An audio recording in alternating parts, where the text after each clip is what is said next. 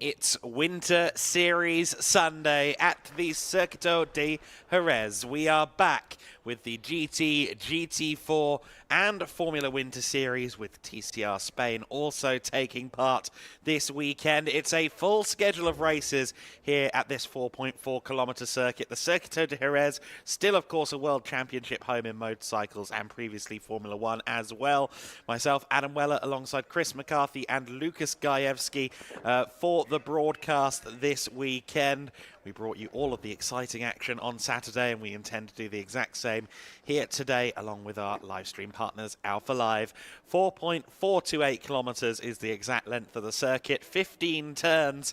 Almost 40 years old, this circuit, now established in 1985, very soon after opening, hosting the Spanish Grand Prix. And still a world-class facility, of which there are many down here, of course, in southern Spain. As you can see, the conditions maybe not optimistic as the day goes on. We are expecting perhaps a little bit of precipitation as we get into the afternoon here at the Circuito de Jerez. However, the drivers have had more than enough practice in the rain over the course of the last few days. Friday in particular was more or less a washout here. In the paddock, a lot of drivers, instead electing to get their headphones on and do some dancing in the trailers or something like that. Ask the Fassetti Motorsport guys. Yes, it's going to be a mixed weather day for certain. The sunshine, the heat that we had yesterday, I don't think it's going to be a factor on this occasion. If you were watching yesterday, you'll remember that Jamo Hartling in the GT3 race, he looked like he'd really been through it after the half-hour stint. Temperatures much lower around the circuit this morning. We have a full schedule of races for you today. It's going to be a packed schedule. All racing going forward on this Sunday, starting with the GT4 Winter Series cars, which you see out there on the circuit. We'll have 2 races from them, 2 races from the Formula Winter Series, and 2 races from the GTs as well. And then the TCR Spain pre-season will also have a race. Race 2, their second and final race of the weekend, a little bit after lunch break. We will be live with you all day. We'll get some insight from the paddock, from the pit lane during lunch break as well, with Chris and Lucas. So it is going to be a full day of motorsport action here in mid-February, because who said motorsport had an off-season? Certainly not Gedlich Racing and the Winter Series crew. Cars already exiting the pit lane then, so we're not too far away from going racing in this one. Going to be a compelling race, this. We've got a very interesting grid. It's Mikey Porter starting from pole position in the GT4s. We look forward to seeing how he performs in this one. He's yet to get a win on his own. He's got a win with Jamie Day, but he's not yet won a race on his own in GT4 Winter Series, so let's see what he can do on this occasion. So many of these youngsters in the GT4s making their first steps in GT cars. When the Formula Winter Series comes out later on, of course, that is the same as well. It's 24 cars. Yes, 24 in the rookie class. That means 24 drivers who have not previously raced in Formula 4 competition. That is a huge number of new drivers within that class, and that means it is very impressive that yesterday in race 1 of the Formula Winter Series there were no safety cars, no major incidents to speak of. Of course, I know a lot of you will be tuning in to see the likes of Bianca Bustamante, Carrie Schreiner, and of course Leah Block, who are competing in F1 Academy during the summer. They are taking their first steps in racing this year in the Formula Winter Series. Of course, Leah Block taking her first ever steps in single-seater racing, not just her first of this season. And it's been great to see her competing. We've got massive names, or soon-to-be massive names, I think is probably the best way to put it, in that FWS grid. The likes of Griffin Peebles, yesterday's race winner Andres Cardenas, certainly someone to watch based on his performance yesterday. Juan Cota, Maciej Guadish, et al. A great grid there. The GT is always spectacular as well, of course, with the mix of GT3 and single make GT machinery. And the TCR Spain category also very fun to watch yesterday. We've got the very interesting story there of motorcycling world champion Ana Carrasco making her four-wheeled racing debut. She's still very much in the process of getting to grips with the very different world of tin top motorsport. But great to see those first strides happening in real time, and we'll have to see where her career path goes from here. So a full schedule of racing to bring you. There will be no less than 7 races across this broadcast today, so do stay with us all day long, because we are going to bring you a lot of action. The first action is just a few minutes away. Let's zone in and focus on the GT4 Winter Series.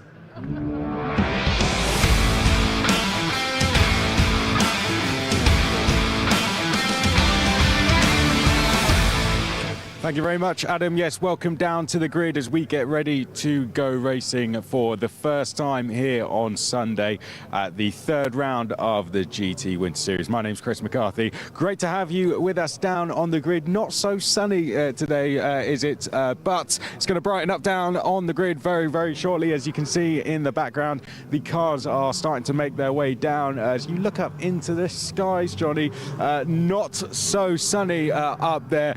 Looking at some weather forecasts with the teams, hearing that it might start raining at them from about 11 o'clock. Then the rain is due to stick around for on and off the rest of the day, so we could see some tricky conditions. I think the GT4s might get away with it, but after that we could see some changeable conditions. We've got some drivers down here. We've got our race winner Jamie Day with us, his teammate Mikey Porter just pulling into position on pole position. They got their 4th win yesterday in that Aston Martin, leaving them in the championship lead. We will see if they can get that door open, and we'll dive in and have a word with Mikey Porter. Can we have a quick chat with him? Matt George is going to open the door for us. Right. Mikey, great to have you back on pole position with us. How's the track feeling out there this morning? Of course, very sunny yesterday, not so sunny out there today. Yeah, it's a bit chilly this morning. Obviously one of the first cars out on track. The weather's looking a bit ropey. I think we might have a little drizzle in the race, but we'll see how it goes. I'm just going to push on and see what we can do. Always a challenge when you're the first car to take it on as well, I bet, isn't it? Yeah. Obviously you've got that to deal with, but I'm just going to do my best and get my head down. Looking forward to the race ahead. Reckon we can make it 5? Yeah, hopefully. Stuff. We'll leave you to get your head settled. Thank you very much for that. Mikey Porter is going to be starting from pole position alongside the SR Motorsport car. These guys, a DNF for them yesterday, unfortunately. But other than that, we have seen them pretty much on the podium in every single race. It brought them down. It brought that podium run to an end. It looks like they're having a bit of a chat. So we'll leave them to it for now. Can we jump in and have a quick word with our driver? How long do we have? 3 minutes. Let's jump in and see. How's the track feeling out there so far? Feeling a little bit cold out there, a little bit green? All fine right now. So yeah, the weather will be a little bit tricky, like also in the last race. So it will be interesting, but for now it's dry, and I'm looking forward to a good race. Yeah. Reckon we can come back and get a win today? Sorry? Reckon we can get the win today? I think so, yeah. Good stuff. We'll see what it's going to be like going up to turn 1. It's going to be a great fight between these two up towards the first corner. Let's try and walk down and see some more cars because we're running out of time very, very quickly. So we've got the WNS Motorsport car here next. 6th place for them in race 1 yesterday. Very solid start to their campaign. And then alongside Tom Leben, who we spoke to on the grid yesterday. He was very very pleased with how things went yesterday. Zach Meakin doing a great job in the car for them, put them second in race one, still chasing down that first win, but it doesn't feel so far away the way that team is progressing. And I was in their garage earlier and the team very happy with how it's going. They were a little bit frustrated with the drive-through penalty the 27 got over there, but let's see how they can go. They're going to be starting. Alex Denning's going to be starting from row number 3. And now we come to the Muka Motorsport car. Looks absolutely fabulous. Feel free to have a walk around, Johnny. Don't be shy. Have a walk around it. It looks absolutely superb. Muka Motorsport car, huge team. This driver here, Matisse, Vice ADAC Junior Cup champion, having a bit of a word with an engineer, so we'll leave them to it. Then we've got our Cayman Trophy pair back here. We've got Enrique Forder, the 2SR Motorsport cars. The 111 car got the 3rd ST win, the car on your left yesterday. That is the cars being fired up. That's the 1 minute board, Johnny. So we're going to head up to you in commentary, Adam. Thank you very much, Chris. Yes, get out of the firing line because we are about to go racing in the GT4 Winter Series. Just a formation lap away from the action getting started. It was certainly a compelling day yesterday. Would we have had the Elite Motorsport car, the number 27, challenging for a win if it wasn't for a drive-through penalty? Certainly that could have been the case. Tom Emson in the car today. It was Alex Denning in the car yesterday. Started the race slightly out of formation and was given a drive-through as a result of that. So they'll be looking to rectify that wrong in this race. Of course, Mikey Porter again starting from pole position. Can he convert that into his first solo victory in GT4s? Also, keep an eye on Matis Pushkel. He lost out on second place towards the end of the race yesterday. He'll be keen to maybe go second or indeed one better over the course of this one. So the cars are rolling on our formation lap. You see there the 2 plain white Porsche Caymans. Those are the 2 Cayman Trophy cars that are slightly sub-GT4 spec, slightly smaller engine, slightly fewer revs, but they'll be getting in amongst it as well. Mikey Porter is our pole sitter though in the number 19 for SETI Motorsport Aston Martin. He starts from pole position alongside Marcel Marchevix. Marcel Marchevix in the number 11 Schnitzelau Mercedes AMG GT4. Tom Levin is next for Elite Motorsport in the number 78 Elite McLaren. Joseph Knopp is in 4th place, his debut in GT4 Winter Series for this season. W&S Motorsport entering that Porsche Cayman. He will definitely be one to watch in this race. Tom Emson in the 2nd Elite McLaren, starting from 5th place, the number 27. Then it's Matis Pushkel in the number 8 car, the BWT Muka Motorsport, the pink Mercedes. Tim Neuser is next in the number 111 Cayman Trophy car. Next to him is Enrico Förderer in the number 110. Those two are definitely going to be very evenly matched within Cayman Trophy, and I expect them to make life difficult for some of the other cars around them as well. Alberto Di Martin starts from P9 in the NM Racing Team Mercedes AM class pole sitter. Emil Yerdrum in the Pro-Am CV Performance Group Mercedes AMG starting from 10th. Max Huber in the number 10 NM Racing Team Mercedes is on the final row of the grid, along with Florian Bauer in the number 99 East Racing Porsche, which was doing so well yesterday until unfortunately the radiator was damaged. He'll be looking to right those wrongs and try and go for the AM win over the course of the next 30 minutes. This 30-minute sprint race, we are of course going straight through, no pit stops, no driver changes, nothing of that nature, unless the heavens intervene, of course. We are expecting, of course, an hour-long enduro race number 3 of the weekend as well. So if that's more your flavour, we do have a pit stop race to come as well, with both drivers taking part where applicable. And look at that, did you just see the number 11 car testing its wipers? I hope that was just testing the wipers. But yes, what is that spitting? I think it might be spitting rain, because look at the windscreen on this number 8 car of Plushgel. Yes, I think there is a spit of rain coming down as this race is getting ready to go. That is a huge twist in the tail then. We might be facing greasy conditions if this continues, but we are facing 30 minutes of racing action. Vassetti Motorsports' Mikey Porter is your pole sitter. Marcel Marshevics will be looking to out-drag him on the run to the first corner. 2x2 formation in the GT4 Winter Series. Race number 2 begins now, and it's a good start from Mikey Porter. He will lead into the first turn. Marshevics trying to figure out which way he wants to go. Elects to take the outside line, tries to go all the way around the outside of our race leader.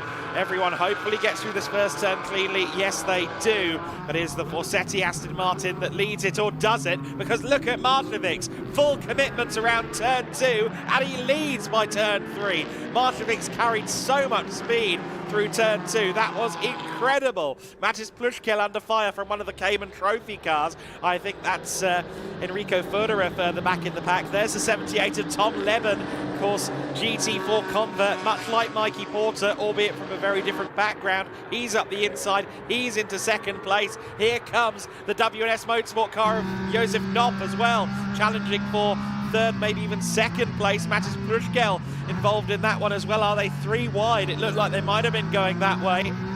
Leben in second. I think Plushkel is up into third place then. In fact, no, my apologies. This is Josef Knopp. He's just got pink BWT colours on his race suit, which threw me off a little bit, but it is Josef Knopp in third place then.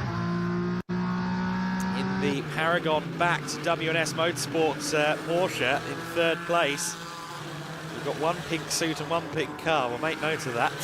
But nonetheless, we can see that it has been spitting around the circuit. Doesn't look like it's bad enough at the moment to cause any significant reduction in grip, but maybe some are struggling. Mikey Porter from first to fourth on the first lap. Plushkel also looks like he's fighting a little bit for grip in the early stages in the Muka Motorsport Aston, under a lot of pressure, I believe, from Enrico Förderer. Across the line they will come then to complete the first lap, and it is Marcel Marshevics who leads the way. Here comes Josef Knopp though, the 19-year-old who's so experienced already in GT4s, particularly in Germany. Tom Leben significantly less experienced in GTs, but obviously has got a great single-seater background, but it's not enough to hold off Josef Knopp. Knopp makes that look fairly easy, gets through into second place ahead of Leben. Mikey Porter will be looking to try and get back into those podium places then on the Elite Motorsport McLaren. The AM class leader is Max Huber, the first of the 2 NM Racing Team Mercedes AMG GT4s. The AM class cars are in red on your screen. The blue cars are the Pro class cars. Black number boards on your graphics are the Pro-Ams. And then the Cayman Trophy cars are in green. Tom Leben goes defensive from the Aston that's at least partially in green. Around the outside goes Mikey Porter. Couldn't quite get the run out of the turn there to draw alongside, but he does have a look to the inside at turn 8. He'll be wanting to get back through and make those positions as quickly as possible. He'll also be noting that Marshevics and Josef Knopp are driving off a little bit. He doesn't want to get stuck behind Tom Leben if Leben doesn't quite have the pace yet in the early stages of this race. Porter certainly looking like he's on the offensive right now. A couple of deep braking zones to come before the end of this lap. The first one is right here at the Senna chicane. No move made on this occasion, but a matter of inches between them, centimetres between them, as they run through the chicane, through the curve of Ferrari, and onto the final hairpin known as Lorenzo, and it's the Elite Motorsport car sandwiching Mikey Porter at this point. Mikey Porter has just as much chance of passing an Elite McLaren as being passed by an Elite McLaren as this battle continues right now. Marshevics and Knopp are breaking away then. These two will be familiar with each other for certain, the 2 cars at the front of the pack. And look at this. Oh, Tom Leben's got a really bad run out of turn 1, and that is the move from Mikey Porter. That was exactly what he needed. Leben just didn't seem to get the power down out of T1. But he's going to fire back now through 3 and 4. Can't quite get it done there. Up the hill now towards turn 5. There's only 18 metres of elevation change across this lap, of course, but this is the highest incline on the circuit, I would say. Then dipping back down towards the hairpin at turn 6. Again, the wipers just occasionally being deployed by some out there on circuit. At least visually, I don't see any rain out of my commentary box window. But it's clearly spitting out there as Tom Levin, again, trying to find a way back past Mikey Porter now. Porter not able to get the couple of car lengths he needed to maybe just focus on Marshavix and Knopp ahead of him. He's got to worry about the two elite motorsport McLarens making themselves very pronounced, wide and well known in the rearview mirrors of the Forsetti car. We ride on board with Matis Pushkel. Pushkel in the BWT Muka Motorsport car just behind Enrico Ferderer, who again is doing a brilliant job in the leading Cayman Trophy car. This youngster has done very little in terms of GT racing compared to some of those around him, but did do some racing with JMO Hartling actually in GT4s last year, but just 16 years of age. Quite a successful German karter. And also did some GT Win Series last year as well. The Cayman Trophy car not up to GT4 specification, but look at him keeping up with the Pro Class cars fighting for 3rd, 4th and 5th. Ferderer has consistently impressed me this season. He is definitely one to watch. The AMG GT4s behind of Plushkel and Yerdrum losing a bit of time then to the plain white Porsche. Meanwhile, Josef Knopp, with what was a 3/4 of a second gap to the lead, is now less than 4/10. So certainly Josef Knopp seems confident in the car right now. The Pro-Am class leader won't be too worried about that in this race. His AM driver isn't getting in the car, so he can focus purely on the task at hand, and that is getting past Marshavix, and he has a look to the inside at turn 7. That was way too close for comfort, but I tell you what, the amount of precipitation on that windscreen to me suggests that it's getting harder out there. I think there might be a little bit more rain, at least on that end of the circuit, at turn 7 and 8. Into 9 and 10. And you can see, I think, that they are a little bit slower around the corners than they were a couple of laps ago as well.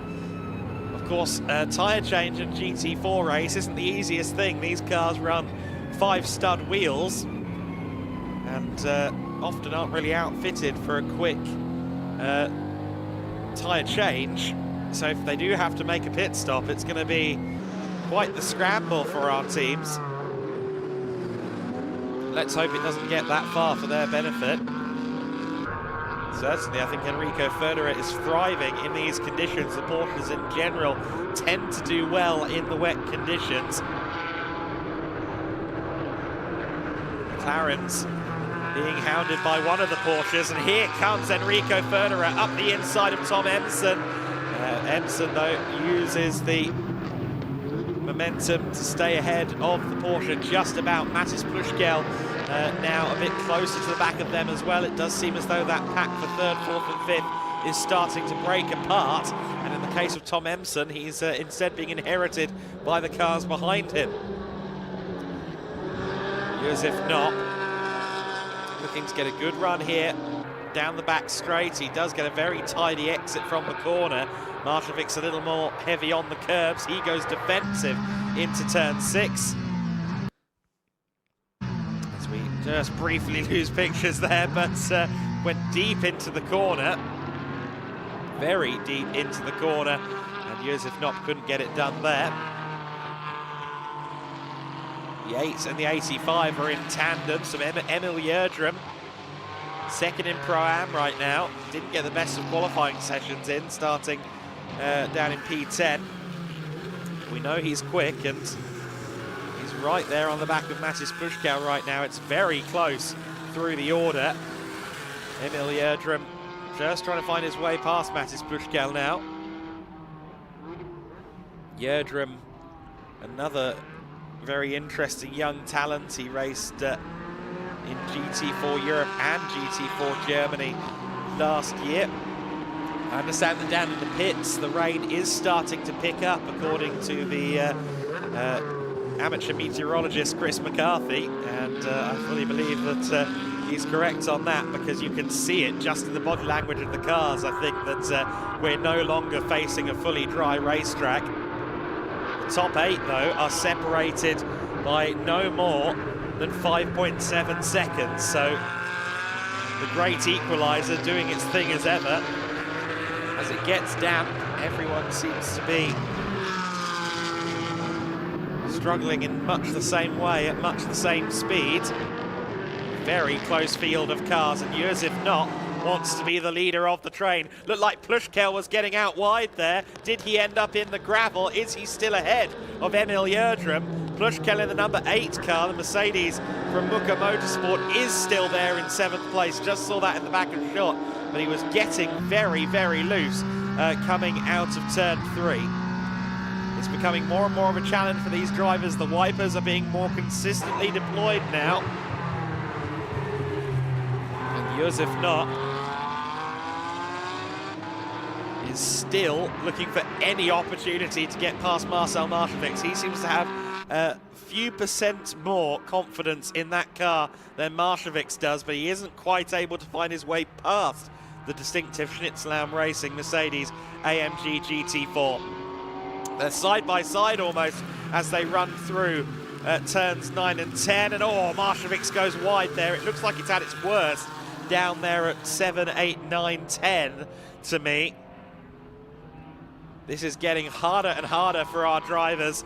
And look at Mikey Porter, he's getting involved in this as well, as are the elite McLarens. This is definitely now a 5-way scrap in mixed conditions. This is fabulous stuff, air raising too, and here comes Josef Knott, side by side through the penultimate corner. Mikey Porter with a 4-wheel drift as well. It's getting to the point where I'm not sure this is slick-worthy conditions. Mikey Porter up the inside, everyone drifting wide to some. It's still Marcevic that leads the way. 18 minutes of this to go. What is the weather going to do? This is going to be a hugely dramatic race for the remainder. It's already been spectacular. Josef Knott around the outside. A little bit of close stuff between Mikey Porter and Tom Leben as well in 3rd and 4th. Here comes Leben to the outside at turn 2. Marcevic drifts far too wide at turn 2. Is it going to be the lead for Josef Knott? No. Marcevic just about carries the momentum. They're still side by side. Leben and Porter, I think, just got into each other a little bit there. Emil Jerdrum past Mattis Plushkel there as well. They're still side by side for 7th and 8th, but Porter's up to 3rd, and Emson has followed him through. No, it's still Tom Leben there in 4th place. Leben, despite being on the gravel, is still there in 4th. Maybe make it 3rd because he's got a nose ahead, and the lead is going to change as well, because look at Josef Knott. Knott on the inside as they approach turn 6. Has he done enough?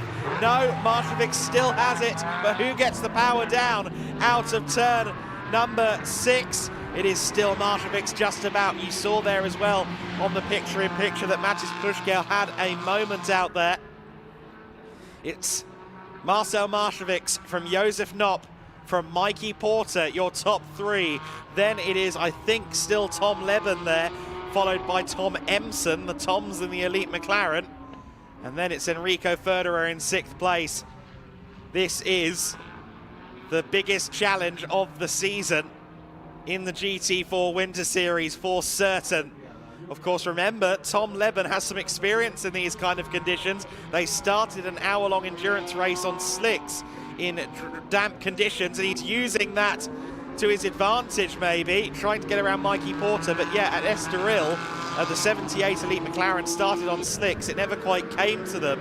It was wet weather conditions all throughout the race, but they kept it on the island for the entire race, and that experience could be useful now. Look at Enrico Ferderer trying to get up the inside of both elite McLarens. He has gotten past Emson by the looks of it. 15 minutes and 55 seconds, and I have no idea who in this top 6 will be on the track, much less leading by the end of this in these treacherous, slick conditions. I mean, slick as in slippery. Here comes Josef Knott to the inside at turn 2. Surely this time he's got it done. The karting line can only do so much for Marcel Marcevic, but it does a lot for Marcel Marcevic. He does keep the lead, at least for one more corner, because it's through at turn 4 for Josef Knopp. Now, has he carried the momentum through the turn? Yes, he has. Josef Knopp is up into the lead. Plushkel in the pits then, as the leaders are side by side. Down the hill now out of turn 5, Marcevic with huge opposite lock. Here comes Tom Leben, who's got himself up into 3rd place. Could he make it P2? He's got a nose ahead. He's got the outside line. Marcevic tends to like that outside line, seemingly in the current conditions. He's given it to Leben. Oh, and a big sideways moment from Tom Leben, who somehow just about keeps it straight. Here comes Mikey Porter around the outside of Marcevic as well. Marcevic's being swallowed up. Here comes Tom Emson as well in the other of the Elite Motorsport cars. Marcevic goes from the lead to 5th place. Mikey Porter going for 2nd. Off track there went Marcevic. Marcevic into the gravel. Marcel Marcevic, I think, ended up in the gravel there. But it is Leben up to 2nd, Porter in 3rd, Tom Emson in 4th, then it's Enrico Ferderer. Is Marcel Marcevic still there? We'll have to wait and see. Doesn't look like he is. He is still there, but he definitely took a trip to the gravel as Enrico Ferderer catches a big slide there at the centre chicane. Those curbs are getting less and less hospitable for our competitors in these treacherous conditions. Emson around the outside now, and all of them going all the way off track onto the paint. They need to avoid that as it gets slipperier and slipperier. But look at Josef Knopp. Now that he's been released by Marcel Marcevic, he is disappearing up the road. He seems to have a lot more confidence in his car than those around him. And I think that the 2 cars in the pit lane might be going for wets.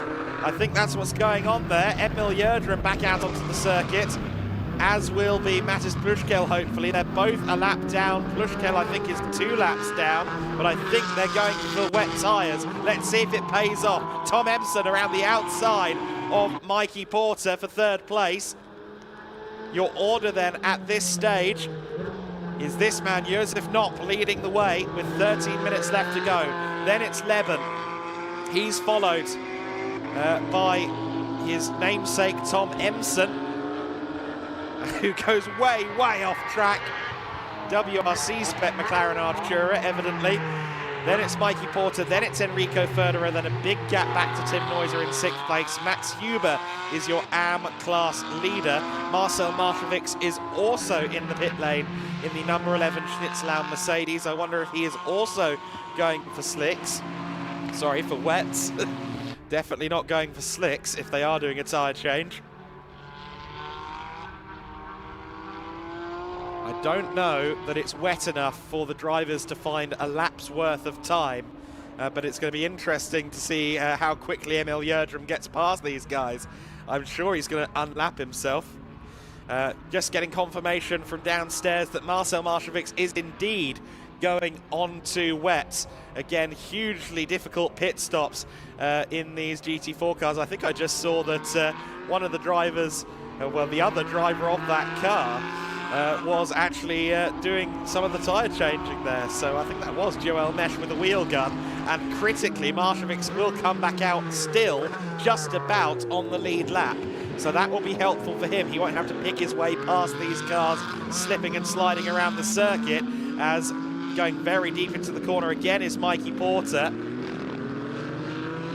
Knopp is now leading by, I think, somewhere in the region of 5 seconds. In fact, it's only 3.2 as they come across the line.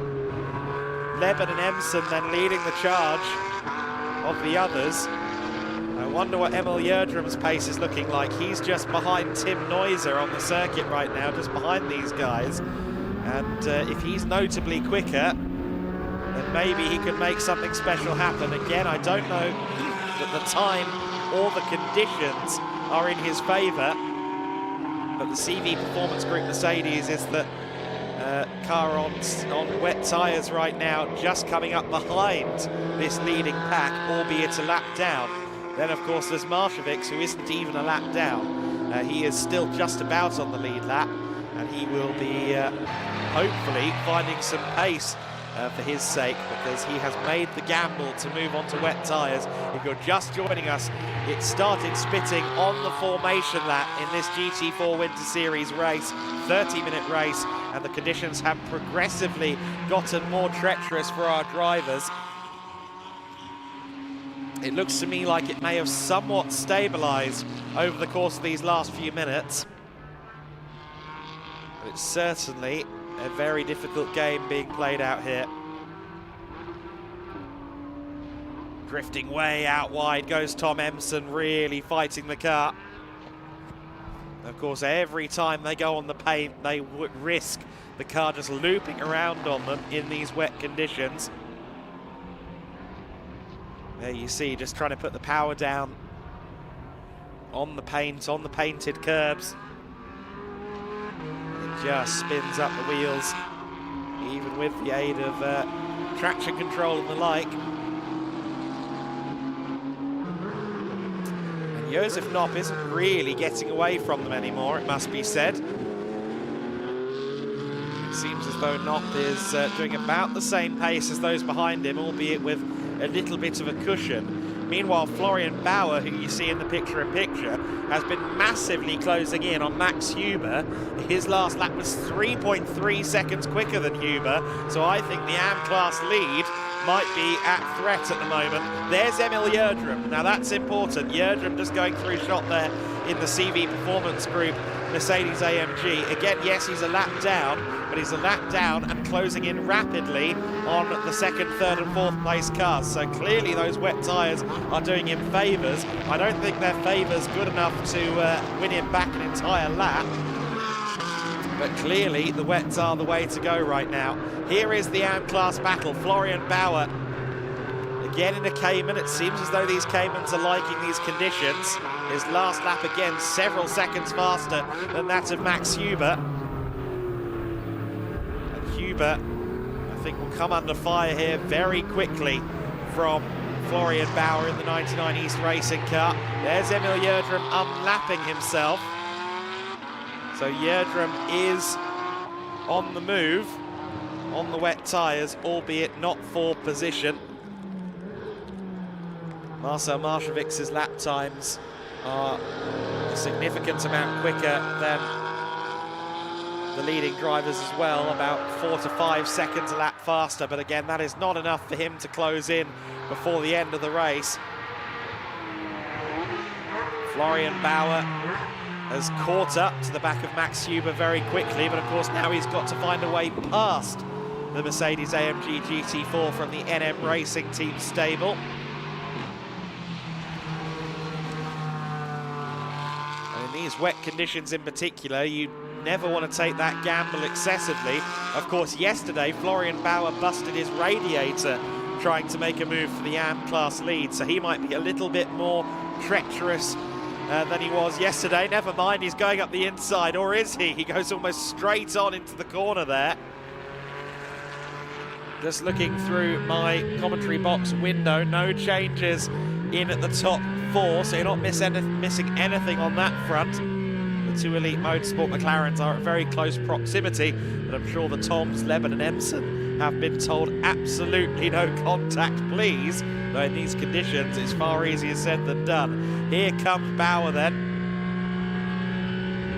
You can hear how careful they're having to be on the throttle. Listen to the throttle input out of this final corner. He's going to have to be very gentle. Well, never mind, that's what happens when you're not gentle. Bad run out of the corner. He's going to get a couple of car lengths there on the NM Racing Mercedes, or lose a couple of car lengths to the NM Racing Mercedes. Bauer trying to go around the outside. Again, not quite making it work for himself. 6 minutes of this race left to go. He's got a little bit of time, but I don't think he's going to need it, because this time he gets a good run. He goes into turn 2 and he gets through into the AM class lead. And now that he's through, based on the lap times prior to Max Huber losing out, I somehow doubt Huber is going to have a response. Let's see, though, maybe he can surprise. Maybe he's found a little bit more pace, a little bit more confidence. But it looks to me as if the Florian Bauer-driven East Racing Porsche is a little bit more poised, at least in these conditions. You can see him using that karting line, the outside line where the grip is usually found in the wet conditions, which is quite a surprise because, of course, lest we forget, he's on slicks. Yes, clearly the AM class lead is now Florian Bauer's. He's already pulled a half dozen car lengths on Max Huber, so Huber demoted to second. Leben and Emson still very close together in the elite McLarens. As I mentioned, blue flags being waved down at the Senna chicane. I'm not sure who they're for, but it might be for the leaders getting vastly overtaken by the slick shod cars, or the wet shod cars, I should say.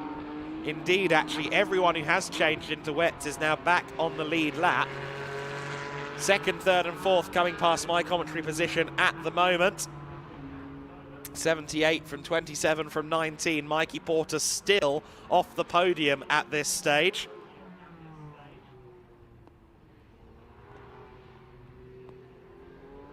But he is within half a second of Tom Emson, so certainly I think Mikey is going to be on the move before long. Continue to watch Florian Bauer.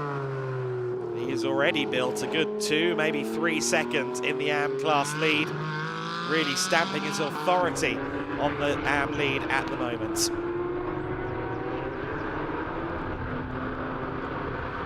Josef Knopp is 2.5 seconds clear at the front of the order.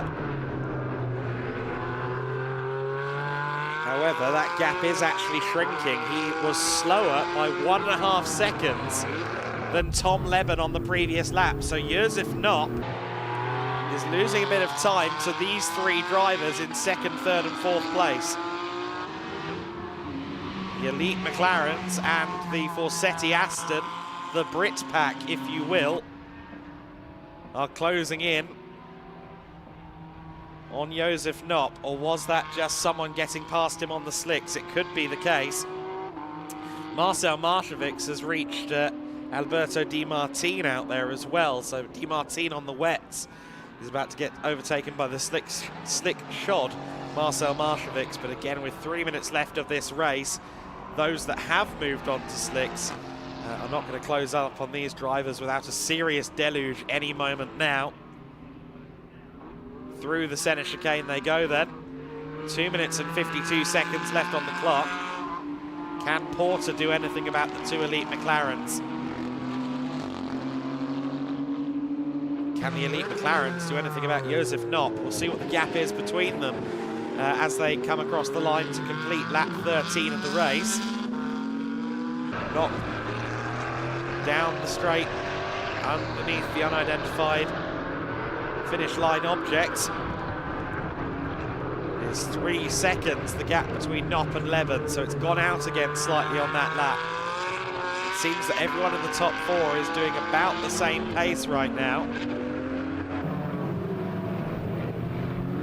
I think maybe all of them have gotten used to these conditions. I also don't think it's getting actively wetter at this stage of the race.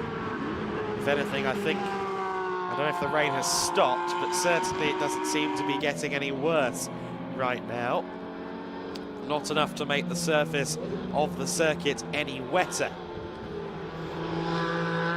With 1 minute and 45 seconds of the race left to go, I believe we're just about on the penultimate lap of the race. We are doing slower times, of course. Most of these cars running in the mid to 13, 14 range, at least at the front, but I think we are just about on the penultimate lap rather than the final. There's Plushkel, one of 3 cars on the slicks, still in 12th place, ahead of these cars, funny enough, on the road, ahead of the leading machines, but of course not with enough time to really make use of these wets in the manner intended.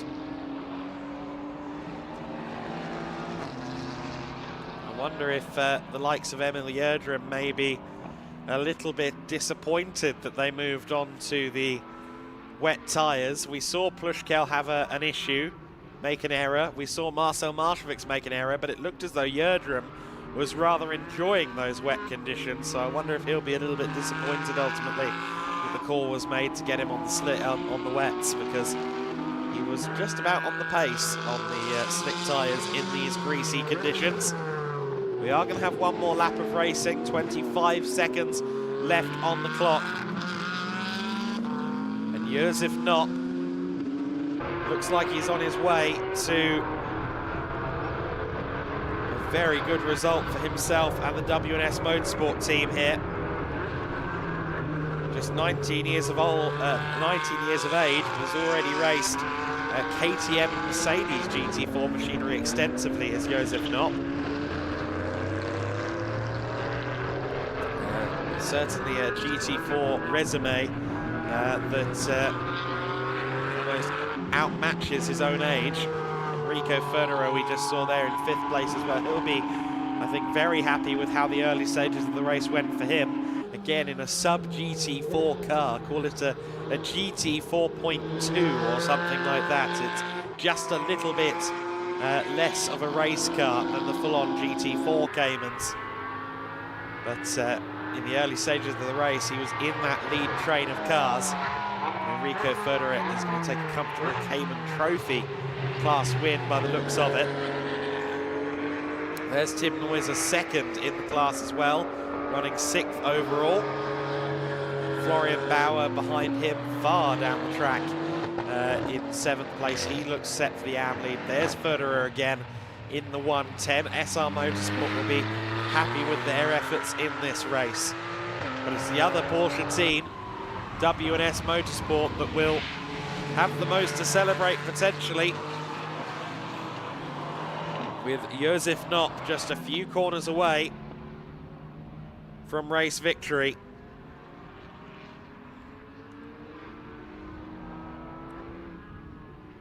He will be just a couple of corners from home now.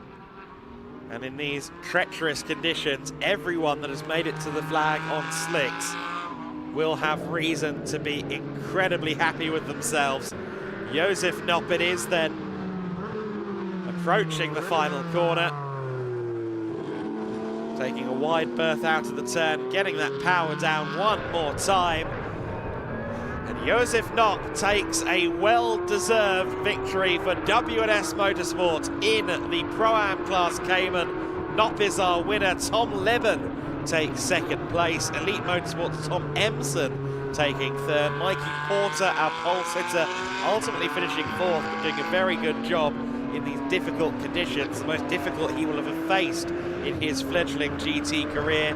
Fernero takes 5th place overall and the Cayman Trophy win ahead of Tim Neuser, who finishes in 6th place overall. Florian Bauer will be next across the line in about 25 seconds, I believe. Here he is, in fact. He's been closed in on by Marcel Maršovics. Maršovics on the wet tyres goes for 7th place at the very last corner, showing that the wets are just that much better, but unfortunately he didn't have time to properly utilise them. It is Marcel Maršovics then across the line in P7, ahead of Florian Bauer. Bauer will take a well-deserved AM win.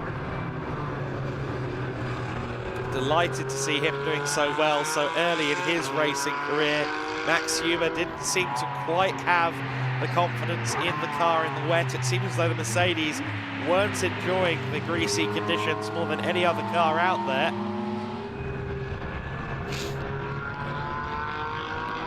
Emil Jerez also on the slicks, of course, as is Matis Plushkel. They finished 10th and 11th respectively.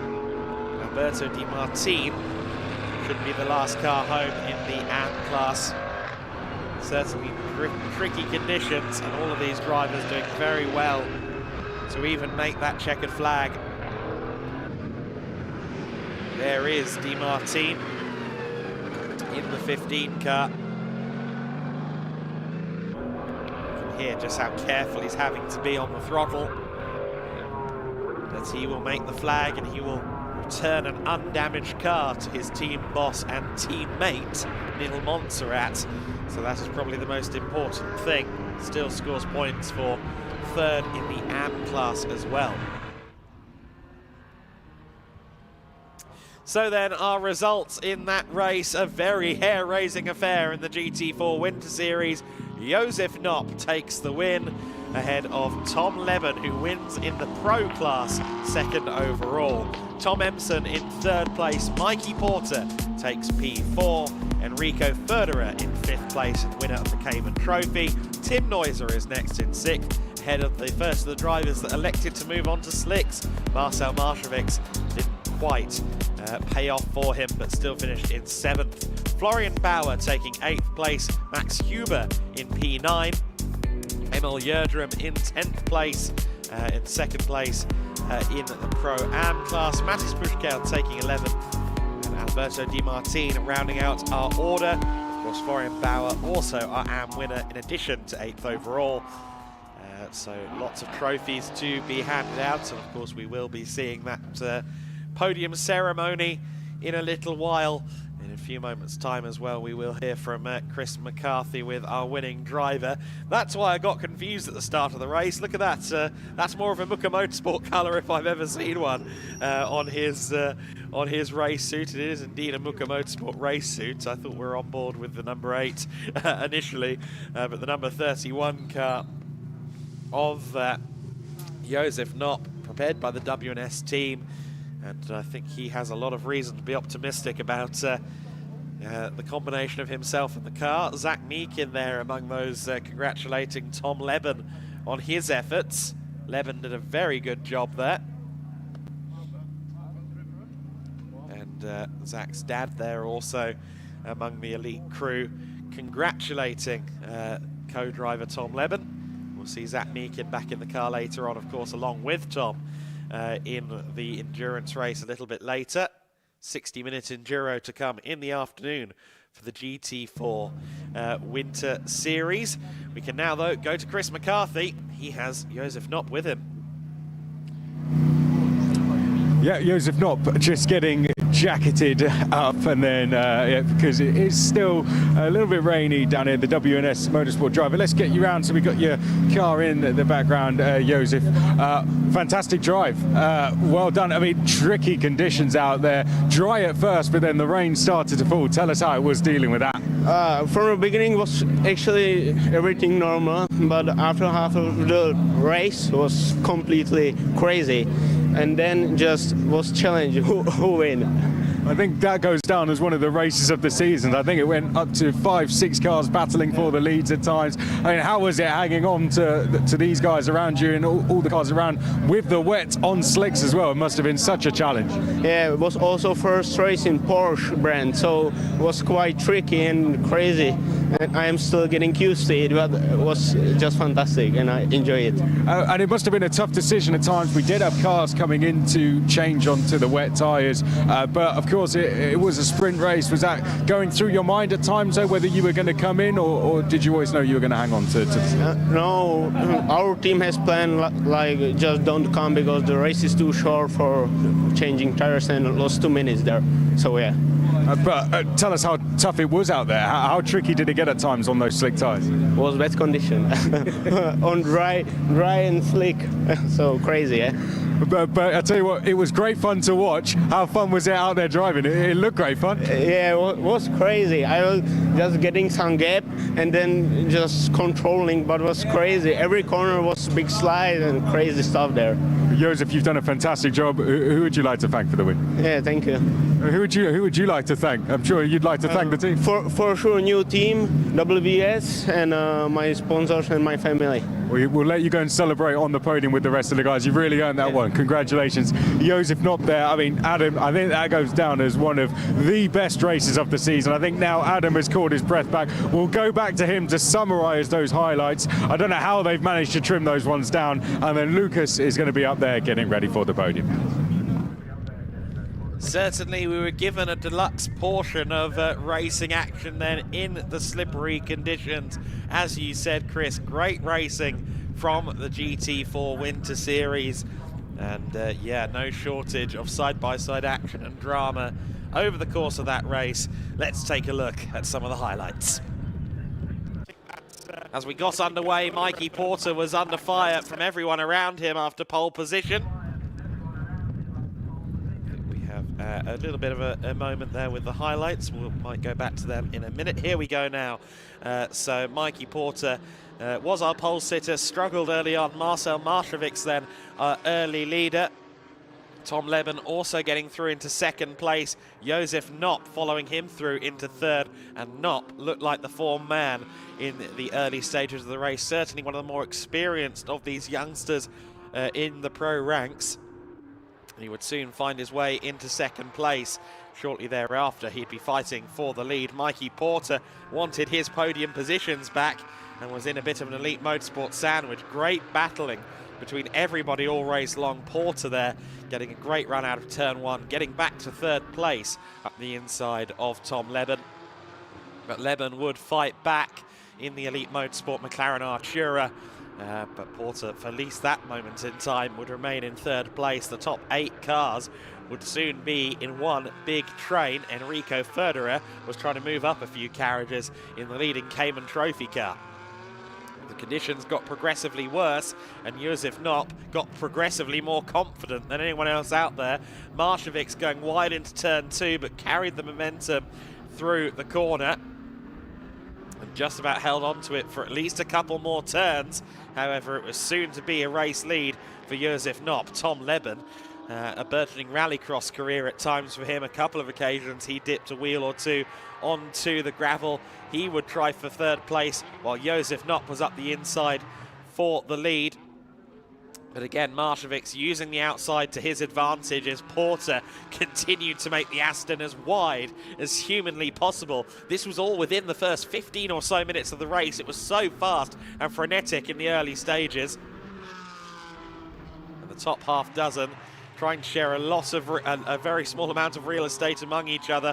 And finally, Josef Knopp gets the outside line, gets the traction, and from there it all went wrong for Marcel Marshevik. He lost the lead, he lost second, third and fourth, and then we just see him at the bottom, a shot there going off circuit as well. He would elect to move on to slicks, would ultimately finish in P7. Tom Leben would hold on to P2, and through into third place would go his elite motorsport colleague Tom Emson. Mikey Porter ultimately finishing in fourth place, even if the elite motorsport McLarens were trying to pitch a rally program. The AM class lead went to Florian Bauer, the Porsche looking like one of the better cars in these greasy conditions on these slick tyres. But it would be WNS Motorsports' Josef Knopp who took a solid and commanding lead out to 3.5 seconds at one point, managed the gap from there, and it was a race victory for he and his new team, WNS Motorsport, his new car, the Porsche Cayman GT4 RS CS, and Josef Knopp takes his first ever win in the GT4 Winter Series. So the next question, of course, will be tyre strategy for the other races, but we don't have to worry about that in the media crew. We just have to worry about staying dry. Let's see if Lukas Gajewski can on the podium. Thank you very much, Adam. Well, I have to say that race, accompanied by a fabulous Italian morning coffee, was the best way to start our Sunday live here in Jerez. So welcome everybody to the first of many podiums to come for today, and for this first GT4 Winter Series of the day just as well, because we have various classes to be presented on the podium. So let's clear the stage and welcome our winners in Pro Class. And in third place in Pro Class for Forseti Motorsport is Mikey Porter. In second place for Elite Motorsports, Tom Emson. And your winner in Pro Class for Elite Motorsport just as well is Tom Leben. Well done, guys, for keeping it nice and tidy. Trophies are being presented by the Gedlich Racing and GT Winter Series crew to our top 3 pro class finishers. On the podium, Mikey Porter in third after Jamie Day won the first sprint race yesterday. Tom Emson in second place, and of course Tom Leben securing another podium finish there for the number 78 outfit for Elite Motorsport. Let me quickly grab a word with our race winner in pro class with Tom Leben. Tom? No worries. Just a quick chat. I mean, we know that McLaren racing cars are incredibly hard to drive. How was it under these conditions then? Yeah, it was pretty difficult, to be honest. Yeah, they're difficult to drive, especially in the wet on slicks, but managed to get it around, didn't fall off, and yeah, took the win. Well done, absolutely fascinating to follow. Thank you very much, and of course, best of luck for the race later on. Thank you very much, and a big round of applause once again for your top 3 finishers as the Elite Motorsport crew, of course, take just another picture for their archives. So that's our pro class podium done and dusted. Next up is Pro-Am, and after that very interesting race, let's remember Pro-Am is also the class fielding the overall race winner in this second race of the weekend. First of all though, it's congratulations to the second place in Pro-Am class for CV Performance, Emil Gerdrum. And here is your Pro-Am and overall race winner just as well for WNS Motorsport, Josef Knopp.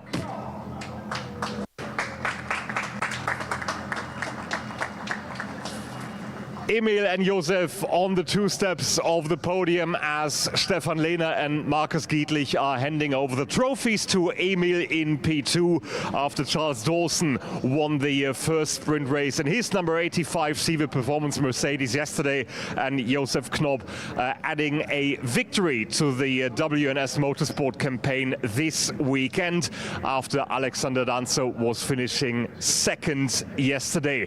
Thank you very much, guys. Well done. Very happy to see you on the circuit later on this afternoon for the third and last race of the day in GT4 Winter Series.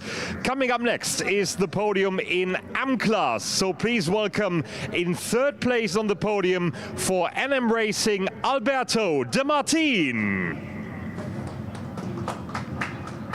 Yesterday's race winner once again on the podium. In second place, his teammate for NM Racing, Max Huber.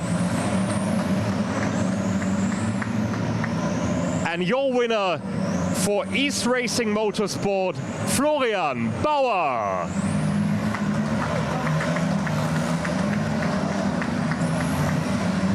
Trophies are being presented once again by our Gedlich Racing team to Alberto De Martin for the second time on the podium. Max Huber, his Swiss teammate, in second place, and then it's Florian Bauer winning the second race of the weekend after finishing second yesterday.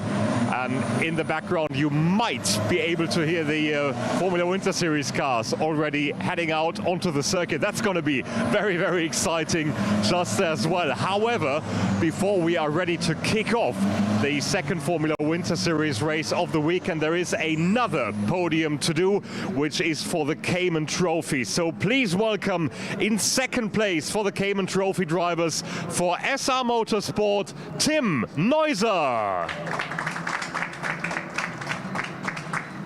And here is your Cayman Trophy winner after a fabulous race out there on the circuit for SR Motorsport just as well, Enrico Förderer. So 2 more trophies to be presented from Markus Gedlich and from Stefan Lehner to our Cayman Trophy winners. Now let me just grab a quick word with Enrico Förderer. Fabulous race there for Enrico. I can see you're very, very happy indeed. I mean, that was such an exciting race out there in these conditions, Enrico, and you're still so young. Yeah, it was a fantastic race. Tricky conditions with the dry and the wet, but we did a good job, and I think that's the result. And of course, there is one more very, very important race coming up. So can we please have another big round of applause for our top two finishers in Cayman Trophy, Tim Neuser in second, and your winner, Enrico Förderer.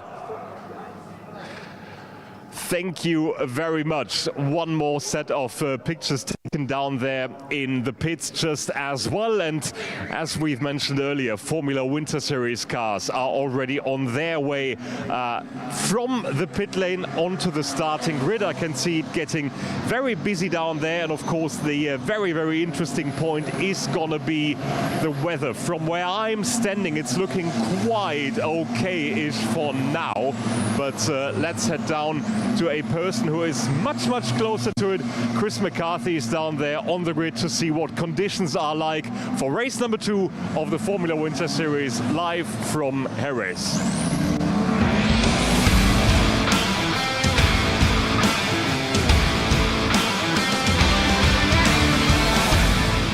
Welcome down to the grid for the second race of the Formula Winter Series. Not so sunny today, is it? If you look down on the track, Johnny, you'll see we've just had the GT4 Winter Series out and it started to rain during that race.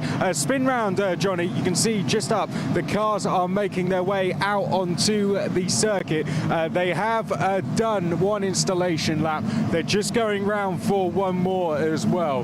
Myself and your commentator, Adam Weller, were having a look at the tyres, and looks like most of the drivers have gone for wet tyres, but we'll have a little scan on the grid as far as we can get down and see what they're going for. But I think most of the cars in this one will go for the wet tyres. We did have qualifying 2 a little bit earlier. Juan Cota actually took pole position in that. He's going to be starting a little further down the order for this one. The grid of this, as I said, made up from the second best lap times from qualifying 1, which took place yesterday. Now, your race 1 result for yesterday, Andres Cardenas, who won here in Spanish F4 last year, took the win by 4.5 seconds ahead of Griffin Peebles. 2 familiar names to F4. Likewise, Maciej Gedlich, who finished third. Mateus Ferreira from US Racing finishing in 4th. Akshay Bora, his teammate, just behind in 5th.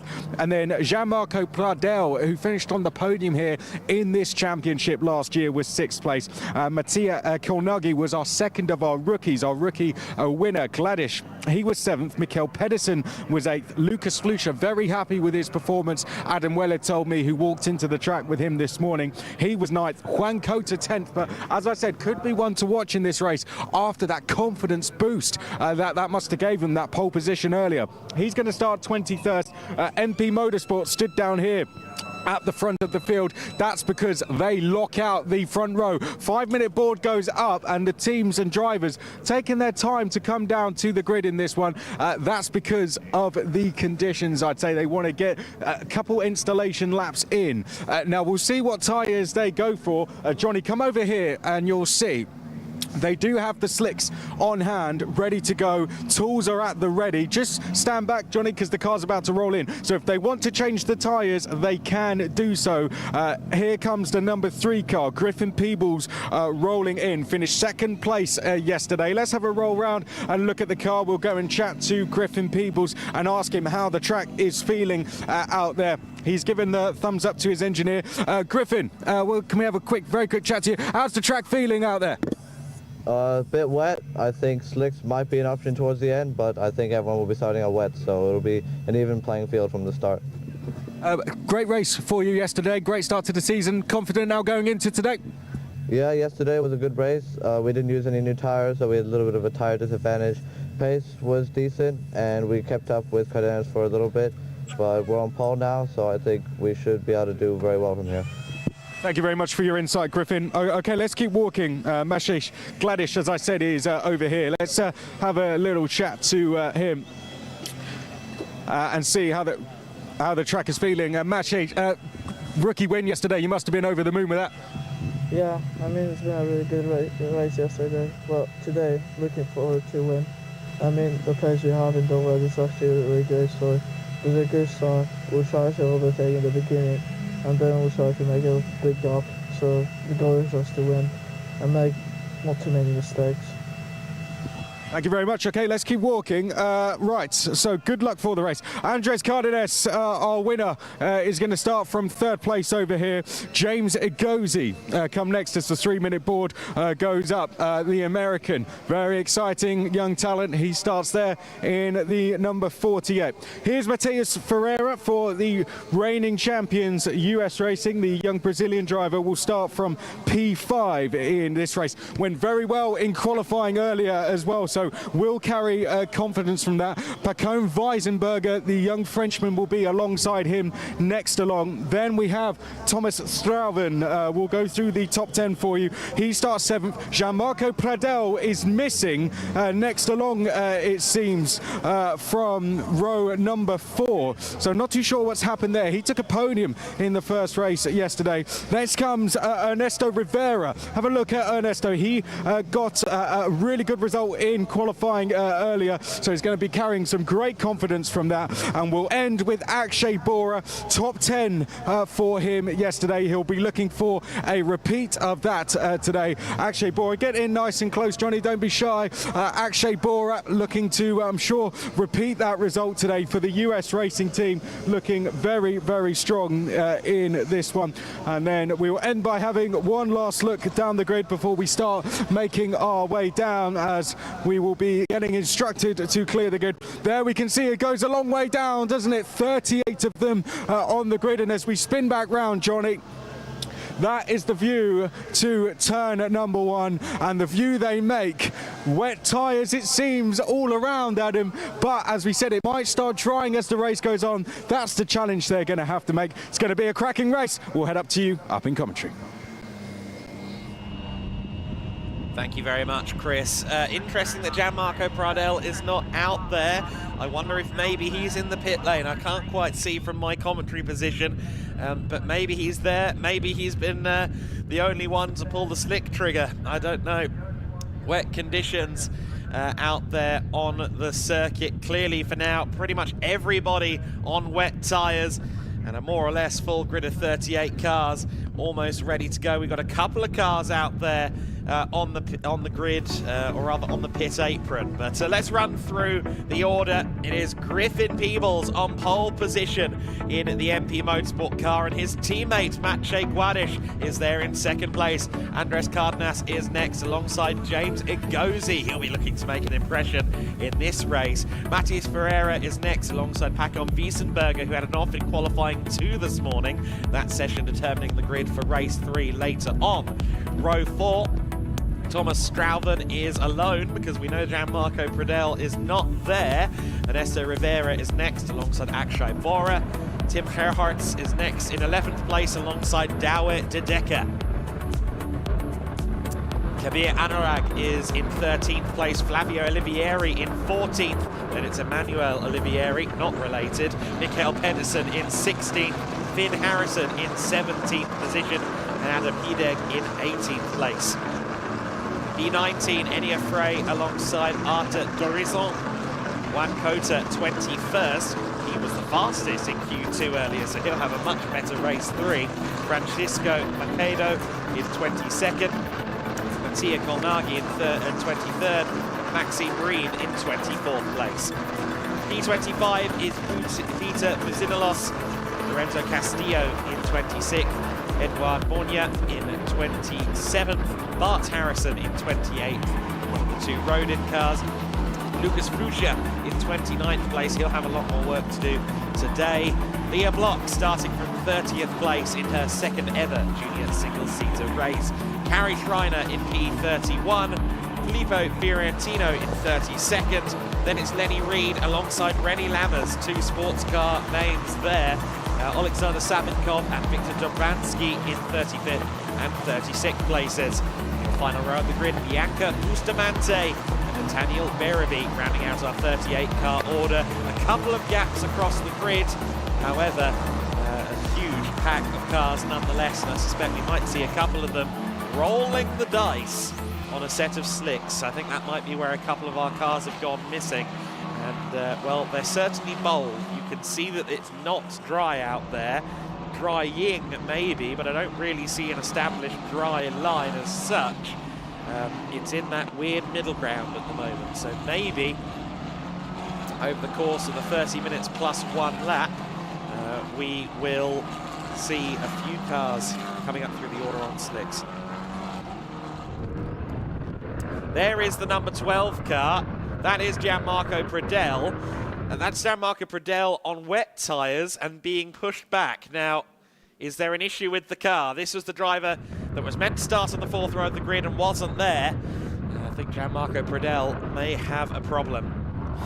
Well, all attention turns to the cars that are lining up on the grid then. Griffin Peebles, who led briefly yesterday, wants to try and take a race win this time around. It's an all-MP Motorsport front row with the Orlan-backed Maciej Guanisz in his first weekend in single-seaters. Just 15 years of age, he would love to have a good run here.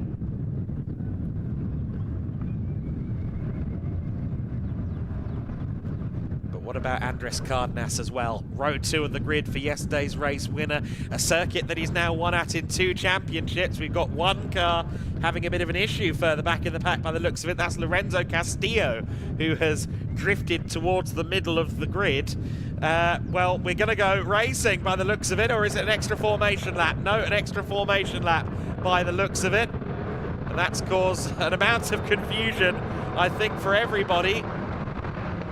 But an extra formation lap appears to be the case, although the clock has started on the race on the timing screen. So are we racing? Yes, we appear to be racing, but that was a very, very bizarre start. I think about 2/3 of the grid didn't know they were racing there. A very strange start to this race then. We are underway. And it is Griffin Peebles that leads the way. We are running, everybody tiptoeing through the first few corners, but the way that race got started was most peculiar. They're warming their tyres up as if the race hasn't begun. There's clearly some miscommunication somewhere. Are we racing or not? The number 3 car is your leader in what appears to be the start of the race. I guess we're going to have to see when everyone comes around the first lap whether there's a grid formation or not. Don't think there's been a bulletin on the timing screen to reflect anything. No, I think everyone is racing. But with the way Peebles was weaving his tyres there, it rather gave the impression that he didn't think he was.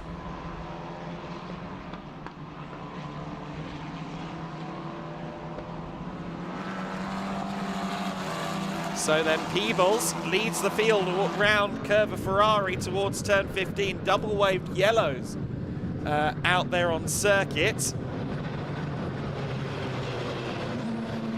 It does look as though we are idling towards a second formation lap, but again the timing screen does not reflect that.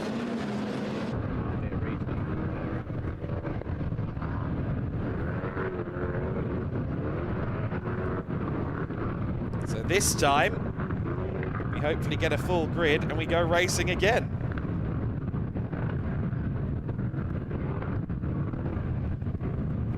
Well,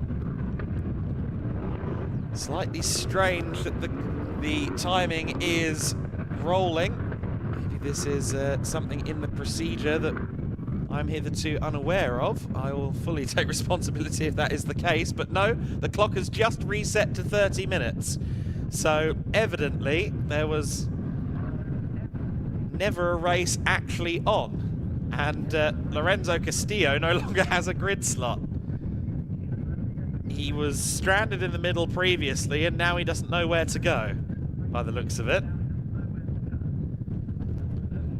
Oh dear. Okay, well, what happens now, question mark? Well, hopefully a race, hopefully a 30-minute race plus one lap. Hopefully all cars get underway. Oh, a lot of drivers creeping forward, the red light's on, but they never went off. Are we going on another formation lap? The clock didn't start, so I guess so. Another formation lap. Take 3. The clock has not started on my timing screen, but we are struggling here, aren't we, with getting everyone into the right grid slots. I think that some of the drivers' inexperience may be starting to show a little bit here. Of course, standing starts will be new to quite a lot of these drivers.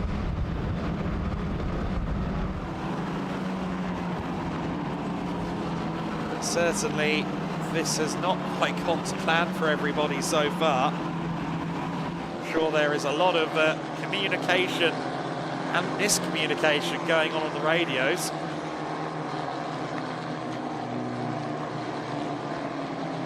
And of course, this also, if you are bold enough to jump onto slick tyres, as it continues to, I believe, dry out there on the circuit, things may swing in your favour. Still certainly, I think, going to be a few seconds faster on the wets right now, but the longer we spend trying to start the race and having the track dry, the more chance potentially anyone trying for slicks might have of doing well. You see René Lammers through shot in the distinctive orange-blue, black and white car. The black and white is a homage to the Racing for Holland dome that his father Jan Lammers raced at Le Mans so successfully, with a checkered flag livery and about 100 sponsors, if not more, on the car. It's a bit of a homage to that, which is great to see. So then, take 3, third time lucky, rule of 3s, all apply. Let's see whether we can go racing this time in the Formula Wind Series. Race number 2. Marshall's down there to try and usher people into their correct slots. I hope no one was too marginal on the amount of fuel they put in the car, because we've done rather more pre-grid laps of this circuit than we were anticipating. Still no Gianmarco Pradell on the 4th row of the grid, but Griffin Peebles and Maciej Guadish are the MP Motorsport duo on the front row, contrasting liveries but the same team awning. Peebles, who led early on, will be looking to try and lead again today from pole rather than from second. Andres Cardenas, yesterday's winner, 3rd on the grid. And James Agozi, also from Campos, there in 4th place. A reduced race distance of 26 minutes begins now. And it is Griffin Peebles that leads the way as they approach the first corner. Peebles leads the way. Around the outside goes Cardenas in the 18. Is it Cardenas or is it Peebles that leads the way? We'll see as they go through turn 2. There's Leah Block in amongst the pack in the 57 car. It's Griffin Peebles in the lead. Then it is Cardenas. Then I think it's Gladish there in 3rd place. Everybody else 2-3 wide. Some of them brave enough to go on the paint as they run through the first few corners. René Lammers on the outside there, further back in the field as well. 4th place for Agozi there by the looks of it. Then it's the first of the US racing cars. I believe that'll be Matías Ferreira. Everybody streaming through the corners, 2-3 wide, but everybody staying out of each other's way miraculously in these tricky conditions. One of the Cram Motorsport cars there being bounced across some of the rougher parts of the tarmac on the inside there.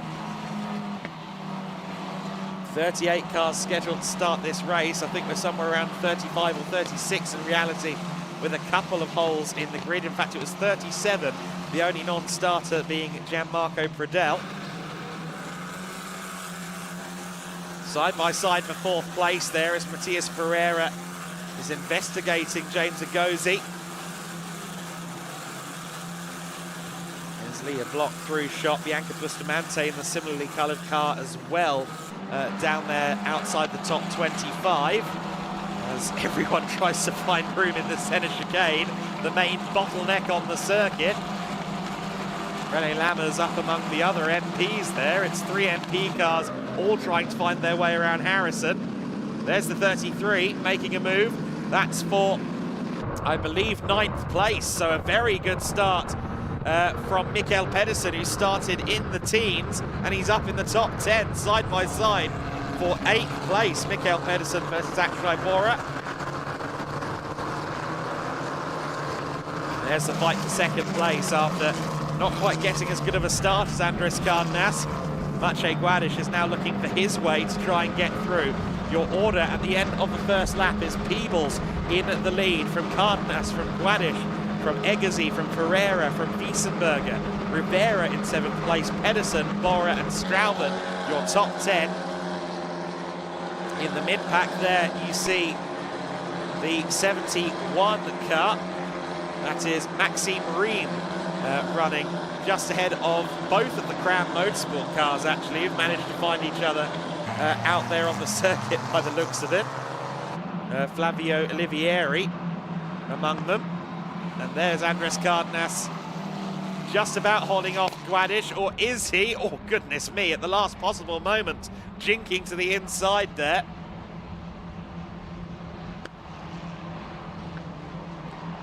Look at the defensive driving there from yesterday's winner. Harry Schreiner has come into pit lane. Now, has Harry Schreiner come into the pits with the idea of going on slicks? If he has, very brave. Side by side, further back there with one of the US Racing cars. I think that was Akshay Bora and Strauben side by side, so Rodin versus US Racing. But this is the MP versus Campos battle for 2nd place. Even though Maciej Gedlich's Orlan colours look distinctly Campos-esque, I assure you he's in the MP Motorsport garage. Peebles, though, building an early lead, while Cardenas has to go defensive.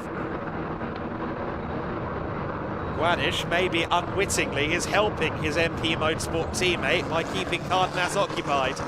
Egozi under pressure from Ferreira there for 4th and 5th place. There's Dawid Decker, who had an engine issue yesterday. That's why he was dropping through the order in quite the manner he was in the pink BWT-backed machine from the GRS stable. So he'll be looking for better fortune in this race. Also understand that Bustamante had engine issues. She also lost her front wing yesterday on the first corner of the first lap, which is why she at one point was in pit lane. If Schreiner did in fact pit for wets, we'll have to keep an eye on slicks, sorry. We'll have to keep an eye on her performance, but I've just been informed that she is not on slicks. So Schreiner was in the pits, but not to change tyres. Battle 2nd, getting very close there between Cardenas and Gedlich. That feels like a matter of time. Mikael Pedersen working his way up the order. 7th place at the moment from outside the top 10, but there is the battle for P2. Cardenas and Gedlich to the inside there at turn 9 of the lap. Egozi is wide. Here comes Ferreira on his inside line at turn 10. Everybody else streaming through. And Ferreira has gotten past Egozi. Pedersen up to P6. Pedersen is on the move. He's just gone past back on Wiesenberger. Here comes Gedlich up the inside at the final corner. I think he may have got that done. Cardenas will have a better run out of the corner, so he may well try and fire back here. Top 3 have long since gotten away from the rest of the field. Yellow flags down at turn 10. Not sure what's happened there as this battle for 2nd place continues. There is Ferreira now up to P4, but keep an eye on Pedersen in 6th place in the 33. He is on the move. Ernesto Rivera side by side there with Akshay Bora for 8th and 9th place. Kabir Anurag, who of course had a spin on lap 1 yesterday. He's well in the top 10 at the moment and trying to move further forward into 9th, maybe 8th place in that 3-car battle. Yellow flags are still being shown out there on circuit at turn 10, but I believe it's still a local yellow at this stage. No, safety car has been declared, so safety car is out on the circuit. Olivieri was in the pits there. That was Emanuele Olivieri of the AKM team, the Antonelli squad. Was that for slicks? I didn't quite see the entirety of that picture in picture, but if he's gone to slicks, then that's certainly a bold call. Again, whether it's damage or whether it's whether it is the tyre change or whether it's just damage picked up around the circuit for these pit stops, we'll have to keep an eye on it. I personally don't think slicks would work in the current conditions. I understand that the wind has changed significantly down in the pit lane. The wind direction has completely switched up, and that will be a factor to bear in mind as well.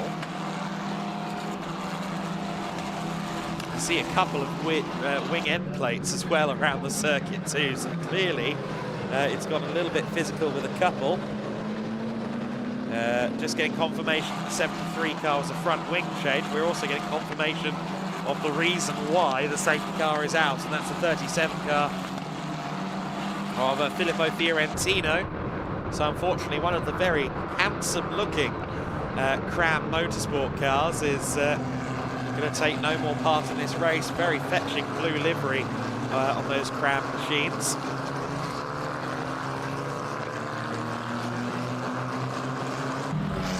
Griffin Peebles, who was doing a great job working his way through the pack, is unfortunately, well, not so much working through the pack as distancing himself from the pack, I should say. The gap that he had built himself is now completely eradicated as everybody piles in behind the safety car. We saw Lenny Reed in the pit lane as well in the Monlau competition, number 74 car. Gianmarco Pradella is also out there on the circuit, but he's a good 2 or 3 laps down, unfortunately, so he'll rejoin the queue, but sadly won't be able to do much, I think, in this race unless the tides turn in a significant fashion. Drivers just trying to keep those wets cool. You see them there peeling off towards the side of the circuit. They're just trying to find any moisture, because these wet tyres will be overheating, because frankly it's not quite wet enough for them, but it's also not quite dry enough for slicks. If we had intermediates, it would be intermediate weather. So everybody looking for a little bit of moisture to just try and keep those tyre temps down.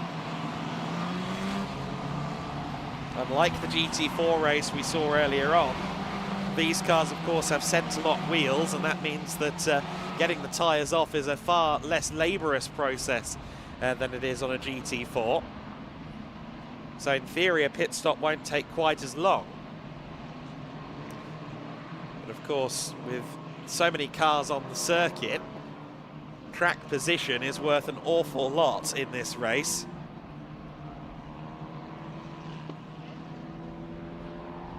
So I don't know that anybody, maybe with the exception of a couple out of position further back, I don't know that anybody is going to roll the dice in that fashion. One more lap then behind safety car for Griffin Peebles. Maciej Gładysz, of course, winning the rookie class yesterday. Finishing third overall as well. Very strong on the international karting and indeed the national Polish karting scene. Has picked up that backing from Orlen. Andres Cardenas, of course, made his debut in F4 mid last year in Spanish F4, missed the first round of the season. Also took his first ever car racing win here at Jerez in Spanish F4 last year.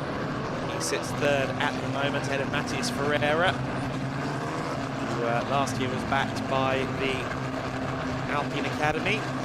Ended his season in great fashion in Brazil, racing in the F4 races at Interlagos on the Grand Prix support package.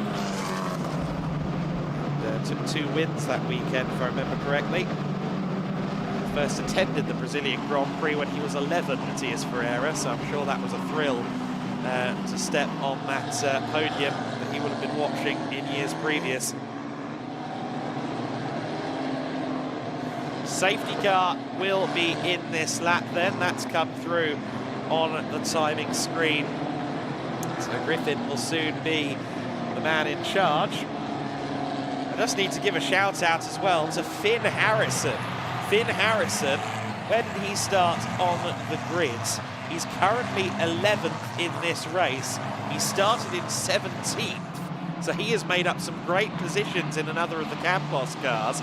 Finn Harrison, who is graduating from Ginettas this weekend into the world of Formula 4 racing.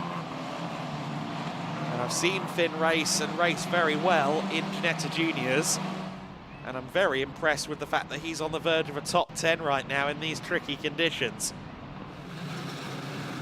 Of course, British youngsters are more likely to have faced these kind of conditions than most of our Southern European counterparts. So maybe that has its role to play as well.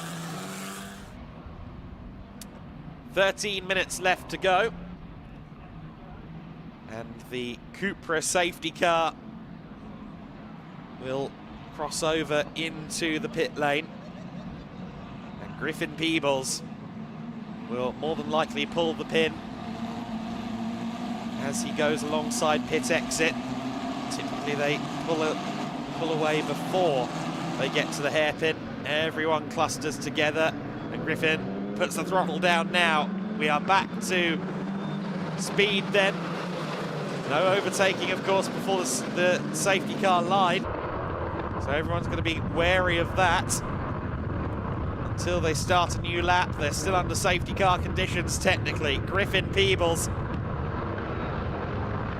heads down into turn one, then still as our race leader, but now with far less of a cushion between himself and his MP teammates. Everybody else firing through the first few corners once again. There's René Lammers down in 20th place. Again, struggled in Q1. Maybe not quite getting results he would have been hoping for. Gianmarco Pradell back in again, unfortunately, so his issues have only continued. We had one of the, I think, Us Racing cars looking at the inside of somebody there through turn 4. That was, I think, Akshay Mora trying to find a way around Ernesto Rivera. I understand that the rain is starting to fall and fall heavier in the pits while this is going on the circuit. Here's the number 10 car around the outside, then Ferreira trying to take third place but gets hung out on the paint. Andres Cardenas holds on to third place then with authority. There's Mikael Pedersen, who of course was carving his way through the order before the safety car, last year's Danish F4 champion. The 19 up the inside as well, Kabir Anurag trying to find his way past Ernesto Rivera, who has already lost out to Akshay Mora on this lap. Garda Pedersen has seemingly had poor qualifying in Q1. However, his race pace in both races has been electric so far. The first of the Drivex cars in the field, going for 5th place at the moment. He's pressuring James Ngozi here for 5th place as they head down towards the hairpin. Oh, and look at that, a car fighting him every inch of the way. Here comes Pacon Weissenberger. Oh, a big drift, and he pushes Ngozi off into the gravel trap. Well, I don't think Weissenberger meant to do that by any means, but it's parted the seas nicely for Mikael Pedersen. I also saw that Flavio Olivieri was falling through the order on the timing screen, but I think that might have been a telemetry issue because he seems to be about in the right position. Look at the lead two as well, Griffin Peebles and Maciej Guadic very close together as they run for first and second, 2-3 wide. Further back in the pack, Akshay Mora up to 7th place now. Is that 6th place? Yes, it is. He's got himself ahead of Pacon Weissenberger. And Ngozi, after getting into it, of course, with his teammates, is under a lot of pressure from another of his teammates, Ernesto Rivera. Less than 10 minutes of this race to go. It is, of course, 30 minutes plus 1 lap. Oh, goodness me, and Pacon Weissenberger again drifting out wide there. He will get swallowed up by that pack of cars. Andres Cardenas being pressured for 3rd place, almost wheel to wheel there between Bora and Weissenberger as they go side by side for P6. Make that P7, of course, at this juncture, because Agassi has gotten back past them. But Pedersen has firmly broken away from this pack of cars fighting for 6th back. And I think it may well be an inevitability that he closes on Matthias Ferreira, because he seems very comfortable in that car right now. Drivex versus Campos there. As Finn Harrison, I think, getting overtaken by Juan Cota, who is on the move. There's Juan Cota in the number 4 car, leading this train of cars, and Juan started well down the order in this race, but he's working his way back up there from 21st on the grid. He now sits in P10, so Juan Cota is on the move. Yellow flags at turn 11, that is the chicane. Meanwhile, Akshay Bora, Paco Weissenberger and Ernesto Rivera. I don't think all of them came off with all their body panels at the end of that. I think Rivera may have lost a wing end plate. Akshay Bora, though, just ahead of Paco Weissenberger. There's the 21 car, which has clearly had a little bit of contact. It doesn't look like that front wing is quite at the angle it should be, but that car is off the track. One of the MP Motorsport machines in the hands of Lucas Frucha, of course. Here's Andres Cardenas then, he's still in 3rd place, but not only is Matthias Ferreira behind him, but also Mikkel Pedersen.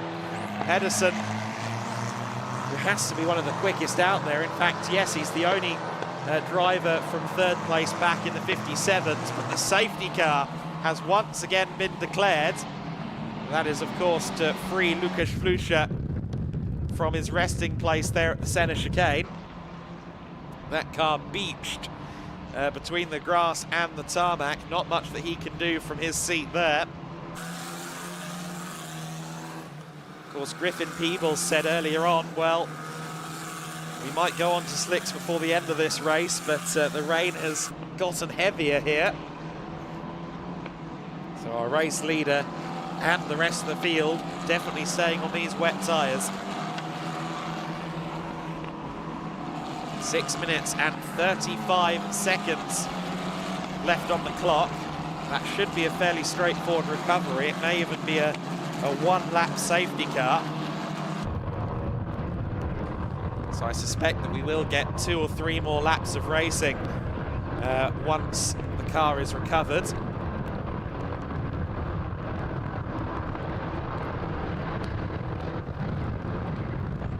For those of you tuning in to see Leah Block's first steps in a single-seater, she currently sits 32nd in the order, just behind Lorenzo Castillo and Lenny Reed.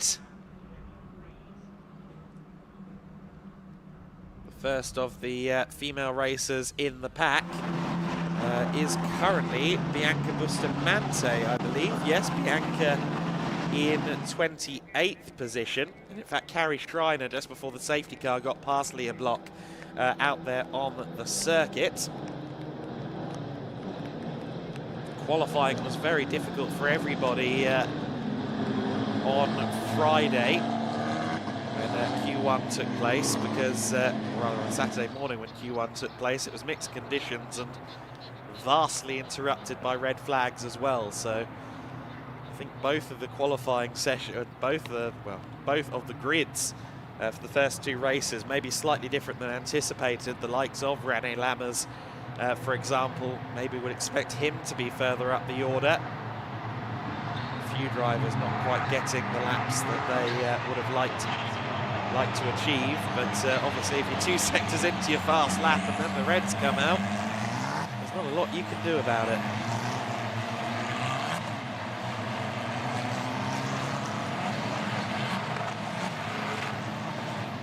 Drivers being told to keep on the left-hand side following the safety car as they come through turn 11, so that's to again avoid the recovery process of Lucas Frucha's car. Reminder of your order then: Griffin Peebles the leader, Guadish in 2nd, Cardenas, yesterday's winner, in 3rd place, Ferreira and Pedersen rounding out your top 5. If I had to do my best forecasting, I would suggest that Pedersen could well be sniffing for a podium. He has been so fast so far. Not quite as quick as the two MP cars at the head of the order. They have been the quickest cars out there in these difficult conditions. One more lap under safety car by the looks of it then, because the lights are still on, even though the scene of the accident has been cleared. I think we're going to have one more lap under SC.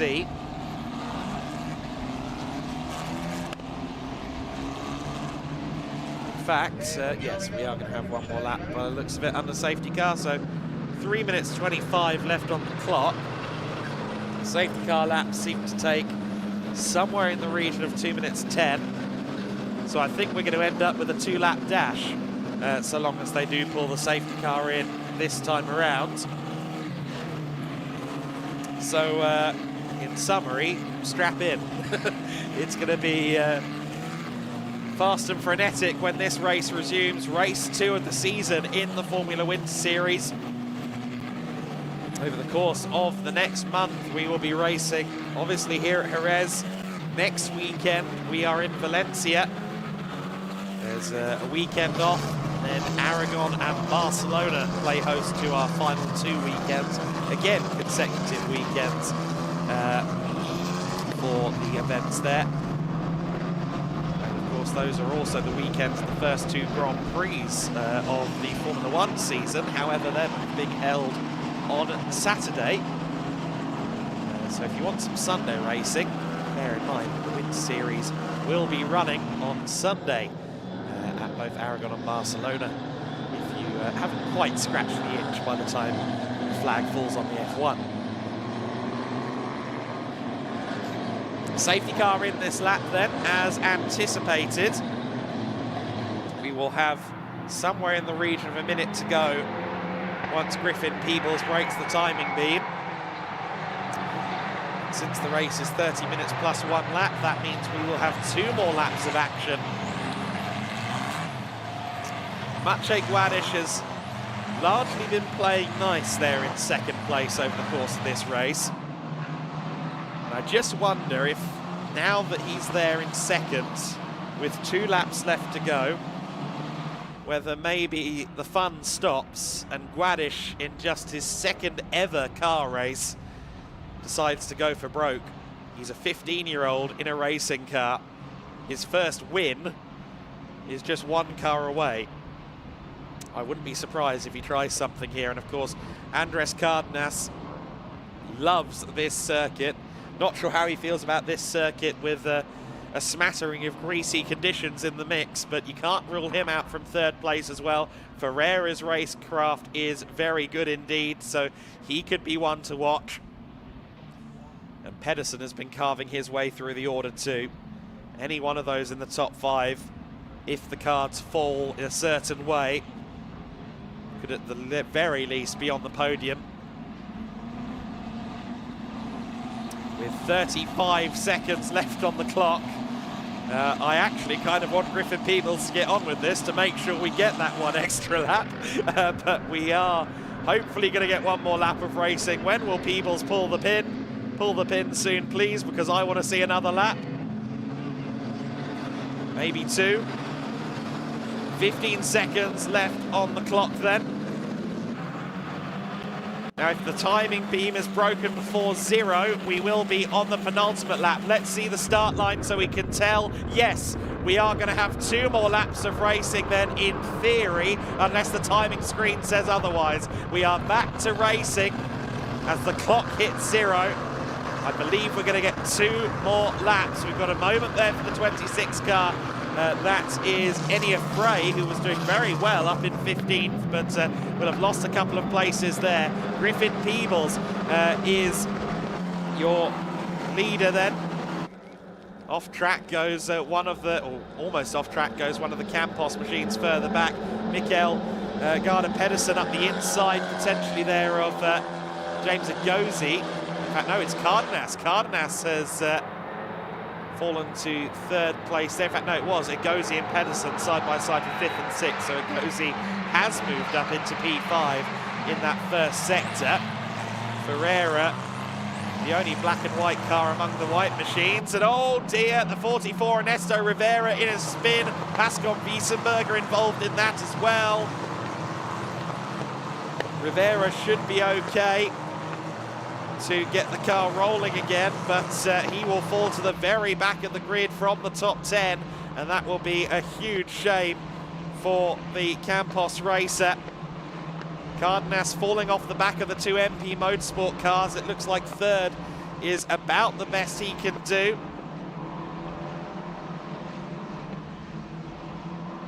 I believe we should, by the letter of the law, see one more lap of this race, but there's a chance they throw the checkered flag. We'll have to see. But Griffin Peebles is your race leader. Peebles will come out of the final corner now, and I suspect he will start the final lap. However, he only crossed the line a few seconds before the end, so yeah, I think we've got one more lap, and it's a drag race for third place. The 66 in a spin, Francisco Machado, who was having a really good race, unfortunately in a spin at the final turn. Around the outside goes Ferreira for third place, wheel to wheel with Cardenas. They just about avoid each other. Cardenas giving him all the space he needed and not an iota more. Oh, and very close between them out of turn 2. Ferreira with a nose ahead. They touch, and somehow Ferreira catches that. That was a big slide. Very well held young man, Ferreira. Now under pressure from another Campos car in the form of James Agozi. Certainly Cardenas wouldn't have wanted to defend by way of contact, but that has given him a little bit of a reprieve. But he's still having to try and break that slipstream on the way down into turn 6. Agozi to the inside line for P4. And oh, Ferreira on the paint and on the wet stuff, and that drops him down behind Mikael Pedersen, so that puts him to 6th position, just ahead of one of his cohorts from Us Racing. Car in the wall there as well. I think that was Tim Herharts in the Monlau competition car, so Monlau having rotten luck with both of their vehicles in this race. Griffin Peebles, meanwhile, will be running through the final few corners. This is the final lap of the race for Griffin, and he's put every foot right over the course of this race. One car off, and it's the 48 of Agozi. Agozi went off the circuit there. He rejoins in P5, so Agozi there losing out to Mikael Pedersen. I don't know if it was all clean there, but what I do know is as the rain gets heavier, Griffin Peebles is your race winner. Peebles wins it. 2nd place for Guadish. 3rd place for Cardenas, 4th place for Agozi. Drag race to the line for 5th, and it's won by Mikael Pedersen. Ferreira takes 6th, Bora in 7th, and Juan Cota all the way up into 8th place, having started from 21st. Everybody else streaming across the line at the moment. There's Leah Block. She was wheel to wheel there with the recovering number 44 car. Ernesto Rivera just about ahead of Leah Block as they come across the line. And Leah tried to get back by there on the drag race, couldn't quite do it. She will finish 31st, just behind Ernesto Rivera. 34 cars taking the flag on the lead lap of Tim Earhart's. Didn't finish, everyone's across the line then. And your race winner is Griffin Peebles. Griffin Peebles has won this race. Everyone who is going to take the flag has done so. There is Tim Herharts. We did see him between turn 7 and turn 8. You can see what happened there. He backed it into the wall on the penultimate lap of the race, unfortunately. One to forget for the young Dutchman.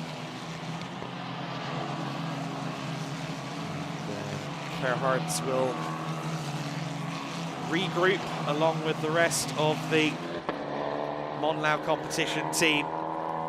Let's go through the results of that very frenetic race. Griffin Peebles takes the race win then by 2.8 seconds over his MP Motorsport colleague, Maciej Guadish. 3rd place, Andres Cardenas, yesterday's winner, takes a 2nd podium. In fact, It is the entirety of yesterday's podium in a different order, of course. James Agozi in 4th place, ahead of Mikael Pedersen in P5. Good run from him. Matthias Ferreira losing out at the end there to finish 6th place, ahead of his US Racing colleague Akshay Bora. 8th place for Juan Cota in the DriveX machine. 2 DriveXs in the top 10. They'll be happy with that. Pacom Wiesenberger in 9th place. Finn Harrison rounding out the overall top 10. Maxime Reen is next in 11th place, ahead of Kabir Anurag, Thomas Strauthen and Enya Frey. 15th place on the finishing order then is Arthur Durizon. René Lammers in 16th, Douwe de Decker 17th, Olivieri 18th place, ahead of Mattia Kolnagi and Peter Bazinalos. Bart Harrison for Rodin Motorsport in 21st. Then it's Emanuele Olivieri, Savinkov, Bornia, Hideg, Bustamante and Lenny Reed taking you down to 27th.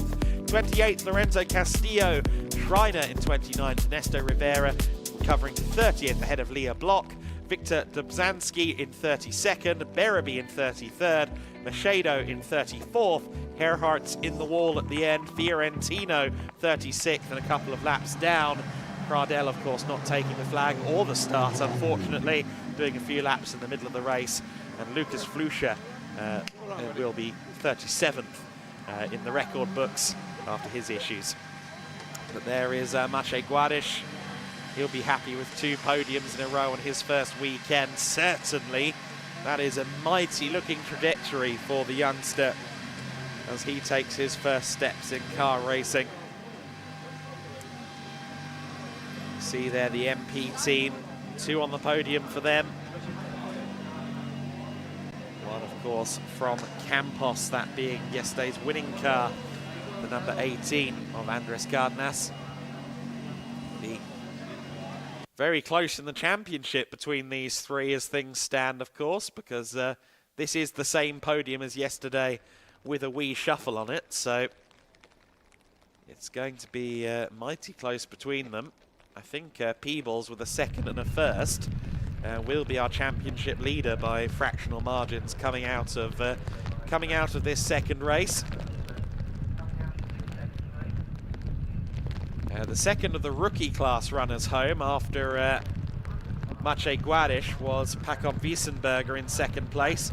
Maxime Reen, who finished 11th overall, was the 3rd of the rookie class runners. There are some 24 rookies on the grid, the rookies being those who have not raced Formula 4 cars previously. Most of them, of course, from a karting background. Some others also coming in from F4 testing work and the like. Anyway, let's go down to the podium where Chris McCarthy has some drivers. Thank you very much, Adam. Yes, down with Griffin Peebles, our race winner for race 2 in Formula Winter Series, here in a very wet pit lane. Well, Griffin, we spoke to you down on the grid where you said it might be good for slicks at the end of the race. That certainly changed once the race got going, didn't it? Yeah, I had a very good start and I pulled quite a big gap as my teammate and Cardenas were fighting a bit, so I was happy with that gap. I calmed down a bit. I thought I needed to save the tires because it was going to dry. Safety car came and I did a good restart, pulled a small gap and another safety car with about 8 minutes to go. And I just kept cool and I did a good restart again and they were fighting and I just did wet lines and stuff and I pulled away a big gap and nice for my first win. 2 podiums in 2 races now for you. This race a lot more of a different challenge, as you said. You mentioned safety car there. There was a few of those, wasn't it? How was the challenge of trying to control those restarts? Well, you just need to change sort of when you go, because obviously the person behind you wants to go as soon as you go. So I tried to change up a bit, but luckily I just had that small gap at the start so he couldn't attack me and I didn't need to defend, so I could just do what I wanted to do and got a nice gap. And tell us about the conditions. Did it get more tricky to deal with as the race went on? It certainly looked from our perspectives as it did. After like half of the first safety car, it started to rain a bit more, and I thought it was just going to stay like that, but after the second safety car, it really started raining a lot, and everything was getting a little bit slower and a bit more slippery, but I held on to it, honestly. And it looked like it really meant a lot to you when you came in. Tell us how it feels to cross the line. You certainly gave it some out there on the track. How did it feel to cross the line as a winner in Formula Winter Series? Yeah, it feels really good. Good forward to the championship. Obviously, I fell slightly short yesterday with a P2, but I'm very happy with this result. The car was great. The team really helped a lot. Now we focus on race 3. Who would you like to thank? Thank you very much. Good stuff. Very much. We'll hear more from Griffin and our top three on the podium with Lucas. But first, let's go back to Adam, who has some replays from race 2 in Formula Winter Series. This is the GT highlights, so we'll hopefully get the formulas up in just a few moments. But yes, we will take a look at the race that was momentarily. The Formula Winter Series race, of course, just completed, and they will be up on the podium in just a few seconds. We'll see highlights from FWS in just a couple of moments once everything is ready to go. The GTs are up next as well, so we're going to see how these wet conditions fare with the next set of cars too. But the Formula Winter Series drivers, all told, did wonderful stuff in those conditions. Yes, we had a couple of safety cars, but we got a lot of wheel-to-wheel racing out of that one, regardless of the conditions. And pretty much everybody made the flag. Only a few tatters front wings were lost in the process. I would say that's a net positive. You can hear how heavy it is raining now just on the camera. It's certainly getting worse out there on the circuit. The Alpha Live camera crew go through a lot on these weekends, because often we do get lovely sunshine during the Winter Series events here in Spain, but it is also still winter, and occasionally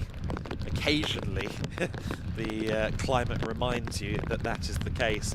There have been a lot of droughts in Spain and Portugal over the last few months, so I don't begrudge the fact that we're getting some much needed precipitation for the sake of growth and crops and plant life, etc., etc.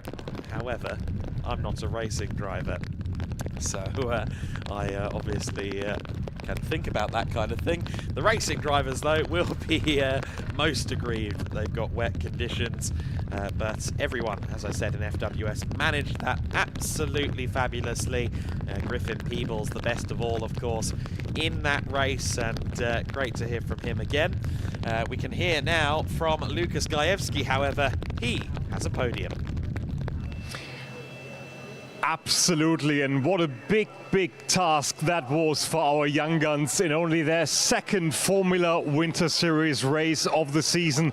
It's great to see a crowded pit lane down there, although it's pouring down with rain.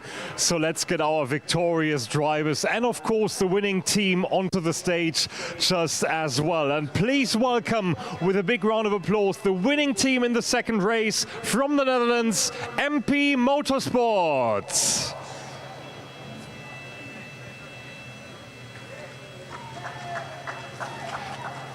In third place, for Campos, it's Andres Cardenas. Yesterday's winner onto the podium once again. In second place, from MP Motorsport, Maciej Gedlich. And for the first time onto the top step of the podium, from MP Motorsport, Griffin Peebles. Now, Griffin, of course, being Australian, but racing under a Spanish license, so let's listen to the Spanish national anthem.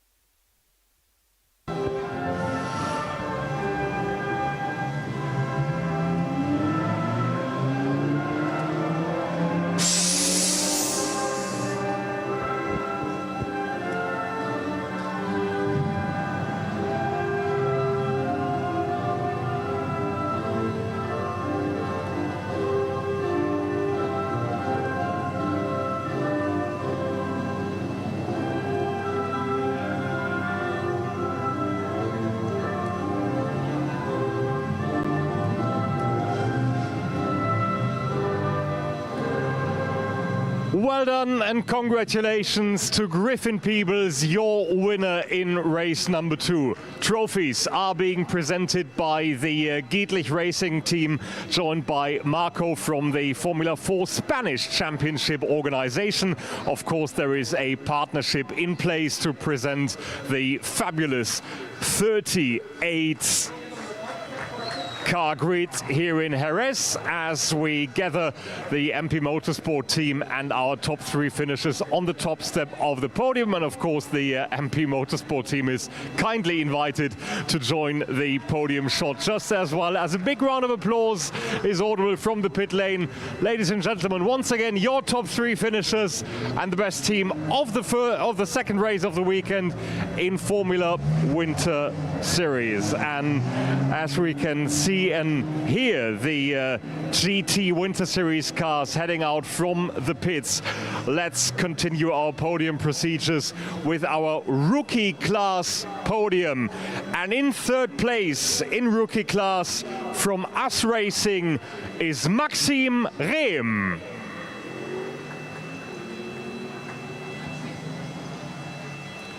Maxim Rehm, 3rd place in rookie class. Joined in 2nd place from Campos by Pacom Weisenberger. And here is your rookie winner for the second.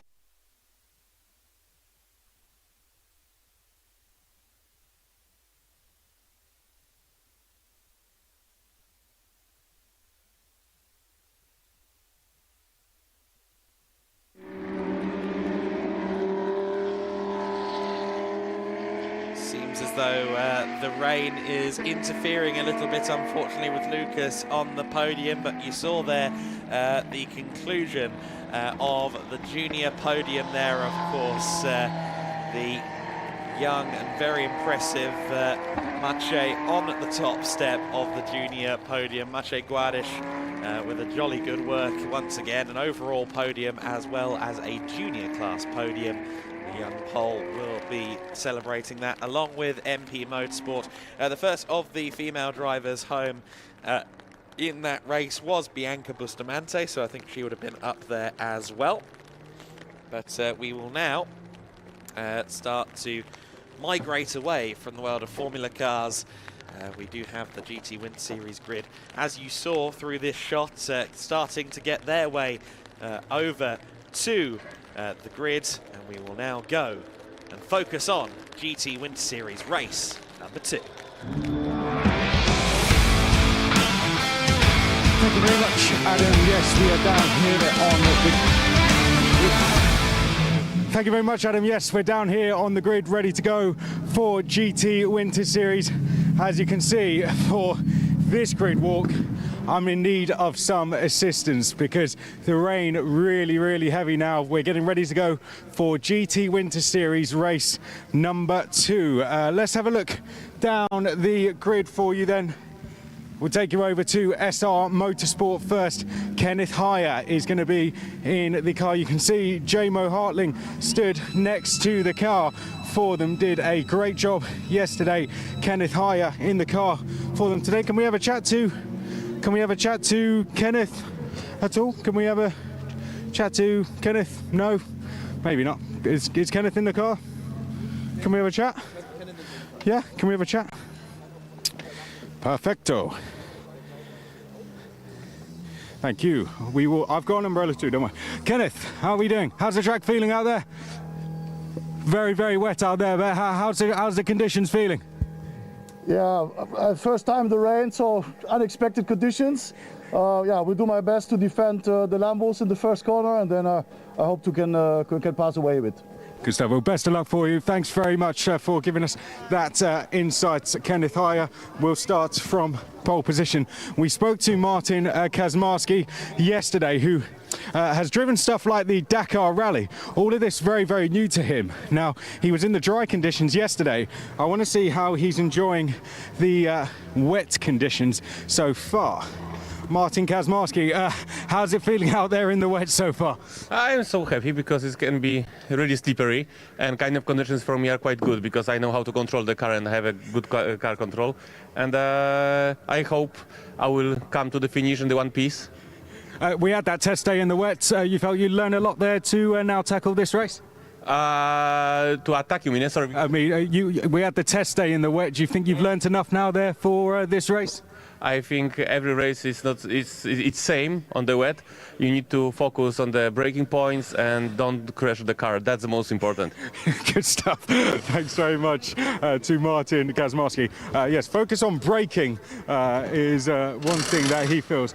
Okay, let's keep walking down. We've got Adrian Lewandowski here in the Lamborghinis.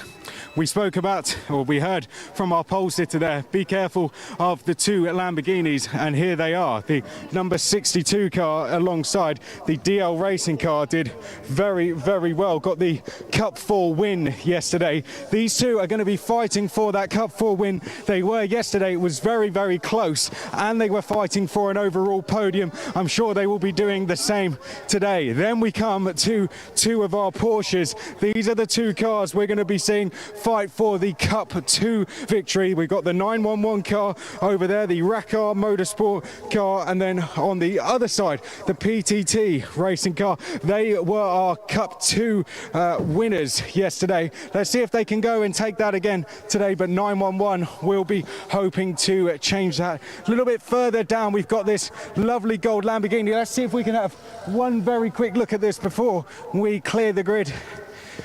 Johnny, have a quick look at the Lamborghini. Here it is, the 177. Really nice BDR competition. Alfredo Hernandez in the car for them. Let's see how they go in this one, and then we will start making our way off the grid. It looks absolutely beautiful, doesn't it? The BDR competition car, Alfredo Hernandez in it, but you can see from the resistance my umbrella has given me and from the notes that I've got on my board that the rain is really starting to come down, Adam Weller, so you don't need me to give you too much else insight on the grid. The conditions really, really tricky. Focus on the braking zone, Martin Kazmarski says. I think we'll hand it back up to you now in commentary for what's going to be a very, very challenging sprint race. Hopefully some soft damping on the cars. Certainly a very damp Chris McCarthy during that grid walk. We are just a few moments away from rolling then on the formation lap. I believe the board that's just been displayed there by the marshal at the front of the grid will be the 1 minute. So in the next few moments, these cars will be rolling. We expect 14 starters in this race. Already had a fabulous GT Winter Series race this weekend. Here's the grid for race number 2. Kenneth Heyer is your pole sitter in the number 11 SR Motorsport Mercedes AMG. Martin Kazmarski was not a million miles away from him in qualifying. He likes these wet conditions, so we could have a bit of Mercedes dogfight there. But rain is the great equalizer. And the less aerodynamic and more powerful cars, the Cup 4 entries on row 2 could be a factor. Ibrahim Badawi on row 2 alongside Andrzej Lewandowski, the father of Adrian, who raced yesterday. Andrzej has already won a race in the wet this year at Estoril overall, so expect him to be a factor in this one. Hubert Darmetko in 5th place alongside Leandro Martins as the cars will now start to roll. Row 4 of the grid is Uwe Lauer in the number 72. He's also won a race in the wet this year alongside Alfredo Hernandez, the aforementioned all-gold BDR competition Lamborghini that had a crash yesterday. John Dillon and Motoko Isozaki, the Cup 1 runners there, sharing row 5, the two Ferrari 488 Challenge Evo machines. Przemysław Bienkowski is next in the 11th place alongside Alessio Raffini on his second weekend in motorsports. Our final couple of rows, or our final full row, is Igor Klaya in the 741 car, Petros Makris in the number 16 for Kessel Racing. Rounds out the 14 car order. Maciej Sazowski will not take the start. He'll be there in the endurance race later on though. So then, 15 cars or 14 cars expected for this race. but we saw yesterday just how good this GT Winter Series action can be. Regardless of the number of cars, we had numerous class-leading battles going on all at once yesterday. It was really a spoilt for choice situation for everybody watching around the circuit here at the Circuito Jerez, and indeed for those of us on the live stream, maybe a director's nightmare, but otherwise very good fun. It was great stuff.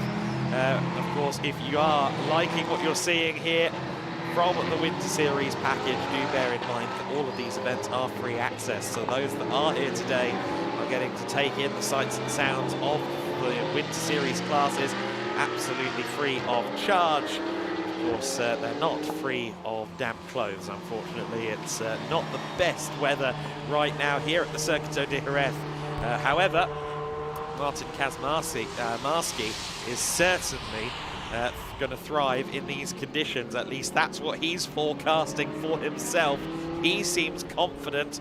Of course, Kenneth Heyer ahead of him is a very, very quick driver in his own right. One would expect him to be very solid at the wheel of the Mercedes. He's got a lot of experience driving the Mercedes AMGs in GT3 form. So a gulf of experience, and certainly two wildly different resumes on at the front row of the grid.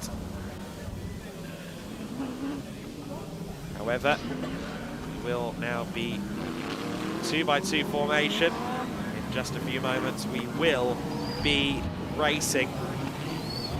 Kenneth Heyer has great successes in ADAC GT Masters, FIA GT, the N24, a great measuring stick for someone like Martin Kazmarski taking part in his first GT3 weekend. He has raced GT cars elsewhere. This is a big step this weekend. Let's see if he can contest for the victory, or will it be one of those big Lamborghinis from Row 2? Andrzej Lewandowski has got proven form in the wet. We're about to find out who has the most in the pocket. The GT Winter Series goes racing, and it's a great start from the second row from Andrzej Lewandowski. He was a bit out of position. We'll see what's said about that, but he dives to second. He tries for the lead, but he ends up in second place, and it is Kazmarski that leads the way through the first corner. Exactly as he did yesterday, he leads the way early on, getting a good start around the outside. Kenneth Heyer struggling in these wet conditions. He falls behind Ibrahim Badawi. Leandro Martins just behind in fifth place there. We ride on board with Hubert Darmetko in P6. Of course, he's running in the Cup 2 class for 992 GT3 Cup Porsches, as is Martins ahead of him. So the battle for fifth place, yes, but also the battle for class honours, and that's where the points are scored in this championship. Martins the inside of Heyer. This is the move for P4. Oh, and I thought Leandro was going to drift wide there, but he manages to find room and get the car stopped. The Porsche's brakes usually very solid. Kenneth Heyer continues on in P4 for now, so it is Mercedes from Lamborghini at the front of the pack. Then it's Lamborghini from Mercedes, and around the outside goes Kenneth Heyer, potentially here for third place. To the inside for turn 9, of course, with the outside at turn 8. And he gets back up into third, or does he? Because there goes Badawi trying to get back through, but he can't make that work for now at least. Here comes Leandro Martins around the outside as they go through the centre chicane. A couple of drivers deep into that corner. Darmetko getting a bit crossed up there on the apex, but continues on. Porsche's usually good in the rain. It's very close between the top two as they cross the line, and the rocket ship Lamborghini of Andrzej Lewandowski just a few tenths behind Martin Kazmarski as they run through the first couple of corners of the lap. Your race leaders certainly in a battle, Kazmarski versus Lewandowski, as Hubert Darmetko trying to find his way past Ibrahim Badawi, as Leandro Martins has now done. There are the PTT Racing Porsches further back in the pack. Darmetko around the outside of Badawi. Everybody tentatively through the first few corners of the lap on the second occasion. Where's Lewandowski in relation to Kazmarski though? Because every time we go to a straight, that Lamborghini has the advantage over the Mercedes. Still Kazmarski in the lead, but only just. Lewandowski will struggle through this part of the lap because he has less aero in the Super Trofeo Lamborghini than Kazmarski, who we ride on board with.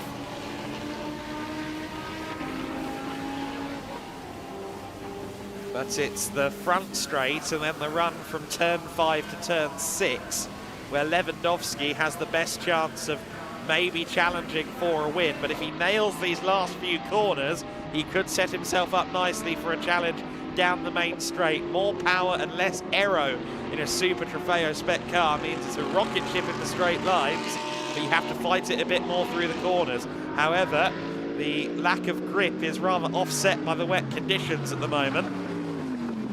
Kazmarski leads Lewandowski into the final corner. You see Lewandowski there trying to set himself up for a straight line run, and while he's close to the back of the Mercedes, he won't be close enough into the first corner. Has a little look to the inside, gains a couple of car lengths by the time they get to the braking zone, and a bit too late on the brakes there from Lewandowski. I think we may have lost Ibrahim Badawi. No, he's lost a position. Badawi down to 7th place, further back in the pack. The Egyptian racer struggling, but Lewandowski fighting very hard here with Kazmarski. Here's the other place. Here's the other fight further back in the pack. Uwe Lauer just getting past John Dillon. Igor Klaya also involved in this scrap for 9th overall, 8th overall, my apologies. Uwe Lauer up into 8th place. His next target is Ibrahim Badawi. Uwe seems to like the wet, so I expect him to maybe make up a couple more positions.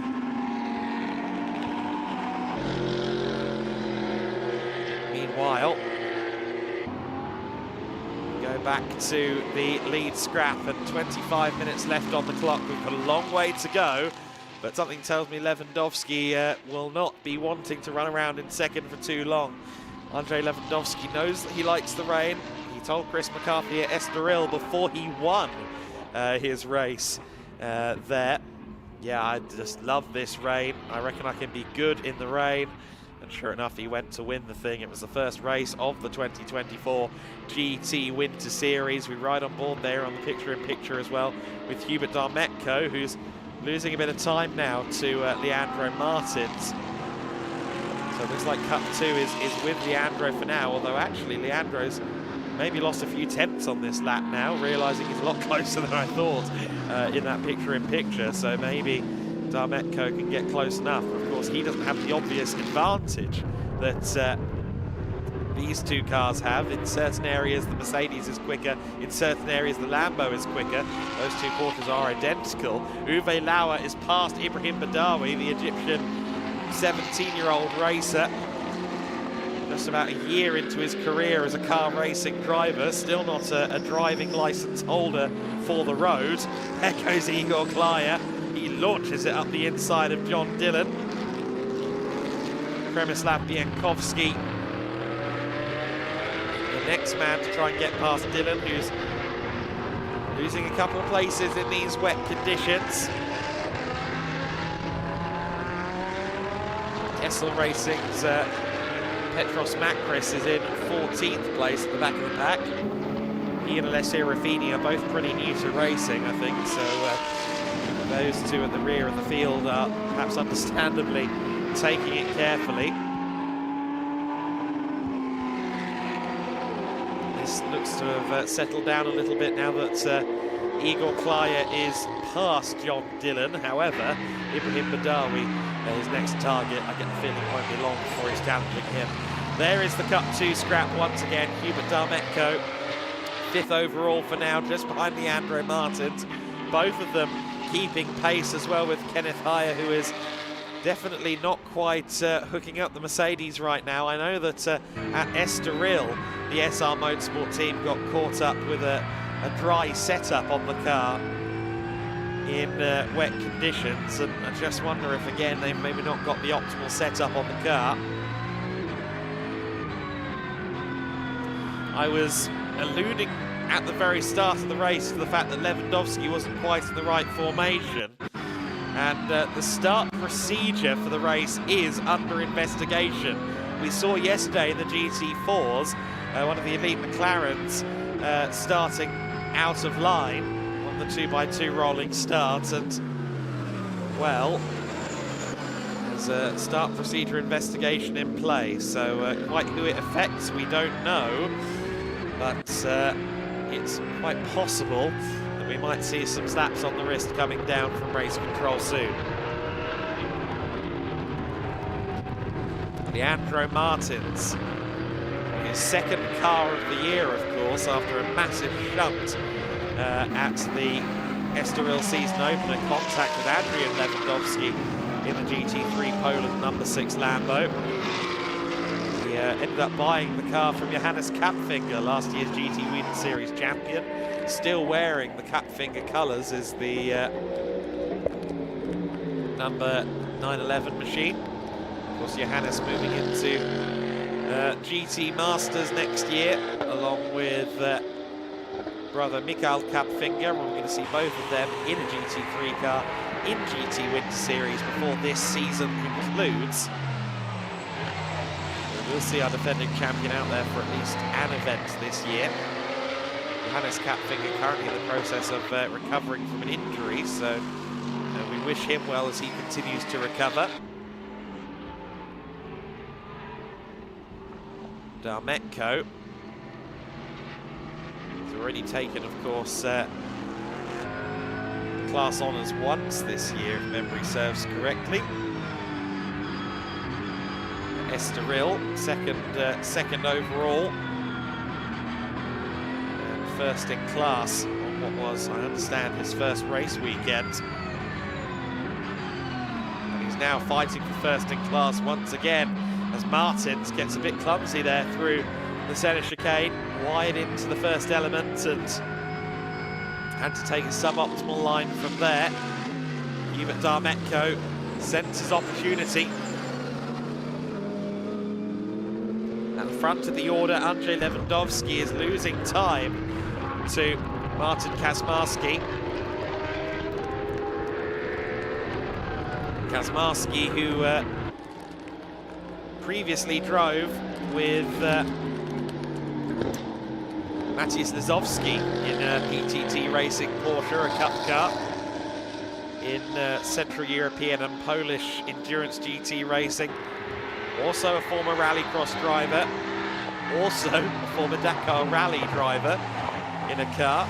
Came 9th overall in the Dakar in 2014 while it was still an event in South America. Of course, now held in the Saudi empty quarter. Before that, of course, was held throughout Africa, including the eponymous Dakar and wider Senegal.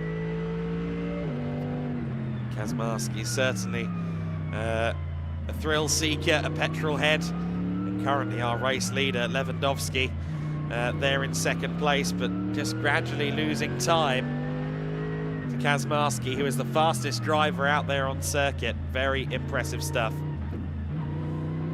Igor Klaya has just gotten past Ibrahim Badawi for 8th overall, so Klaya continues his forward surge, but his next target will be Uwe Lauer in another of the GT3 cars. Mercedes AMG GT3 car is the leader in the hands of that man, Kazmarski. Still very close in Cup 2 honours, as you can see. Once again, Darmetko closes up through the chicane. I note that Przemysław Bienkowski has dropped a couple of positions on this lap. I don't think he ever got through sector split 2, or if he did so very late. So I just wonder if he had an issue. In fact, I think he may have made an error in sector 1, and that is why he has dropped down to 12th overall.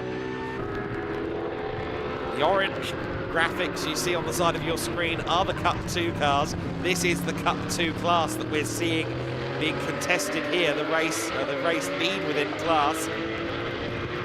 Leandro Martins goes defensive into turn 2, and while that's happening, confirmation that a drive-through penalty has been handed down to second place car Andrzej Lewandowski for a wrong starting position. So rather as anticipated, Lewandowski is going to have to serve a drive-through penalty.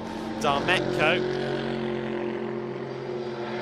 trying to find any way past the other Porsche 992 GT3 Cup car. Looks to the outside line as they approach turn 6. This can be an overtaking opportunity in these conditions, certainly. He's just going to get the power down. He gets the power down very nicely. Cuts to the inside, gets the whole car ahead before turn 7. Very nicely done by Darmetko. Carries the speed wonderfully through T7 as well. Hubert Darmetko is up to 4th overall. He leads Cup 2. I've no doubt that even though he now leads his race, his next target is the GT3 car ahead of him. That, of course, being Kenneth Hyatt. Darmetko may or may not inherit 3rd place once Lewandowski serves his drive-through. This pack of cars fighting for 3rd, 4th and 5th overall is just under 30 seconds back from Lewandowski. I think the pit delta means he'll probably come out right into this battle, actually. So once Lewandowski serves his drive-through, strap in. It's going to get very interesting. Once Lewandowski has to serve that drive-through, he might come out just ahead of them, actually. It's already 31.4 seconds from the leader to this battle, which means about 30 seconds between Lewandowski and Kenneth Hyatt in 3rd. Here comes Darmetko then. As anticipated, Kenneth Hyatt is the next target. Goes to the inside at turn 4. Can't get it done there. Turn 5 is next, and the 11 car with the aero advantage, the Mercedes AMG GT3. Oh, a little bit bold on the curbs there. Slippery curbing, always a risk. In these wet conditions, you want to keep it on the black stuff where you can. Can't rule out Leandro Martins as well. Every time Darmetko drops a 10th, suddenly it looks more like he's under threat than attacking. Will we see Andrzej Lewandowski serve his drive-through this time by? And if so, where will he feed out? He continues on for another lap, so Lewandowski crosses the line now just behind Kazmarski for another lap. He's actually closed in significantly on Kazmarski at the front. The gap is back down under a second. But of course, we know Lewandowski has to serve a penalty. Darmetko, meanwhile, trying to get this 3rd place away from Kenneth Hyatt. And Martin's a factor in this one too. The 2 Porsche 992 Cup cars, more sure-footed seemingly in these wet conditions. Martins to the inside of Darmetko, both to the inside of Hyatt, and Hyatt powers out of the corner, continuing to lead the battle for 3rd place.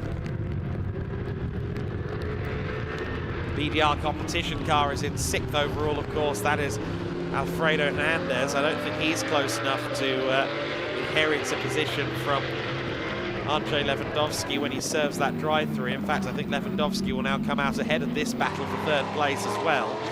There is Lewandowski. He may or may not come in next time. But Hyatt under significant pressure from Darmetko and Martins, as we saw. And I think Lewandowski will be quite relieved to not end up in that battle pack when he serves that drive-through.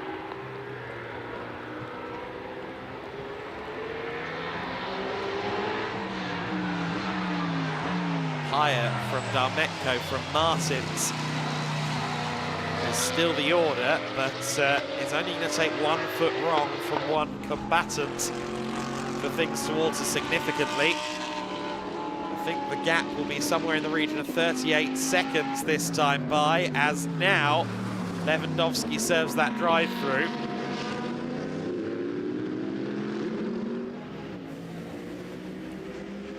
And sure enough, in comes the number 6 car. Let's see where it funnels back out. I think we're under 30 seconds on a pit delta here at Jerez, so I don't think he's going to lose any positions as it turns out, but he will lose his shot potentially at a victory unless Kazmarski falls foul of a problem.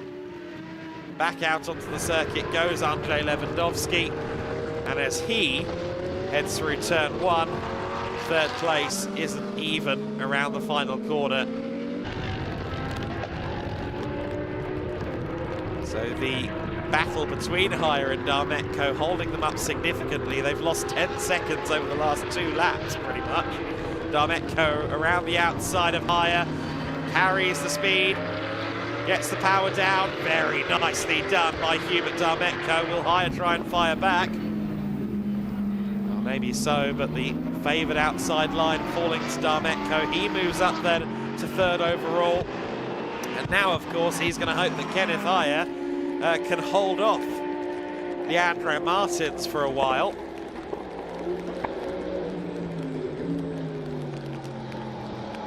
Because those two are Cup 2 class rivals, of course, Darmetko and Martins, and with Haya now in the middle, gives the number 7 PTT Racing driver the opportunity to maybe break clear. However, he's got to stay out of the firing line of the SR Motorsport Mercedes as well, of course. I thought he might have a few more tenths in the back pocket once he gets past Haya. I do believe that is the case, but it's still very much a situation where the smallest of mistakes will put him back down to 4th overall. 10 minutes and 15 seconds of this race left to run. All 14 cars that started the race are still out there, still on circuit. Wide through turn 11 they go. Both Haya and Martins taking a very long route through the chicane.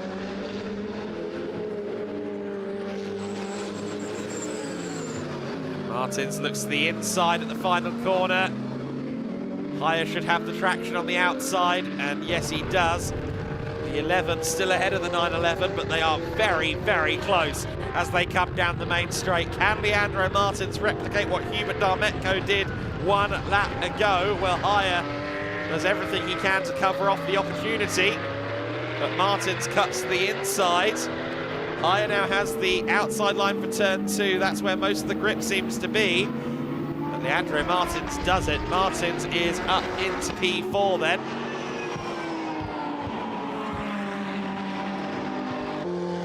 Kazmarski, we see him picture in picture there. Running well ahead. Already through turn 10, as a matter of fact. He's pretty much a third of a lap, if not a little bit more, clear of that battle.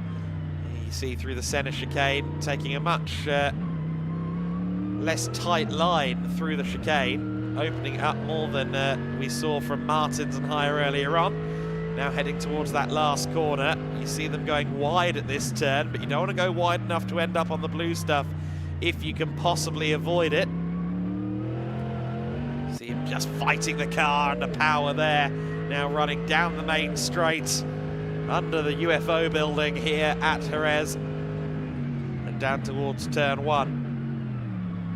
Again, battling it under braking, battling under power, but you heard him talk about his car control prowess. He had some confidence in that aspect of his game, and he's using it to very good effect here with 8 minutes left on the clock through turn 3, through the sweeping fast turn 4, which is bordering on the verge of being flat. I don't think you have to brake for it in a GT3 car. Kazmarski doing a fabulous job at the front of the order. PTT Racing will be absolutely delighted with their man here. course, Kazmarski is set to drive solo in the endurance race later as well. So that's going to be something to consider. Because, of course, we saw yesterday that JMO Hartling has the pace advantage over Kazmarski, at least in the dry conditions. However, he will be consistent across the race distance, more so than the higher Hartling driver pairing. Higher is now down to 5th place, as we saw a couple of laps ago. And he did, however, kind of do his job, in inverted terms, for Hubert Darmetko, and that's give Hubert about 3 seconds between himself and Leandro Martins. Martins some 3.3 seconds off, and oh goodness, clearly trying hard. Came out of turn 7 fully sideways, but managed to hold it.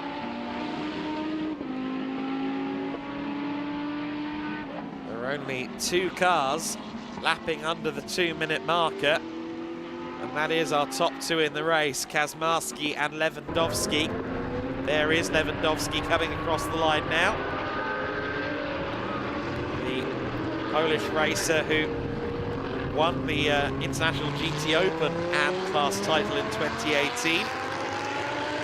We've seen him in GT Winter Series in previous years too. And in general has been competing in GTs for north of a decade at this point, and it's become something of a family affair, of course, sharing this car with his son Adrian Lewandowski.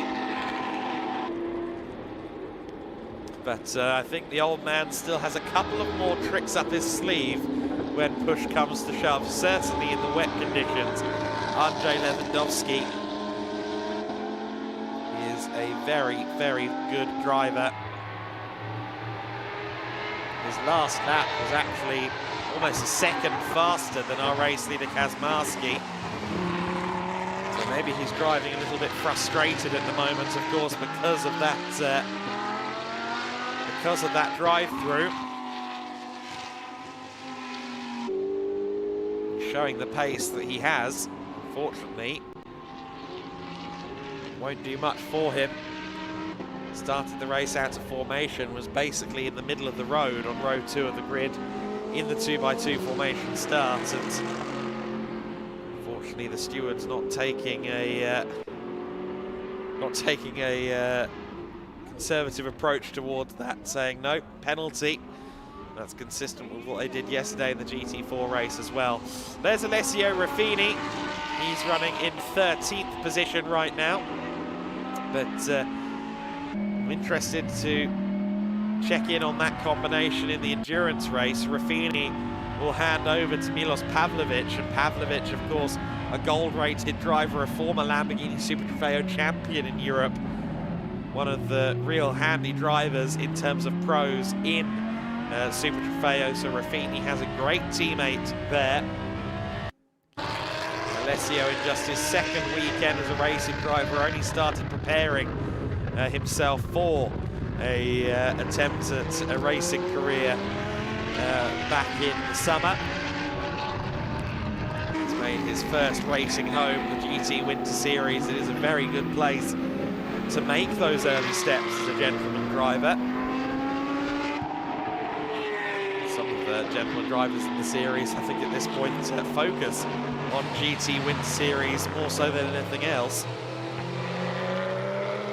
For some of the gentlemen who, of course, sometimes have to put business first and racing second, the first quarter of 2024, or the first quarter of the year in general, is an easier time to go racing than all across the summer months in a wider part of Europe. Przemysław Bienkowski just ahead of Motohiko Isozaki here. They've just been lapped by leader Kazmarski. Of course, another PTT car. We've got plenty of PTT representation on the grid, the Polish team. There is John Dillon running 10th overall. Huge amounts of experience in Ferrari racing cars. leading the Cup 1 class at the moment. It has raced GT3 cars. It's been almost exclusively affiliated with the Prancing Horse. The better part of 15 years at this point. John, always a good guy to talk to, and he, of course, will be sharing the car with his coach, Matt Griffin, coming into race 3 as well. So that will be one to watch.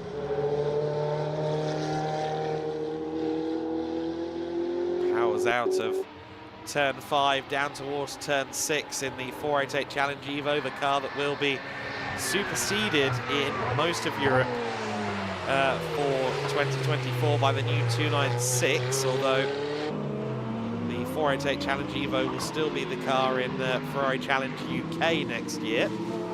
This year, sorry.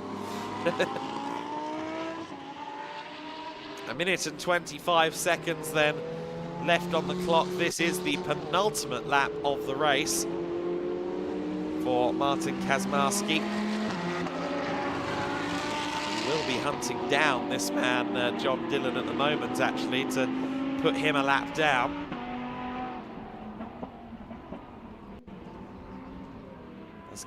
As Dillon comes through the chicane and then exits the chicane. Kazmarski will not be too far behind. But Dillon won't worry about that. He enjoys the fun of racing in the winter. As he said, it means you don't have to stop racing, you can keep going.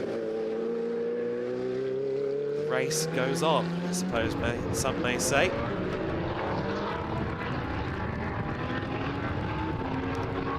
There is Kazmarski's on board once again, 30 seconds left on the clock. Kazmarski, very good guy. Haven't met him before this weekend, but we had some good chats in the hospitality area. And obviously we had an extensive chat with him in yesterday's broadcast as well. There is Mercedes-AMG GT3.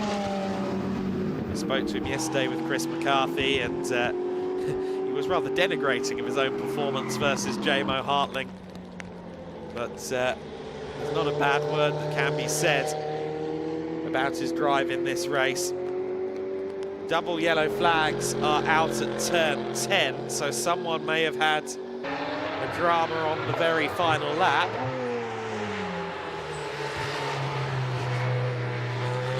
As we continue to watch Kazmarski, I'm just counting the cars as they come by and seeing who might be missing. I think it's Alessio Ruffini, unfortunately, who has gone missing, but Kazmarski through 7 and 8. There is Alessio Ruffini. He has come to a halt somewhere in the number 30 Lamborghini Super Trofeo car. I think that's somewhere around the last couple of corners. So he will unfortunately be out of the race and not take the flag on this occasion, but heading toward the flag is the PTT Racing Mercedes-AMG GT3. First time we've seen the PTT crew running a GT3 this year in GT Winter Series. They've been bringing their fleet of Porsche Cup cars along, but Martin Kazmarski, in addition to the driver lineup, bringing the Mercedes-AMG GT3 Evo out to play for the first time, not the last time this year. And now adding a trophy to the collection for PTT and for himself is Martin Kazmarski, who crosses the line to win the race in the GT Winter Series. He is a winner in the series for the first time. Andrzej Lewandowski was closing in after that penalty, finishes 14 seconds back, gained about 5 seconds over the last few laps of the race. There is the Ruffini car. Stopped on the run towards turn 11, towards the last chicane. Third place car, Hubert Darmetko, coming through the final hairpin now. Powers out of the corner. Too composed to give us a slide coming out of the last turn. I was expecting him to give it a dab of Oppo, but that might be a little bit risky He takes the Cup 2 win as well as third overall. Fourth place then to Leandro Martins. Fifth place just with Kenneth Hire, is it? It's a drag race to the line. And Hire does indeed hold on to it by half a tenth over Alfredo Hernandez, who was coming on strong at the end of that race. Sixth overall. And also second within Cup 4 after Andrzej Lewandowski. Uwe Lauer taking seventh place, or at least he should shortly. Oh, never mind. Igor Klaya diving up the inside at the very last opportunity. He gets past Uwe Lauer, and here comes Ibrahim Badawi. Badawi might just pip him. It's very close. No way. An exact tie almost. Exactly 1/100th of a second between Lauer and Badawi, but Lauer just about held on to 8th overall, but Igor Klaya rather rudely budging through into 7th overall at the end there. He will also take third among the GT3s, but Uwe Lauer and Ibrahim Badawi dragging to the line there. John Dillon the last across the line. Everyone has now taken the flag. What a motor race. As always, the GT Winter Series delivers. And even if the climate delivers the rain, racing is still brilliant to watch. It's Martin Kazmarski that takes the win in the GT Winter Series race number 2. Lewandowski wins Cup 4 and takes second overall, ahead of Cup 2 winner Hubert Darmetko in third. Martins takes fourth place ahead of Kenneth Hire. Alfredo Hernandez is next in sixth place overall. Igor Klaya taking seventh place. Uwe Lauer just beating Ibrahim Badawi to the line after Klaya budged through into P7. John Dillon wins Cup 1 and takes 10th overall. Przemysław Bienkowski in 11th place. Isosaki taking 12th. Matt Chris in 13th. And of course, Lettia Raffini not finishing the race after that moment towards the end. Respect there between the countrymen, Kazmarski and Lewandowski. Both of them searing in the rain, quicker than anybody else out there. I'm looking forward to this interview with Martin Kazmarski. I think he's going to be pretty upbeat when he speaks to Chris McCarthy in a couple of minutes' time. He certainly seems upbeat as he speaks to Andrzej Lewandowski. PTT Racing waiting with open arms to congratulate him. And I think he was saying there, may have calmed down a little bit in the race once Lewandowski had his penalty.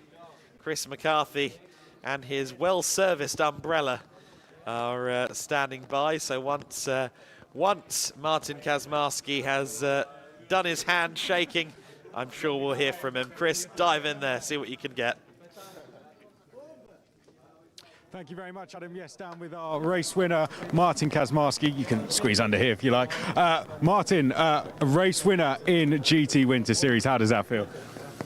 Boring. It was a boring race for me because from the beginning I was leading, and in the beginning I was fighting with the Lamborghini. The driver is really fast there, but he had some penalty or something. He needs to go through the pit stop, and I was alone. And I tried to be all the time the same, similar, no crash the car, because the leaders can be a bit like higher than normally. And I'm okay. That's my second race. Yesterday was second place, today was first place, and then maybe today afternoon also first. Yeah, we try together. The conditions certainly weren't easy for you. Was it changeable throughout the race? How did you have to adapt through it throughout the race? The conditions? For me, it was quite tricky because the rain was a bit lower and higher during the whole race, and I couldn't find a good pace in the corners.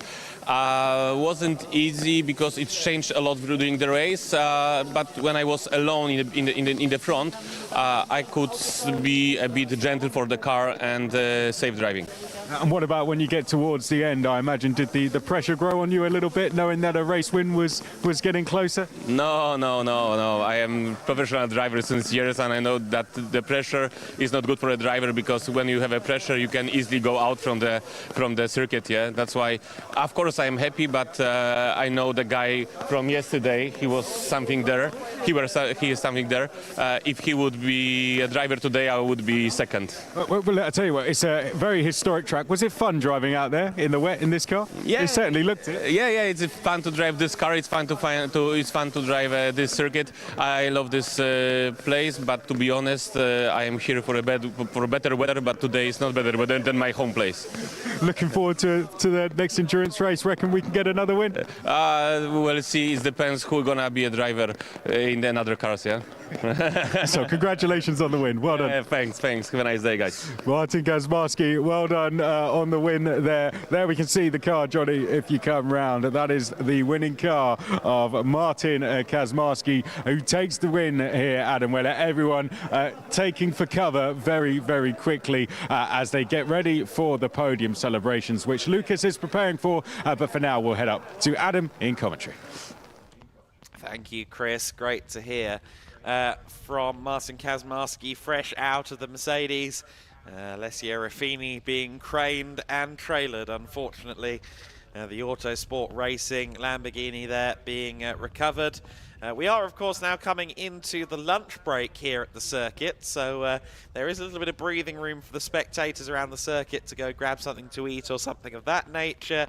However, we will continue broadcasting all through lunchtime. I know that Chris and Lucas are going to go down there and get some observations from the pits. However, for now, let's take a look at the race that was. It was a controversial start for Andrzej Lewandowski. He took the centre stage of the second row, quite literally, moved himself up to second place, but would get a drive-through penalty for his efforts. Hubert Darmetko, from the very start of the race, was looming large behind Leandro Martins, who dove up the inside of Kenneth Heyer, trying to make up some places in the early stages. Ibrahim Badawi, who started on the second row, was running in third, fourth place early on. He started to drop through the order. In the meantime, Hubert Darmetko was continuing to make life very hard for Leandro Martins. Got a good run out of turn one, tried to go to the outside at turn two, eventually got past, and then started hunting for Heyer, Kenneth Heyer. And he would get past as well. The Mercedes AMG GT3 Heyer once again struggling in the wet conditions, much as we saw in Estoril as well. And Darmetko around the outside at the first corner. Very nice textbook wet weather driving. Gets through into third place overall, where he would stay. And of course, by the time Leandro Martins followed him past Kenneth Heyer, the Cup 2 rival Darmetko had disappeared up the road. But Kazmarski took the flag, took a win, and well, he said he found the race boring.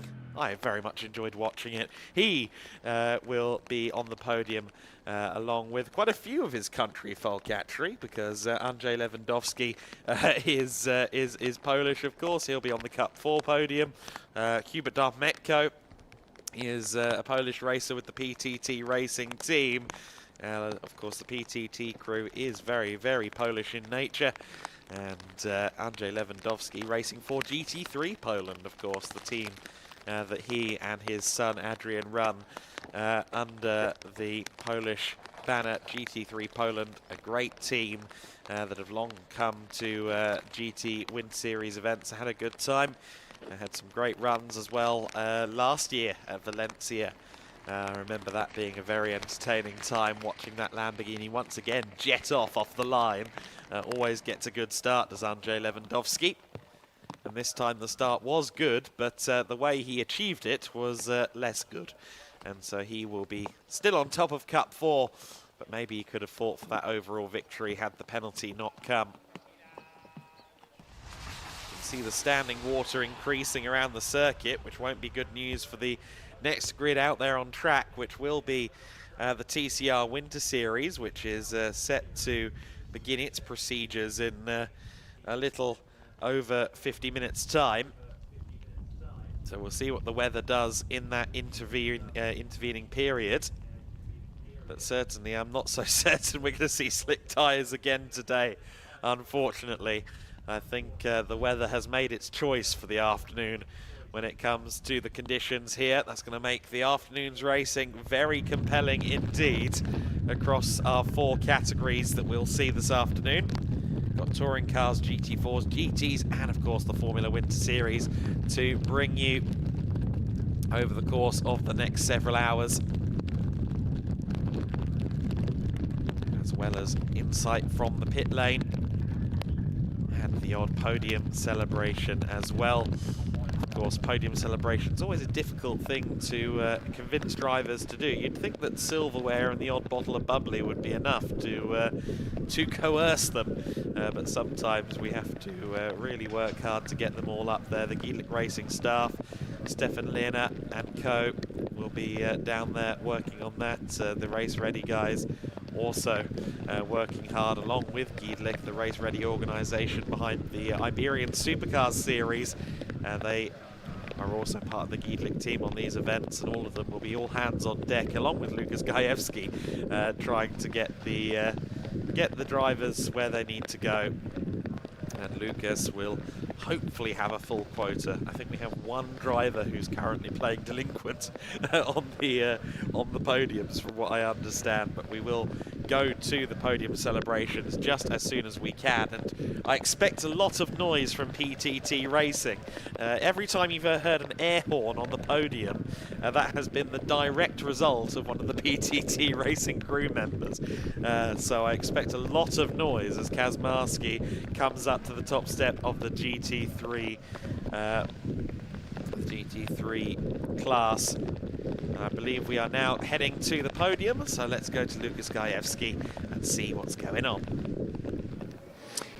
Thank you very much, Adam Weller. You are exactly right. We are ready for the podium after the second wet race for the GT Winter Series this weekend. And we are very happy to welcome the drivers on the podium. And we will start with the procedures in GT3 class. So let me clear the stage and welcome to the third step of the podium from Die Biermacher Racing, Uwe Lauer. In second place for SR Motorsports, Kenneth Heyer. And your winner for the second time this weekend for PTT Racing, Martin Kaczmarski. Well done. And as Adam Weller said in commentary, massive round of applause from the pits as Stefan Lehner, Mart Hilgenberg and Jan Jürge kindly present the trophies to our top 3 finishers. Uwe Lauer, like yesterday, in third. It's Kenneth Heyer in second after Jamo Hartling took the win earlier on this weekend yesterday. And Martin Kaczmarski with another victory for the PTT Mercedes AMG GT3 outfit, as pictures are being taken, and as we are heading into the lunch break, I think there's plenty of time to have a bit of a chat with the drivers, as we've got some more photographers upstairs. Uwe, P3 yesterday in dry conditions, P3 again today in wet conditions. What do you prefer? What do you like more? I like more the wet conditions. It's slippery. It's more feeling with more traction feeling, more sliding in the corners. It was very nice race. Yes. All right, thank you very much, Uwe. Kenneth, a word from you as well. How did you like conditions out there today? We struggled a lot with the Pirelli tires compared to the machine. I had no chance at all. Lack of aqua planning. I just want to keep the car on the track for the endurance race later, because I had 2 really big moments on the straight. So yeah, it's like it is. P2, we take it and it's good. And as you said, the big endurance race coming up later, you have to share the car. You always want to keep it in one piece. Yeah, for sure. We have to go later for the third race, and we have to save the car a bit, and no crash at all. Yeah, and that's it. Kenneth, thank you very much to you as well. I think Martin is already gone, but that's not the biggest issue, because of course we heard from him down in the pits already. All right, second podium then coming up, and this is for the Cup 1 class, the Ferrari 488 Challenge cars, and their respective drivers are next. And as yesterday, in third place from Kessel Racing, it's Petros Makris. Third place on his series yesterday, as well. In second place in Cup 1 for AF Corse is Motohiko Isozaki. And your winner for the second time this weekend in Cup 1 class from AF Corse is John Dillon. Congratulations to John once again, as Jan, Mart and Stefan are ready to hand out the trophies to our top 3 Cup 1 finishers. Same order on the podium as yesterday, however, very, very different conditions indeed for our Ferrari 488 Challenge drivers. They kept it all in one piece, and this is most important, of course, in order to enjoy the last competition later on today. So let's have a quick word with our top 3 finishers on the podium. Petros, P3 yesterday in dry conditions, P3 today in wet conditions. What did you like more in your Ferrari? The dry conditions, not the wet ones, but it was very tricky, very hard. The weather was changing all the time. But that's it, that's motor racing. But anyway, I would like to thank my team, Kessel. It's because of Kessel for the help, the support, everything we do, and I dedicate everything to them. They deserve it. So fingers crossed for you to get some more dry running later on this afternoon, although I have to say I'm not awfully optimistic there, but let's see. Second place, once again, completely different conditions. How did you like it on the circuit? I like rain, but not so much good driving, but lucky, second lucky. Motohiko-san, thank you very much. Thank you. And well done to P2 once again. John, as we said, dry conditions yesterday, completely wet conditions now. How did you like it on the circuit? Yeah, I like the wet. Don't forget I'm from England, yeah? So in England, you know, the first thing you think about is, yeah, this is going to be a great day. So, yeah, the wet is good for me. It was tricky. You know, I'm on the Pirelli tyres, which are not great in the wet. The front tyre's not always gripping up, you know, towards the end of the stint. But no, it was good. Yeah, I'm enjoying it, you know, and once again, a great championship and great organisation, you know, it's brilliant. Great stuff. Thank you very much, guys. Your Cup 1 podium finishers after race 2 here in Jerez, and of course for these guys, the third competition coming up later on just as well. So then, next up is our third podium for Class Cup 2, which is our Porsche Carrera Cup class, and much as in Cup 1, it's exactly the same order as yesterday. So please welcome in third place for Cup 2 from PTT Racing, Igor Klaya. In second place for Raka Motorsport, Leandro Martins. And your winner for PTT Racing is Hubert Stametko.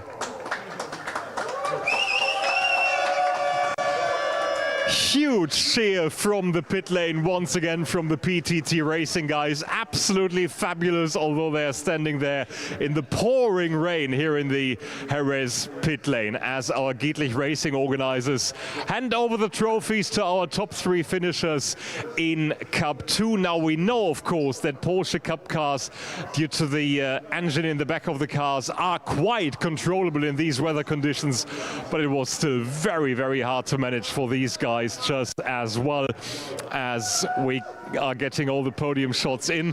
Let's have a quick word then with Igor Klaya in third place on the podium. Igor, how was the race for you today? It was very nice. The team is great, so congratulations and thanks to the team. And you know, my partner is driving like a dirty and wild cat, so I love him. Why has he left us? Where has he gone?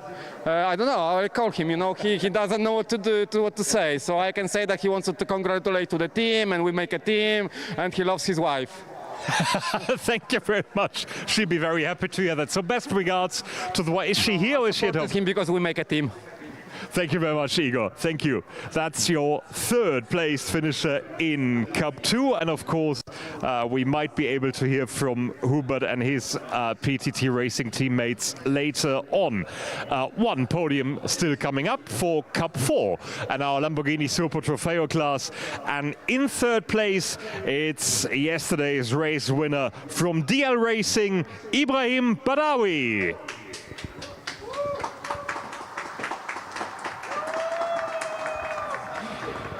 In second place, first podium of the weekend for BDR competition, Alfredo Hernandez.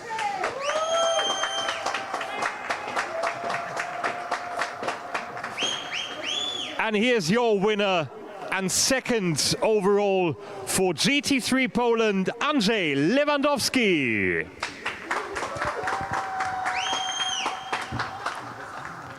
And it's once again up to the Gedlich Racing crew to hand out the trophies to our top 3 finishers in Cup 4. The Lamborghini Trofeo cars delivering a great show out there, and it was absolutely fantastic to follow just as well.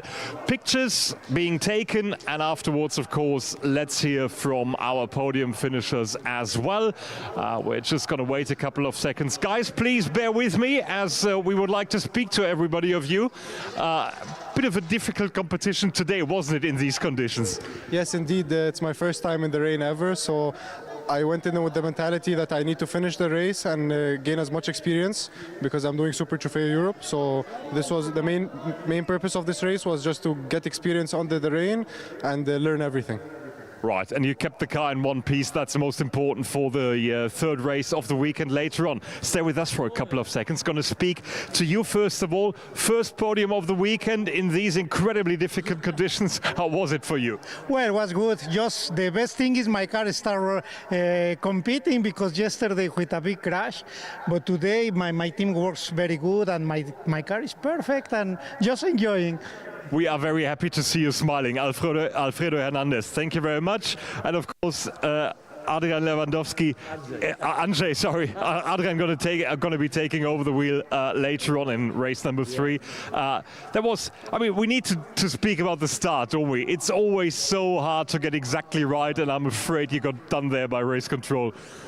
No, maybe I make some small mistake and go too much in the inside, but it's a little, I want to be front, and that's why maybe I do some mistake and I got the drive-through, yes.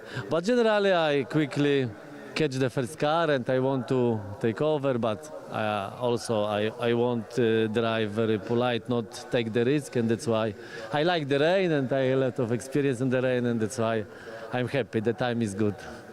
Andrzej Lewandowski, thank you very much and best of luck for the third race coming up later on today. However, coming up next, first of all, is our lunch break, which is not really a break at all, is it? Because, of course, our crew is down there in the pit lane to give you some insights and some backgrounds about the GT Winter Series. And, of course, this weekend, it's not only the Winter Series package, but we are also joined for the very first time by an external support series, so to say. TCR Spain is joining the Winter Series package this weekend with a sort of pre-season event here in Jerez. And let's head down to Chris McCarthy in the pits to get a bit more insight on TCR Spain. Chris. Thank you very much, Lucas. Yes, we're down here in the pit lane. We're building up to TCR Spain, and with that I've been joined by some drivers. A driver, first of all, from Monolau, who was on the podium yesterday, Eric Genet, a familiar name, of course, to TCR Racing, the Genet name. Thank you very much, Eric. First of all, tell us, how was it finishing on the podium yesterday? Well, it was my debut here in the TCR Spain, very competitive championship, really. It was feeling great. I like it very much. We had very good battles during the race, but also learned a lot. It was my first race, and I think I did it quite good.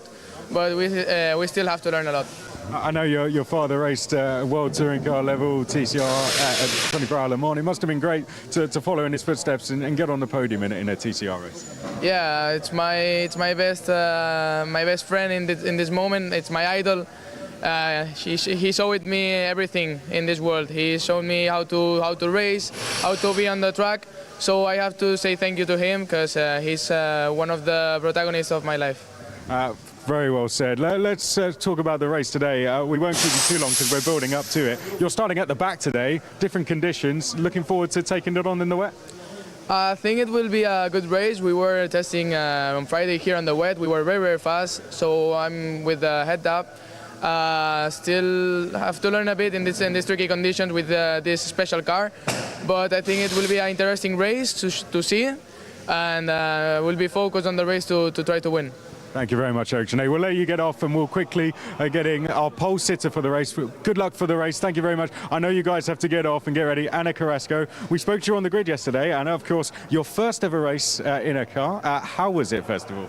Honestly, it was a good race. I had a lot of fun for my first time racing on cars. So, yeah, I didn't have any expectation, but I really enjoyed the race on the TCR. So I'm happy with this experience, and let's see today if I can improve a little bit.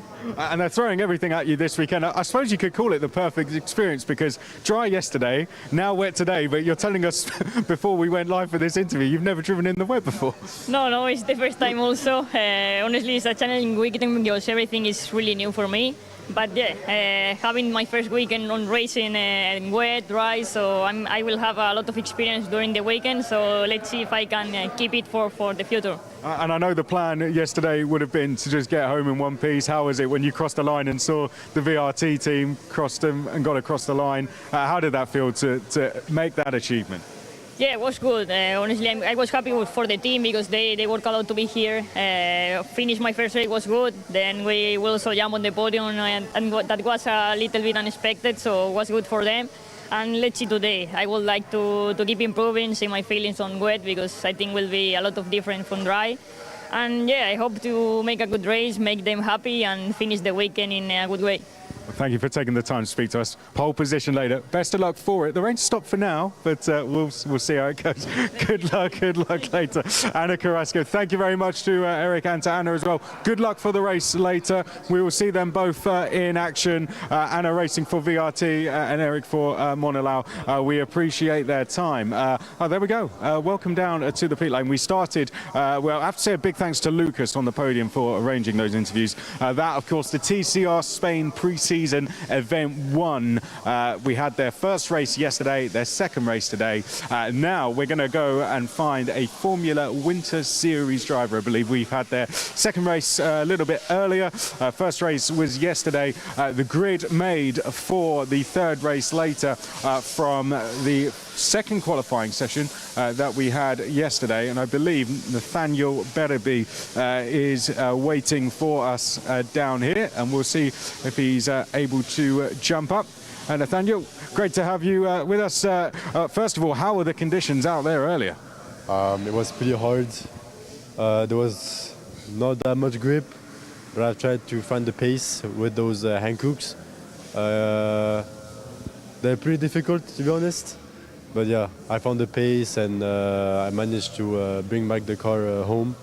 And yeah, that's pretty important since yeah, it's only my second race now here in Jerez, and yeah, pretty proud of it.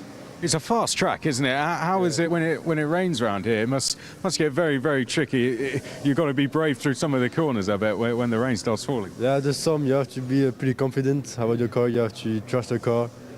But I mean, yeah, you have to know the car. Yeah. Any sections in particular that you'd pick out as some of the most tricky sections? Well, I think Sector 3 is pretty complicated with the curbs.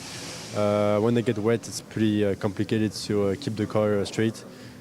But like, yeah, how I say, you trust the car, trust the process, and it should be okay. Good stuff. Well, it's great to speak to you. Looking forward to the third race later? Yeah, third race, yeah, pretty confident about it. Let's see how it goes, and I wish myself all the best. We wish you all the best as well. Thank you very much for speaking to us, Nathaniel Bereby. Good luck. Have a look at the car, Johnny, as well. You can see, feel free to just dive in and have a look at the car. You can see him getting ready to go for that one, and we appreciate him taking the time to speak to us. Nathaniel Bereby talking us through that the third sector in particular looked to be the trickiest section. Here we come next then to US Racing, who had problems unfortunately with Jean-Marco Pradel's car a little earlier, but they did get back out for a little while. But overall, this team running very, very well so far. As down a little bit further here, I believe we've got another driver. We got Lorenzo Castillo here, I believe, from Technica. Who do we have here then? Introduce yourself for the stream, sir. Yeah. So we're here in Jerez, and now we have the last race of the weekend, and we will see next week in Valencia. So we're in this car here. You're driving number 5. Yeah, I drive the number 5, and yeah. We will hope the best for the next race. How was it out there earlier, the condition-wise? Well, the conditions in the first race was very strange because in the first stint of the race we had a lot of dry track, but we were with the wet tires, so it was very difficult because we couldn't see the wet parts for our tires. But now the track for the next race is fully wet, so it's going to be, for me, it's going to be easier because I prefer fully wet than dry and wet. So yeah, let's hope. I guess mentally going into that race earlier, it was a bit up and down, wasn't it? Not really knowing what the conditions were going to do. Is it easier to mentally prepare for a race and both for the team as well when you know now looks like it's going to stay wet? Yeah, well, yeah, it's hard because we didn't know how to manage the tires and like this, but after the rain come in, so at the end it's the same for everyone. Tell us, and although it's a sprint race, does tyre management come into it in those situations as well? When you're at tyre management, was that coming into play a little earlier at times? Yeah, I think, yeah, but now in the next race also, yeah, a bit because now our tires are a bit are very, very old. So no, also like in the track in the last conditions, the tires suffered a lot. So now we don't have good tires. So yeah, we need to work on the management of the tires also. Thank you very much for your time. Best of luck for the race, Lorenzo Castillo there in the number 5. Okay, let's keep moving. Here are the guys from Rodin Motorsport, Thomas Strauven and Bart Harrison in the car for them. We see Thomas Strauven's car, the number 8, Bart Harrison alongside in the 77, jumping up from karting, a 2-time vice British champion, Thomas Strauven, alongside doing some great things in the international and European karting scene. And then MP Motorsport we come to next. You can see garages closed a little bit on them. Well, we're going to go and see if we can go and find some more drivers from you. In the meantime, one of the drivers in this category is Bianca Bustamante. We were hearing a little bit about the circuit from a couple of the other drivers just there. Here's what she had to say about the circuit a little bit earlier this week. We're very excited at the GRS team to welcome Bianca Bustamante into Formula Winter Series. Bianca, we're just talking, it's your first time at this circuit. It sounds like it's been interesting so far. It really has been, and it's not a conventional circuit. It's very tight. There's little margin for errors because you're so close to the gravel every time. And there's about 38 cars on the grid, so that definitely makes it a bit tougher. First time here at the circuit. I'm loving every bit of it. I mean, it's lovely to compete at such high competitiveness, driving with the best teams, the best cars. I mean, it's incredible. Really looking forward to it. And obviously you allude to that with the mix of drivers. You do have some who are fresh out of karting, albeit at a very high level, others who are second, third year potentially in Formula 4. I suppose that's a really good opportunity to kind of, see where you're at going into the summer, isn't it? To see where you are in the pecking order. Yeah, it really is. I mean, you've got a grid full of different drivers with different level of experiences, and for me, I'm here to learn. Like every day at the track, every corner, every lap, it really is such a learning experience. I mean, I'm driving these tires for the first time as well, the Hankook, so that's a tough one to learn, but it teaches you to be adaptable, to learn how to adapt your driving depending on the tire compounds, which varies a lot because it's the only thing that touches the ground or the track. So, but yeah, I mean, all gone so far, pretty good. I loved my first experience in the Hankooks. Very different from the Pirellis that I'm used to, but yeah, learning. And have you ever driven at Aragon before? Aragon. Yeah, I've driven Aragon. I tested there before in the F1 Academy. Love the track, very high speed. I love the little corkscrew. Little bit known for track limits, so there's a big topic about that. But all in all, it's a fun one. And so how do you feel about Jerez then? You get proper track limits here, gravel. Yeah, gravel. I mean, the first session we had about like 3 red flags, so obviously not a good welcoming. It's hard to learn the track, at the same time learn the tires when you got barely any laps because of all the red flags, yellow flags, but it makes it even more tough, and you learn from the tough moments. And today, you know, we only got 2 sessions, 2 practice, but we already made a massive step, and I know the upcoming days is going to be tough, but I'm here for it. And obviously you've got some kind of a teammate who's going to become F1 Academy competition in Leah Block. She's coming in from quite a different background within motorsport. What do you think of her journey so far, moving into single-seaters? I mean, it's nice to see, you know, different level of just experience. You know, she's very competitive in rally and stuff like that, and me, I've always been grassroots into single-seater.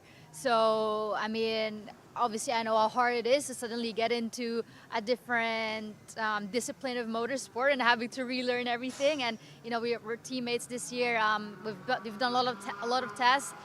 We just came back from Barcelona from the F1 Academy. I mean, she's learning a lot. I mean, it's nice to see the progress, to see the growth, and to somehow, you know, help her as well as teammates, share data, share onboards. But yeah, really exciting. Well, it's very exciting to have you here. Great to see you on the timing sheets, and good luck this weekend. Thank you so much for having me. Great to hear from Bianca Bustamante there, speaking with Adam Weller a little bit earlier this week. We're down at Rodin Motorsport here. I'm with Thomas Strauven, who is racing for them this season. Just jumped out from karting. Thomas, you were racing in the FIA Karting Championships last year with the Kart Republic team, joining Rodin Motorsport for what is only your 2nd weekend ever in a single-seater. Going pretty well so far, challenging for top 10s, qualifying in the top 10. You must be happy with that. Yeah, I'm quite happy. Just like the last race 2 wasn't a little bit of unfortunate, so I didn't really have the pace. So yeah, but we'll move on in race 3 and try to maximize the race. I always talk to car drivers about this. Tell us how you're adapting to jumping out of karting. Of course, that's a very intense timetable when you're in there, but a completely different to driving. How's the physicality of getting in one of these F4 cars? Well, the physicality is more, so you really have to gain some muscles, but at the same time, karting is more active, so like you have a session 30 minutes rest and you have another session, but well, here it's 4 hours almost, because now I have a very big break and then after we go again. So but it's nice because we have more rest time, but yeah, it's also a little bit of a shame that we don't drive that much, but I really like it. Want to get out in the car more. I love it. But I guess a lot of data to go through as well, isn't there? Plenty to work with, and you're with a great team here in Rodin Motorsport. Yeah, it's a really good team. Like also in karting, you did 50 maximum 10 minutes data, and now you're like almost 1 hour. So yeah, it's longer for the data and everything. But yeah, really happy with the team, and we're making the steps, and we will come there. You must be very happy with already challenging for top 10. You're in for a full season as well. I guess the plan is hopefully to get some good points on the board and maybe even push for some top 5s by the end of the season. Yeah, I hope I will get for sure some points and try to get some rookie podiums. I was close in race 1, got 4th rookie. Race 2 I got 5th. At a little bit at the end I was running in 3rd rookie, but then after got a little bit back. But yeah, we'll charge forward in the next race and hopefully have some podium.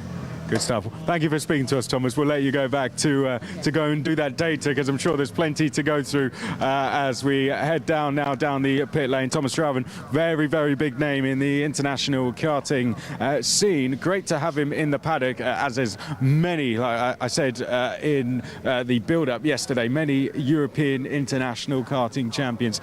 Thomas raced with one of the biggest factory teams in international karting and is here with us with one of the biggest single-seater teams now in Rodin Motorsport as well. And speaking of European karting champions, one of them is on the grid this weekend, our reigning FIA karting European champion in René Lammers, and Adam Weller caught up with him a little earlier this week.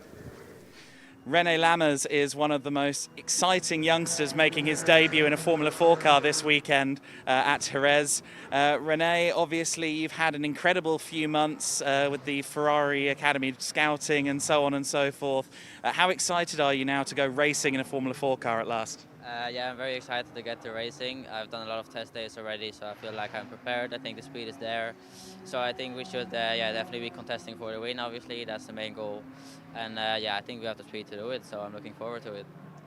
And obviously MP Motorsport, very well established team, a good bunch of people to work with.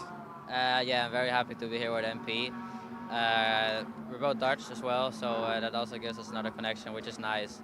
And we feel really great. We have a great feeling with them, and I think they're a good team as well, which they manage their cars well, etc. So I'm very excited to get going with them. Obviously, for you, racing is a family business. Tell me, what's your first memory of motorsport? Do you remember kind of your first memories? Well, I don't really remember like my actual first memory, but I did grow up kind of in the racing world, obviously, with my dad being he used to race in the past. He was still racing when I was born, so I also kind of grew up on the track, went with him a lot of times. So not like I really had another choice, kind of grew up in the life and stick with it. Obviously, I think it's fair to say that your fellow Dutchman, Max Verstappen, maybe slightly eclipsed his father as a racing driver now. Jos Verstappen never won a world championship. Is it the same for you? Are you hoping to best your dad and have more trophies on the mantle than him? Yeah, definitely. I mean, he was in F1, but I think he's the first one to say that he only thought about getting into F1, not about staying into F1. Yeah. So his F1 career wasn't that long, and although in the LMPs and the prototypes, he did do a really good job. He won 24 hours per mile. So obviously my main goal will be Formula 1. I think I will definitely go for the World Championships in Formula 1. So in that point, I'm not really thinking about my dad. I'm just thinking about doing the best, which I also think he hopes I do the best. And obviously you grew up, while he was still racing sports cars and things like that. So Formula 1 is your main goal, but would you be interested in that sports car world as well? Yeah, definitely. If I have if I end up being into Formula 1, or if I end up just missing Formula 1, I think prototypes and IndyCar, all those cars are definitely something I'm looking into again. I think it's a nice car to drive. I think with some, still some very good drivers, and obviously still again the main goal is Formula 1, but we'll see how that goes. So. And obviously lots and lots of cars on this grid, 38 cars. Are you looking forward to getting into that pack, or do you think it might be a bit tricky? No, definitely looking forward. Obviously in the race everybody is packed up, so it doesn't really matter. But and definitely in quali it's gonna be a tight one. It's gonna be hard to manage with traffic. But luckily I've learned that in quali as well, in karting as well, which sometimes 110 people on the grid, so the groups were always really packed, and you always have to really be careful of traffic, tow, etc. So I really think I've already been trained quite a bit for that. So I think it's a good thing for me. Awesome. Well, thank you very much for joining us for this interview and indeed for this racing weekend. Good luck. Thank you very much. Thanks to Adam. Great to catch up with our reigning FIA karting European champion, now Formula Winter Series driver, René Lamazère. We've come a little bit further up the pit lane to some GT Winter Series drivers. We've got Joel Mesh from SR Motorsport here, and also a Cayman Trophy driver as well, Enrico Federer. Great to have you both with us. First of all, Joel, we've spoke to you quite often on the podium. I know you're going to talk us around the car in a little second. Enrico, I just want to catch up with you very quickly, because you guys at times have been stealing the show out there. It's been fantastic to watch. How fun's it been out there driving? It was, until now, it was a fantastic season. We won the last 3 races, and we want to win another few races, and we're working very hard to have good results, but until now it was very good. Tough conditions out there though this weekend. How's it been adapting to that? Yeah, this weekend there are very tough conditions. Also in the last sprint race there was dry and wet, but I think we managed good, and you can also see it in the results. So yeah. Well, look, we could talk about the racing. We've got plenty of time to do that. One thing we don't get to do very often is get inside the cars. You guys are both going to be driving this in the main season, aren't you? So you're going to talk us around the car, aren't we? Let's go in and have a look at the car. Right, let's dive in and have a look. You can actually feel free to hold the microphone for this if you want, Joel. You can talk us. Come in, Johnny. We will see if you can, as far in as you can come, and see if we can get in there. There we can see. There's plenty going on in here. Joel, why don't you talk us through it?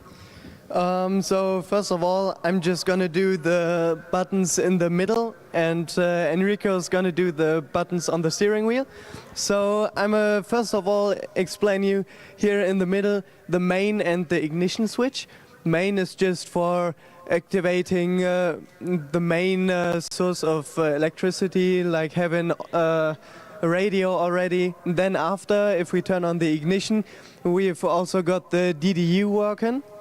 And then the basic check we're doing is just an ABS reset. There's the button, also those buttons to spin. We can change the ABS from low to high settings, as well as the traction control on the right of it. Then we also got the reverse button in the middle. You don't see that quite often, I think, having a button for reverse gear. And also down here, the fuel pump. If we haven't activated this one, we're just gonna go run out of fuel probably after a few meters. Also the fire extinguisher, and on the middle, up there, we've got some light settings on the right, as well as the blinkers. Brightness for the DDU, motor engine mapping for maybe saving some fuel, or just full push.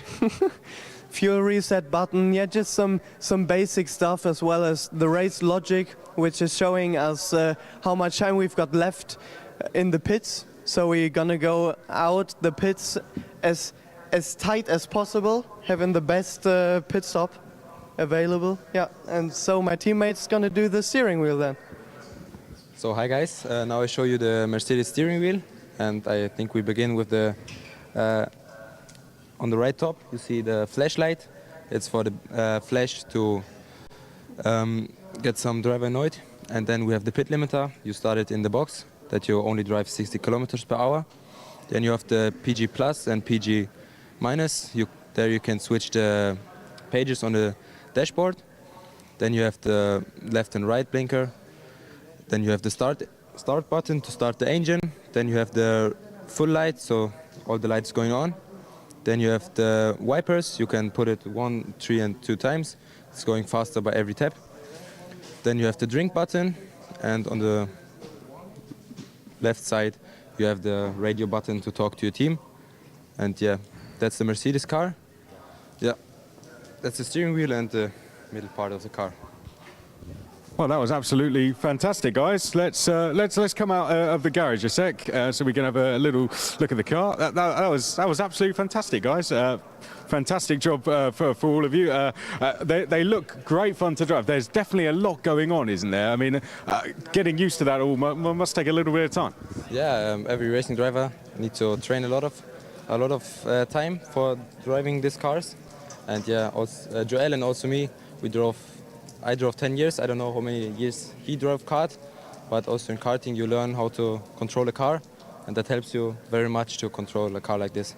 And is this where maybe stuff like sim work comes into play as well? Is getting used to everything going on as well as learning tracks? Yeah, for sure. Sim is the main source of getting experience in my case, because, you know, budget-wise it's just always quite hard getting that much experience. Also, when you're driving sim and it's got the steering wheel as close to the model we are using in the car, then you can just put the buttons on every perfect button, the meanings, and just learn it in memory, you know.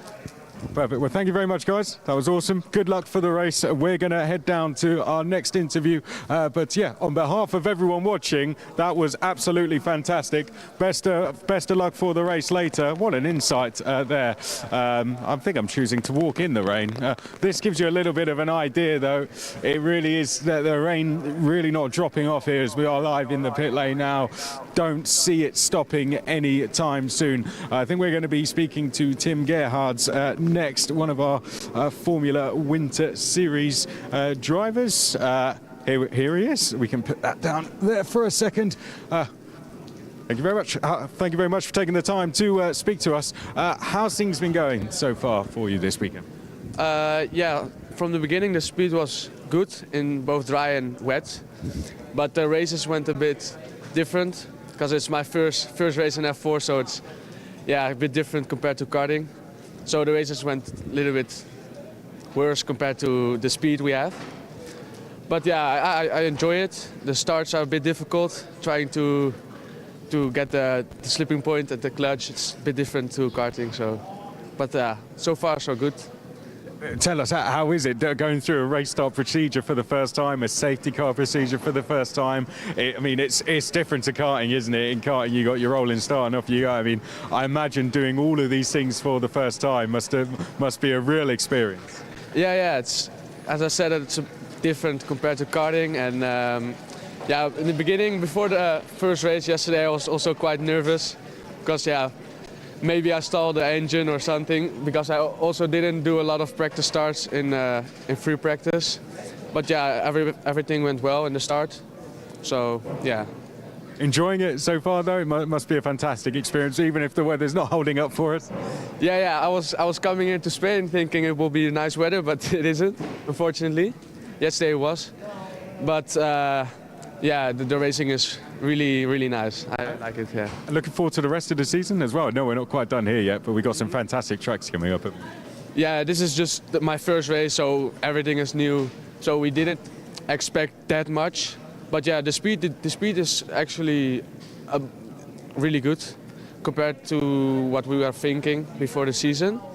Only the racing we need to find a little bit more experience. So yeah, we will see this coming season. Yeah. Seems like you're doing a fantastic job. Great to have you with us. Well done so far, and best of luck for the rest of the weekend. Thank you for taking the time to speak to us. I imagine a very nerve-wracking experience jumping straight up from karting. Thank you very much, guys. That was superb to speak to there. Right, let's keep walking down. I believe we have someone waiting at Garage 7, which is going to be Max Huber. So I won't make you walk too fast, Johnny. Don't worry. I could see you were maybe having a little run there. So we're going down to speak to Max Huber, who is one of our GT racers from the NM Racing team. There we can see Lucas, who has been helping us get these sorted, is out as Forsetti Motorsport open their garage door. Here we can see Max Huber is at the end of his garage now from the GT4 Winter Series. Max, thank you very much for taking the time to speak to us. GT4's been entertaining so far this weekend. How was that second race? Yeah, it was messy. It was messy, not gonna lie. I mean, the first 6-7 minutes were great because it was changing conditions, and with the tire not degrading as much, but that as soon as you lost temperature in the tires, it was really tricky. But yeah, it's great learning. as you said, a good learning experience and part of the winter series. I guess it's something we're here to do. Looks like it's going to be more of the same going into this afternoon, doesn't it? It's going to be worse. It's going to be actually worse, but yeah, we'll be on wet tires for sure, so it's going to be easier. I said it will be easier because we were on dries, and yeah, race 2 was a mess. It's going to be great. I guess, was the decision ever going through your minds about coming in for wet tires? Some teams made that decision. Yeah, but I mean, you had to do it so early for it to pay it off. So yeah, I think it was a great decision to stay on dries. Nice to have the decision made before the race starts this time, I guess. Tell us a little bit about driving a GT4 car around here in the wet. I know you guys had some testing around here. Tell us how the track is. Is it a tricky one in the wet? Yeah, it's tricky, but I mean, I've driven here classic cars in the wet, so it's different. But I had the experience of running here in the wets, and yeah, when you lose basically the temperature, it's really hard to keep it on the track, and the gravel traps are hard to get out too. So yeah, it's hard. It's hard. Not gonna lie, it's harder than Estoril at the start of the season. Yeah. And your season so far, your thoughts on it? Happy with how it's going? Yeah, it's been awesome. It's been awesome. I'm learning a lot, and the car is awesome. The team is awesome. The coach is awesome. So yeah, it's great. It's great for the moment, and great results too. So yeah, it's good. I think that's a nice way to end this. Thank you very much, Max. Good luck for the race later. Let's go then next to Stefan is here. Great to see you from Gedlich Racing. Wow, it's been entertaining days so far. Great to welcome Formula Winter Series with us this time, isn't it? What a start to the season for them. 38 cars, given we were around sort of 10 each round last year. Tell us about the work that's been put in by Gedlich Racing to make that happen. Yeah, for us, absolutely amazing to have this amount of car and this interest in the championship after the first season last year. For us, it's been a hard summer, definitely. We've been on a lot of effort, spoke to a lot of persons to make it happen, and so far I'm quite happy, yes. And some brilliant races so far today. I mean, we had that, not only the Formula cars, I think it was a really entertaining race, but GT4s as well. We were all on the edge of our seat. I know when I came up to you guys, we couldn't take our eyes off the screens. Yeah, I mean, it's really amazing. Here in Jerez, the races are so entertaining. As you say, I have to prepare the podium, and afterwards there's always a lot of stuff that I have to do, but I'm always with one eye still on the screen to watch what's going on in the circuit, yes. And then we had GT Winter Series as well, which I think always delivers new faces here as well, straight onto the podium. I guess that's another thing that the organisation must be happy with, always new faces coming into the championship every round. Yeah, of course. Here, especially at GT4, there are some season entries, but of course we are also happy for single event entries. Some are doing 3 events. We are happy about everybody that joins us on the grid. Let's talk TCR Spain, because we started this with Eric Genet. I mean, of course, son of legend, Jordi Genet. He said he's my best friend, you know, Jordi, who have won the 24-hour of Le Mans, who raced in International Formula 3000, raced in touring cars as well. And Eric Genet had that quite emotional podium yesterday, and I'm sure a moment with his father as well. Great to have TCR Spain with us, and some big names in there, of course, Eric being one of them, and Ana Carrasco as well. How fantastic is it to welcome them as a support series for what is their first pre-season event? Absolutely fantastic. We're happy they are here. To be honest, it was, well, not last minute, but it was quite late in the summer that we got in the first contact, discussed everything, and in the end it was well, on point timing-wise that they are here. In Valencia, we are expecting even more cars from the TCR grid. Right now, the pit lane opens for the TCR, so the next race is already coming up. I know Eurocup 3 joins us a little bit later in the season, I believe, at Aragon as well. Is this something we're looking to do more of, welcome more support series into the championship as we continue to grow this? Yes, definitely. This season we are joined by TCR here in Jerez, next week in Valencia, and then, as you said, at the end of the season in Aragon, Eurocup 3 will also be there. We are compared to last season, we are having more available track time because now we are doing 2 race days instead of 1. So that of course also makes room for more series. So for the future, I'm interested to see who's joining us as well, on the grid. Yes. Good stuff. Well, thank you very much, Stefan, for joining us. We are getting ready to go now, as you can see the cars in the background, for TCR Spain pre-season event 1, race number 2. That's where we are going next. Make sure you stay tuned just for that.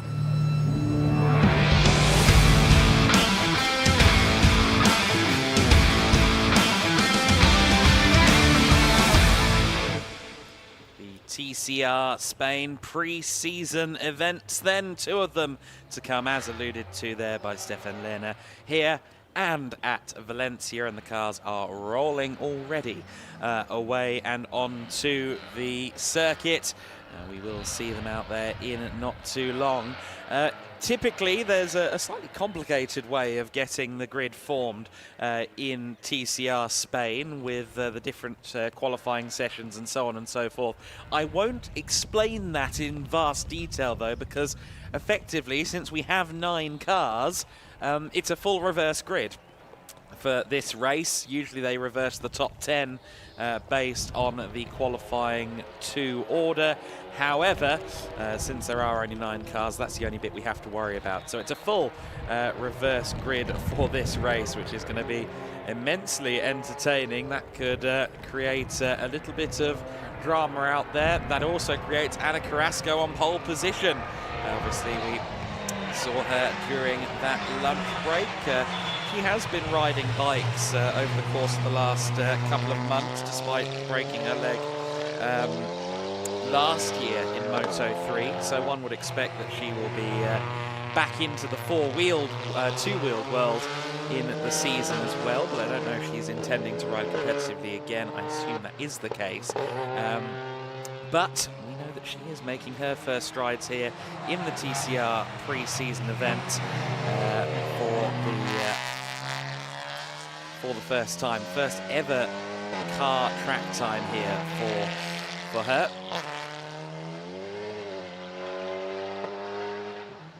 So then Mariano Alonso will also be a beneficiary up there at the top of the order as well, potentially. Mariano Alonso, who didn't take the finish yesterday in one of the older spec TCR machines. That's worth talking about as well. The TCR Cup class machinery is a whole other class. TCR Cup is basically a older generation class for cars of the first generation ilk. TCR came out into the racing world in 2015, so it's been around for a good long while now, as a matter of fact.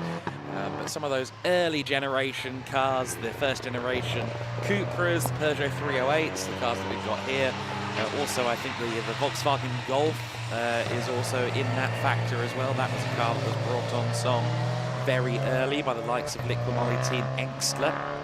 We'll see cars like that potentially re-emerging on the TCR scene as a result of the decision to run a Cup class. Of course, the main TCR class is for the current cars, the Hyundais, the Audis, the Hondas, the Cupras, et al. Obviously, cars that we don't see here this weekend, like the Lincoln Co., for example, also still very much current modern cars, and we'll see, I'm sure, more of them as well in the main TCR season. I think we are expecting a few more from the second pre-season event for TCR Spain at Valencia, but we've still got a very healthy grid. We had a very exciting race yesterday with Nacho Montenegro taking the win, but certainly not a win that was uncontested. Eric Genet, the son of Jordi Genet, had a very good run indeed to finish second place behind, and there's also the factor of Alvaro Garcia, the other of the 2 Civics, slightly older FK7 generation Civic, second generation TCR car.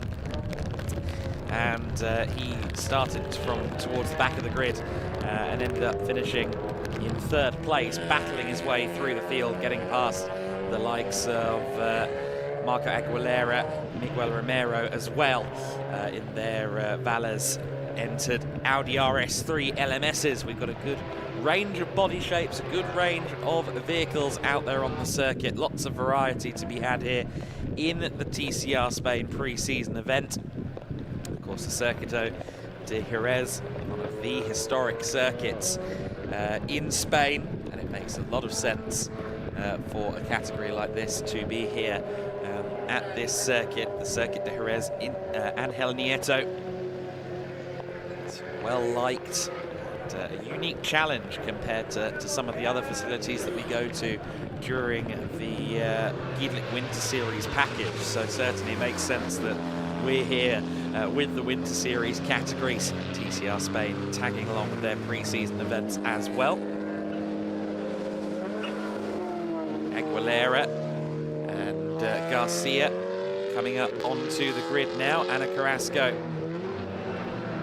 is set to join from pole position. I think she took a couple of sighting laps on her way around the circuit, so she is going to be with the rest of the grid very shortly. She's going to take it nice and steady in this race. It will be her and Mariano Alonso at the front of the pack. Santiago Castilla will be third. It'll be all cup cars towards the sharp end of the grid then. Reverse grid, Chris McCarthy. That means a very different one from yesterday. Thank you very much, Adam. Yeah, I believe you've got the better position up there. It is currently raining sideways down here.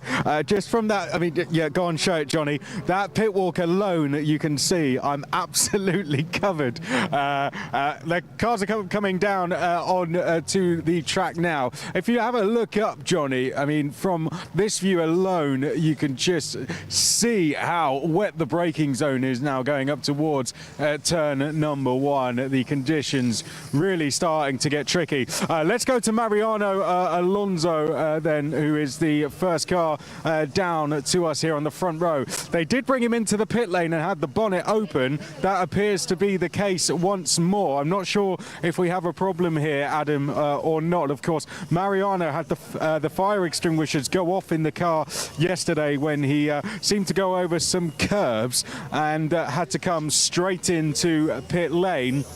And I'm not too sure now if Mariano Alonso is suffering with some similar issues again. Here comes another car. Right, our pole sitter now pulling into place. We spoke to her in the lunch break. Ana Carrasco, who has never driven a car before this weekend, never raced a race car before.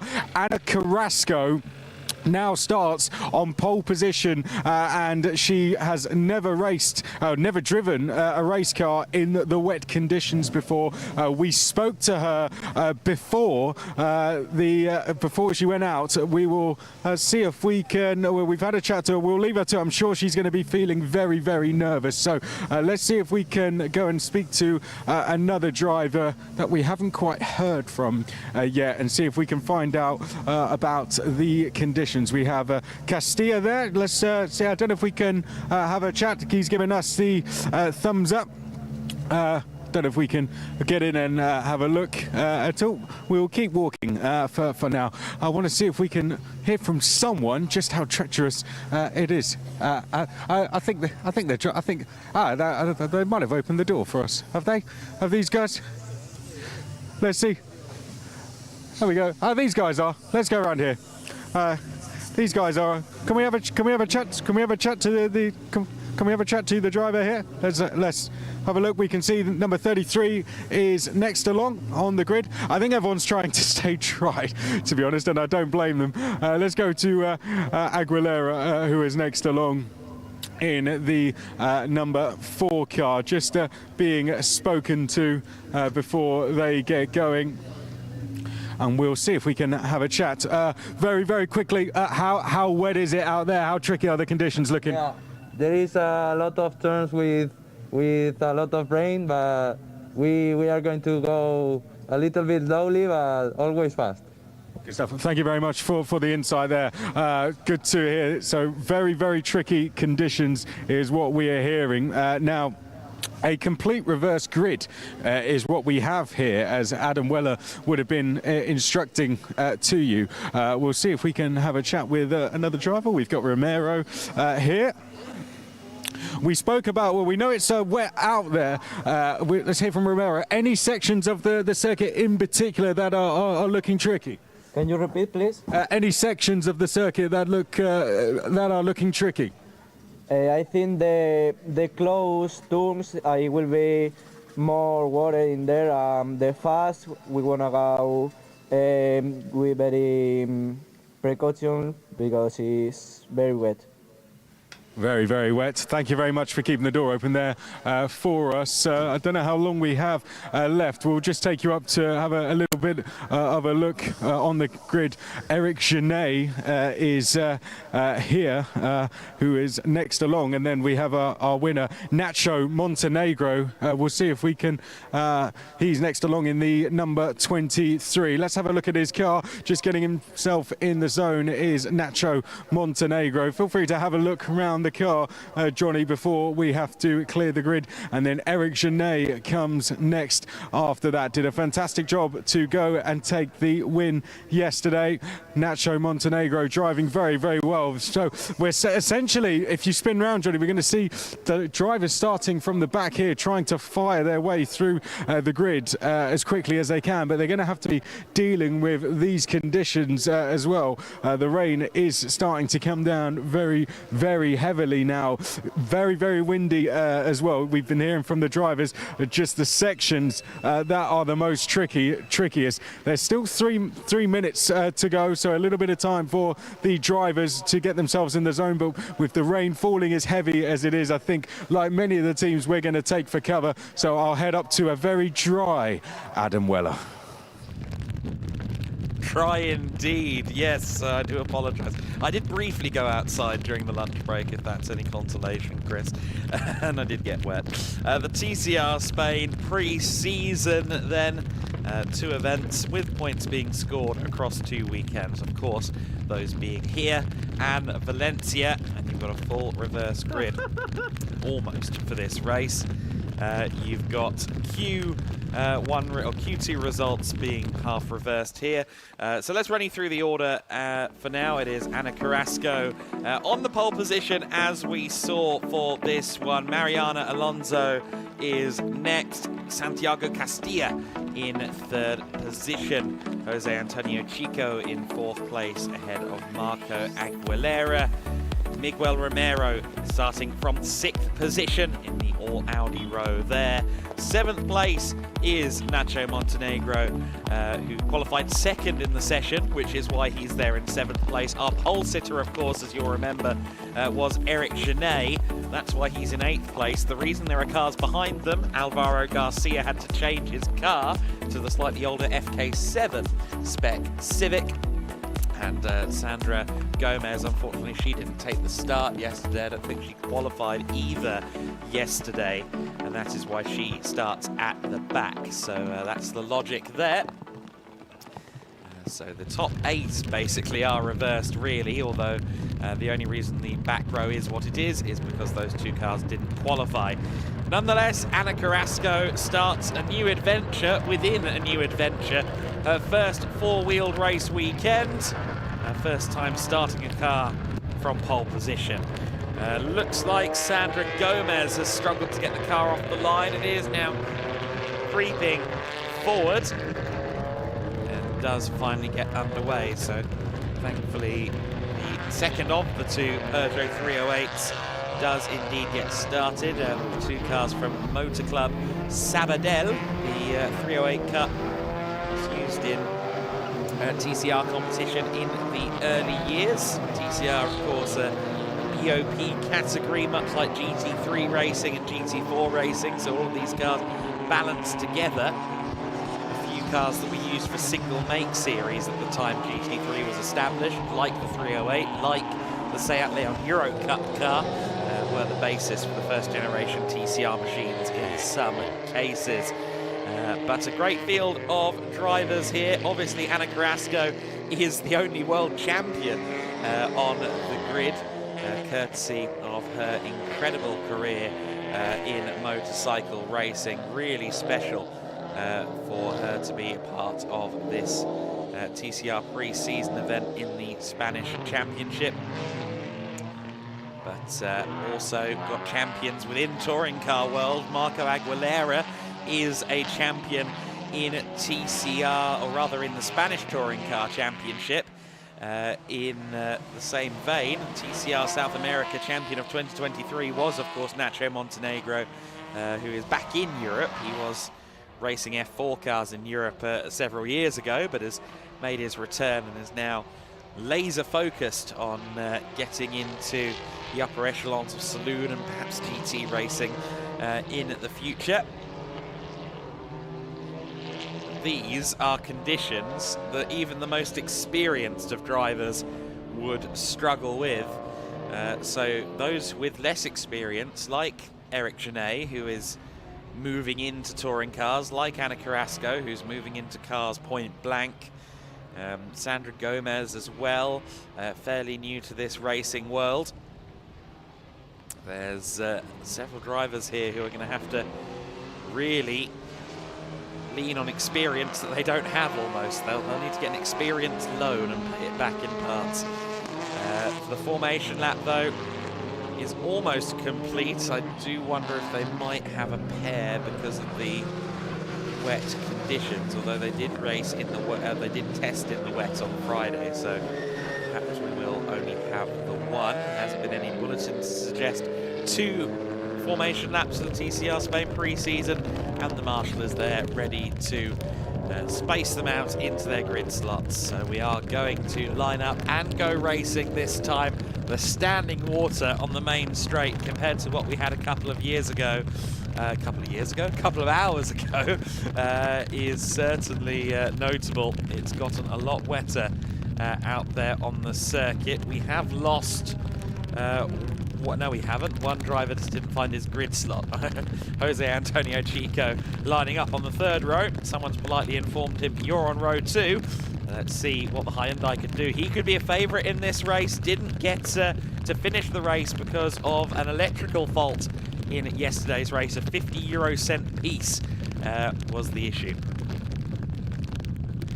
25 minutes plus 1 lap then ahead of us for the TCR Spain pre-season. Red lights on and red lights off. Who gets the best start on the front row? I'll tell you what, Ana Carrasco got a pretty good launch. She will potentially lead into the first corner, although Castilla is on the inside line. Carrasco very generously giving track space there, and it is going to be Castilla that leads the way. Everybody through the first few corners, and a little bit of a drift there from the number 70 already. Up into second place has gone Nacho Montenegro, and by the next corner, yes, he's alongside to try and get the lead. Let's see if Castilla can hold him off. It's side by side as they go to turn 5. Montenegro with the outside line much later on the brakes. He has all the confidence in the world, and almost immediately he gets himself to the front. Only 5 corners between himself and the race lead. Now Castilla, the first of the Cup class cars, has to worry about the new spec Audi RS3 behind him. That is Marco Aguilera looking for second place in the Auto Club RC2 entry. Moves up to second place. Genet didn't quite get the run through the field that Montenegro got, so he's now just trying to get into 3rd place. Gets past the older spec Cupra in his latest spec machine from Monlau competition. That's 3rd place then for young Eric Genet.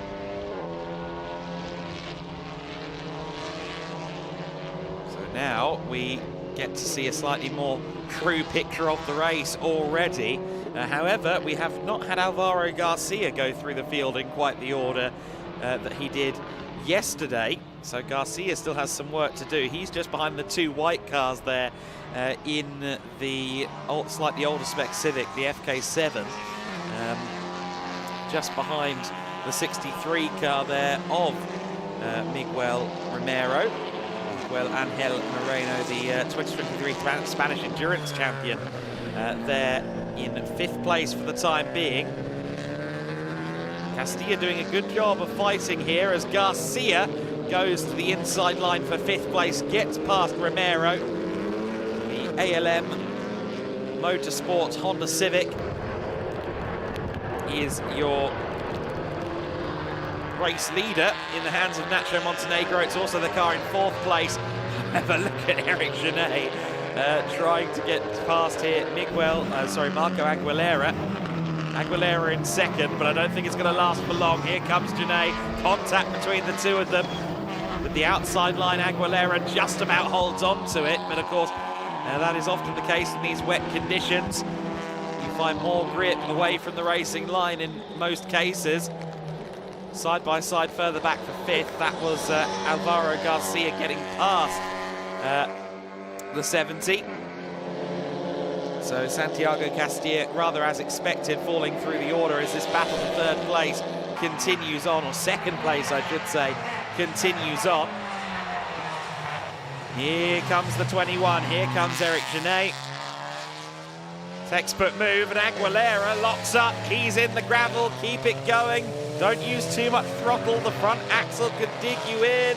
Careful, never mind. The splitter digs in, and that car will need some rescuing. Meanwhile, Alvaro Garcia has moved up and passed the number 70 car. That will then put him into 3rd place, courtesy of the off we just saw for Marco Aguilera. So 2 Civics in the top 3 once again. In fact, the top 3 is now in the exact order they were in yesterday's race. Yellow flags at turn 6 have been declared on the timing screen, as one would expect. See the standing water there at the centre chicane pooling quite severely. There are certain sections of this circuit that can't afford much more heavy rainfall before they become somewhere close to impassable. Alonso in 7th place here.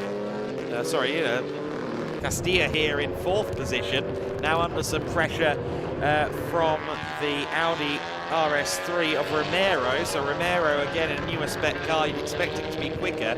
Castilla though does have his car very softly set up. We saw that yesterday in the TCR Spain race, and in these conditions a softly sprung car is exactly what you need. The more give, the more sway, the more travel in your suspension, the less treacherous it is out there in these wet conditions. So Castilla, I think, already pretty much running his wet setup yesterday.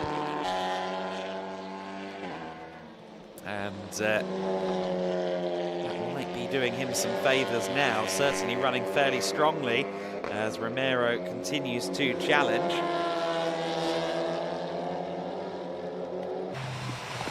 In the case of Santi Castilla, he is a regular all throughout Spanish circuit racing, so he certainly knows Jerez, I'm sure of that. He picks the inside line as yellow flags, of course, down there at turn 6. So as the 63 car goes around Castilla, I have to think that the stewards have their eyebrows raised, because that move was made around the outside under yellows. And I think Romero has realised that and drops back behind Castilla. So self-policing there. I don't know whether the stewards will now look fondly upon him or not, but sometimes if you know you've done something wrong and you redress, you can avoid a penalty. Nonetheless, he has to do it all again then. He has to get back past Santiago Castilla, the leader in the Cup class, currently running 4th overall. The next car in the Cup class is Mariano Alonso in 7th place, who's about 5 seconds down the road, so doesn't have to worry too hard about the Cup classification right now. Can focus on the task at hand. That is the battle for 4th place. Alvaro Garcia in the ALM Motorsport Honda, powering out of the first corner and definitely closing in on Eric Genet, I would suggest. In fact, definitely. The last lap time for Genet, a 2:13. The last time for Garcia, a 2-minute 10.6. Both of them in the 0.6s, exactly 3 seconds between them in terms of last lap time. So I would expect that Alvaro Garcia is soon going to find his way past. However, we've already seen that Eric Genet has some good racecraft under his belt, courtesy of his years in Formula 4 and karting. Still double wave yellows down here at turn 6, so no move can be made around these parts. And Marshall's trying to dig Aguilera out of the sandbox. Oh, and Genet steps out there, into the gravel he goes, and that was the slip-up that Alvaro Garcia needed. He'll be happy with that, because that means he doesn't have to battle the Cupra driver. He can just now move on and try and catch Nacho Montenegro. And I tell you what, I think he's capable of it, because not only was he 3 seconds a lap faster than Genet, he was also 2 seconds a lap faster than Montenegro. Now maybe Nacho is just driving carefully here to avoid any excess risk, but he's going to have to step the pace up now to hold off Alvaro Garcia, who's through into second place and charging.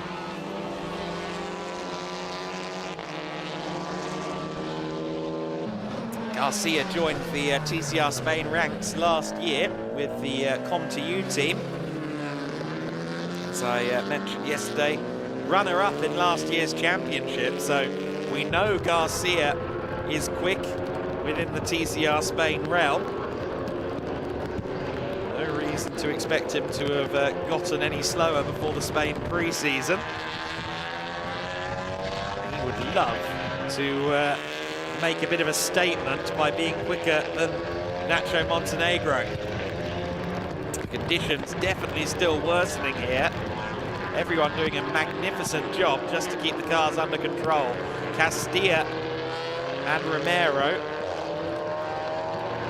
running 4th and 5th respectively. Miguel Angel Romero is the youngest driver in the category in that Audi RS3 LMS. I think Santi Castilla wouldn't mind me saying he's a little bit older and a bit more experienced than the Audi driver behind him.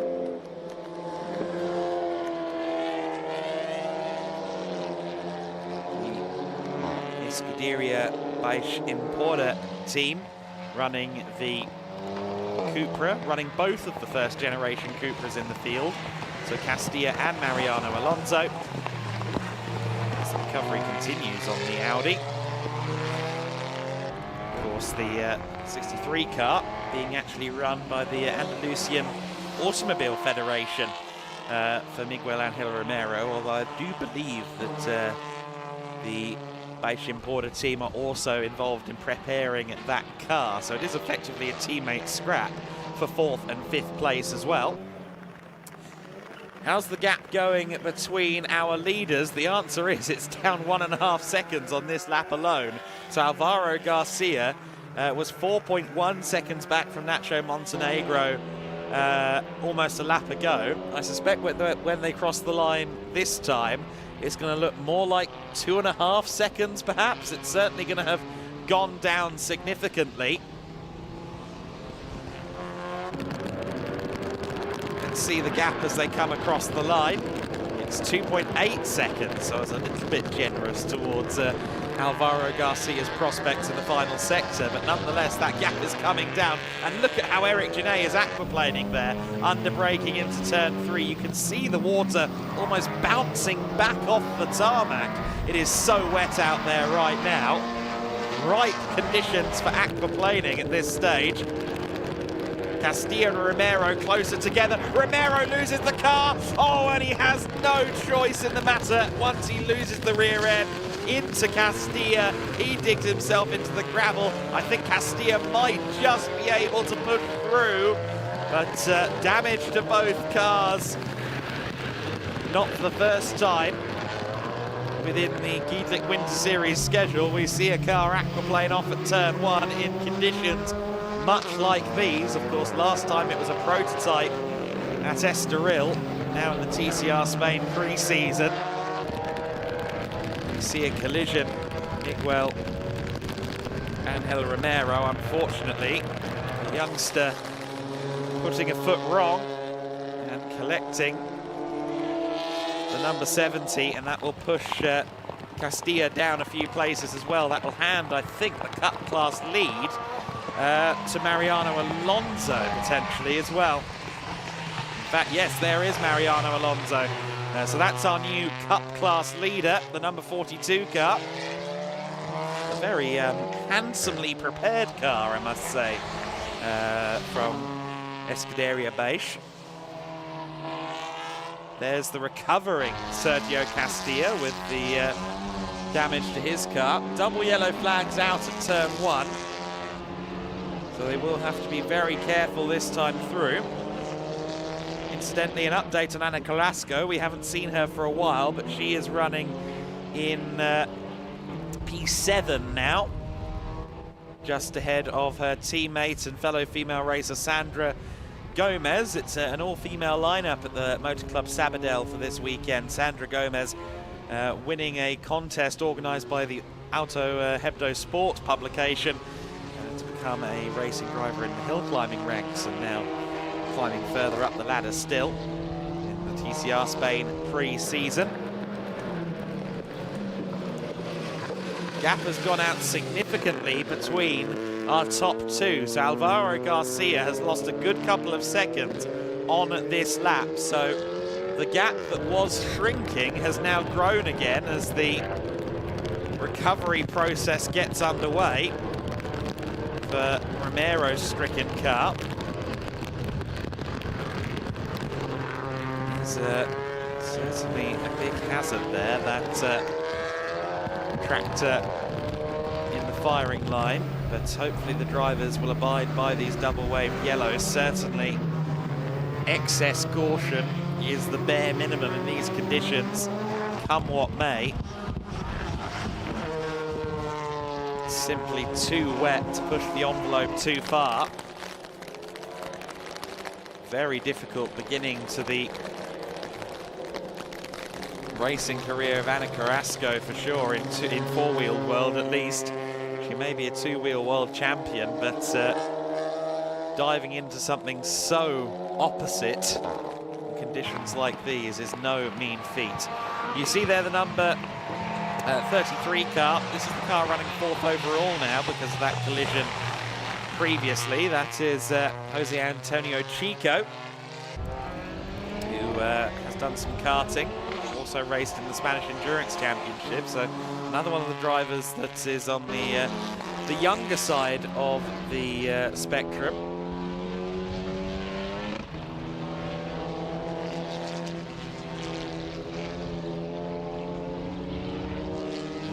And, doing a very good job of holding off Mariano Alonso, who has probably got as many years in racing as most people have in their lifetimes. He's more than 20 years deep into his racing career.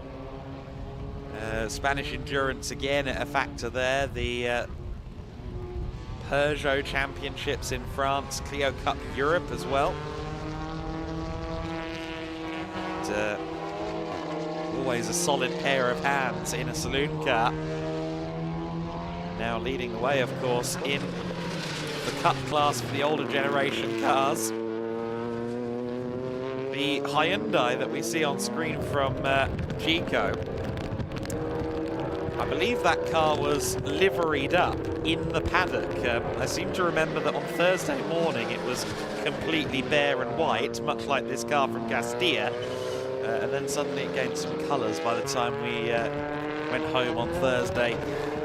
Certainly Castilla, it's good to see him still running at least after the collision with Romero.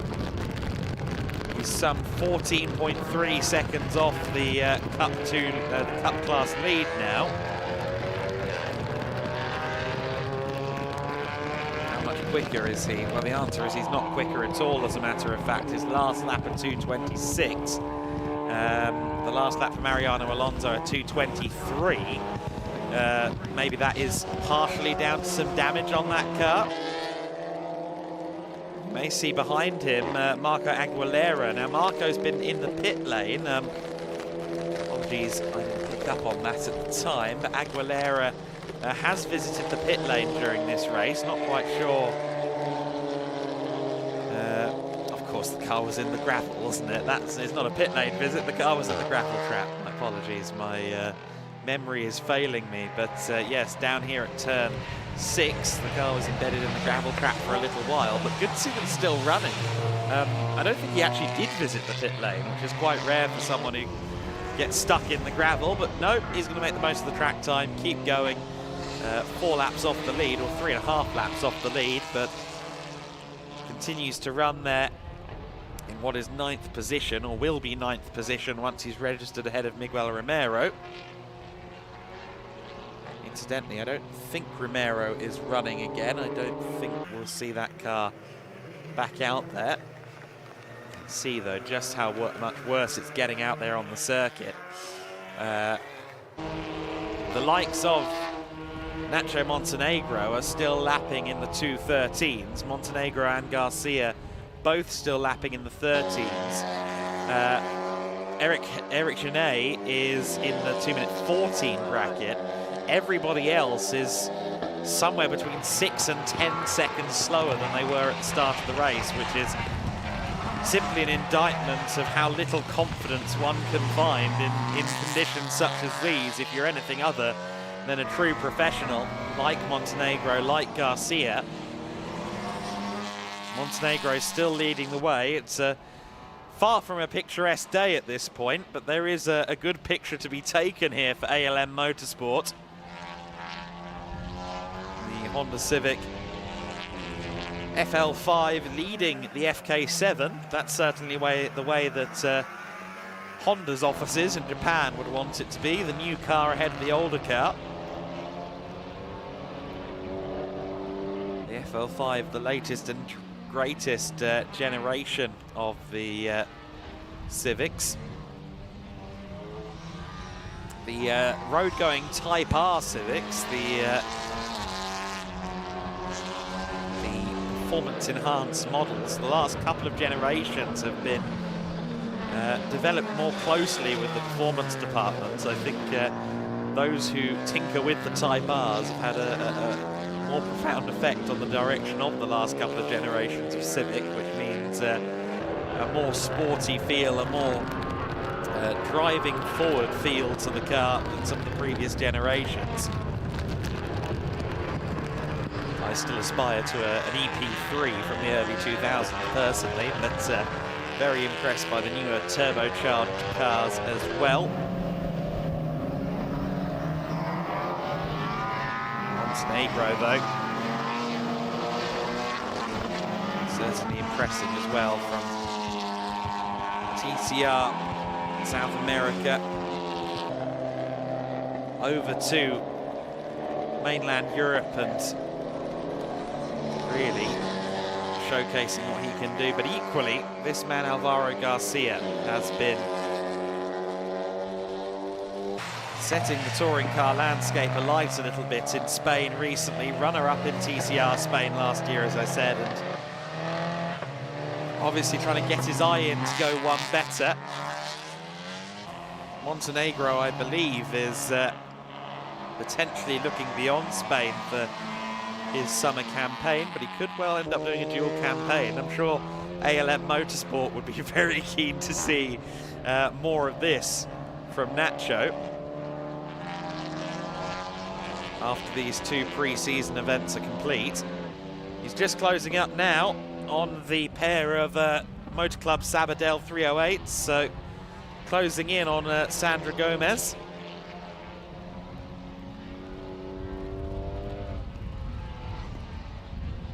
Through the centre chicane goes the ALM car. There are the pair of Peugeots in the hands of Gomez and Carrasco.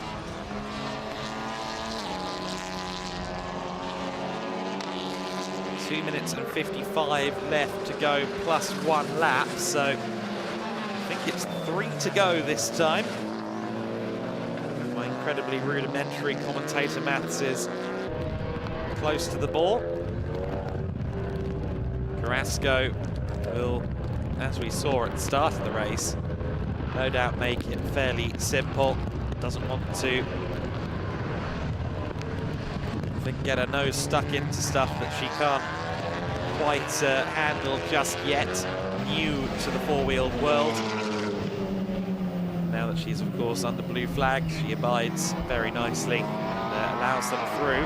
Garcia has had a better run of it, though, through the traffic, it must be said. He's back down under 3 seconds to Montenegro now. And that might give Nacho the hurry up a little bit. That being if he can actually see out of the rearview mirror, which, given the conditions, is a big if.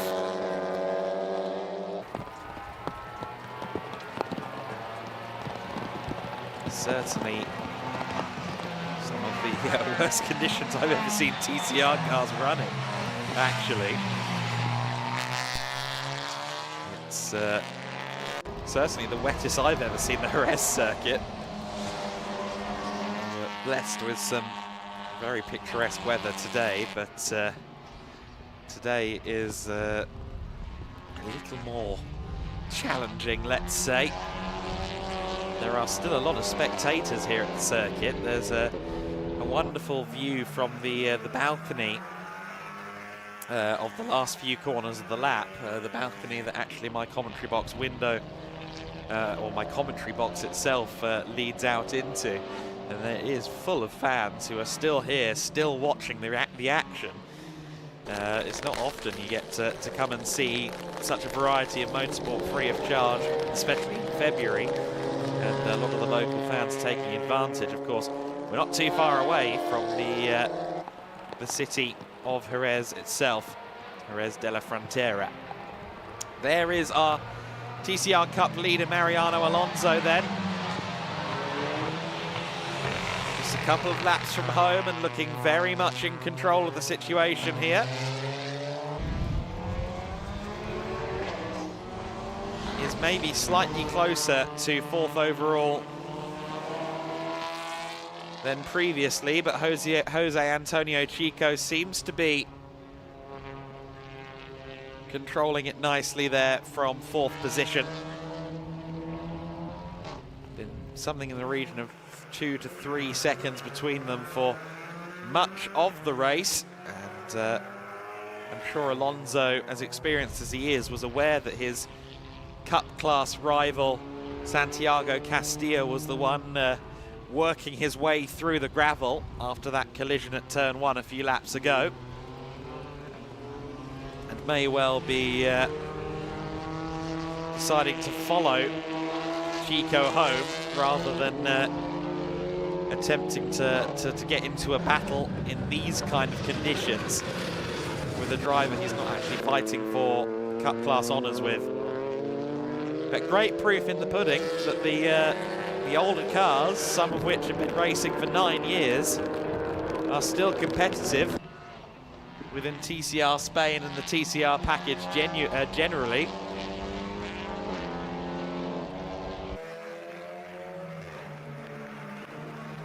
Certainly we've seen cars like the Opel Astra, which was another early doors TCR machine, still in use variously in the UK and also in TCR Germany as well, back in 2022 actually. Vincent Rademacher, ex-BTCC factory driver for Volvo and Vauxhall.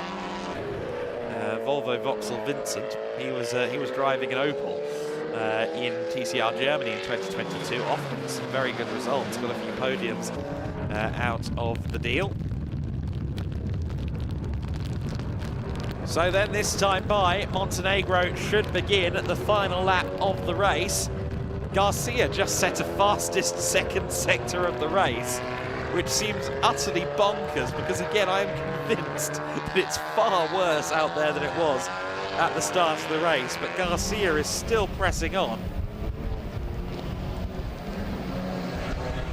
That said, we saw on the timing screens that he dropped a couple of seconds at one point, possibly while lapping. And that may have cost him the opportunity to properly close in on Nacho Montenegro.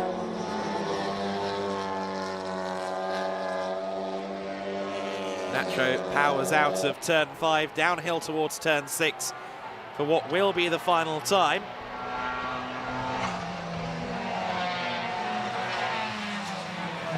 He is just a few corners away from taking a second consecutive win here at Jerez. And ALM Motorsport are just a few seconds away, a few corners away from having a double celebration. P1, P2, 1-2 finish, about as good as it gets in the world of motorsport. There's Santiago Castilla as well, still second in Cup. He's just gone a lap down. I think that car very much walking wounded after the collision that we saw early on in the race. Carrasco and Gomez running in tandem towards the back of the order, but running in tandem at the front, the pair of Honda Civics. Nacho Montenegro jumped into the lead within the first few corners and has never looked back since. Nacho Montenegro hasn't put a foot wrong. He's done absolutely everything right, and it's a well-deserved second win of the weekend in the TCR Spain pre-season event number 1 here at Jerez. You'll only have to wait 6 days as well to try and do it all again at Valencia. Eric Genet will come across the line third. He's flashing the headlights there as Castilla crosses the line to take second in Cup, just ahead of him. So Eric Genet taking third position. Next up, quite a way around the circuit, it must be said, is Jose Antonio Chico. He will cross the line in a little while. And he'll be followed by the Cup winner, Mariano Alonso. Ana Carrasco in the 22 car will conclude her first weekend on 4 wheels by beating her teammates, Sandra Gomez. 7th and 8th place for the Auto Club Sabadell cars. Also 3rd in the Cup class for Carrasco, so she'll get to stand on the podium, something she's done here previously, I'm sure. Mariano Alonso on his way to Cup honours then, still pursuing the Hyundai of Jose Antonio Chico, but Chico has gotten away over the last few laps. Nonetheless, Mariano Alonso will be taking the Cup win.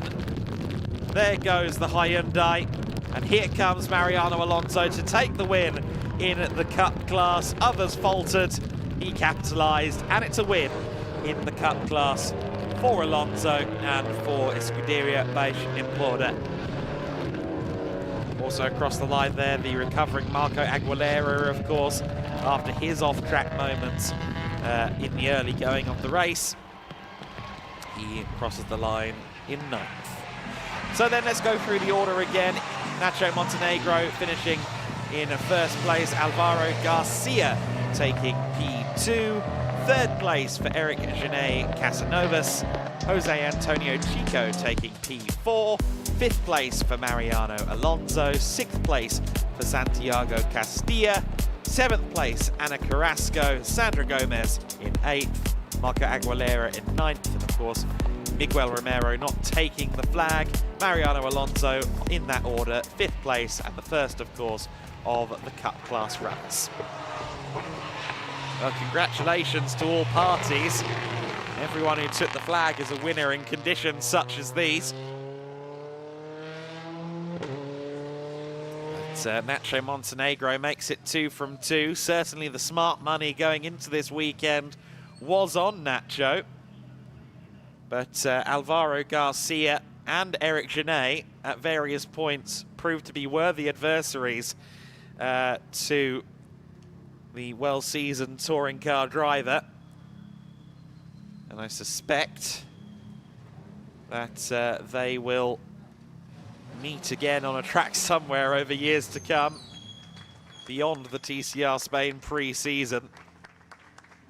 Eric Jannet, of course, good to see him making that move into touring cars. He was going through the karting F4 route previously, but he has now set his sights seemingly on touring car competition, though you can never rule out a return to single-seater world either. Young drivers will take the opportunities they can get, and certainly Montenegro took this opportunity with both hands. ALM Motorsport celebrating a 1-2 here at the Circuito de Jerez. A great day for them.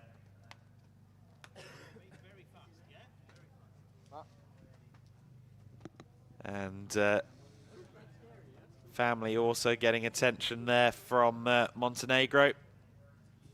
The TCR coordination and communication team, Maria and Laura are down there as well. They'll be herding their drivers where they need to go, which is a much easier thing to say than do.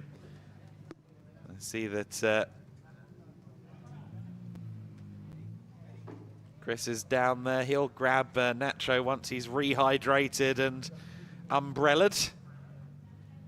And we'll get some insight from the TCR Spain drivers, who've certainly been in the most tricky race of the weekend because of these weather conditions, but 9 of them made the flag. And Montenegro never let up that pace, and nor did Garcia. Garcia was homing in at various points in that race. I thought he might get to the back of the other ALM Civic. I think ALM Motorsport might be quite happy that they didn't go wheel to wheel. That would have been perhaps a slight blood pressure raiser. Chris McCarthy, though, matching umbrellas down there. Let's chat to Nacho. Yes, yes, indeed. Nacho Montenegro, 2 out of 2 wins. Perfect start to the season and perfect weekend in this pre-season event. Yeah, mega show all weekend. We are so happy about it. Well, today was really tough, you know, low visibility for us. First time in this car with rain here in Europe, so yeah, we did a mega job with the new Honda car, so yeah, very happy with that. And very, very tricky conditions out there. I mean, I think that's probably the toughest we've had all weekend. How was it to deal with on circuit? Yeah, for sure. In the middle of the days, it was really, really tough because the rain started to be like harder and harder. But yeah, all the race, it was in the first and second corner, you know. We did a mega job in the start. I passed the 7 to second, and then another corner I passed to P1, you know. So yeah, I think the whole race was there. I know at times, you know, the lead was there, but I guess even up until the last few corners, at any time, you could have thrown the car off in that race. It was that wet out there, wasn't it? Yeah, it was so wet and very tricky, you know, for the cars. It's too easy to lock up the front tires here with a lot of rain. For a moment, as I say, you know, it was harder than others, but we really managed it very well, you know, all the lap times, all the parts of the race. So yeah, we did a good job, not only for me, engineers as well with the information. So yeah, we are really happy both of them. Perfect start to the season, perfect weekend in this pre-season event. Who would you like to thank for this? Same as I said yesterday, you know, ALM, all ALM, Martin, all the people who is in TCR Spain. They give me a lot of support here. My family, Dave, Elvis, and also my all Argentinian sponsor, you know. They are like living my dream, no? They are like all my dreams are trying to be successful. So yeah, very happy with them. Congratulations, Nacho Montenegro. We'll let you get out of the rain with the other drivers there. There you can see, Johnny, if you look to your right, the winning car just over there. Drivers are getting ready to go up onto the podium. There's Nacho Montenegro's car over there. Eric Janet's car, who finished in third as well. 2 out of 2 podiums for him as well. We'll get a proper chat with him. He's just jumped in. We'll have a very quick chat with him. Very tricky up there, wasn't it? Yeah. For me, it was one of the most difficult races I did in my life, for sure. Yeah, most tricky parts of the race, I guess, it was just keeping it on the track, I imagine. Yeah, I was thinking about that. Important thing was keeping it on the track. I was P3, I was on the podium. Not bad for me. As I said before, it was my debut. It's perfect for me racing in these conditions because during the year we will have some tricky conditions like this, so experience is the best thing for the race. You've done a fantastic job on your debut. 2 out of 2 podiums. Congratulations. We'll let you go and celebrate now on the podium. Adam, I think we'll pass back to you to do some reflections on that race as Lucas prepares upstairs for the podium. Okay, Chris, thank you very much for those conversations. Well, I mean, that picture tells the story of a race in the sense, doesn't it? It was a pretty wet race for the TCR Spain drivers.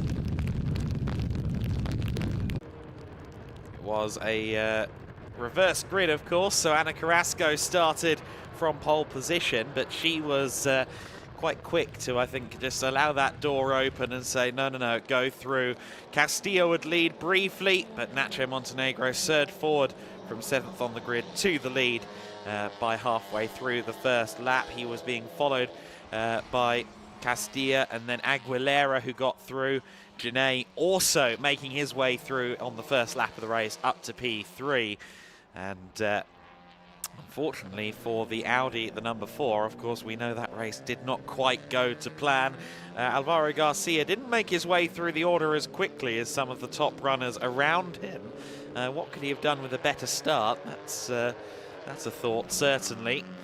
Jerez and the Audi got into it a little bit here. Aguilera getting a little bit of Monlau competition paint for his troubles, but then unfortunately would just lock up the brakes. Nothing, and then into the gravel, skidding straight on, and then unfortunately digging himself into the gravel trap. Romero in the 63 car would make his way around the outside of Castilla, and then realised, I think, quite promptly that he did it under yellow flags and gave the position back. Meanwhile, Alvaro Rivera closed in on the back of Eric Jerez, and Jerez crumbled, unfortunately, under the pressure. Castilla was leading in the Cup class. Miguel Angel Romero was closing in on him, though, in the battle for what at the time was 4th position. And then, unfortunately, Romero loses it, pushes Castilla into the gravel.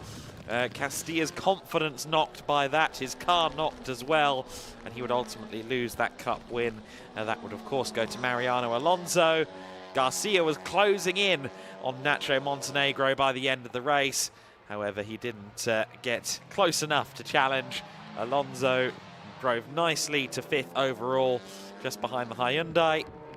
And Nacho Montenegro claimed a 2nd consecutive win in the TCR Spain pre-season, just ahead of Garcia in the other ALM Civic. So ALM will be packing down the awning with smiles on faces, I believe, in spite of the conditions, heading to Valencia with some good momentum, potentially heading into the main TCR Spain season with good momentum too.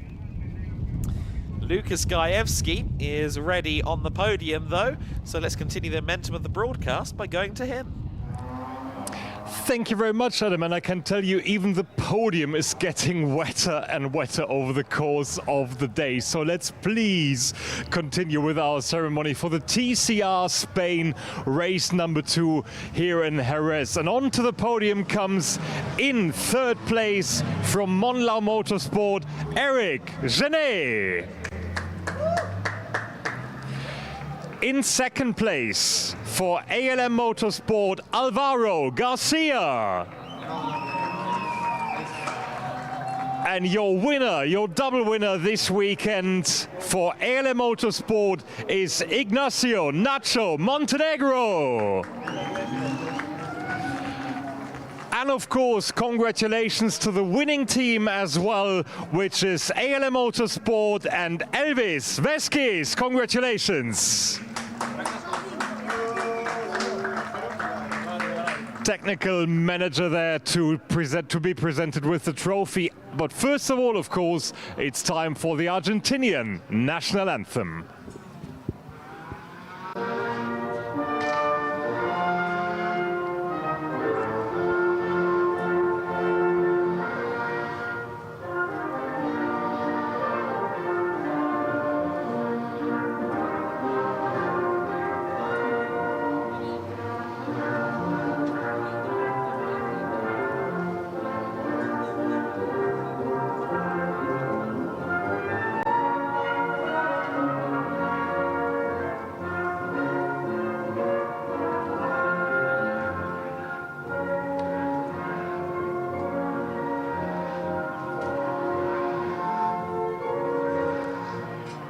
big round of applause. Your double winner this weekend here in Jerez is Ignacio Nacho Montenegro. So here we have the presentation of the trophies done by Felipe McGuff, who is the TCR South America promoter, to present the trophy to the third place driver first of all. Congratulations to Eric Genet. And Felipe presenting the trophy to the second place driver just as well. Congratulations again to Alvaro Garcia. And next up is the trophy for our winner, presented by Gabriel Alonso, the TCR Spain promoter, with the trophy to the winning driver. Congratulations, Nacho Montenegro. And Felipe handing out the junior trophy to him just as well. And then it's Felipe McGuff to present the trophy to the winning team, which is ALM Motorsport in Elvis Vestkis. Well done to all our competitors on the podium. All smiles and one final big round of applause. And thank you very much. Thank you, guys. And of course, in TCR Spain, there is a second podium coming up, which is prepared right now and will be ready in just a couple of moments, which is the TCR Cup podium for the previous generation of TCR machinery. So let's bring onto the stage, in third place in TCR Cup, in her first ever race in the rain for Motor Club Sabadell, Ana Carrasco. Well done to Ana in third place. In second place for Escuderia Bikes Emporda is Santiago Castilla. And your winner from Escuderia Bikes Emporda just as well is Mariano Alonso. Well done to Mariano just as well. So here we have the presentation of the trophies, and first of all it's Gabriel Alonso, the TCR Spain promoter, to present another trophy once again on the podium. Ana Carrasco. Second place trophy presented by Felipe Alonso just as well to Santiago Castilla.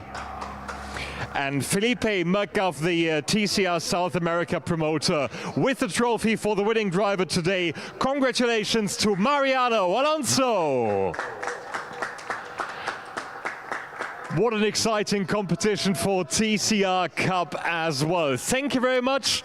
Pleasure to see you once again next week in Valencia, as it's going to be the case, of course, with the GT4 Winter Series, and it's their third and last race of the weekend coming up. Cars are already downstairs on the grid, and so is Chris McCarthy to bring you all the info you need for the last competition of the weekend in GT4 Winter Series.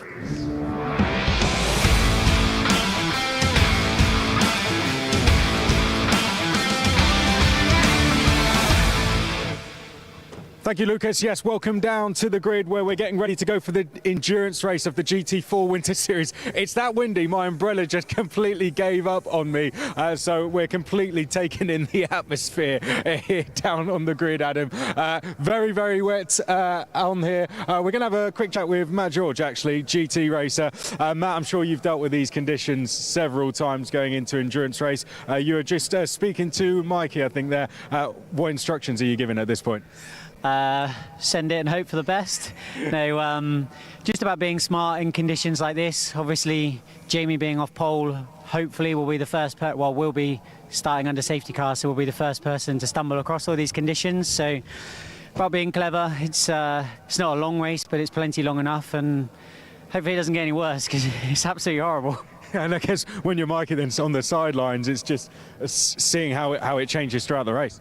Yeah, obviously we work together really strongly as a team, so Jamie will give us loads of feedback. We'll keep a good eye on everything that's going on, and hopefully when he gets in the car he's as clued up as he possibly can be to hopefully achieve something a bit brighter than this weather. You're right, it's horrible, isn't it? Look at that for a grid sheet. Okay, Joel Mesh and Marcel Maršović are next. Joel is going to be going off pole position, and we come to the elite motorsport pair next as well, 78 and 27. I don't think anyone, Adam, is going to want to open their car doors for me, but best of luck to the lads in there. They're giving us a wave in the cars. They've been doing a fantastic job this weekend. Alex Stanning and Zach Meakin are going to start the race for them. And we come to 85, a CV Performance. We heard from the CV Performance youngster a little bit earlier in the weekend when we caught up with Charles Dawson in the pit lane. Then we come to the beautiful Muka Motorsport number 8 car next here, BWT Muka Motorsport. Take a look down at the grid. We're not going to leave it much longer. I think my GT4 shower is coming to an end. We need to go in search of another umbrella, Johnny, I think. But that's your look down the grid. It's going to be a 60-minute endurance race, GT4 Winter Series race number 3. That's a look down the grid. Adam, I think we're going to run for cover, try and find some more shelter for the next grid walk. For now, we're going to head back up to you in commentary as we get ready to go racing for the GT4 Winter Series race 3. 60 minutes ahead of us. 60 minutes ahead of us, 60 minutes that will start behind the safety car because of the conditions around the circuit. Probably a wise decision. That will mean that, as to my understanding at least, we won't have anything like a formation lap. As soon as these cars are rolling, we will be technically within the 1 hour race, although we are expecting a minimum of 2 laps behind the safety car so drivers can acclimatise before they are put up to racing speeds and racing conditions. So it will be Jamie Day on the pole position for this race. But we will be starting the race single file as well, so that's going to be even more of a benefit than usual for him. He's going to be the only driver heading into turn 1 without that much spray in front of him. So the pole will be a big get for Setti Motorsport, as it turns out. He and Mikey Porter going for yet another win together if they possibly can. Joel Mesh in second place. The third place is Zach Meakin, Alex Denning. Fourth place, of course. That means 2 elite McLarens there as well. The hour-long race has begun, so we are getting started. And the race does begin. So let's quickly run you through the grid in full while we do that. Jamie Day on the pole position for this one. Joel Mesh in second place for Schlitzow Racing. He'll be handing over later on to Marcel Maršović. In third place, Zach Meakin, who will be starting the number 78 McLaren Artura alongside Tom Leben. Alex Denning is next. He's joined by Tom Empson in the other elite McLaren. BWT Muka Motorsport, Mattis Pushkel driving solo in 5th place. He could definitely be one to watch here, and so could young Emil Gjerdrum. He's Norwegian. They come with car control. Keep an eye on him. Alexander Danza is next in 7th place. The GT4 debutant in very tricky conditions. Alberto Di Martin, the first of the AM class runners, joined by Nil Montserrat in that car. Max Huber is solo, as is Florian Bauer. Expect them to be at lockheads throughout the race. Mikael Sander in the 111 car, the first of the Cayman Trophy machines. He will hand over to Willy Kuhner. He should be handing over to Tim Neuser. Then Willy Kuhner will hand over to Enrico Förderer come at the end of the race.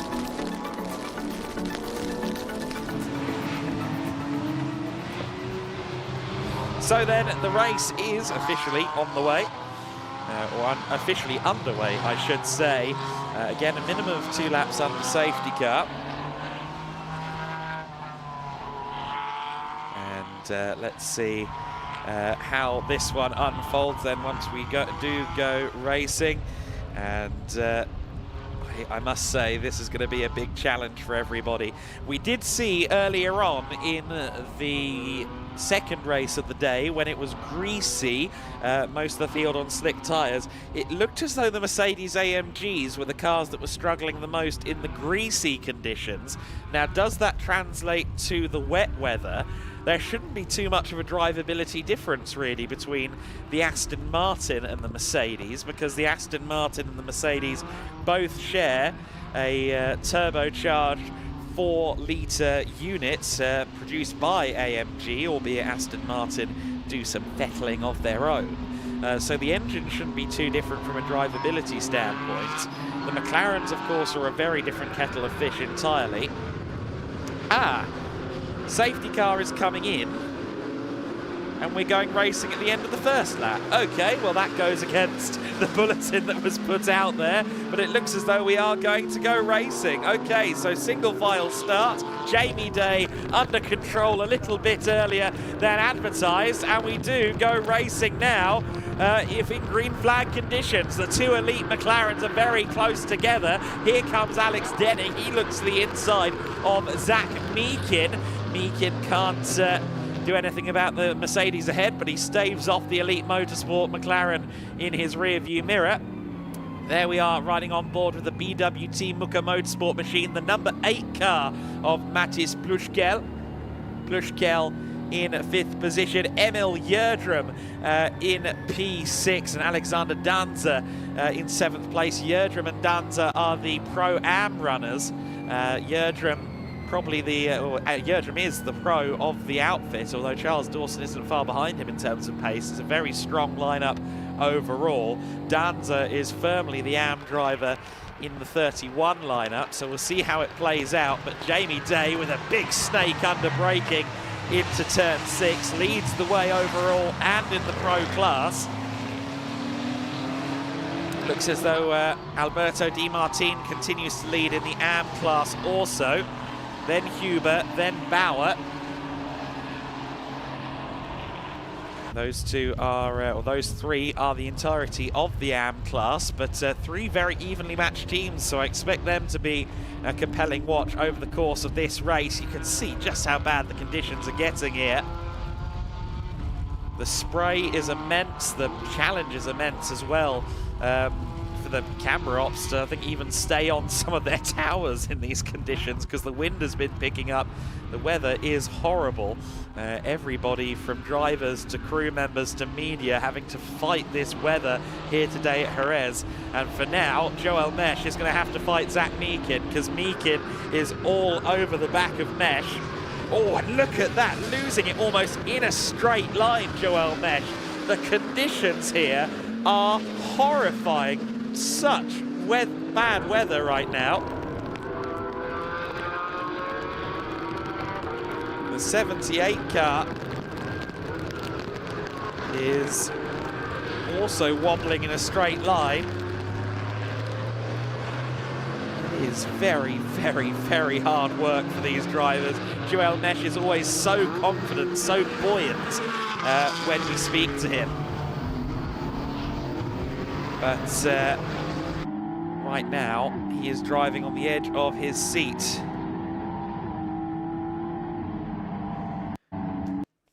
Here they come then, through turns 4 and 5.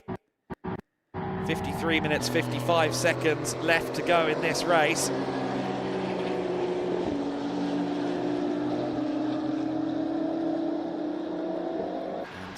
You see there, just going on to the wet curbing there was Emil Yerdrum as well. So Yerdrum has to be very careful with his situation too. Everyone has to avoid those painted curbs now. Plushkel under pressure from Alex Denning. Denning is just holding on to this. I thought for a while that Denning would be the quicker of the two, frankly, because he's an Irishman. If there's one thing that Irishmen have, it's ability of in the wet conditions, because they are constantly, consistently exposed to the wet. This is a great circuit for drivers like him in these conditions at least, but Matis Plushkel is holding on to him every inch of the way in the BWT Muka Motorsport machine. But it's going to be close running for the next little while. The number 8 Mukaka and Emil Jerez in the 85 are both right there with the elite McLaren. Jamie Day seems to be a step quicker than everybody, though. His last lap across the line, a 2:09.014. That's, well, getting on for 2 seconds quicker than anybody. He crosses the line again, a 2:06. Everybody else again well over a second slower. So Jamie Day in the Fassetti Motorsport Aston Martin is a step and a half clear of just about everyone right now. Joel Mesh 4.1 seconds away in second place. Then it's Zach Meakin, Alex Denning, Matis Bushkel in 5th place. Emil Jerez still holding on to the Pro-Am lead. Of course, he'll be hoping that this race stays green, because then later on he can hand over to Charles Dawson and put the car in a good position. Of course, the number 31 car in 7th place will soon be taken over by Yusuf Knott, and we know how good he is because we saw him win earlier on. Jamie Day is doing an absolutely fabulous job, though, at the front of the order for now. As I said, so much quicker than everybody else. In fact, both he and Joel Mesh now seem to have found a little bit more than the others around him. About 1.2 seconds between Joel Mesh's fastest lap of 2:08.001 versus everybody else who is at 2:09s or further back than that as well. 78 and the 8, the 27 and the 8 have switched places, though. Alex Denning is through, so Alex Denning, for now at least, is still there. He was actually ahead the whole time. I am making things up in my old age, but Alex Denning is just ahead of Plushkel still. But I get the feeling Plushkel is now through with his scouting mission. He's seen whether McLaren is slow, he's seen whether McLaren is quick, and potentially now he can ramp up an offensive manoeuvre. These Mercedes are certainly doing better in these full wet conditions than they were in the greasy conditions earlier on. In the greasy conditions, they looked a bit of a handful, but it was certainly very tricky for everybody when we didn't know whether to be on slicks or wets. We definitely know it's wets now. I don't know, though, who's going to be in second place before long, because Joel Mesh is under pressure from Meakin. Equally, Plushkel is under pressure from Alex Denning. Denning still just about making the Artura wide enough. Here comes Plushkel around the outside. No, can't quite do it there. Turn 3. Fairly easy for him there. Turn 4 is next. Incline now, up the hill through turn 5 and then descending down again into turn 6. We've already seen cars lock up and find the gravel trap there. Power fed back on now, just listen. Now putting the throttle on. Usually he would be wide open while still going through the corner as they go back onto the straight, but just has to be so careful, so cautious on the throttle, because if you spin up these wheels even a little, you're probably finding a barrier, at the very least a gravel trap. Jamie Day is 5.2 seconds clear at the front of the pack now, so he continues to just disappear up the road. Alex Denning could only dream of having a clear rear view mirror right now, although that said, with the spray as bad as it is, I don't actually know whether he can see the pink Mercedes, as distinctive as it is. There's so much spray going on there, who knows. But great to see them, even in conditions this hard. Look at how close they're fighting. Look at how much respect there is between them as well. Side by side, around the outside, Plushkel tries it. The runner-up in Tourenwagen Junior Cup, last year. Alex Denning, a junior saloon car champion in the Fiestas in Ireland also. So both of these guys have come from a saloon car background, a hot hatch background, and maybe that was a bit of a hot hatch move. A little tap to the side of the McLaren, never mind. Matis Plushkel gets through. Plushkel up into 4th position, then the BWT Muka Motorsport car is up into 4th place. Now will Denning fight back, or is Plushkel going to go podium hunting in the remaining 48 minutes of the race? Of course, Plushkel has the luxury of staying in the car the entirety of this race. All of the other Pro Class cars, Jamie Day, Mikey Porter, Joel Mesh, and Marcel Markovics, Meakin and Levin, Denning and Emson, they all have to do a driver change. And when you come into a car fresh in conditions like these, it does take a few laps to speed up normally. And, well, for now at least, it is Plushkel there ahead, and I think he might be working on driving away from the McLaren. He was already a couple of tenths faster through the first sector split. In fact, yes, he was about 3 tenths quicker than he's been all race through the first sector alone. So Plushkel's disappeared up the road. Meanwhile, Joel Mesh is under even more pressure from Zach Meakin now. So can Meakin find a way through? I understand we might have a car stop somewhere towards... no, not car stopping, rain stopping, I'm being told, actually. So our marshals are also, sorry, our cameramen are also weathermen sometimes. And I'm understanding turn 1, the rain is stopping. That's not going to have an effect on this race. If anyone tries to put it on slicks now, they'll aquaplane straight into a hedge. But potentially, before the end of the day, it might dry out at least a little if the rain is stopping on a permanent basis. I'm not so sure about that myself. Jamie Day would want the rain to last forever based on the pace that he's got right now. The question is, who's going to be behind him in second place after a little while? Mesh and Meakin are at exceedingly close quarters right now. And every time I think Meakin is close enough for a move, Mesh just seems to find a little bit more speed. That Mercedes, I think, is slightly stronger in a straight line than the McLaren. It's only ever fractional with the BOP system, but it does seem as though the straight line speed advantage is with the Mercedes. Obviously, the mid-engine McLaren is always going to be a bit more poised, a bit more strong. And the 11 and the 78 line astern.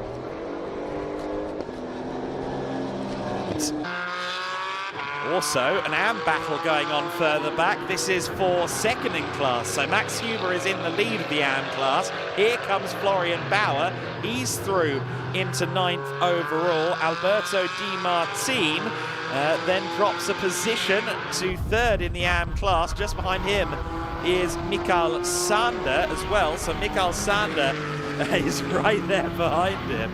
And these Cayman Trophy cars again getting in amongst it. Zach Meakin, as they approach turn 8, is appearing once again large in the rearview mirrors under that rear wing of the Mercedes AMG GT4. And Mattis Plushkel appears to be closing in on them fractionally as well. All of the top 4 are now in the 206s, low mid 206s, so all of them on good pace. But the number 11 car is certainly a little bit slower than the Mercedes behind in 4th place. So I just wonder if Plushkel, before the pit window, might start to get involved in this second place battle. It would be a very intriguing scrap if it became a 3-way fight. That much would be for certain. Under the unidentified finish line object, they go across the line once again. The gap between the leader and second place has gone down massively. Jamie Day's last lap was a 209.2, some 3 seconds off his personal best. So I think Jamie Day may have had a slight error somewhere out there on the circuit. He built himself a lovely cushion so he can afford that kind of thing. Mesh and Meakin, meanwhile, pretty much line astern once again. And is it drying around 3 and 4? It might just be. We'll see if we do see a drying line at some point today. Certainly, I think some of our photographers and marshals around the circuit, and videographers for that matter, would all be relieved if we did get a bit less rain. Meakin in the elite McLaren Artura. Of course, Meakin with experience in British GT previously has been well seasoned in the world of GT4 at this point. arguably the more experienced of the two. Tom Leben, of course, his co-driver, is more of a single-seater driver, at least historically speaking. So I think Zach Meakin has kind of been the voice of reason at times in that garage so far. Meanwhile, Emson and Denning are right there with them in terms of GT4 experience, certainly. Both of those two have some prior experience in GT4 world, and that was a big slide there again. You can't touch the paint, guys, but you kind of have to at the centre chicane to get a good line, but it can go against you very quickly. Of course, there is paint on the entry and exit of the chicane, the kind of painted curbing there for the motorcycle layout. I'm sure that provides a slip slide all of its own. We had some very fast cars testing here earlier in the week, and they certainly had better conditions than this. Top two, or rather the second and third place battle goes across the line. We have Florian Bauer on board there as well, still second in class. How's he doing in AM versus Max Huber? Well, the answer, frankly, is that Huber is about 3 seconds a lap quicker. So I think now that Bauer has gotten past Alberto Di Martini, he's going to have to work very hard to get anywhere near Max Huber. Of course, we can't rule out Alberto Di Martini's car in the AM class scrap, because Nil Montserrat, who is a bronze driver, is very quick indeed, as well as being the team boss of NM Racing Team. So one could expect him to move on forward. Mesh still holding on to Meakin then. Very amused by a conversation I had with Joel Mesh earlier in the week. I asked him if he was impressed by Mikey Porter's first steps in a GT4 car, and he was like, not really, because I've done it too. Popped straight in and been quick. Battle lines drawing potentially between Fassetti and Schnitzlaum. It was Fassetti Motorsport leading the championship coming into this weekend, and that is going to be the case by the looks of it at the end of the weekend as well, especially after shock absorber issues took Joel Mesh out of the race on Saturday. 78 car of Meakin once again looking threatening in the twistier sections. The mid-engine McLaren more sure-footed through this part of the circuit, but then when they get to the main straight, it just seems as though that Mercedes gains another car length or two, much to Meakin's frustration, I'm sure. Meakin has been on his fastest lap of the race to this point, a personal best in each sector. So even though he's attached to the rear of the number 11, he is only getting quicker, and in fact there are a lot of personal best times coming in around the circuit. So I do suggest that the cameraman reports of rain stopping are becoming more and more vindicated. It does seem as though these conditions are fractionally improving, but we've got a long way before they're anything like good, that much is for sure. Jamie Day still falling further into the clutches of Joel Mesh. That gap is back under 3 seconds now as well. The Muka Motorsport car in 4th place of Mattis Prushkel is actually a little bit slower currently than the 2nd and 3rd place battle. I think that Joel Mesh and Zach Meakin, to an extent, are just kind of egging each other on. Meakin keeps showing that he's got a little more pace than Mesh, so Mesh goes a little bit faster. Meakin finds some more pace, so Mesh goes faster still. It's one of those situations, I suppose. Anything you can do, I can do better. Let's hope it doesn't end in a crash. Jamie Day has been driving magnificently so far this season in general, not just in the GT4 Win Series, but also at the Dubai 24 Hour between Portimao and this weekend. So he's firmly got his eye in. He's probably been in the car for about 24 hours already this year across the 4 weekends. So he has been very busy so far. That's how racing drivers like it. So there's a lot of talk in F1 paddock circles these days that there are too many events. So there's a lot of GT drivers that do something like 40 events a year, albeit sometimes on a more localized basis, at least within the same continent. But yeah, Jamie, one of those drivers who just seems to show up somewhere every weekend, often in a completely different car, but pedals it along to a solid result regardless. Listen to them as they put the power down out of this corner. Are they a bit more confident on the throttle?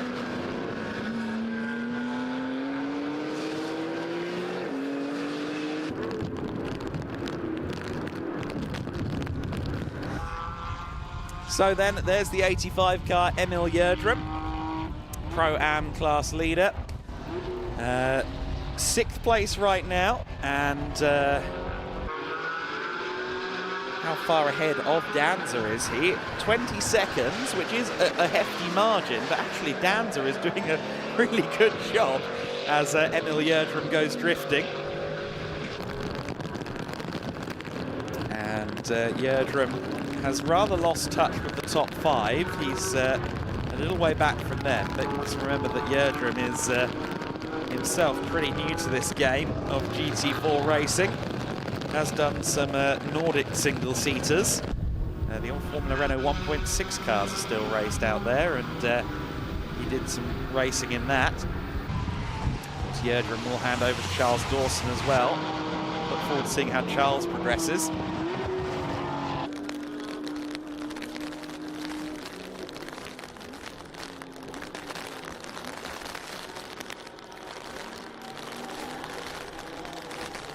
Absolutely love the livery as well on that CV Performance Group car. The gold and the grey. Very well turned out machines, always at CV Performance Group. They have dabbled in running some GT3 cars, at least for track day personnel. I think also in some of the lower tier German series, but they've always put competitive cars out there in the ADAC GT4 Germany Championship. We've seen Yerdrum, or we're going to be seeing Yerdrum in CV Performance Group Mercedes more as time goes on. There's Mesh and Meekin still working together, whether intentionally or not, closing in on Jamie. Day, Mesh, Meekin. 2.5 seconds between them as Joel Mesh really has to wrestle that car. Getting harder under braking again. I think the rain has firmly returned to turn 1 by the looks of it. This is no longer a drying track. We're back to the Lago del Jerez, I'm afraid. We'll have to see quite who thrives, who survives, and who ends up in the gravel over the course of the next few minutes. The pit window has snuck up on me from out of nowhere. What? It's already open, the pit window. 25 minutes into the race, it will be open for 10 minutes. So they have to make a pit stop before the clock hits 25:00. And that will, for many of the teams, mean a driver change. We've already got one car into the pits. That's Alexander Danza making his way in.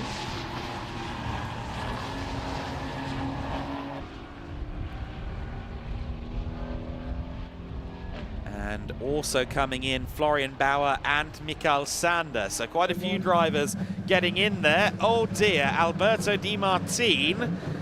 No, that's Max Huber. Okay, that's a really big story. So Max Huber, the AM class leader, ends up off the circuit there, and some of that nice big cushion he's given himself over the likes of Alberto Di Martin and Florian Bauer is suddenly thrown in the bin. He's going to be frustrated with himself, and he's got to calm himself down because he can't just par the car off to somebody else now. He's got to do the second half of the race. He's a solo driver. Florian Bauer is also a solo driver. Matis Plushkel is a solo driver. Everybody else has a driver change coming. When will Jamie Day pit? I ask myself as he pits. The top two are in. Zach Meekin is our new race leader in the 78 car. Jamie Day pits then. Joel Mesh also. Plushkel pitting too. So I think that means the two McLarens are the only ones in the top 5 that stay out there. Yes, so everyone else wants out as soon as possible. I feel like that's a nasty prank on your co-driver in conditions like these. I'm going to go and sit in the back of the truck, mate. I'll see how you do on the TV. Alex Denning about 7.6 seconds back from his elite motorsport cohort, Zach Meakin. They'll be looking for a clean pit stop in this race. They have fallen foul, as a few teams have, of pit lane speeding so far this year. There's Max Huber, very, very gingerly through the centre chicane.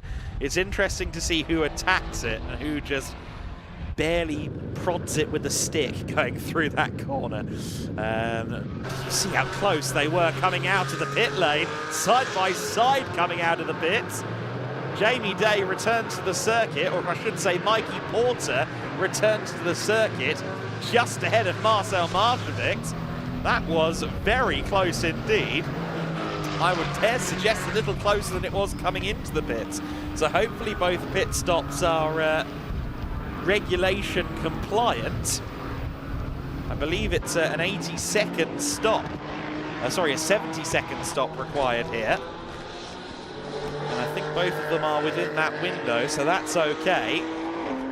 But now this is effectively the battle for the lead between Mikey Porter and Marcel Marcevic. Joel Mesh is still listed in the car, but I'm sure that will update in due course. Mikey Porter, who came from the world of Ginetta Juniors, ergo knows his way around a wet circuit. He will maybe quite like these conditions. He did pretty well for himself in the wet weather at Mallory Park back in Cadwell Park, my apologies, I'm mixing my parks. He did very well at Cadwell Park in the Ginetta Juniors, so that was a very wet weekend last year. Potentially, in these conditions, he should thrive, but Marcel Marcevic, a substantially experienced GT driver at this point of his career, has raced with Schnitzelbaum extensively, is actually a champion, of course, in the GT Winter Series, along with Mikael Sander in the 2021-2022 season. Is also a regular in the Schnitzelbaum GT3 car at the Nordschleife. Alex Denning has pitted, as you can see on picture-in-picture. Oh, got to shut that door, mate. There we go. Second time lucky. Denning then hands over to Tom Empson. He should come out a few seconds behind the two effective leading cars. There go the Forsetti and Schnitzelbaum machines. When does the Elite McLaren go? It goes now. Will more than likely come back into the race about 10 seconds off the lead, and also critically behind Matis Prushkel as well. So Prushkel is ahead of the Elite McLaren once more. So the only one of the front runners left who owes us a visit to pit lane is Zach Meakin, and he is more than likely going to be through next time by, I would think. I think the Elite McLaren crew will do them in pretty swift order now that the 27 car has had its service. There's the 110, that's Enrico Ferderer, who's taken over the Cayman. He is always lightning fast, so expect this car to move up the timing sheets in the next few moments. Zach Meakin, meanwhile, just coming down the main straight to start another lap. I actually thought he would pit, to be honest with you, but no, not yet, not yet. Give it another lap or two, potentially. Of course, he's got another 4 minutes of the window. As, oh goodness me, Mikey Porter testing the limits of grip on the painted stuff, coming out of 3 and 4, or coming through 3 and 4. In fact, no, that's 7 and 8. Going into turn 9 now. Marcel Marcevic just studying the youngster, seeing what happens next, seeing how he's doing corner to corner. Of course, both he and Mikey have just gotten in the car. Both of them will have been doing some wet weather driving, though. It was torrential here on Friday in the morning. So they're all very aware of how the wet conditions feel. Another driver who knows just how bad it is out there is Jamie Day, and he's with Chris McCarthy. Thank you very much, Adam. Yes, I'm down here with Jamie Day. Well, first of all, give us an insight, I guess, into how tricky it is out there. Yeah, it's really tricky at the moment. A lot of standing water around on the circuit. So, yeah, it's really testing us at the moment. But I think we're in a good place. We have the lead at the moment, and we just hope to keep it all the way to the end. Yeah, so far, so good, as you said. Got that lead at the moment. Being the first to hit it, though, as well, that's got to be always one of the biggest challenges. Yeah, it's hard, especially when you're the first to hit it. You're almost the blind person leading it. So it's a bit easier in the pack once following. But, yeah, I just got my head down and just found where the grip was, and we slowly eked out a gap until we stopped then. We spoke to Matt George, who was out there, of course, who works with you before the race, and I guess instructions would have been get it home for Mikey, and now job is for his to bring it home and get another win on the board. Yeah, exactly. We just kept it nice and clean at the start, just getting a nice gap, give it over to Mikey, and now just the same thing for him. Just keep it nice and safe and just bring it home from there. Well, great driving, Jamie. Well done. Best of luck for the rest of the race. So then Zach Meakin is in the pit lane. Meakin in the pits as we have that interview with the former driver of the number 19, Jamie Day. Meakin in. Oh my goodness, he folded himself out of that car. I couldn't do that with my knees. Zach Meakin, Tom Leben getting in now then, since Zach has removed himself from the car. And of course, this is really the big one. Where does Meakin come out relative to Mikey Porter? This is going to be the critical piece of information for Elite Motorsport at the very least. They continue to hold the car for now. Sideways for all of them going through Senna chicane at this point. It's only getting worse. There was a lull in the rain earlier on, but it seems to have come back in force. Out of the pits then comes Zach Meakin. He's rolling. He's going to be leading, or Tom Leben, I should say, is going to be leading this race. Or will he? Where is the Forsetti car relative? I think the McLaren is just about going to be in the lead of this race. There's Mikey Porter. So yes, it is Tom Leben who comes back out there in the car he's inherited from Meakin, and he is the race leader. Tom Leben and Elite Motorsport have done a very good job there. And just looking at the pit stop, it was legal. It was above the 70-second minimum, so they're all good to go on that front. 25 minutes and 20 seconds to go. One last pit stop being performed. That's Emil Yerdrum's car being now taken over by Charles Dawson. That was our last pit stop for the race. So now we can focus on what comes next. And what comes next is potentially quite the dogfight, because there's McLaren, Aston Martin and a pair of Mercedes running within about 4 seconds of each other at the front of the order. They've come out together in the lead scrap. The pro class of the GT4 Winter Series is fiercely competitive.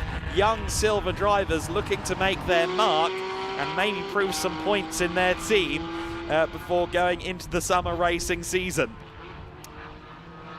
Mikey Porter in second place, being followed by the Schnitzelhelm racing car. Marcel Maršovics will be getting cheered on, of course, by Joel Mesh. Great to hear from Joel Mesh earlier on, along with Enrico Ferreira, talking us through that number 11 Mercedes-AMG GT4 during the lunch break. Now is the time not for talking, but for driving, and hopefully not that big reverse button that Joel Mesh showed us. Matis Prushkel, though, looks like the form driver right now. And of course, don't forget, he's the only one of this top four that hasn't just gotten in the car. He's been in the car for the last 35 minutes, so he knows exactly where the grip is not, and he's right on the back of Marcel Maršovics. Equally, Mikey Porter seems very much more confident in this race in the wet conditions than he did in Estoril in the wet conditions. With experience comes confidence, and he's scrapping for the lead. Prushkel up the inside for third place. A bad run out of turn one for Maršovics, and Prushkel is through up the inside at turn two. Very nicely done there. Maršovics and Prushkel were both sideways. Charles Dawson is taking the motorcycle layout down at the chicane, but he continues on unabated. He will have to try and avoid too many mistakes if he wants that Pro-Am win, though, because, of course, Josef Knopp has taken over the other Pro-Am class entry, the WNS Motorsport car from the Porsche Cayman. And side by side for the lead, Mikey Porter on the outside line. He surely has the traction advantage. He's got the inside for the next corner. No, Tom Leben gets the power down very well there. Leben continues to lead the way then. Tom Emson is going to feel left out now, 16 seconds down the road. He has not quite got the same pace as these leading cars right now. Plushkel looking through the spray to the top two. The car ahead is, I believe, Enrico Ferderer. So Ferderer about to be lapped in the Cayman Trophy car. The Cayman Trophy cars are a little more tame, a little less of a race car than the GT4s, of course, so it's understandable.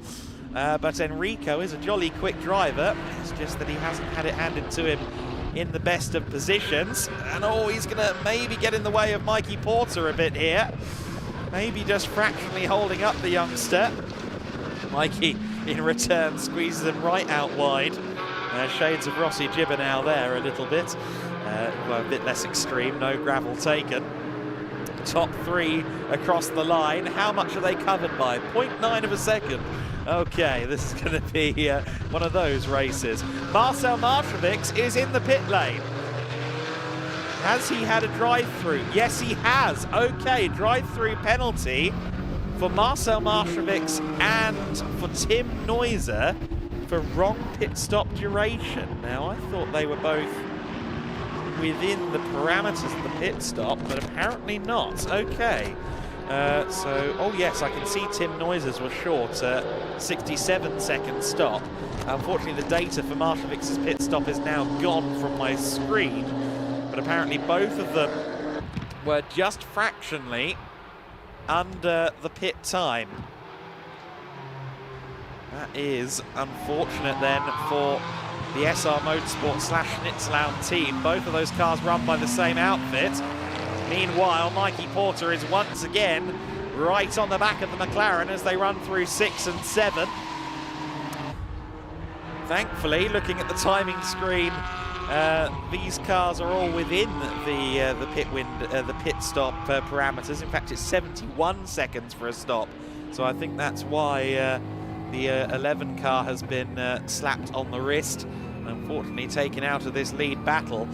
But for Matis Plushkel, he will be very relieved. He no longer has to worry about the other Mercedes. He can focus on the Aston and the McLaren, and Mikey Porter has a nose ahead. Porter leads, and he gets the car just stopped for the center chicane. Mikey Porter gets ahead of Tom Leben. Very good driving from the Fassetti Motorsport youngster. Oh, goodness me, and then immediately follows it up by giving everyone some spiked blood pressure on the paint at the penultimate corner. Out of the last hairpin they go. Just really fighting the power now is Porter. That tells me that he might be running minimal traction control on that car, which in usual circumstances is quicker. It's only quicker in wet conditions if you know what you're doing, and clearly Mikey at the moment is very much aware of what he's doing. Great scrap as ever in the GT4 Winter Series. We always have some of the best racing we see all weekend from these GT4 cars. And it's Aston Martin from McLaren, from Mercedes, your top three. 3 different teams, 3 different manufacturers, but Mikey Porter loses it. Oh no, Mikey Porter just got a wheel on that white line, the painted white line. And Porter in the gravel. Lead is back with the yellow McLaren. Tom Leben takes over then. But Mikey Porter is unfortunately going to be having to stew on that one for a little while. He now needs to focus on securing that 3rd place. It's unlikely that he's going to be able to close in on these two again. And the doors have swung open ever further now for Mattis Plushkel. Didn't even have to pass to get that second place. That's not too bad, is it? He's now following Tom Leben. Tom Leben and Zach Meakin have had a pretty mixed year so far in general. Had a couple of misfortunes. They ran a wet race effectively in dry conditions back at Estoril. Sorry, a wet race on dry tyres at Estoril is what I'm trying to say. The 78 car has had a best finish so far this year of second place at Estoril in the second race. That's the only time they've made the podium so far this season. So this is potentially a very big deal. Coming into this weekend, they've only been on the podium once between Estoril and Portimao. A good result here would certainly do a lot for Meakin and Levin. Plushkel still stalking in second place. I don't know, something tells me that Mattis Plushkel has a little bit in the pocket here. He seems really good at these wet conditions. German drivers, again, much like British drivers, are probably more predisposed to wet weather conditions than others. Good battle going on there, I think, for 10th overall. That's Tim Neuser, who's just received his, or just served his drive-through penalty. He leads in Cayman Trophy. However, the third place man in AM, Nil Montserrat, is right on his tail. Tim Neuser is a big part of running the operation at Schnitzelbaum Racing. Nil Montserrat, NM, is the NM in the team name. He's the team boss at NM Racing Team. So we've got a battle of the upper management out on circuit, I suppose you could say. Let's see if Nil Montserrat can find his way past. He's a driver with a lot of racing experience, particularly here in Iberia. 35 years old, took a bit of a sabbatical from racing for a few years.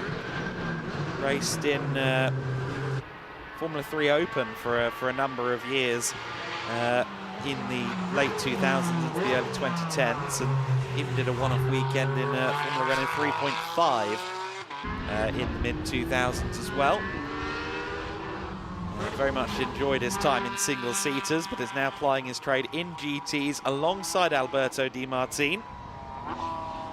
You see on the onboard there, Plushkel following the leader. There is Josef Knopp, who I believe, yes, is through, isn't he, in the Pro-Am class battle. Well picked up by our director there. We have had a change for the Pro-Am lead. Charles Dawson has lost out then to Josef Knopp. The 31 car in the class lead once again, of course, took the overall win in the hands of this man, Josef, at the earlier race this morning. And he and Alexander Danza make quite a strong pairing, if you ask me. Have been pretty impressive thus far in this race. Indeed across the weekend, especially given it is Alexander Danza's racing debut in GT4 machinery at the very least. I don't think he's done terribly much prior to that either. But some drivers just come into it and seem to have a feel for it almost immediately. 14 minutes and 5 seconds left on the clock, so still time for Plushkel here. But in the last couple of sectors, it's been Meakin that's, it's been Leben that's been quicker. So Tom Leben in the 78 car has been just opening the taps a bit more, but the same also applies to Max Huber, who is second in the AM fight. This is the AM class leader, Florian Bauer. So Bauer in the 99 car, what was his last lap time? It was a 2:08.8, and actually Huber was a couple of tenths slower last time, which is quite a surprise actually, because Huber is very strong. But Bauer for now leading the AM class by about 2.5 seconds. Huber will be looking to change that before the end of this race. Leben and Plushkel 0.9 of a second apart last time across the line.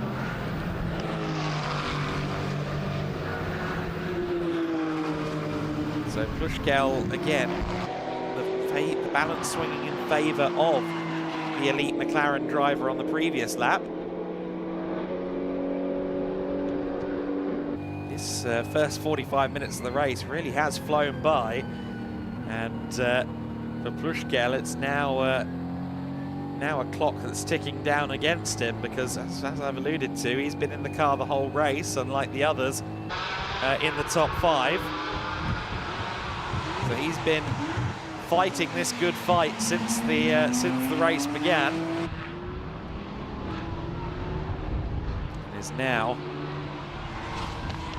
maybe just starting to fall out of favour here. It seems as though, as maybe the rain is easing up a little bit again, things are falling back towards the McLaren.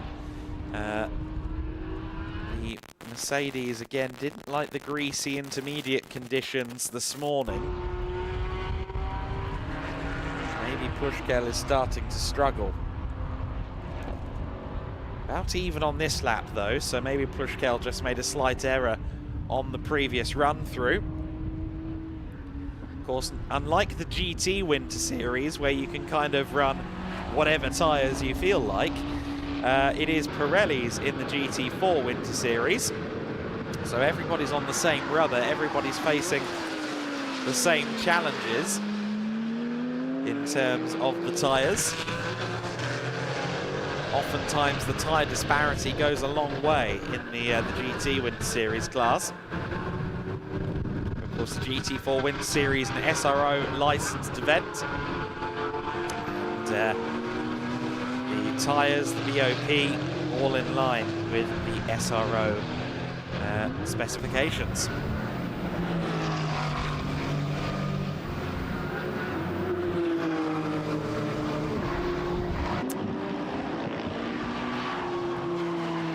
We are rapidly approaching then the final 10 minutes of this race. And just to touch base again on that battle for the AM class lead, Max Huber is now going quicker again. His last lap at 2:08.408. So that is at 2 seconds almost exactly the battle between Bauer and Huber in the AM class as well. So two very close battles on the circuit. There is Florian Bauer. He will be glancing on the straights into the mirrors to see what's going on with his rival within that race. And actually, it's soon going to become a four-way fight, because Tim Neuser and Neil Montserrat are joining the fray. Okay, this is going to get interesting.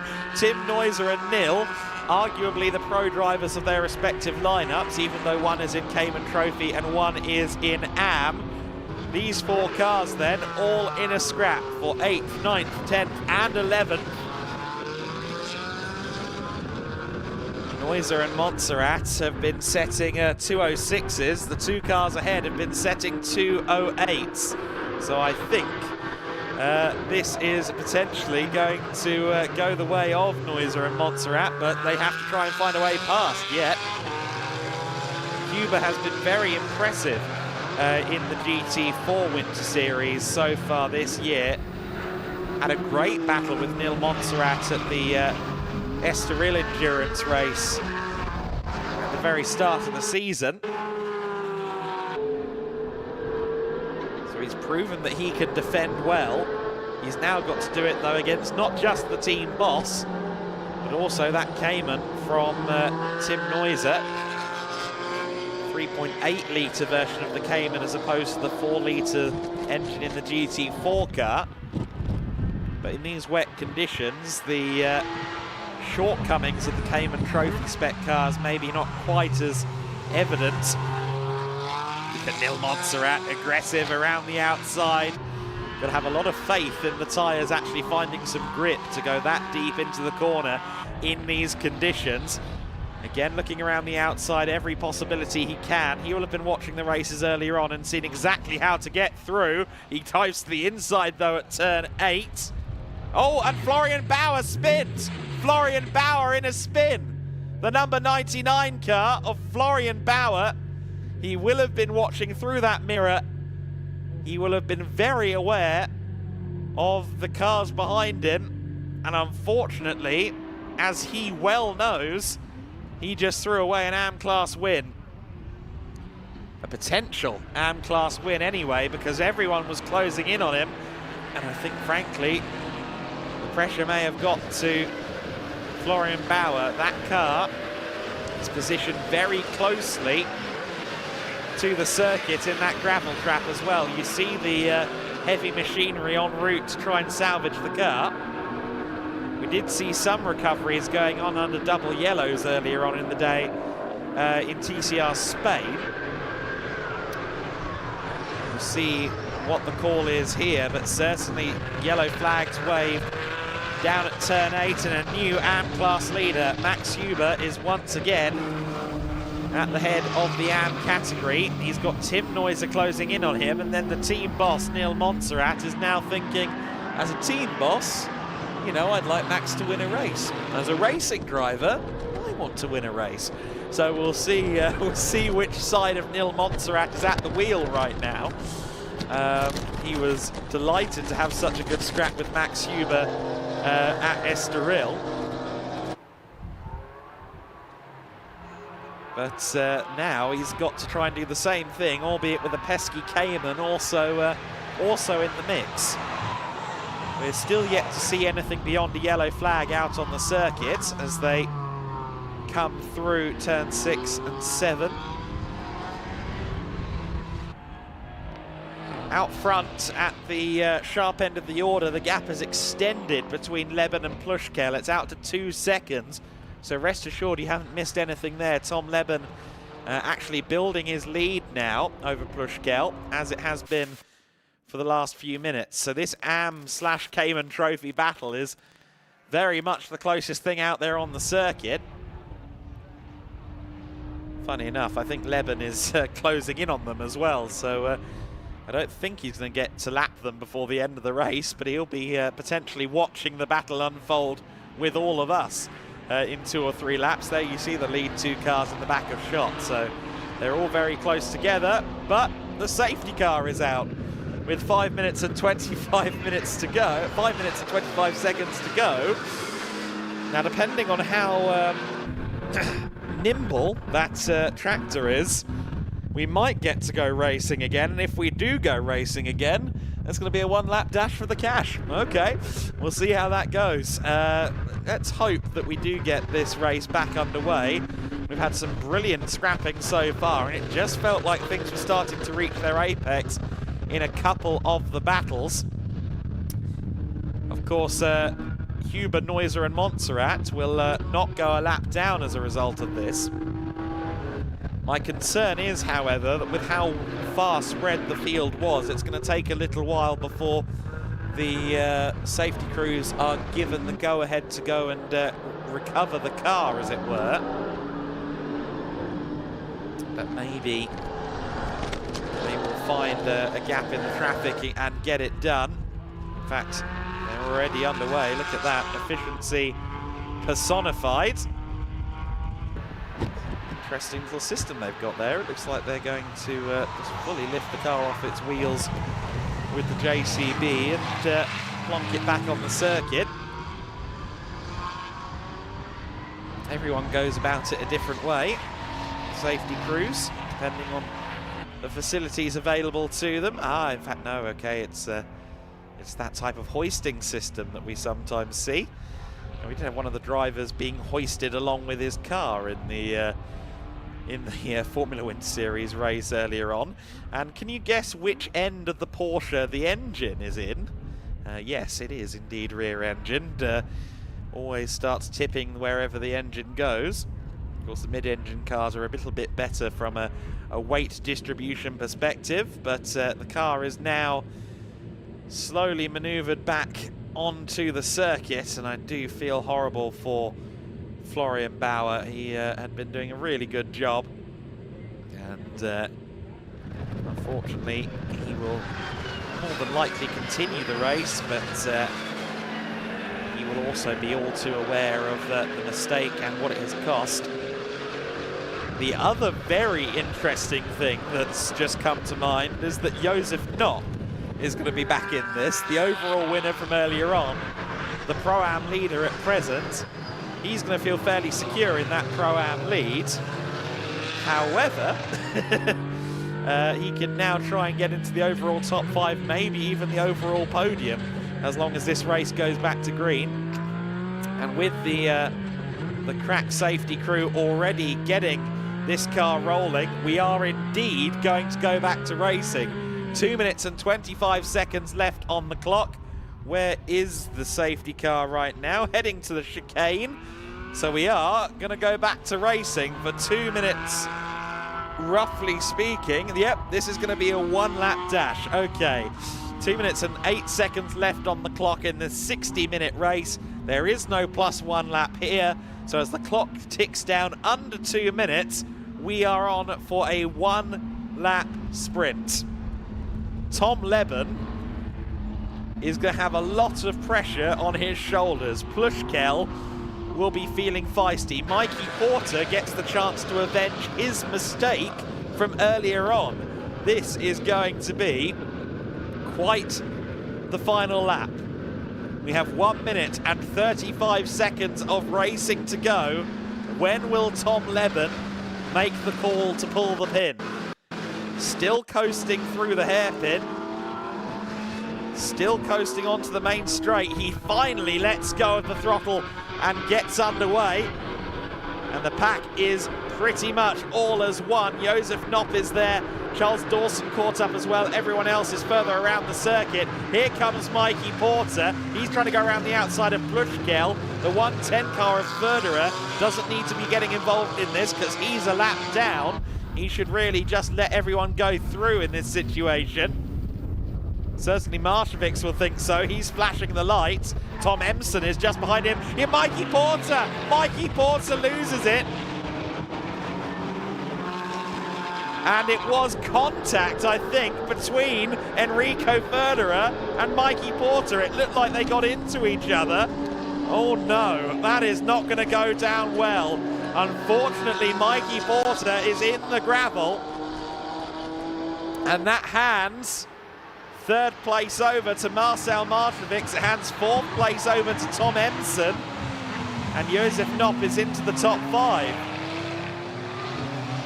Goodness me, the drama keeps on going in the GT4 Winter Series. Well, there was misfortune for Schnitzelalm Racing in race 1 of the weekend, and now the other half of the championship battle has been bitten by the same bug. Mikey Porter in the gravel trap. He and Jamie Day's hopes of a good points haul have gone up in kitty litter, unfortunately. The clock has hit 0.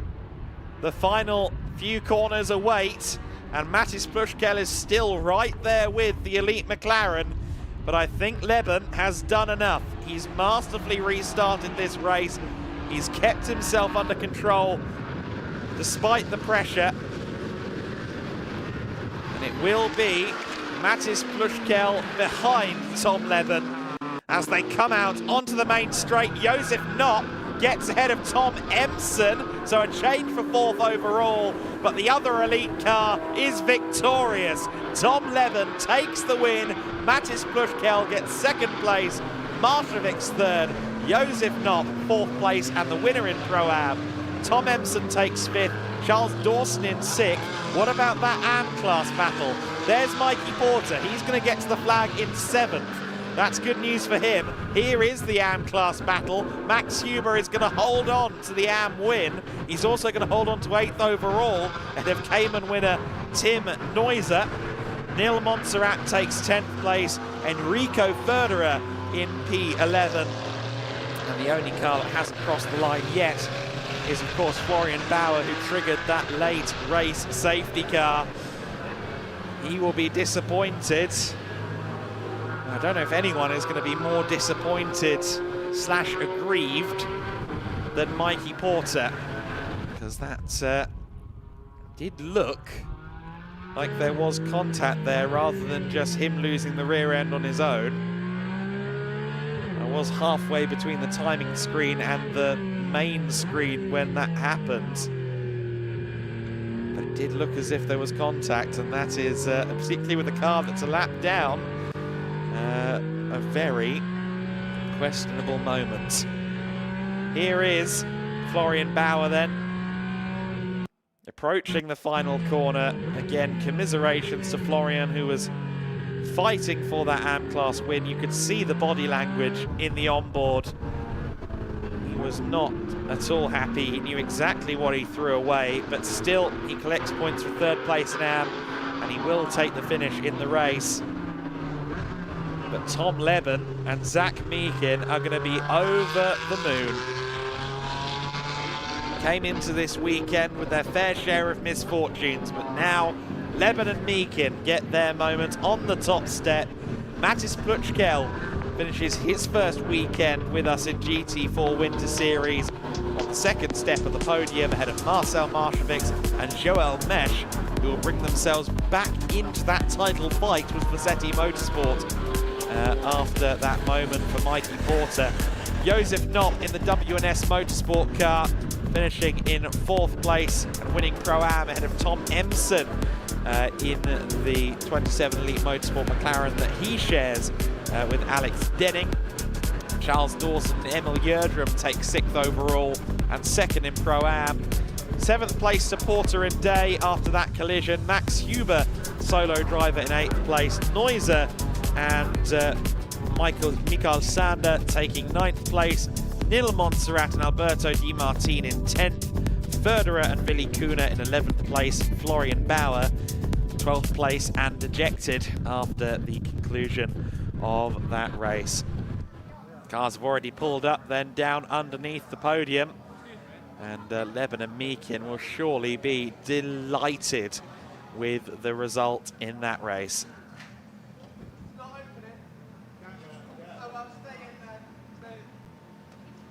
And just hearing there in the background that the door isn't opening on the Elite McLaren. So Chris McCarthy has been enlisted to open the door for our winning driver. Chris is a man of many talents, and now he knows how to open that door on the grid for future reference as well. So there you go. Zach Meakin and Tom Leben embracing, and hearty congratulations to Leben, converting from the world of single-seaters, of course. A long-time driver with Elite Motorsport in British competition. It's interesting that he's now going into the European stage with this team that he's so familiar with in GT racing. And some insights shared there between Meakin and Leben. And I'm sure both of them are going to be in a particularly jovial mood after this. I know that Chris McCarthy has long known Tom Leben as well, so I doubt this is the first time he'll have talked to Tom in a victory lane. And we will hear from our winning driver in just a couple of moments. And Zach and Tom debriefing on where their teammate finished as well. Chris McCarthy, though, is ready, so let's get him to intervene and have a chat with our winning drivers. Yes, I am just joining our winning drivers now, Tom Leben and Zach Meakin. First win of the season in the GT4 Winter Series. Congratulations, guys. Tom, you had to deal with a late safety car at the end there. How was that? Yeah, it was a bit annoying, really. I started to pull away, and then I saw the car on the gravel, and I was guessing a safety car, but with 1 lap to go, I just had to hold on, and yeah, good result in the end. Fantastic drive all the way through, a great pit stop as well, and then at the end, I guess, just controlling the race. You had some pressure throughout there. Yeah, Mikey actually overtook me, I think, but then he went off whatever, I overtook him. So yeah, good result. I've got to say thanks to Zach for putting a mega stint in in the wetter parts of the race, giving me the position to sort of hold it really. GT4 never fails to disappoint, does it? It was fantastic racing and really tricky conditions out there. Yeah, it was difficult. The conditions changing, a bit of rain here and there, but yeah, held off and yeah, it was good. Let's speak to yourself now, Zach, because you were out there at first when the rain was really coming down hard. How was it out on the circuit? It was quite difficult. It's something I haven't experienced before, going behind cars, not being able to see anything. I could have done with an anti-fog wipe, but besides that, it's all good. I was nice and quick. As soon as I got my fresh air, managed to settle in and go, and thankfully that managed to get us a bit further ahead. You said I think you were struggling to see at some points even as well. It was that bad out there? At one point, yeah, when I was behind the Merc, who put up a very good fight, to be honest. I tried everything to get near him, but just on the straights he pulled away. I just couldn't see, started second guessing where corners were, but besides that, it's all good. And we can see your team around you here, of course, everyone celebrating. They put in a lot of hard work here to make this happen. This is your first win, but this has come after a lot of hard work, isn't it? I've definitely got to say thanks to the boys. They've done everything with the car. We've had a few problems with it. It's all sorted now, and it's put us where we are now. And we'll bring Tom back in again for a sec. Zach, probably, first of all, I mean, you had the very nervous job of waiting there at the end. How was it when you found out? I was with you when the news came out about the safety car. How was it watching those final few moments? Well, I was very happy about the safety car first because I thought it was going to end. But then it came in and Tom just did a mega job on keeping out of any trouble. I got nervous on the first corner because I thought he spun and I was about to kill him, but he didn't, so it's all good. We caught the emotions of you on the pit wall. How are the emotions in the car? Yeah, I was a bit excited, if that's the word. Yeah, I was a bit happy over the radio, you could say. But yeah, a good result. The safety car was a bit nerve-wracking. We struggled a bit in the straight, so I had to sort of do the best I could, but managed to hold them off, and yeah, it was a good result. We can push on here now, get some more? Yeah, I hope so. Fingers crossed. Congratulations, get some well-deserved celebrations in Elite Motorsport. Taking the win here is the winning car in its finery. There, Johnny, if you spin back round, is your winning team as they go and celebrate Tom Leben and Zach Meakin. A fantastic drive from the pair. They will now celebrate with their team. We were stood with them throughout the race. Very nervous was the team watching on, but Tom Leben in the end bringing it home after Zach Meakin put in a fantastic stint, and they take the deserved win in the GT4 Winter Series endurance race here at Jerez. Let's go and reflect some more on that with Adam Weller before we go up to our podium with Lucas. Thank you, Chris. Great to hear from the Elite Motorsport team, the winning duo, Tom Leben and Zach Meakin. That was a very exciting hour of GT4 Winter Series action. They're most 60-minute races. They never do disappoint, do they? Let's go then to some highlights, some replays of that hour-long race. At the start of the race, it was a real close dogfight for second place. Jamie Day, of course, disappeared up the road in the early stages.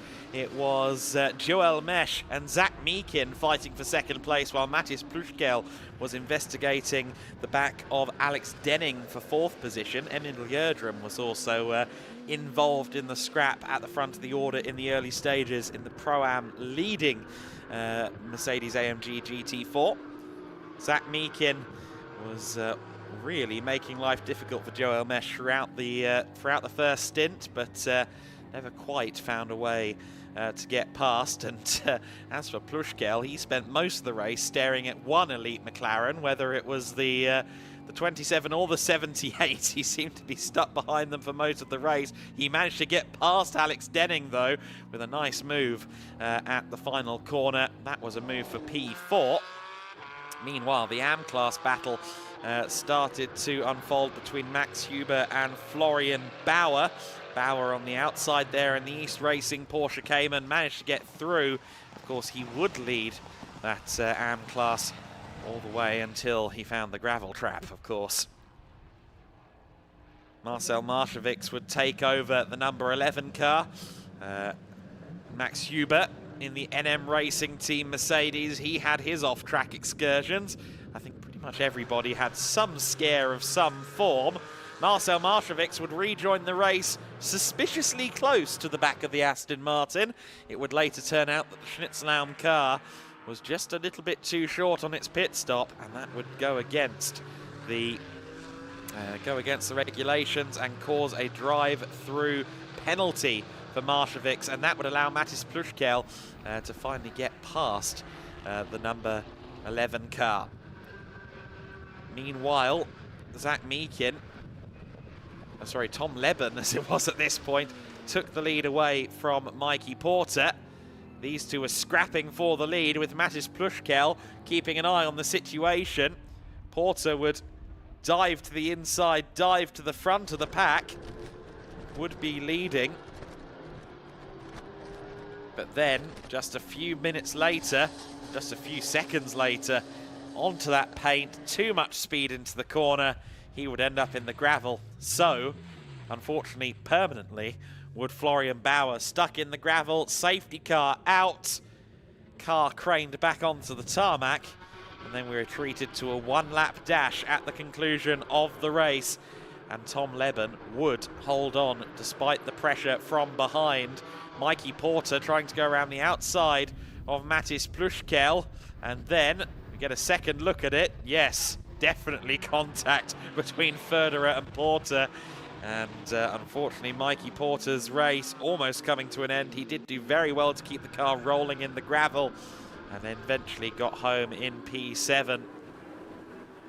Leben winning the race then for Elite Motorsport, ahead of Mattis Plushkel and Marcel Marshevix, whose drive-through was rather cancelled out by that safety car, and that allows he and Joel Mesh to take a overall podium and of course a pro class podium with it as well.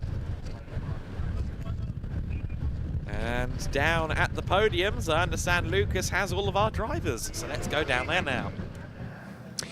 Absolutely. Thank you very much, Adam. And I've just seen, although very shortly, I need to admit, but a bit of sunshine over the pit lane here in Jerez. So there is a bit of hope for some nice weather conditions for the remainder of the day. However, first of all, it's the last podium of the weekend for the GT4 Winter Series. Let's bring on the winners of race 3 and restart with P3 in Pro Class. First podium of the weekend for Schnitzelalm Racing, Joel Mesh and Marcel Marshevitz.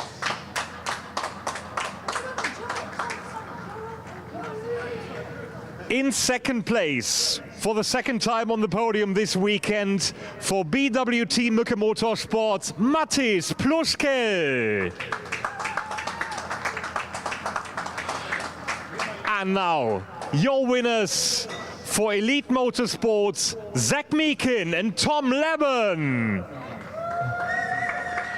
Well done, guys. Congratulations. Zach Meakin already scoring P2 in race 1 yesterday. And of course, Tom Leben winning the race 2 earlier on today. Now there is another set of trophies for the winning Elite Motorsport team being presented by the Gedlich Racing organization.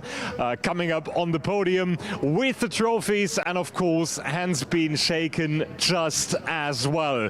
So in third place, it's Joel Mesh and Marcel Marshevitz. First podium of the weekend. Mattis Plushkel on his GT4 Winter Series debut in P2, and on the top step of the podium for the second time this weekend, Tom Leben alongside Zach Meakin. So let's please have another big round of applause. Our top 3 in Pro Class. Guys, here's your champagne.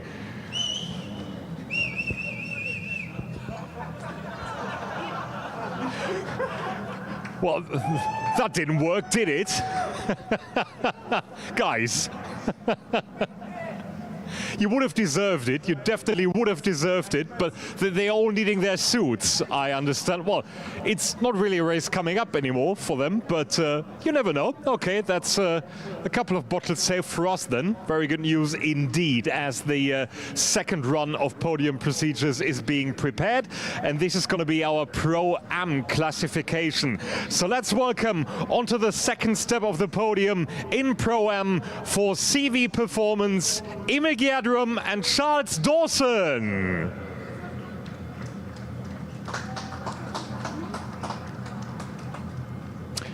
Here they are. Welcome on the podium, And same, of course, for the winners in Pro-Am. Congratulations, WNS Motorsport, Alexander Danzer and Josef Knopp.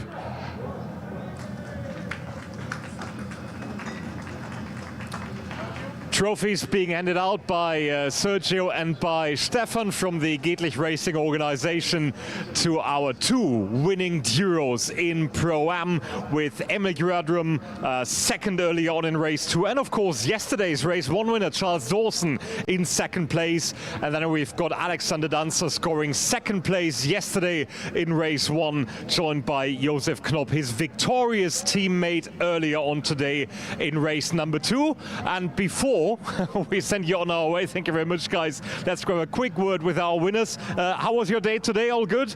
Everything was fine. for you as well, hopefully? Was too slow. Too slow? Well, you won. But could be better always. Right. I'm afraid the other ones have already gone with their bottles of champagne, so you need to keep yours as well. That's P1 and P2 in Pro-Am class. Next up is the AM classification in GT4 Winter Series. That's the next set of podium positions, as the champagne bottles potentially pointlessly are prepared by the Gedlich Racing organization. Let's see how our AM classification will fare with these, as there is a massive run down there in the pits from the Formula. We've just had a collision in the pit lane. Everything's fine down there, nobody's hurt, but there was a bit of carbon going amiss there, as we are bringing the AM class finishers onto our podium. No reason to get distracted there. In third place in the AM class for East Racing Motorsport is Florian Bauer. In second place for NM Racing, Alberto De Martin and Neil Montserrat. And with his first win of the weekend for NM Racing, Max Huber. Sergio, Jan and Stefan handing out the trophies to our top 3 finishers. In the AM class, Florian Bauer in P3 after winning the race number 2 earlier on. Alberto De Martin now joined by his teammate and team boss essentially, Neil Montserrat, and Max Huber after 2 podium positions earlier on this weekend, now with top spots, as a couple of more photos are being collected. Big round of applause once again, our podium in the AM class. Thank you very much. And one more podium still to come for the GT4 Winter Series this weekend here in Jerez, which is the Cayman Trophy. That's our 4th class within the GT4 Winter Series. 2 driver pairings coming up onto the stage now. And in second place, please welcome for SR Motorsport, Willi Kühne and Enrico Förderer. And your winners for SR Motorsport just as well, Michael Sander and Tim Neuser. Thank you. Trophies are being presented by Sergio and by Jan from the Gedlich Racing organization to the winners, Michael Sander and Tim Neuser. Of course, Michael already winning his race yesterday, Tim scoring second earlier on today, and now another victory for him this weekend, joined by teammates from SR Motorsport, Willi Kühne and Enrico Förderer, rounding out his weekend with another spot on the podium. Thank you very much to the SR Motorsport team up here on stage. Another very successful day. Please enjoy the champagne down in the pits together with the SR Motorsports team. Now, there is a bit of some topics to sort out, I think, with a bit of carnage already in the pits as the Formula Winter Series cars were heading out onto the grid, where Chris McCarthy is for you to get some latest information on the 3rd and last race of the Formula Winter Series live from Jerez.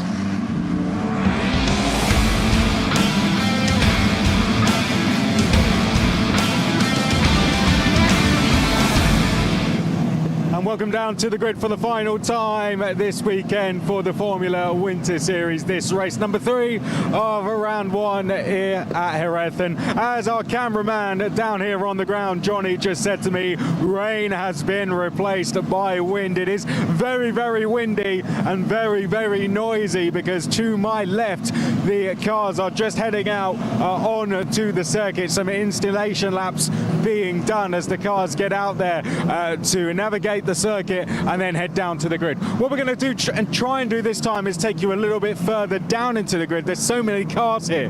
We want to show you a little bit, few more of them further down. New phase 2 pole position this time will be Juan Cota, who put in a superb performance. The grid this time formed by qualifying 2, which took place this morning.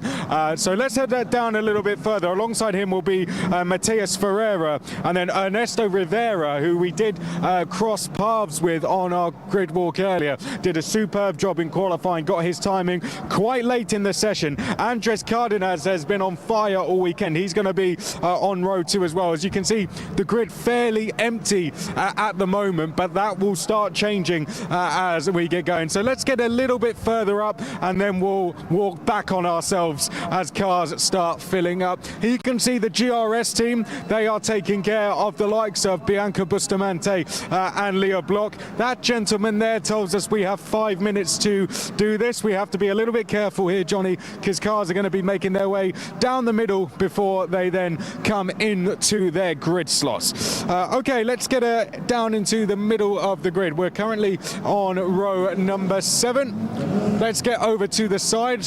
Johnny here. There goes number 10 past us, heading down into the grid. And here, Akshay Bora heads into his grid slot. Did a nice job earlier. We're going to be staying right on the grass here, Johnny.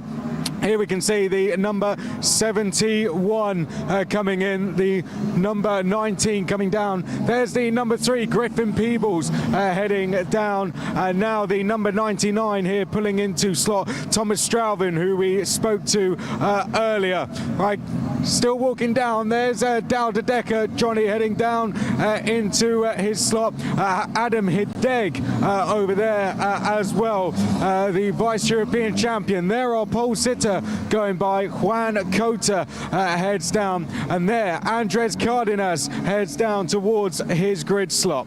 Okay, let's head a little bit further up. Maxime Rem comes next. We're down on row number 8 here. We won't go too much further up because we do need to get down. Then we can see here we can see on this grid slot here, Johnny, just make sure, just come over to your left, please, Johnny. There we go.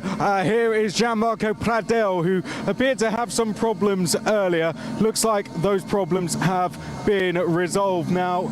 Over there, we've got Pacome Weisenberger. Let's go a little bit further up and then we will call it a day and make our way down. Here we can see the number 46, and over here we have the number 35. Over there we will end with René Lammers, our European karting champion. Not too far behind him we have the likes of Lucas Fluscher, Bart Harrison, not too far back from there either in the number 77. That is your lot. Carrie Schreiner in the all-white livery, the number 8 Campos, and we'll spin round and start heading back, please, Johnny. We will start making our way back down the grid now because we will be being instructed to clear very, very shortly. That is our 3-minute board. So let's start making our way down and get ourselves off the grid as the drivers get themselves zoned in. Here we can see Maxime Ren, Adam Hideg, as we spoke about here. Thomas Straubing, who we spoke to earlier. Very, very talented European karting racer, raced with the Kart Republic team.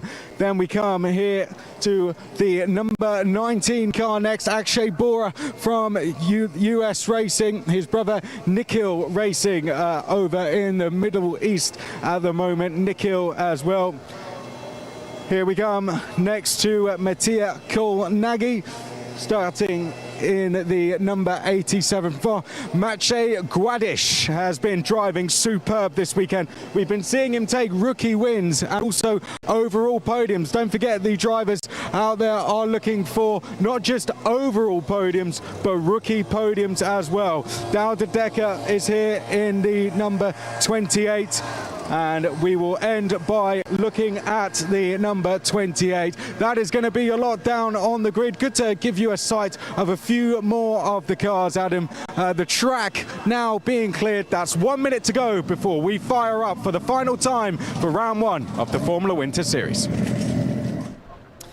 So then race 3 of the weekend has already had its share of drama. René Lammers was the driver that Lukas Gajewski referred to as making contact in the pit lane and needing a new front wing as a result of it. So René Lammers with a new wing installed onto the car on the pre-grid. We've also had bulletins while we were talking through that grid walk regarding the start of the race. There will be no formation laps for this one. It will start behind the safety car. So as soon as they're rolling, we are racing effectively. Minimum 2 laps behind the safety car.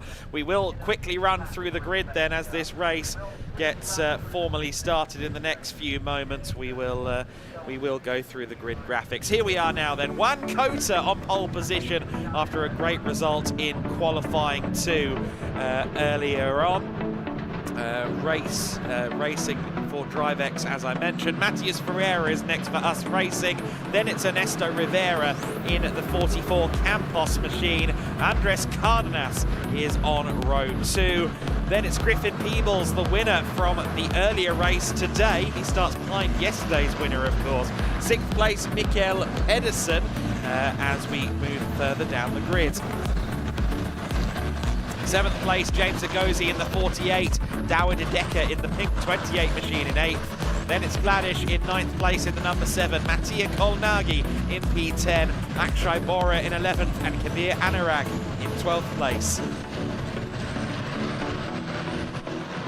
Moving on then to 13th place, Thomas Strauven. Adam Hideg is next in 14th, Maxime Ream ahead of Paco Weissenberger on row 8. Row 9, Gianmarco Pradel, thankfully is on the grid this time. He's alongside Peter Vazinilas. Row 10 of the grid, Flavio Olivieri and René Lammers with a new nose cone in 20th place. Emmanuel Olivieri, no relation, and Tim Gerhardt in the number 50 in 22nd. Lucas Flusha in 23rd place alongside Enya Frey.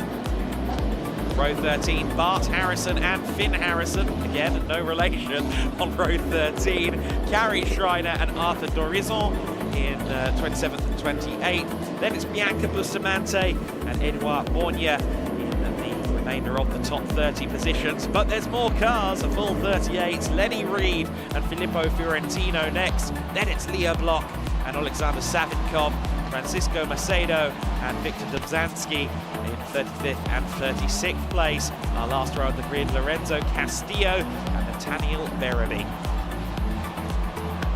We did have one car a little bit slow away from the grid as this race has gotten started, and it was the number 52 of Alexander Savinkov. Now, he fell to the very back of the field, but then surged back past the others to take his original spot.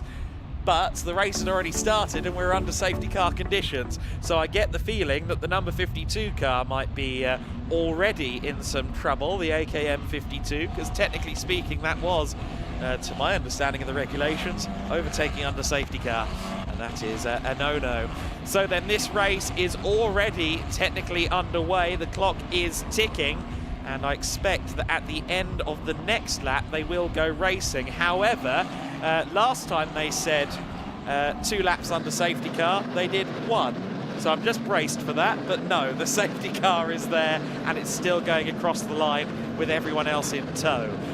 So I suspect that we will go racing with somewhere around 24 minutes left to go. Of course, this is a little bit of pressure off for Juan Cota in the DriveX car. He won't have to try and perfect a start from pole position on this occasion. He will, however, have to really watch the rear view mirrors. Mateus Ferrier has been on very, very good form so far this weekend.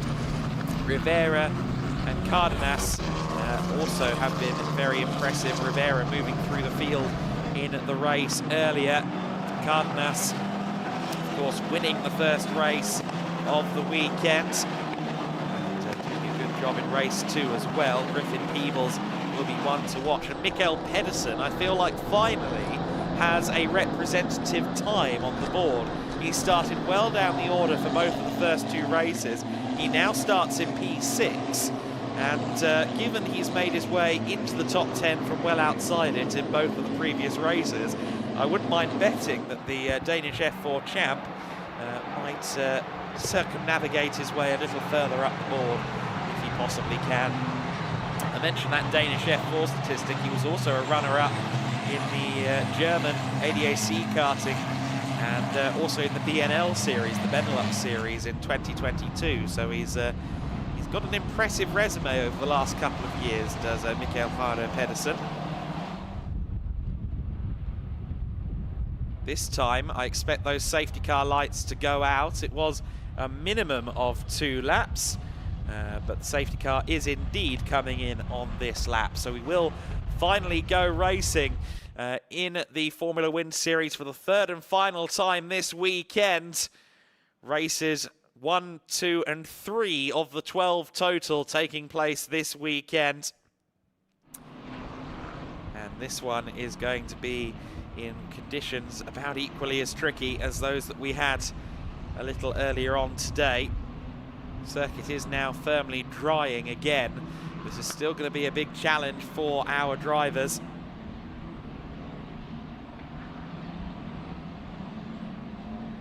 And the Senna chicane. Oh, we've already had another collision, I think, there. That was one of the Jenser cars into the back of one of the Rodin cars. That was Strauven into Hideg there that we just saw at the Senna chicane. So already under safety car, a little bit of contact. But now we are going to go racing. Juan Cota it is that leads the way as the field finally is racing at full speed. With 24 minutes of the race left to go, we begin in earnest in the Formula Wind Series. Race number 3, Juan Cota going defensive as we approach the first corner. 2nd place then Ferreira, 3rd place for Ernesto Rivera, Cardenas in 4th, Peebles in P5, and Mikael Pedersen rounding out the top half dozen. Everybody else, I think, fairly cleanly through the first few corners. Rivera and Cardenas in 3rd and 4th place. Lammers in the number 9 there with his new front nose cone. He's got him through the first few corners okay. I think just about everyone is all right after a single file start, which is probably a relief to some of the teams that we didn't try and go double file standing start in these conditions.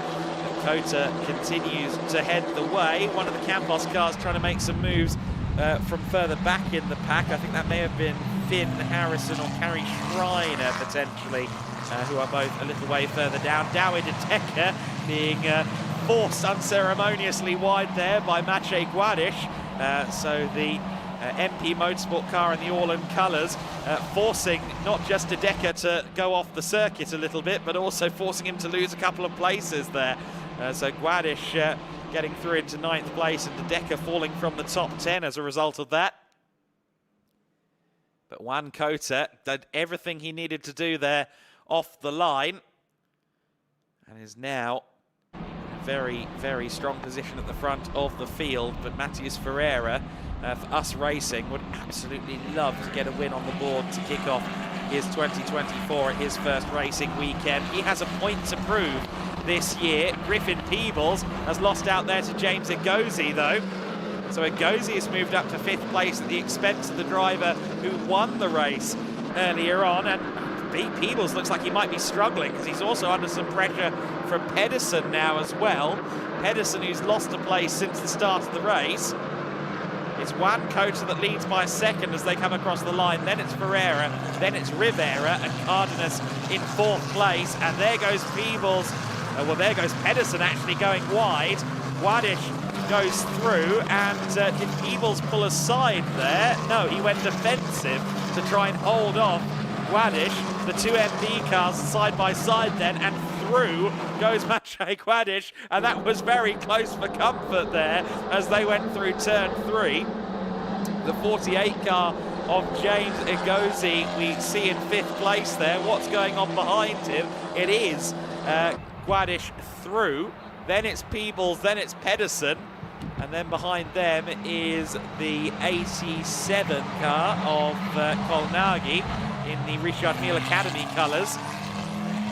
But the All-in Racing number 7 taking the defensive high ground. Here comes Pedersen trying to get up the inside line on Peebles. Peebles, who appears to be racing under a Spanish licence, but is obviously Australian flagged even on his race suit. He is gearing up for a long year, trying to fight for MP Motorsport after a very busy multinational season in 2023. And just sandwiched between the two white cars. One of them is his teammate, that's the car in front of him. One of him very much not, although they are, I think, potentially next garage along down at Trivex with MP Motorsport. Up and over the curbs they go at the centre chicane. Everyone being pretty aggressive on them. We have had some moves up and down further back in the pack, but oh, there goes Pedersen. Pedersen to the inside line at the final corner, drifts wide, gets in the way of Peebles. The 87 then gets through as well. Kolnagi with a good run out of the last turn. Pedersen then up to 6th, make that 7th place. For how long though? Because Mattia Kolnagi is now trying to go around the outside. That might offer him some more grip, but Pedersen says absolutely not. No track for you. And manages to hold on to the position. Now takes the outside line around turn 2 to try and find some more grip. And you can see why, because Griffin Peebles just really, really fighting the car, taking the inside line, the normal racing line, and he's now being swallowed up by everybody. Dawid Adeka on the offensive. Akshay Bora has gotten past Griffin Peebles for 9th position, and did they just touch? I think they might well have done. The rear wing to the front wing. Both cars continue on unabated, hopefully. And Dawid Adeka senses his opportunity to get back into the top 10 after losing out on the first lap of the race. The number 19 US Racing car under threat, Thomas Strauven, trying to find his way past Kabir Anurag. Oh, and Pakon Weissenberger into the number 24 of Adam Hideg. Hideg pushed onto the gravel then. That's going to push Hideg down from 14th to something like 17th or 18th place. Pakon Weissenberger then just ahead of the US Racing cars and that are fighting each other. US Racing will be hoping that they don't have to have any heated discussions at the end of this one. The number 12 car there of Gianmarco Pradel trying to find a way past the number 71 of Maxime Riem. Maxime Riem, the German driver, against the Australian racer Gianmarco Pradel. Pradel will be looking to try and get some good points on the board after having to effectively sit out race number 2 earlier on in the day. Quite sure what was wrong with Pradel's car, but he never was able to take the start. Did a few laps in the middle of the race, but then retired back to the garage again. Side by side between Strauven in the number 99 and the 19 car.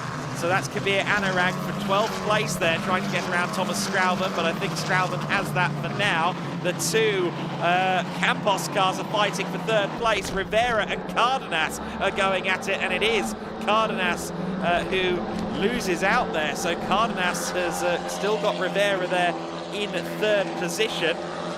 I thought that Cardenas had gotten through, but Rivera remains in 3rd place. We've got 17 minutes of this race left to go. It is Juan Cota that leads the way. Matias Ferreira 1.2 seconds back in 2nd. Then it's this battle between Ernesto Rivera and Andres Cardenas in 3rd and 4th. James Agozi in 5th place. never mind. Oh yes, he is still in 5th place, but Mikael Pedersen is in 6th now. So he has gotten ahead of Maciej Guadish. That happened down at turn 6. Leah Block has made a visit to the pits.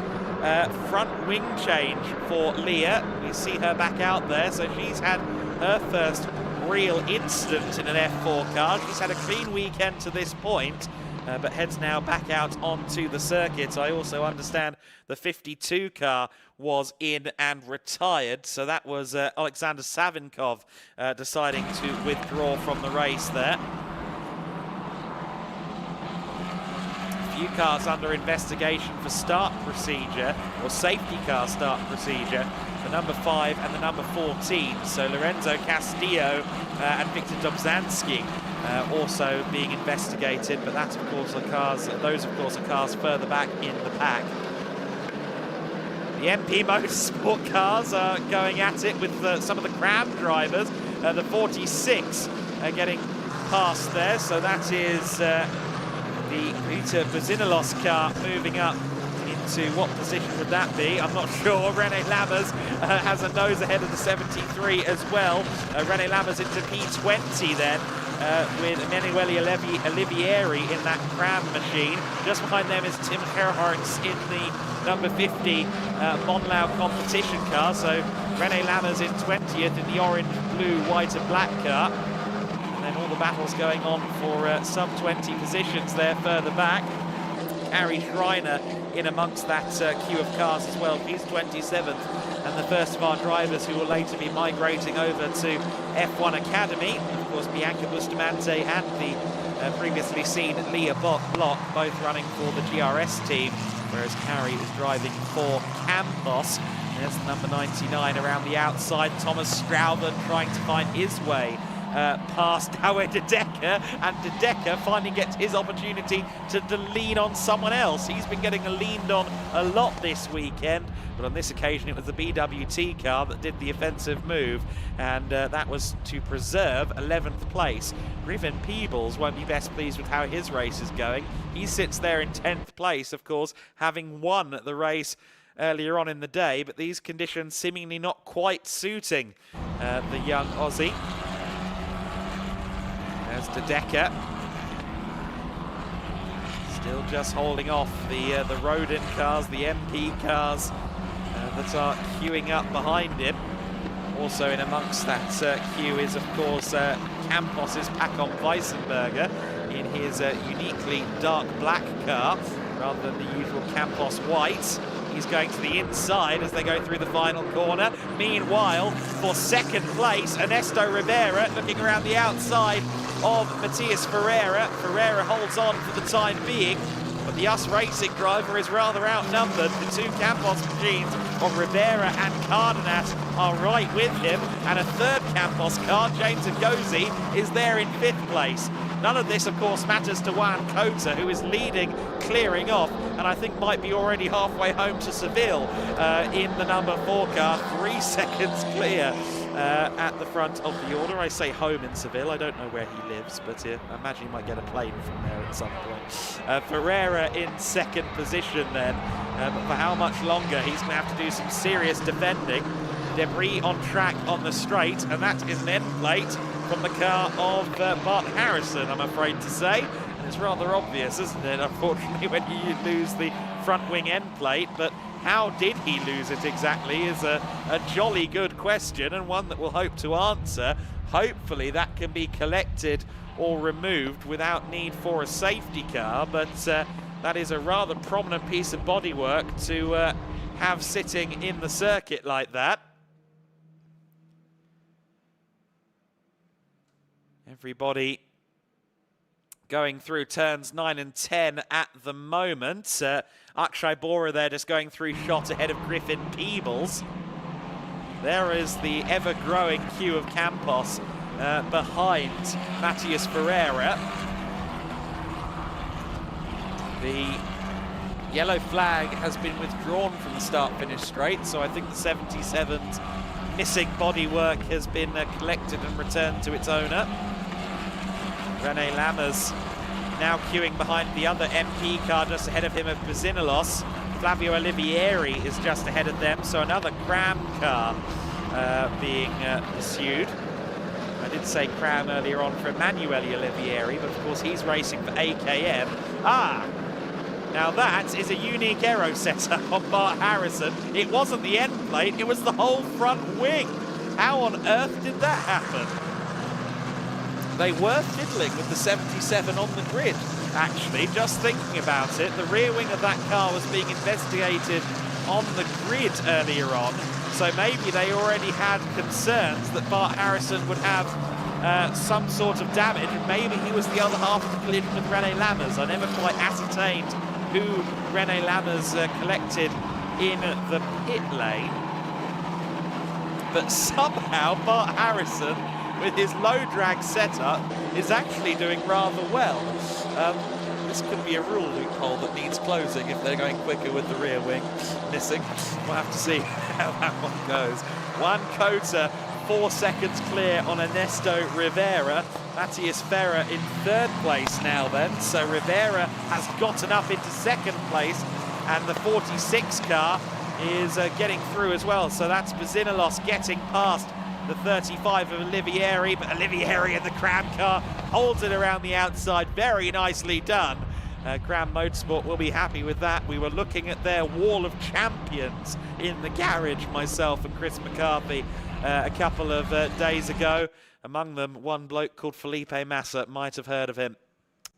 There's Bazinalos taking the inside line. That very scarcely works in these conditions. He's desperate to try and get himself some clear air. Bazinalos, rather Olivieri, really fighting to try and get the power down. Through the centre chicane they go in a 3-car tandem trade. Rene Lammers has already been through one front wing, but he seemingly doesn't care. He's still right on the gearbox of his teammate. Matias Ferreira has gotten back through into 2nd place. We really need to see that battle. There it is, just going through shot. Ferreira and Rivera. Let's see where they are as they come through this camera. Yes, still side by side. Rivera on the outside, on the inside, sorry, pushing Ferreira to the outside line and just managing to defend his way into retaining 2nd place. Here comes Cardenas, though, trying to find a way around the US Racing car. Can't do it. So Ferreira, despite being outmatched and outnumbered here, is taking the fight to the Campos cars once again. It's side by side between Ferreira and Rivera. They've been swapping positions a lot over the last lap and a half or so. And now, with the inside line and the high ground, Ferreira goes into turn 6 and retains 2nd place for the time being. But cutting to the inside line is now Rivera. That's not going to do him too many favours. It is Ferreira then for at least a couple of corners, cemented in 2nd place. All of this is fabulous news for Juan Cota, who is over 6 seconds to the good at this stage. These two cars were about 0.8 of a second slower in the first sector alone than our race leader. So Juan Cota is just getting the job done at the front of the order and disappearing off into the distance. Ferreira in 2nd place will be carefully watching those rear view mirrors, and he'll be noting that the queue of cars is getting longer because Mikael Pedersen, who has gotten past James Ngozi, I believe, he is there right on the gearbox of Cardenas as well. So Pedersen dives to the inside of Cardenas, and just as soon as I say that, that wasn't a challenge, but he moves up into 4th place. Very nicely done. Pedersen has been on an overtaking masterclass all weekend. 7 minutes and 40 seconds to go of this race then. And can Pedersen get that podium that really I feel would be deserved? He's had so many good moves, so much overtaking over the course of this race. We had Mattia Kolnagi, or rather, sorry, Akshay Bora and Griffin Peebles fighting there for 9th place. There's Pacon Wiesenberger in 11th, ahead of Douwe Dedeker and Thomas Strauven. So 11th back is also one big long queue. There is the aforementioned scrap for 9th going through shot. Bora and Peebles. Peebles has just been hung to dry on the back of that rear wing of the US Racing car for most of this race and is now trying to salvage a few more points after a very strong start to the weekend. Of course, he, Maciej Gładysz, and Andres Cardenas have been the only 3 cars on the podium so far this weekend. I think we're going to have an entirely fresh and new podium after this race.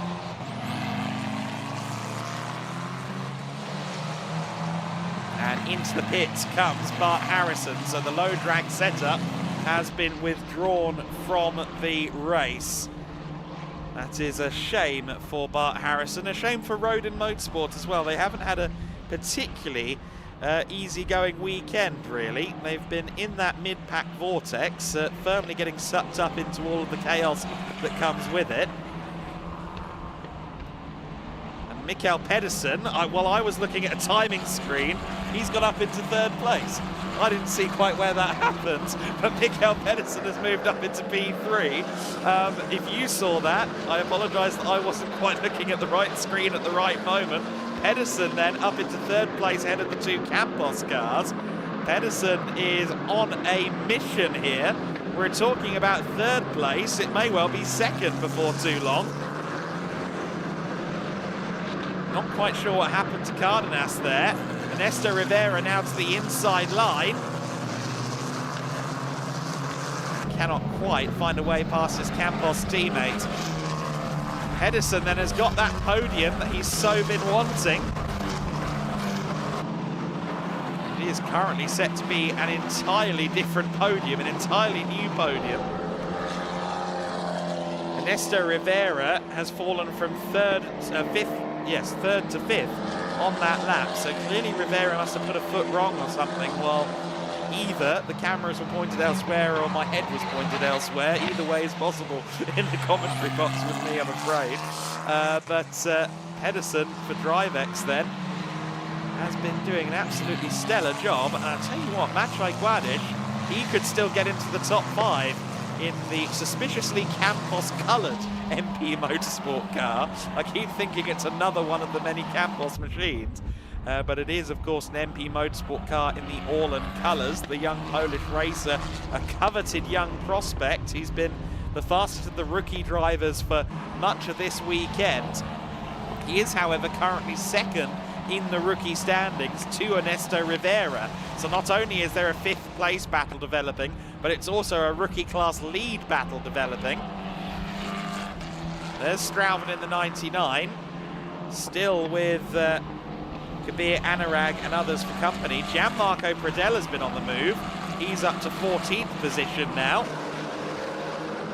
Here is the battle for P2.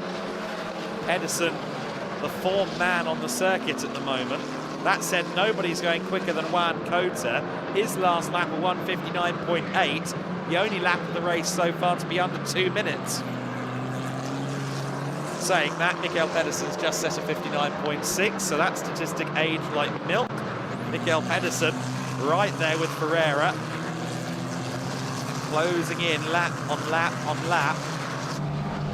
Cardenas in 4th, Rivera in 5th, then it's Gedlich right on the back of them. Egozi, Kolnagi there with Egozi as well, so 7th and 8th might not be completely settled.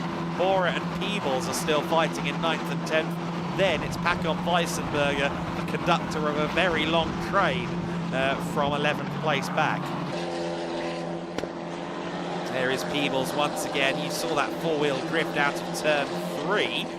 That was very majestic from the driver of the number 3. But, oh, the 26 in a spin. That is Enia Frey, unfortunately. The Swiss was having a pretty good race up to that point, but spinning out of 23rd, having just gained the position. And through goes Peebles for all of 2 seconds. Back through goes Akshay Bora, diving up the inside went Peebles, but couldn't quite get the car stopped in time to block the inside line. He gets a great run through 7th though, inside line for 8, but that's going to convert to the outside for turn 9, but even before they get to turn 9, Peebles just finds an absolute lack of grip. It's AKM versus Cram there further back in the pack as well. Battles all through the order in the Formula Winter Series grid. Hopping over the curbs in that battle for 9th place. We have 1 minute and 50 seconds of the race left to go, and Juan Cota has just crossed the line. So this means it's the penultimate lap, and Mikael Pedersen is through into second place. Pedersen through into P2. He gets it done at his favourite spot of all. That is the hairpin, the final corner of the lap. He once again dives up the inside. And what could he have done if he'd started on the front row with Juan Cota? Because he's the only driver other than Juan Cota to set a sub-2-minute lap time, and he has been on fire over the course of this race. Mikael Pedersen has secured himself P2, at least provisionally. There's still some running to do, of course. The Campos battle isn't easing up anytime soon either. Campos featuring Mattia Kolnagi. Kolnagi in the 87 MP car, another MP Motorsport car that tricks you into thinking it might not be the Dutch outfit. Their eponymous orange colours, or their infamous orange colours, I should say. Lock up to the front axle there from Maciej Guadish. Now he's gotten past Ernesto Rivera, but he very nearly went straight on there at turn 6. So Guadish on the last lap moved ahead of Rivera, but very nearly threw that away there. He's got him past Rivera, but he hasn't particularly gotten away from Rivera. All and back number 7. Up into the top 5 once again then, and that of course is the rookie class lead as well. So Guadish, as it stands, is on for another top step of the podium within the rookie class. He's thinking overall wins, though, I'm certain of it. His future is at the top step of the podium as far as he's concerned. Final lap of the race begins now as Juan Cota crosses the line. Juan Cota and DriveX set to make it 3 drivers, 3 teams taking to the Jerez top step. Just got about 3.8 kilometers from turn 2 to the finish line between himself and the end of this race. 4.4 kilometers in total of this Jerez circuit. Look at how he's fighting the car, but he's perfectly in control. Seems to be right on the limit without stepping too far above it. And of course it will be a DriveX 1-2 as it stands as well. What a day for them. René Lammers has been making some good progress. He's going around the outside here of Thomas Strauven. That puts Strauven down to 17th. René Lammers brings himself up into P16. So Lammers has been on the move to an extent, although it's not been the greatest race for him, unfortunately. Started from 20th place. He's going to be hoping for some far better qualifying sessions at Valencia, because his qualifying is what's let him down here today and over the weekend. Akshay Bora has now lost out to Griffin Peebles, but once again, who knows what order they're going to be in by the time they come across the line. Those two have been fighting all race long. There they are, and I think Peebles may just have it under control. So Peebles potentially on his way to 9th place, but little consolation after the first 2 races and how well they went. Juan Cota, meanwhile, could scarcely have had a race that's gone better. Juan Cota in the number 4 car, a driver who made his single-seater racing debut in Formula Winter Series almost exactly a year ago, finally takes his first win in Formula Winter Series for DriveX. It's Juan Cota across the line to take the win, and it's a DriveX 1-2. Oh, and Maciej Guadish getting into it there with Rivera for the rookie class win. Drag race to the line. Who's it going to be? Just Maciej Guadish, according to the timing screen. That was crazy at the last corner. Well, Ferreira finished off the podium behind the DriveX 1-2. Ferreira 3rd, Cardenas 4th. Everyone else working their way across the line. Drag race as well between Jenza and the Douwe de Decker machine. So Adam Hideg just failing to beat Douwe de Decker across the line for 14th there. But my goodness, right until the last corner, this one has been a bit of a spectacular. There's Carrie Schreiner across the line, 25th and first among the female racers. 27 car, of course, on the recovery drive. Edouard Borgna, he had a couple of issues during the race. He's got a drag race partner as well. Everyone gets a drag race, and Borgna just about beats Dobzhansky to the line. Leah Block will be the last one to cross the line after she had her front wing change. And, well, 36 cars, I think, ultimately taking the flag in this race. Nathaniel Berraby has already crossed the line. He was the only driver to go a lap down. Leah Block, for the final time this weekend, rounds the final corner. And the ARA Rally Champion can come out of this weekend with a lot of positives. This race hasn't quite gone to plan.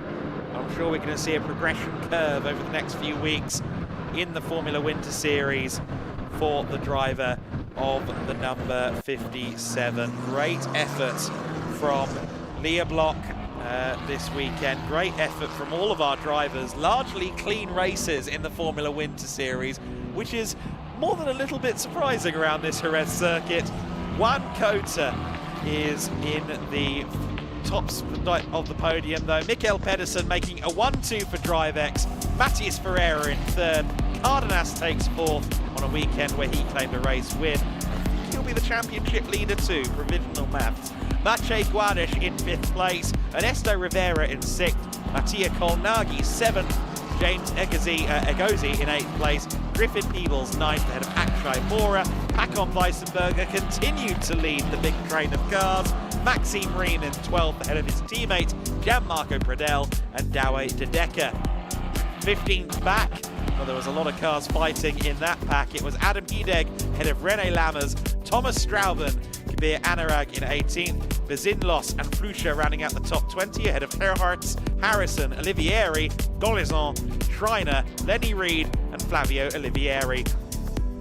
Filippo Fiorentino taking 28th, Macedo in 29th, Bustamante rounding out the top 30, Frey taking 31st, Lorenzo Castillo taking 32nd, Borgna, Dobzhansky in 33rd, 34th, Leah Block, Nathaniel Berraby rounding out your finishers. Already though, down at the podium is the winning team, DriveX, celebrating their victory. Juan Cota will be very happy. I'm actually very interested to hear how that interview goes with Juan Cota. He is going to be elated with that result, I'm sure. And everyone at DriveX works very hard. Certainly not the biggest team on the grid in terms of personnel size, but they have performed admirably this weekend, and they have two very promising youngsters in their ranks in the form of Juan Cota and Mikel Pedersen. And I see there that Chris McCarthy is nearby with Juan Cota, so let's go and listen to our winning driver with Chris. Thank you very much, Adam. Yes, I'm down with Juan Cota now. Juan, getting that first win, how does that feel? I could see the emotion when you came in. Well, it feels amazing. Hard work with all my team all the weekend, and the past year we have all hard work, and we have this weekend a good speed. On first qualifying we have some problems, but today we managed to have a good speed and take the victory. And you mentioned the team there. Fantastic result for the team all round, a 1-2. It's been superb all round for the team, hasn't it? Yeah, also feels fantastic to be 1-2 for the team, and this is going to help us to get more motivated for the Spanish Championship and for the championship. And tell us about the track as well. I mean, the conditions seemed like they were changing a little bit throughout the race. How was that to deal with out front? I mean, it looked like you were able to still establish a gap despite that. Well, the track, it's come changing all by lap by lap. So we get better and better all the lap and get more good. So, well, we managed good and we can do the victory. And being a Spanish driver as well, I mean, you mentioned a first win. It must feel very special to get it at a track like here, like Jerez. Yeah, it feels also amazing. I'm one of the only drivers in Formula 4 to win, so it's too good to be Spanish and win here in Spain. Who would you like to thank? all to my team, my family also, my family that they stay with me all this career, and my team that we work so hard, and every day, every lap, working so hard. So thank you so much to all. I had to catch you to get up to the podium. Yeah. You can now go there. Juan Cota, who was in a hurry to get up to the podium because the celebrations are going to get underway very quickly here, Adam Weller. There you can see the cars in the background. DriveX 1-2. They were pursued very hard by Mateus Ferreira, but it's the Spanish driver on the top step. Juan Cota taking the win. We'll be underway with podium celebrations very shortly, but for now, let's head up to commentary and back to Adam Weller. Thank you very much, Chris. Let's dive straight into some highlights of that race. And I understand we can start with a look at what happened with René Lammers. No, this is in the formation lap where we got the look at the other collision between, yes, the Yenza car of Adam Hideg and that was Thomas Strauven. So that was even before we got started. Even before that, we had René Lammers getting into it in the pit lane as well. The race got underway after 2 laps behind safety car with Juan Cota as race leader. Second place, of course, in the early going was Mateus Ferreira. Lots of fighting further back. Douwe de Decker once again finding himself in the battle, but no issues with his power this time, so he could actually have a fair fight for the first time this weekend. Mikkel Garde Pedersen was on the move all throughout this race, making up positions, really causing Griffin Peebles a little bit of grief there.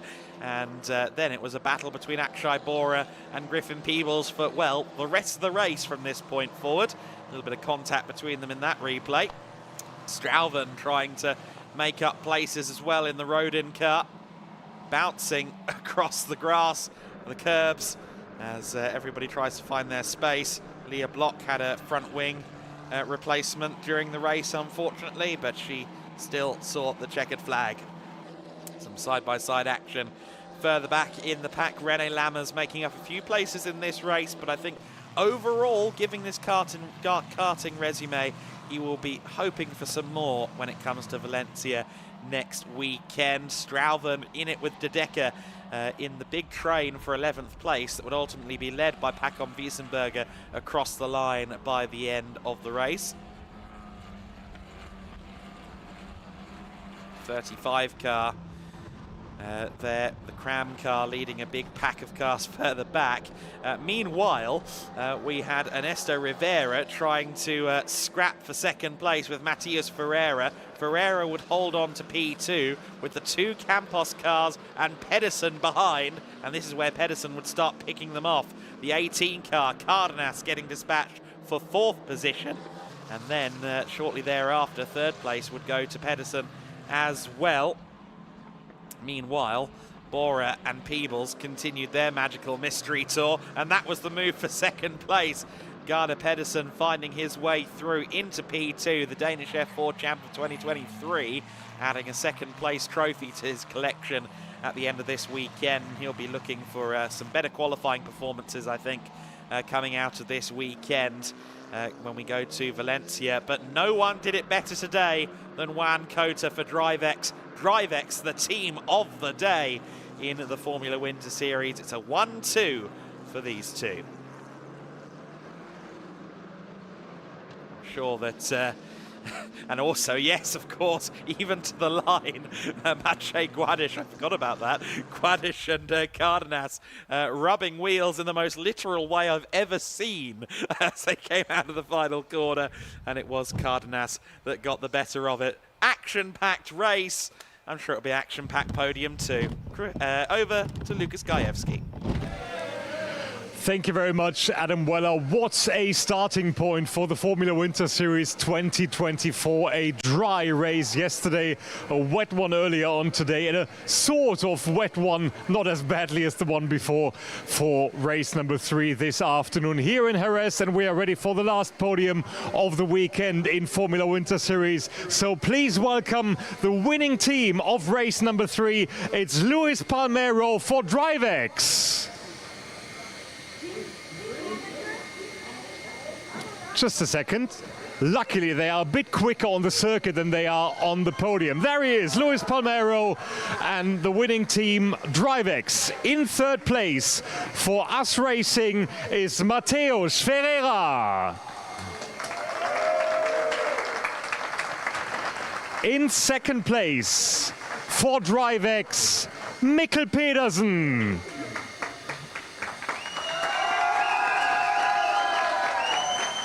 And for the first time on the top step in Formula Winter Series, from Drivex, Juan Cota. Juan Cota, your winner here in Jerez. And for the winner, let's listen to the Spanish national anthem.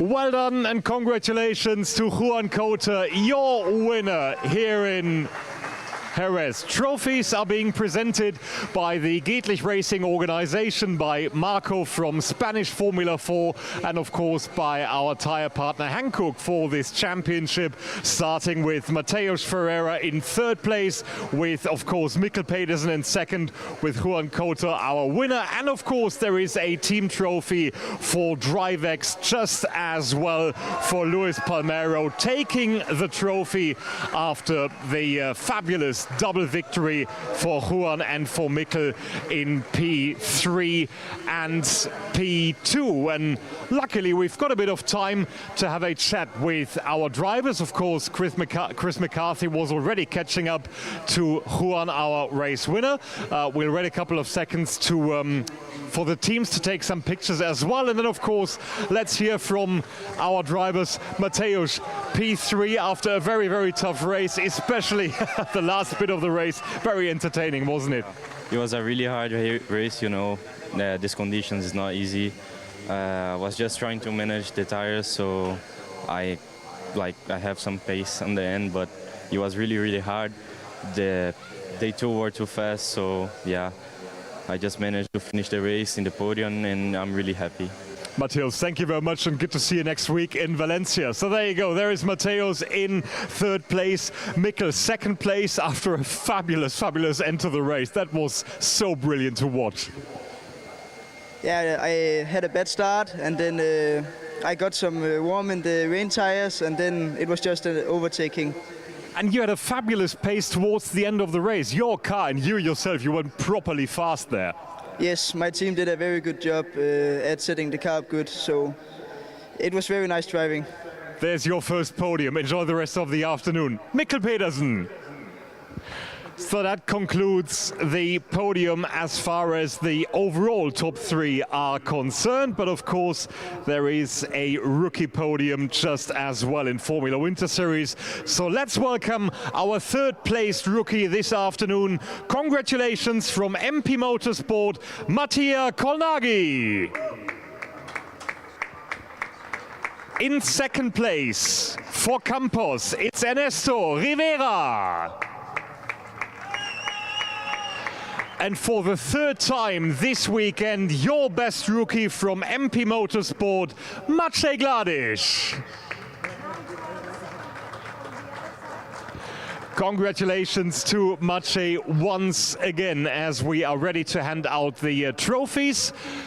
The Gedlich organization team and Marco, and of course our tire partner Hankook, ready to present the trophies to Mattia Kolnagi in third with his second rookie podium of the weekend. Ernesto Rivera, a new face to the podium in race number 3, and of course Maciej, already well known on this podium, being here for the third time this weekend. And of course we've had overall honors for him just as well. So let's head in. If all the photos are done, thumbs up from the pit lane, and Are we good to go? Maybe, maybe not. Yes, there we go. So you're good to go. If you want, I'm going to speak to Maciej. You can stay, you can go as you want, as you like. Maciej, what an interesting weekend racing in the wet, in the dry, in the sort of wet. 3 podiums in rookie class. Hope you're happy with it. Yeah, I mean, very happy with the pace we had this weekend. I mean, got 2 podiums overall and won 3 times rookie championship. So really happy. I mean, could have got Andres on the last corner, last lap. We actually was trying to podium a bit, but didn't work. But still, I mean, P5 is quite decent, so really happy, and massive thanks to MP for a great car. Absolutely. Thank you very much, Maciej. And the other 2 states. So we're going to grab a word with Ernesto as well in second place of the rookies. How was your weekend, Ernesto? First time on the podium. Yeah, first time in an F4, in a race of F4. So race 1 and race 2 didn't go very well. But race 3 we managed to get 3rd on the podium for the rookies, but I could have been a bit better, but I learned with experience. Still, well done to you, Ernesto. Thank you very much. That's your second place driver and rookies, and of course Mattia up here for the second time this weekend as well. 2 podiums, that's a good way to start it, isn't it? Yeah, Winter Series is obviously to prepare the Spanish Championship. This weekend has had a lot of positives and some negatives, which we take into the next one, but overall I'm quite happy. Can we please have a big round of applause once again? Your top 3 in rookies, Mattia Colnaghi, Ernesto Rivera and Maciej Gedlich. Well done. Good to see you next weekend in Valencia. 1 more podium to do, and this is for the best female racer in Formula Winter Series. Big round of applause from Campos, Kerry Schreiner. Her second female class win this weekend. Marcus Gedlich himself handing over the trophy to Kerry Schreiner on the top step of the podium, with another trophy collected for Kerry. Of course, pictures being taken just as well. And as some of the GT Winter Series cars are already heading out onto the pit straight, let's have a word with Kerry as well after her second female class win this weekend here in Valencia. As we said to all the other drivers, Kerry, as well, so difficult to race in dry conditions, in wet conditions, in drying conditions in this afternoon's race. What did you like most? That's a difficult question. I mean, I still have to learn quite a lot in these conditions, but I think I did a few steps forward today, so I'm happy with the second race. Now, will you stay in Formula Winter Series for the rest of the season? I'm at Aragon the next time, yeah. So we won't have you in Valencia next week? Unfortunately not, yeah. Right, so it's definitely good to have you back in Aragon in a couple of weeks' time. That concludes our podium. Thank you very much. Round of applause down there. Thanks for staying. That's the Campus guys applauding for Kerry Schreiner, your female class winner here in Valencia. And that concludes our Formula Winter Series podium for now and for this weekend here in Valencia, just here in Jerez just as well. We'll be back in Valencia in a week's time. However, there is 1 more race to go this afternoon, and it's the Enduro one, the longest one for the GT Winter Series. Cars are heading out from the pit lane onto the grid, and Chris McCarthy is ready to talk you through.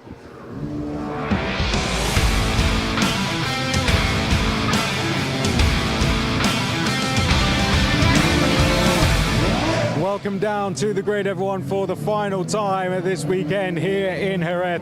Spin round, Johnny. As you can see up in the distance, the cars are making their way out onto the circuit for race number 3 of the GT Winter Series.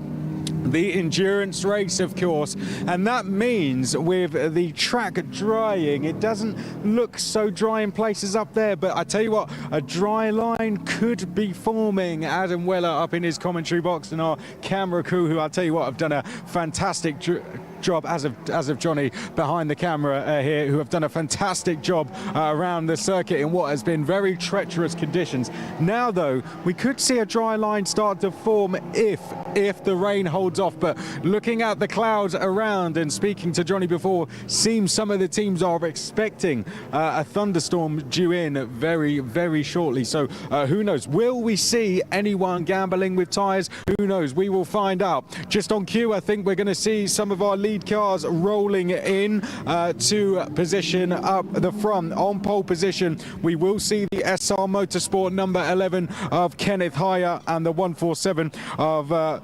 PTT Racing, Martin Kazmarski. We'll try and have a look on who is running what for you and see if anyone has been bold enough to make that gamble. For now, we're going to stay at the front and let the cars roll into position, and then we will have a wander down. Let's watch our pole sitter roll into position. Here comes that beautiful Mercedes into position, the number 11 SR Motorsport car. Kenneth Heyer and J-Mo Hartling in this one. Kenneth Heyer in the car, and Kenneth Heyer pulls into position. J-Mo Hartling alongside. They are on the wet tyres. If it stays like this, I wonder if we will see them change tyres throughout the race. I'm going to see if the guys open the door for me. I'd like to have a chat with one of the drivers. At least it looks like Kenneth is a little bit busy in that car at the moment. We'll let the other front row car roll down at the moment. Here we can see some more cars heading down. Also is going to be Martin Kazmarski alongside in the 147. We can see more cars heading down. We can see one of the Porsches over there, Mateusz Lizowski, as well, as they make their way down. We've got a car off as well, I'm being told in my ear. I don't know if that's going to be one of the cars that we're expecting. Let's get over here on the grass, Johnny, and have a walk down and see if we've got any cars that have decided to go with a gamble. We've got the number 13, Mateusz Lizowski. We do have a car off, so I wonder if that's a car that has gone on slick tyres. So far, I'm only seeing wet tyres. There is the number 13 of Mateusz Lizowski. Here we can see, just coming into position here, Johnny, to your left, the number 147 rolls past, and that looks like another car on wet tyres. That is the number 147. Let's have a wander down, Johnny. I'll see if we can speak to this driver here and speak about the conditions. This is Martin Kazmarski. I'm going to see if I can pop my head in and have a look. It looks like the 62 may have spun. They're on wet tyres as well. They're going to have a little talking to from race director.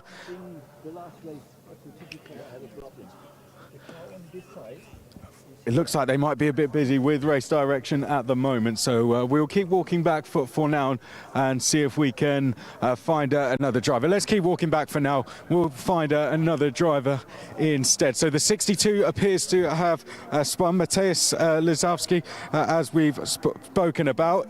That car that did spin is apparently on its way. Johnny, are you with me? There you are. All right, let's keep walking. Let's have a walk down the grid. We'll stay to the right-hand side of it. There we can see the Racar 911, beautiful livery on that car.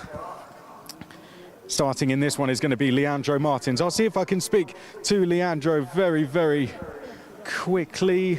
Being spoken to alongside we've got the Lewandowski pair, Adrian and Andre. Andre, a big fan of the wet conditions. Adrian will be alongside. We've spoken to Adrian many times throughout. I'm going to see if I can quickly poke my head in and have a quick chat to Adrian. Adrian, how are the conditions out there? Well, I'm afraid that the track is drying for now, and in like half hour the line might be a little bit dry, so we will see how the rain tires will last. I'm not sure, but it's too wet for the slick, I think, at the moment, so we have to start on the dry, I believe. I think this could be one where we could see some changes then. Sorry, again? We could see some tyre changes then. I'm not sure, but during the race you can't really change the tires because there is like a long like a penalty or something, 2 minutes or something. So I believe there is not not place for change during the race. So you have to finish the race on what you start. Good stuff. Well, there we go. Decisions have been made. As we saw earlier in the season, teams were making those decisions and sticking with them because of those penalties that come with them. I'm going to do a very quick look for Adam Weller and see if anyone has gambled. It looks like we're both wet tyres here, and then I'm going to make a very quick dash. I can see Lucas is up there having a look for those tyres, so we will spin round and start heading back towards the grid exit. There we can see the number 741 and the number 151 of John Dillon. I'm going to have a very quick chat to John Dillon. John, how is it out there? Yeah, I mean, it's very greasy and it's taken quite a while to dry. I mean, there's a bit of an ambient temperature increase, I think, from this afternoon. But I think there could be a chance of rain. There's a bit coming across on the back of the circuit in Sector 3. But yeah, it's going to be tricky. I think, yeah, we just got to feel the grip on the first lap when we're up to a bit of speed and see where it goes. That's all you can do. Thank you very much, John. Okay, let's start heading towards the grid exit. Good luck for the race. Thank you very much for that great insight. I think we're going to leave it there. Spin round, Johnny. We can see that's the view of everyone on the grid. That is the 1 minute sign. That's our signal to clear. Adam, we're going to head up to you. Thank you. And while you were talking through that, Chris, we've had the 62 car in. It was on slicks. They did, or are they making the gamble now? Is that a car going on to slicks? Lucas Gajewski is there. I think that slick tyre's going on the car, but Lucas will confirm for me in a few seconds. I'm not sure if it was coming onto or off of slick tyres. Potentially that way around. Maybe they've finally realised maybe not time to put the car on slicks. We'll have to see. And I now understand it's on wets. Okay, so it's now going on to wet tyres, but it definitely was some slick tyres down there on the pit apron, so maybe that explains why Badawi spun on the outlap. We are missing a few cars then from this grid, the endurance race. Sometimes drivers do decide to skip out on that if they are solo or if they are preparing perhaps for a shorter championship in the summer. Could be various different reasons for that. However, we are now getting ready to go racing. Badawi will join the race from the pit lane after the formation lap. It will be a 55-minute race with a rolling start. And it's Kenneth Hyatt that will start from pole position in the number 11 car. He shares the very rapid Jamo Hartling. Martin Kazmarski in the second place car, the 147. He's led the first corner in both races so far. He'll be making 3 from 3 and a second win of the weekend.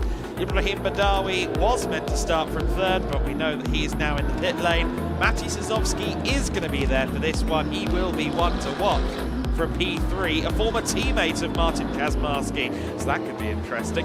Adrian Lewandowski is next alongside Leandro Martins, who will share the car for this race with Dieter Sveps, his driver coach, very rapid. Uwe Lauer is next in the 72 car. Alfredo Hernandez in 8th position. John Dillon on row number 5. Igor Klaya is next, starting from 10th place in the 741, but he will share for this race with Hubert Darmetko, so no number 7 car out there on the circuit. Motohiko Isazaki is next, and Petros Makris rounds out the order. We'll only have 12 starters in this race. These cars non-starters. Raffini, of course, having an accident earlier on in the day. The PTT racing car of Przemysław Bienkowski not taking the start. And PTT Racing's number 7 in the hands of Hubert Darmetko, obviously not taking the start because he will share for this race with Igor Klaya. So then, just checking quickly with the PTT cars that they haven't nudged the number 33 driver Bienkowski into anyone else's car. It appears they have not. They do have a cheeky habit of combining lineups for the endurance race, which sometimes crosses my wires just a little bit, but just verifying that indeed Bienkowski has elected not to race the Enduro this time. So then, we will have 11 cars on the rolling start. A 12th will join us from pit lane. As alluded to there, you do have to have a slightly longer pit stop if there is a tyre change. So if it does continue to dry, then teams will have to bear in mind a longer stop as part of the game, as Adrian Lewandowski referred to there. And that's going to mean that potentially we are going to have some very shredded wet tyres at the end of this race. Everyone on wet. Adrian Lewandowski there from the third row of the grid.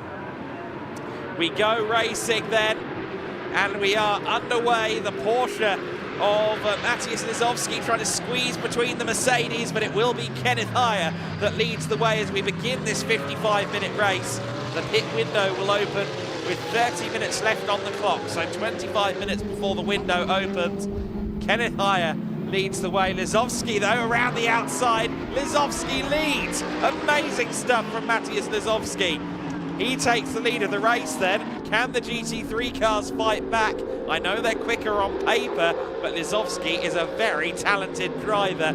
He's effectively the PTT driver coach, as I understand it.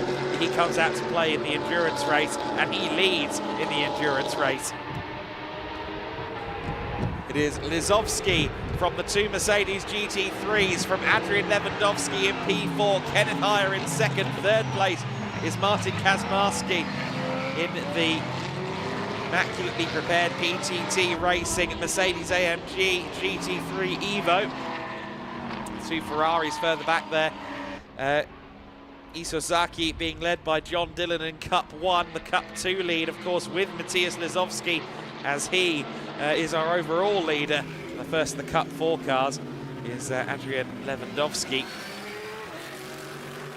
We have had the Ibrahim Badawi car join us on the circuit as well, so we do have the Lamborghini of the Egyptian racer Badawi on the track. I was a little bit worried that they might not get the car out there in time to get started, but it is underway and it is rolling.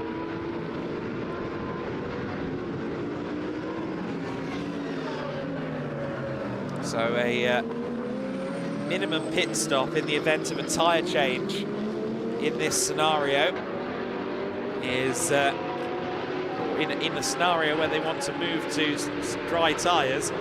A pit stop change has to take a minimum of 3.5 minutes. So if there's a tyre change, it's 3.5 minutes for a pit stop.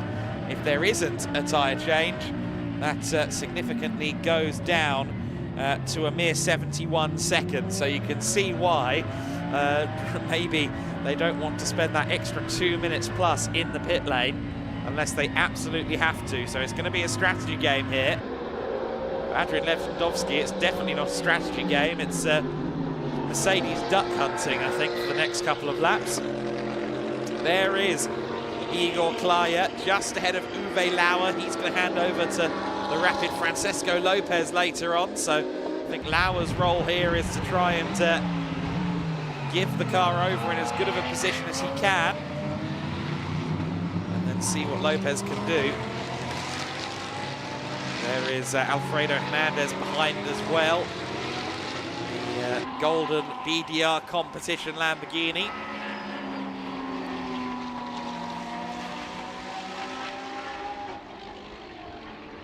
Great to see so many of the oh dear, John Dillon is smoking. John Dillon has clearly got a far too hot Ferrari 488 Challenge Evo. The fire extinguishers arrive immediately.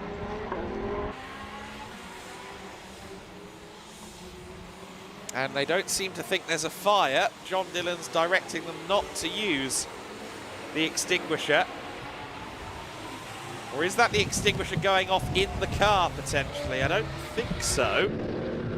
But whatever it is enough to warrant a safety car. The safety car is out.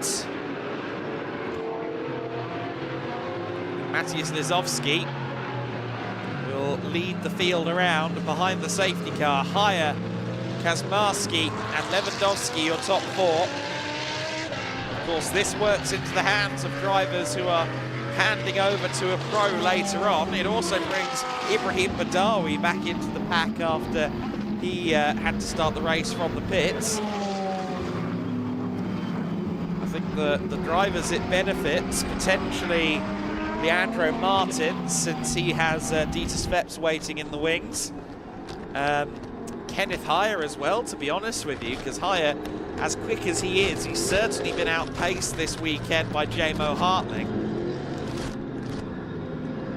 I would suggest also the Uwe Lauer car, of course, because of Francesco Lopez waiting there. And of course, Matt Griffin would have been one of the hot shoes taking over, but John Dillon's car, unfortunately, a little bit too warm to play ball.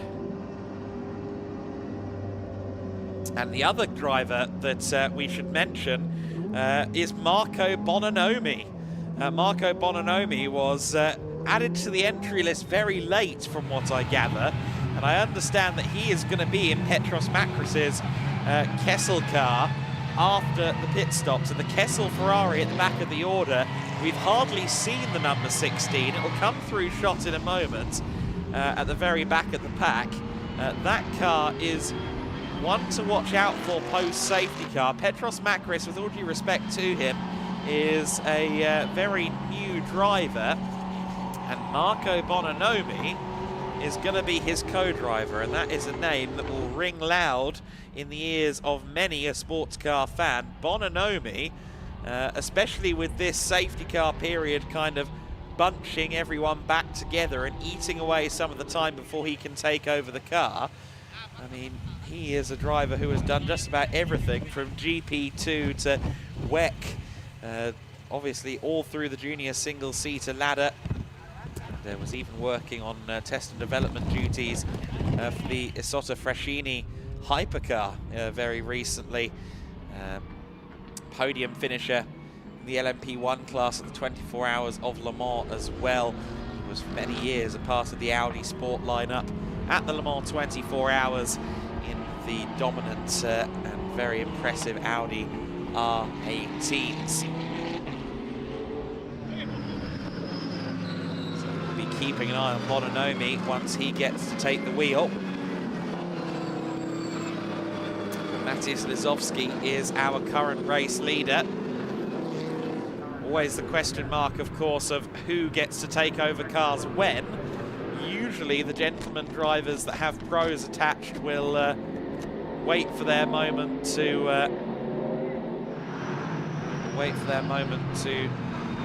take over pretty sharpish, or rather I should say they will hand the car over pretty sharpish because they want to try and get a pot, they want to take some silverware home, even if they don't get quite as much track time. However, sometimes we have quite egalitarian teams that split it halfway down and allow drivers an equal share. So I think some strategies will be getting ripped up a little bit here, to be honest. I think this change will mean that certain teams will maybe move their window around a little bit. Maciej Lizowski, of course, is a solo driver and a very quick one. He has been perpetually a favourite in these endurance races. Of course, he has already had podiums so far in this season in the endurance races. The endurance races being the only ones that he actually takes part in. So he's at a distinct disadvantage if we're discussing championship. Looks like John Dillon is going to be towed home as the car has seemingly cooled down. Lizowski has managed a P2 and a P5 so far this year.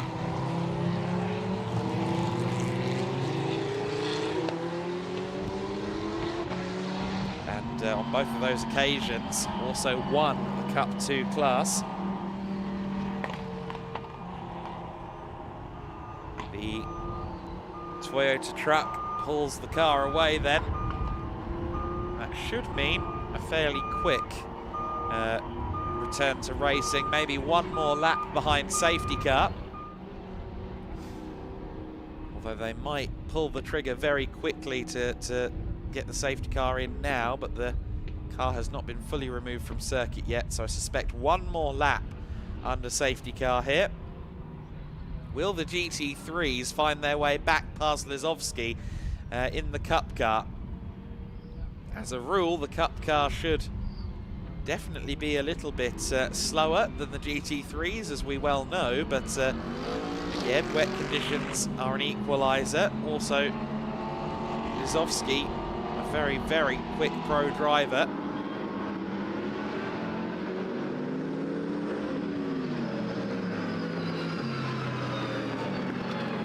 Nice variety of cars, as always, in the GT Winter Series. A highlight of each and every weekend. We've had some brilliant racing from them, particularly yesterday as the sun went down over Jerez. Once this race resumes, which I suspect it will next time around, we will see exactly what happens next. Slick tyres potentially going to go onto the 62 car, but they won't pit it out of the window. They're not going to do that. The 62 has already gone around the circuit. We saw it there in the shot. So I did get some information in my ear that they are maybe ready for a pit stop down there, but I'm certain they wouldn't do that before the pit window, because then they'd have to pit again anyway. See. Lizovsky, Haya, Kazmarski. Our top three in this race, and we'll see if the GT3s can salvage themselves back into the lead positions. Kazmarski, I think, each and every race seems to be getting a little bit more confident. Of course, took the win in the second race earlier on, and he alluded to it earlier on. He got a P2, he got a P1. He wants to try and do the same in the endurance race, knowing full well that for portions of the race he's going to be going up against some very handy pro drivers. Kenneth Haya and Jamo Hartling, of course, being one of the more consistent and strong lineups out there. Jamo Hartling has been a couple of seconds quicker than Haya at most junctures this weekend, so we'll have to see quite where that car is when they do the handover. And then there's the car at the back of Petros Makris, as we saw there. That will eventually have Marco Bononomi at the wheel. Milos Pavlovic will also, well actually, sorry, my apologies, of course, Alessio Ruffini not taking the start because of that crash earlier on. We were going to have Milos Pavlovic in the race as well, Lamborghini Super Trofeo champion, but unfortunately his number 30 car not taking the start after Ruffini had an incident earlier in the day. So then, safety car will be in this time by. We have 42 minutes and 20 seconds of this race remaining. 12 minutes until the window opens. 12 minutes for some to maybe try and build a gap before they hand over to their teammate. We'll have to see quite how this shakes out, but we go back to racing conditions then. The safety car has come in. 13 now leading them around, and Lizovsky puts the pound down there with a flourish, and look at the car lengths he's got already as he comes past my commentary position. It's 4, maybe 5 car lengths between himself and Haya in second place. Then it's Kazmarski, then it's Lewandowski, Leandro Martins in 5th, Igor Klaya in 6th, then it's Lauer, then it's Hernandez, Isozaki, Manawi and Petros Makris. The number 13 car, as anticipated then, clears off immediately. Lizovsky always fast in these races. So it's a shame in some regards that he doesn't do the sprints as well, but I think he's otherwise occupied in the PTT garage during the rest of the weekend. There's Badawi, just behind Motohiko Isosaki, who now leads the Cup 1 class, of course, with the demise of John Dillon. Kazmarski pressuring Kenneth Ayer. Again, he feels very confident in the wet conditions, and we saw him outpace Kenneth Ayer earlier on, which was very impressive in its own right.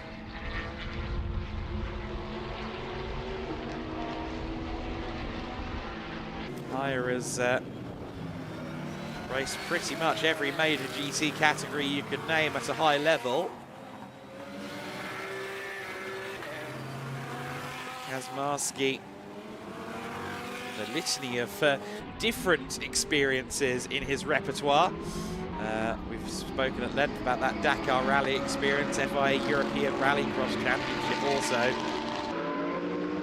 He's been doing a lot of circuit racing lately.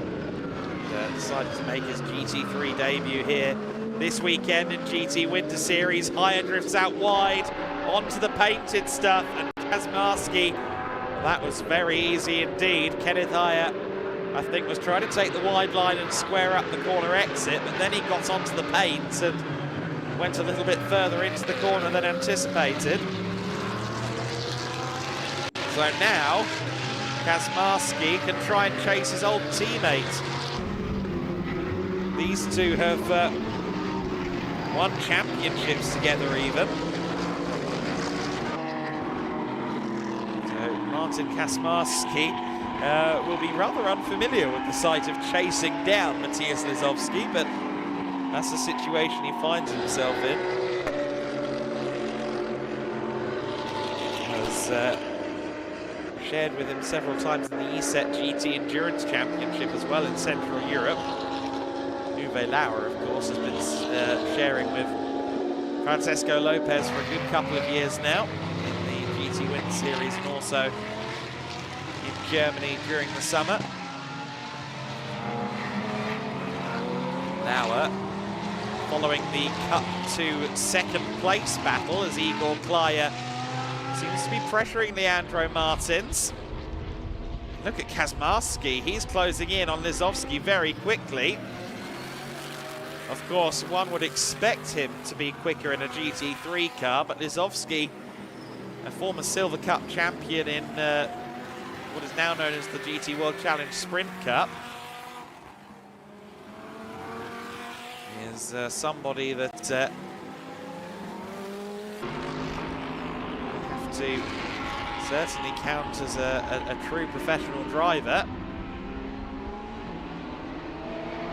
There's the 911 car though, Leandro Martins, who'll hand over to Dieter Sveps. And it is very close between the top two as they come down the main straight. They're going through some tight sections of the circuit where the GT3 car should be faster. I think that Kazmarski may well have this one, you know. Lisowski on the paint there into turn 2. Kazmarski has the inside line. Can he convert it into the lead? Yes, he can. Lisowski not able to carry the momentum on the wet line. And Martin Kazmarski leads the way. He will be delighted to have overtaken his old teammate. He is, of course, still a PTT racing teammate, but his old co-driver in Lisowski. Bit of a wry smile, I'm sure. Kenneth Ayer would like a piece of that action too. As the conditions dry, GT3 cars should start to get quicker. In the wet conditions, the aero advantage isn't quite as useful as normal, but now that we are drying out, the GT3 should be getting quicker, and that is what we're seeing here. Lisowski looks like he is under pressure. Drifts out a little bit wide there at turn 9. Andrew Lewandowski staying in touch as well. Expect his dad Andrzej to be spectacular as well later on. Always good in these mixed conditions. He could well be contesting for an overall podium if Adrian hands the car over in a strong position. It's Mercedes from Porsche, from Mercedes from Lamborghini.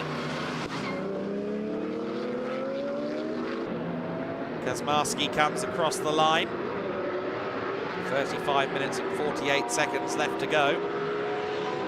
1.5 seconds the gap between Kazmarski and Lizowski. Kenneth Heyer in third place, Lewandowski in fourth position, Leandro Martins in fifth place, and Igor Klaya in sixth. In fact, Uwe Lauer has taken sixth place, so Igor Klaya has lost out there, and you might have to worry about Hernandez behind him as well. 6th, 7th and 8th just heading to turn 2 at the moment as Kazmarski continues to establish his lead.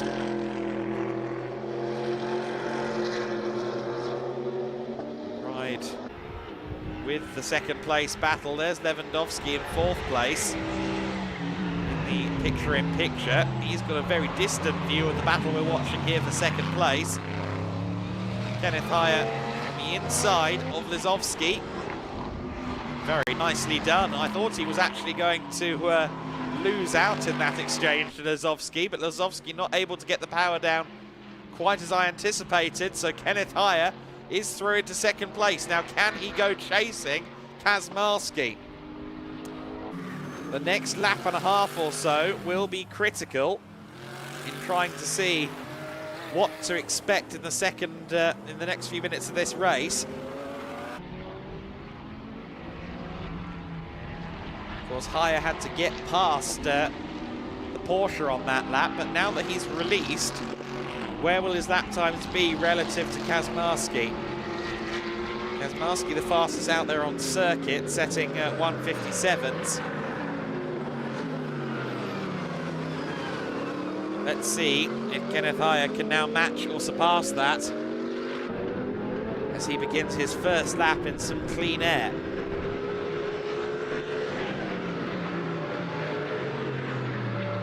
Lizowski weaving around there, trying to find some standing water to cool down these wet tyres. That's going to become more and more of an issue as this race goes on. Leandro Martins leads a mighty queue of cars across the line. Martins, Lauer, Klaya and Hernandez.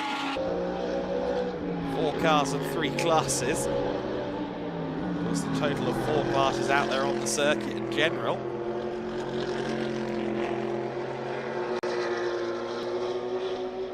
There goes Lizowski out wide. Very bold about using the curbs in these still very treacherous conditions. Former Scirocco R-Cup champion, as well as his GT endeavours. A big part of what makes PTT tick so well as a race team.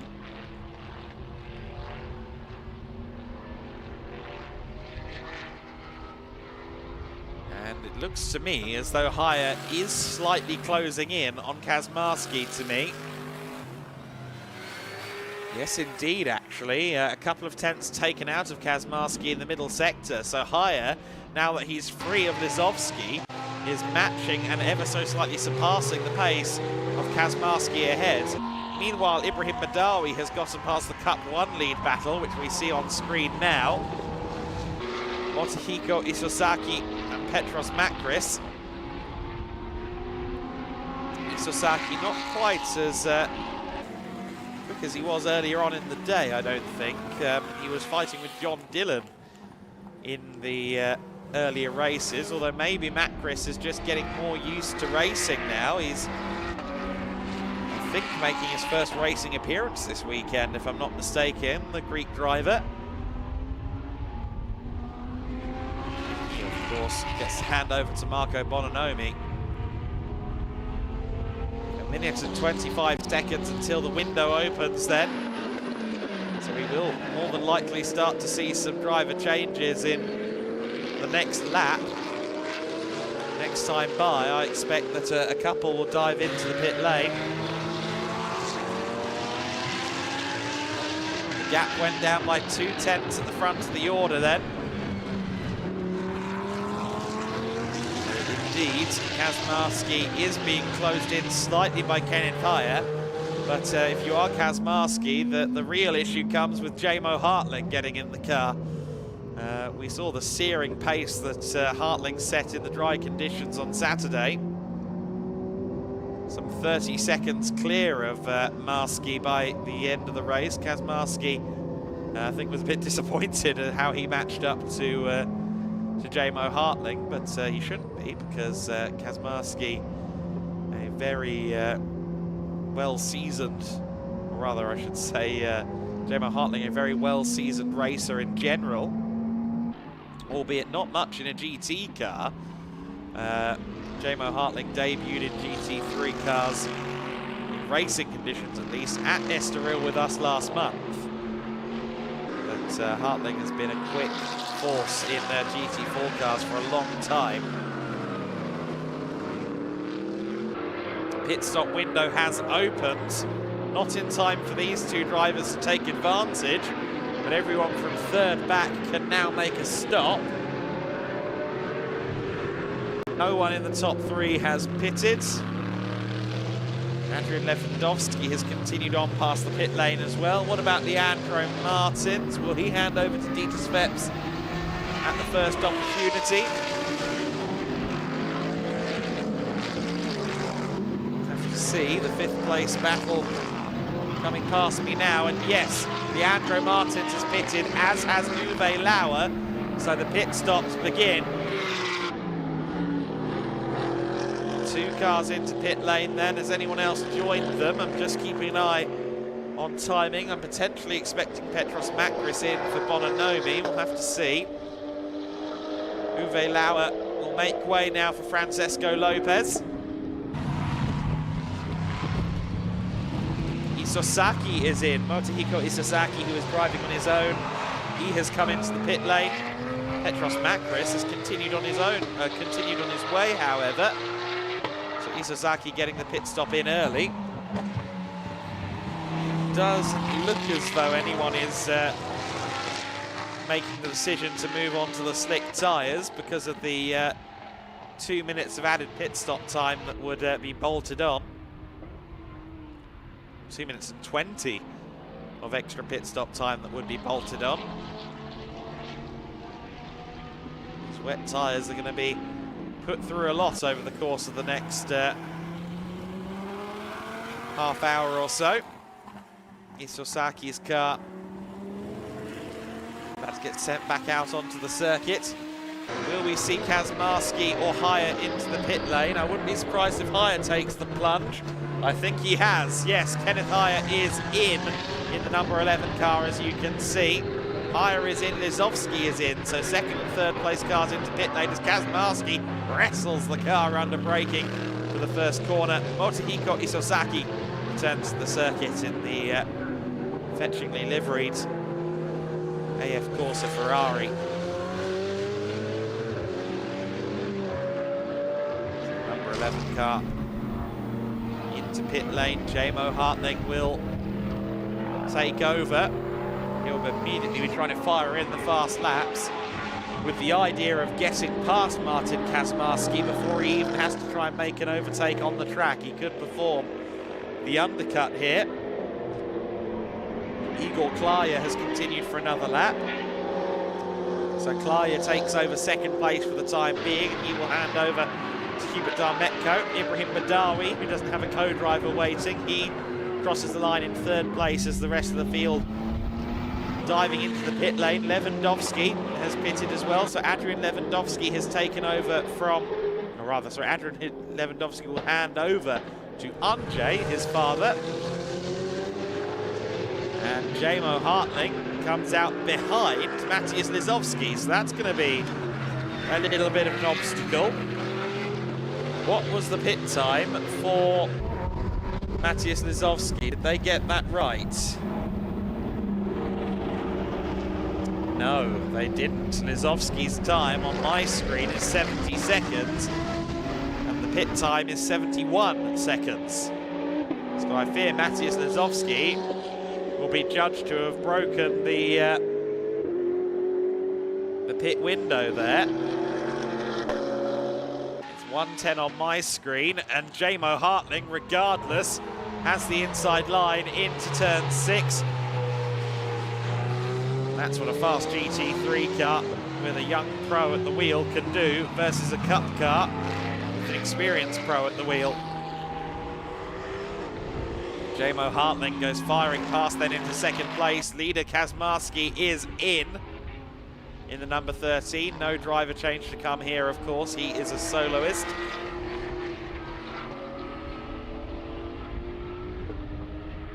You see there just ahead of the second and third, or rather what will be the second and third place cars once the pit stops are cycled. Just ahead of them is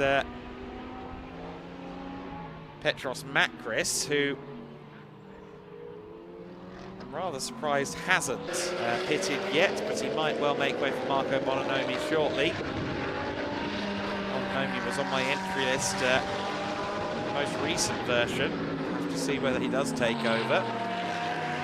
Kazmarski exits pit lane then, and I think he will inherit the race lead once again. Where is Jamo Hartling? That's what we really need to see. Where's Jamo? He's just behind Kazmarski. Okay, so Kazmarski is now really going to have to roll up those sleeves. He is a talented driver, but he'll be the first to tell you that he's not a professional racing driver.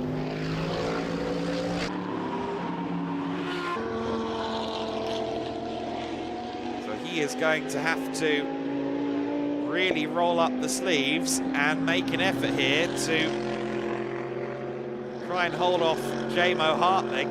Ibrahim Badawi, meanwhile, leads the race, but that's because he is yet to pit.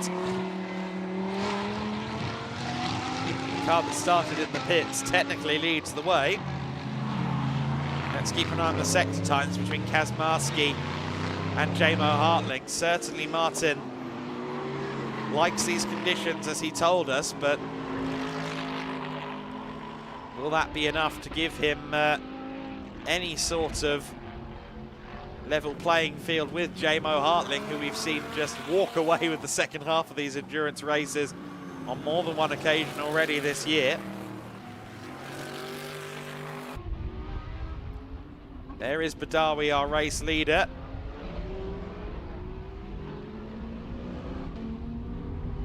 The young teenager whose age equivalents are racing in the Formula Winter Series. He's on a slightly different path with his racing career in the big Lamborghini. He's going to do one more lap. Nice fishtail there from Badawi. So one more lap for him. He will have to pit next time by, or he'll be at risk of missing the pit window. In fact, he would miss the pit window if he doesn't pit next time by. So hopefully DL Racing are abreast of that.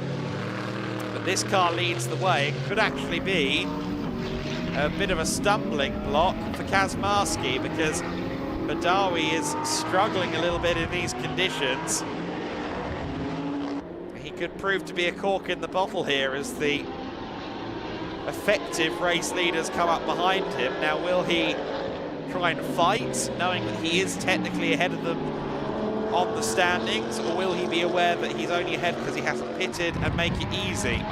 He's certainly had to fight the car every inch of the way. I think he's rather burnt out those wet tyres. Kazmarski makes it look easy ultimately. I think the lack of traction in that Lamborghini is proving to be prohibitive for Ibrahim Badawi. There goes Jamo Hartling past him as well. So neither Mercedes really held up. Kazmarski, be aware though that his gap is shrinking, goes wide there at turn 9. The gap that was somewhere in the range of 2.8 seconds is now more like 1.8.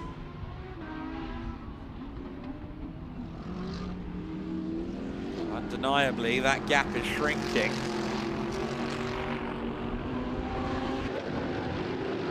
to a top 2. Jamo Hartling is within a second. Kazmarski is now going to have to try and perform 21 minutes of aggressive defending. Ah, no, okay. Well, that's rather ruined that. He's indicating, he's saying, no, go past me. Okay, well, Kazmarski then deciding to not try and fight it.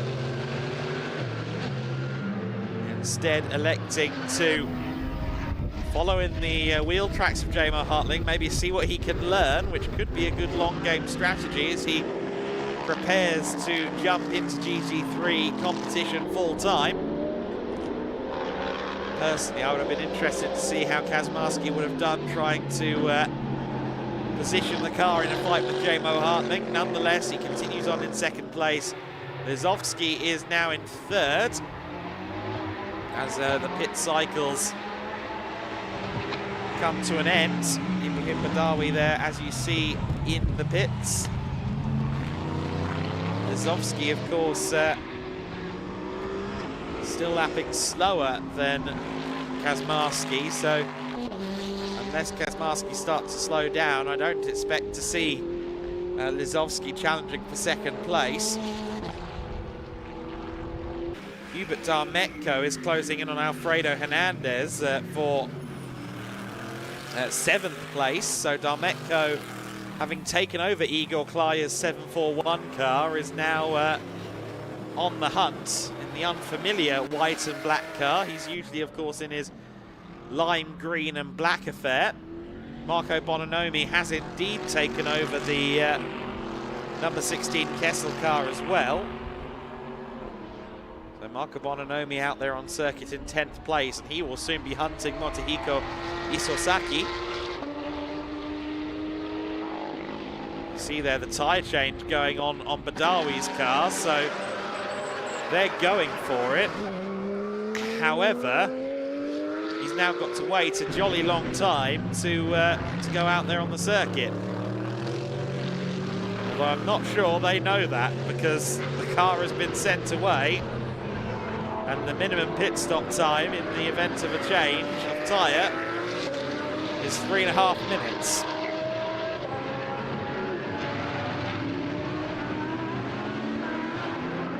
So unfortunately, I think this car is going to fall foul of a stop-go. I'll quote Article 46 of the regulations. The minimum time for the change of tyres, and authorised by the race director, is 3 minutes and 30 seconds for all of the events.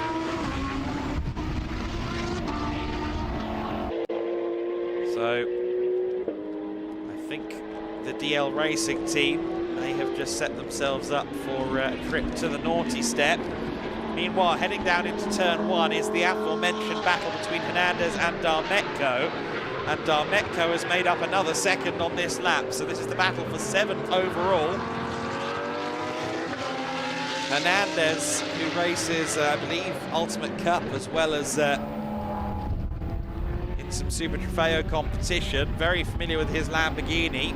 Darmetko, very good in that Porsche. Of course, we've seen him in the green and black car all weekend. He's now sharing with Igor Klaya in this Enduro.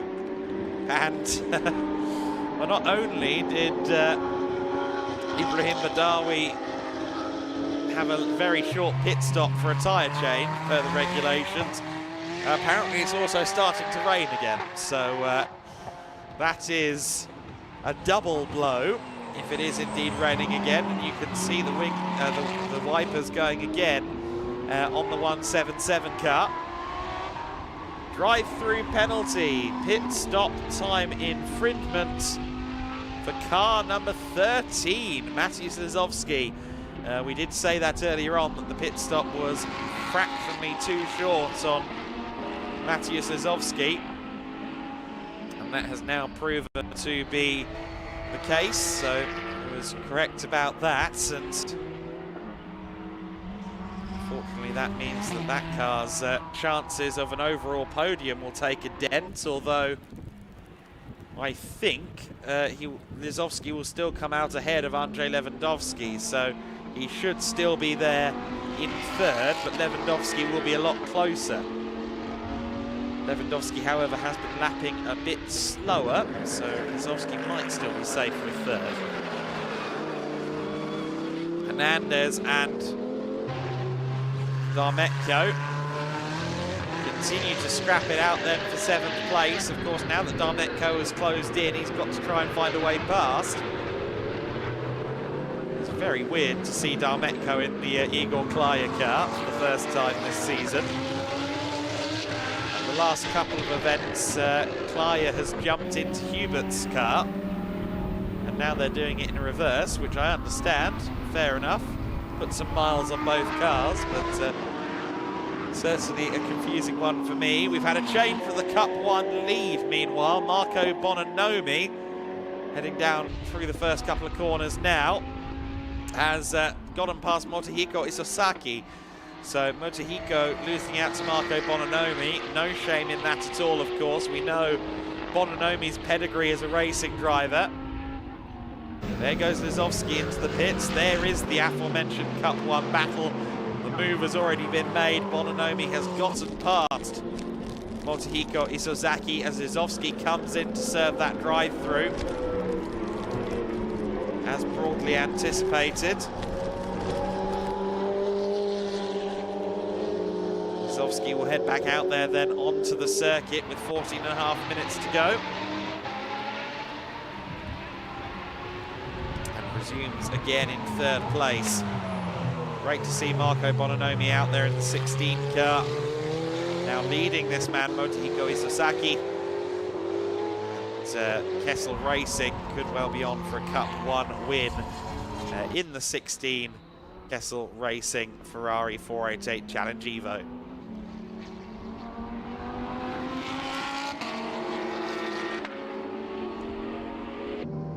Francesco Lopez, of course, has taken over the 6th place car, the Ferrari 488 GT3. He is closing in on Dieter Sveps as well, slowly but surely, so we could have a battle for 5th before the end of the race. We ride on board with Isozaki. You see his rear view camera there. No 20th century solutions such as the mirror to be found in a Ferrari 488 Challenge Evo.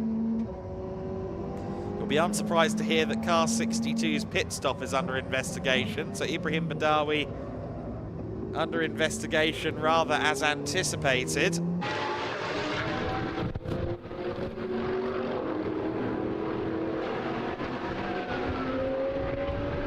J-Mo Hartling, meanwhile, is just behind Motohiko Isozaki and crosses the line to complete another lap at the front of the order. He's built a gap of something like 10 seconds already over Martin Kazmarski. 8.5 seconds is now the gap. J-Mo Hartling continue to build that gap as long as he continues unabated at the front of the order without any issue. There is Isozaki in the sole remaining AF Corsa Ferrari. Look at those brake discs lighting up. Very cool car, the 488 Challenge Evo. On its way out to pasture, of course, as the 296 comes in to replace it throughout more and more of the global Ferrari Challenge categories. But, as with all the Ferrari Challenge cars, they'll more than likely make a formidable choice in national level racing and other competitions for a good few years yet. What's the gap between Sveps and Lopez then? It was somewhere around 6 seconds. And is actually still around that marker. Lopez not much quicker at the moment than Dieter Sveps. So Francesco Lopez not quite on the same pace as Sveps right now. They're very close together in terms of lap time, but I thought Lopez would be closing in a little quicker. There is your race leader then closing in on Motohiko Isozaki. Interestingly, Hubert Darmetko is starting to lap a little bit slower than Alfredo Hernandez as well in that battle for 7th between the Golden Lamborghini and the PTT car. So Darmetko might be struggling a little bit with something. I don't know exactly what.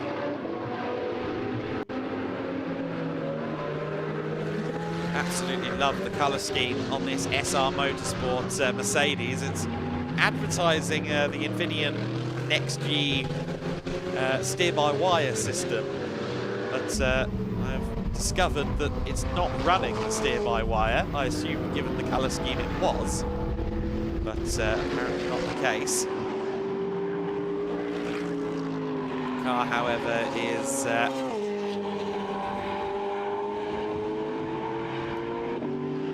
very impressive. The Mercedes GT3 project now entering almost 15 years at this point. So the first cars raced at the tail end of 2010 in VLN. Oh dear. And Andrzej Lewandowski at the final corner, I believe that is, has found his way into the gravel trap.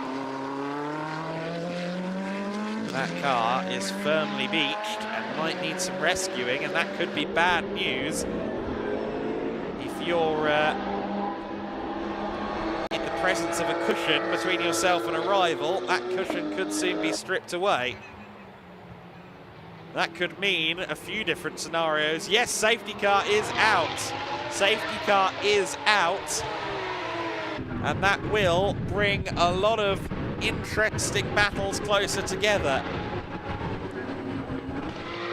Particularly Cup 2, where Maciej Lizowski is suddenly going to have to deal with Porsche Maestro Dieter Sveps.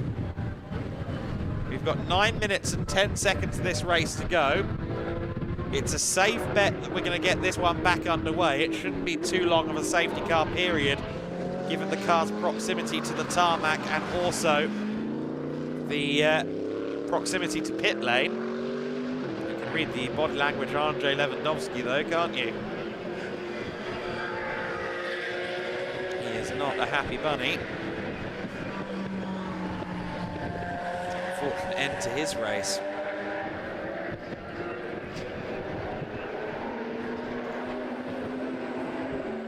So Jamo Hartling will have Kazmarski all over his back as they restart, but of course we've already seen Kazmarski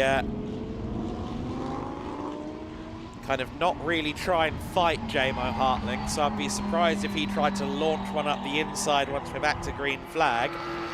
Francesco Lopez is very much now a contender for an overall podium. In fact, that battle for second, third, fourth and fifth in general is going to become very exciting indeed. Hernandez, Darmetko, Bononomi could all potentially get involved in that too. This safety car is going to create some interesting scenarios.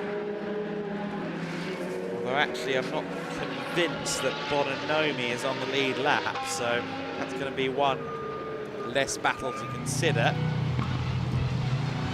In fact, we know Bononomi. Oh, Bononomi is on the lead lap because Isosaki is behind the safety car and a lap down. So Bononomi had just about avoided being lapped, and he can now drive around and rejoin the back of the queue. The Lamborghini is being freed from the shackles, quite literally. Will be allowed back out onto the circuit.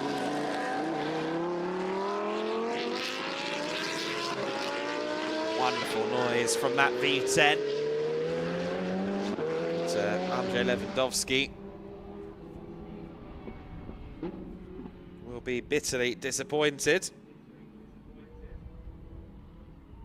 We have had a stop-go penalty of 50 seconds applied to Ibrahim Badawi for that short pit stop.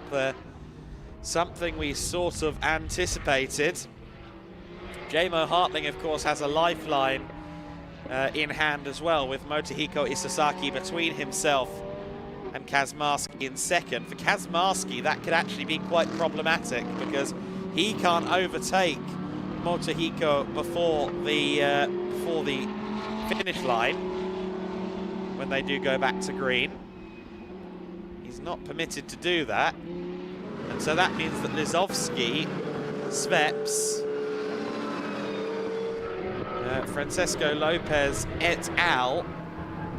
Will be able to hound the back of him for that second place overall. I think we're going to have a bit of a grandstand finish in the battle for second place. There we ride on board with Isosaki, running in P9. Now why is Dieter Sveps? He's just trying to cool down the wet tyres, isn't he? Had a bad feeling he was slowing down for a moment, but he is, of course, trying to preserve those wet tyres, as everyone is, as this circuit dries and dries and dries, and the tyres get progressively more and more wrong for the conditions. It was raining again for a little while, but it's certainly conditions that don't beg for full wet tyres out there on the circuit. Marco Bononomi is hustling around the circuit. In fact, a lot of cars are hustling around the circuit trying to catch up to the safety car queue, including Bononomi. The four cars have just come past my position. Hernandez, Darmetko, Bononomi, and Lewandowski. They're all basically at full chat trying to chase the safety car train down. The safety car will be in this lap as anticipated. So 4 minutes and 30 seconds. And we've basically hit the race reset button. Jamo Hartling, one would anticipate, is going to get his chance to break away, especially with Isosaki between himself and the rest of the pack. Kazmarski and Lizovsky are together. Then there's another back marker in the form of Badawi between third and fourth place, critically between the Cup 2 leaders, the two Porsche Cup cars, Lizovsky and Sveps. Although he could come in for his stop-go penalty. So we'll have to see whether he does. Safety car is in this lap. As we have said, the lights are out, so that confirms that further. 3.5 minutes to go. Where's the pack that's trying to find the safety car queue? They're coming around 9 and 10. I'm not sure they're quite going to make it, unfortunately. There you see them in the back of shot, trying to work their way back around. They'll be hoping that Jamo Hartling takes a sweet time, I think. But somehow, I doubt he will. Isosaki is keen to get back underway. Jamo Hartling pulls them in now. We return to racing action then. Kazmarski is in second place, and he actually got quite a good getaway there versus Lizovsky. It's the battle for fourth place then that looks the most interesting, because Francesco Lopez is right there on Dieter Sveps, fourth place overall. Of course, Sveps would like to recount on, or focus on, chasing Matthias Lizovsky for the Cup 2 win. But he's got Francesco Lopez for company, and Lopez would like an overall podium out of this race. Right on board with Isosaki as he gets put a lap down by Lizovsky. There is the battle for fourth place. Look at the GT3 car, the cornering speed of the 488 GT3, far superior to that of the Cup class car, as one would anticipate. Francesco Lopez keeping a watching brief then on Dieter Sveps. Sveps in fourth place, Lopez in fifth place. The 62 car behind them is a lap down, and of course still owes a stop-go. Hernandez, Darmetko and Bononomi are 6th, 7th and 8th, but Bononomi dropped off a lot before the green flag waved, so I think he was not at full chat on the safety car trying to catch everybody. I'm not sure he got the bulletin that it was coming in this lap from the team. Oh, Lopez in a spin! Francesco Lopez! He spins the car and will rejoin somewhere around the battle for 6th position, which may become the battle for 5th. Where is Hernandez? Right on his bumper. Now, Lopez should be the quicker of the two between himself and the gold Lamborghini, but this race has already thrown up a number of surprises. There's the car that caused that safety car. Andrzej Lewandowski. Ibrahim Badawi has finally come into pit lane to serve his stop-go for a short stop. He will now patiently wait. Finally rejoin the track in about a minute's time. While that's going on, the battle has resumed between Hernandez and Darmetko.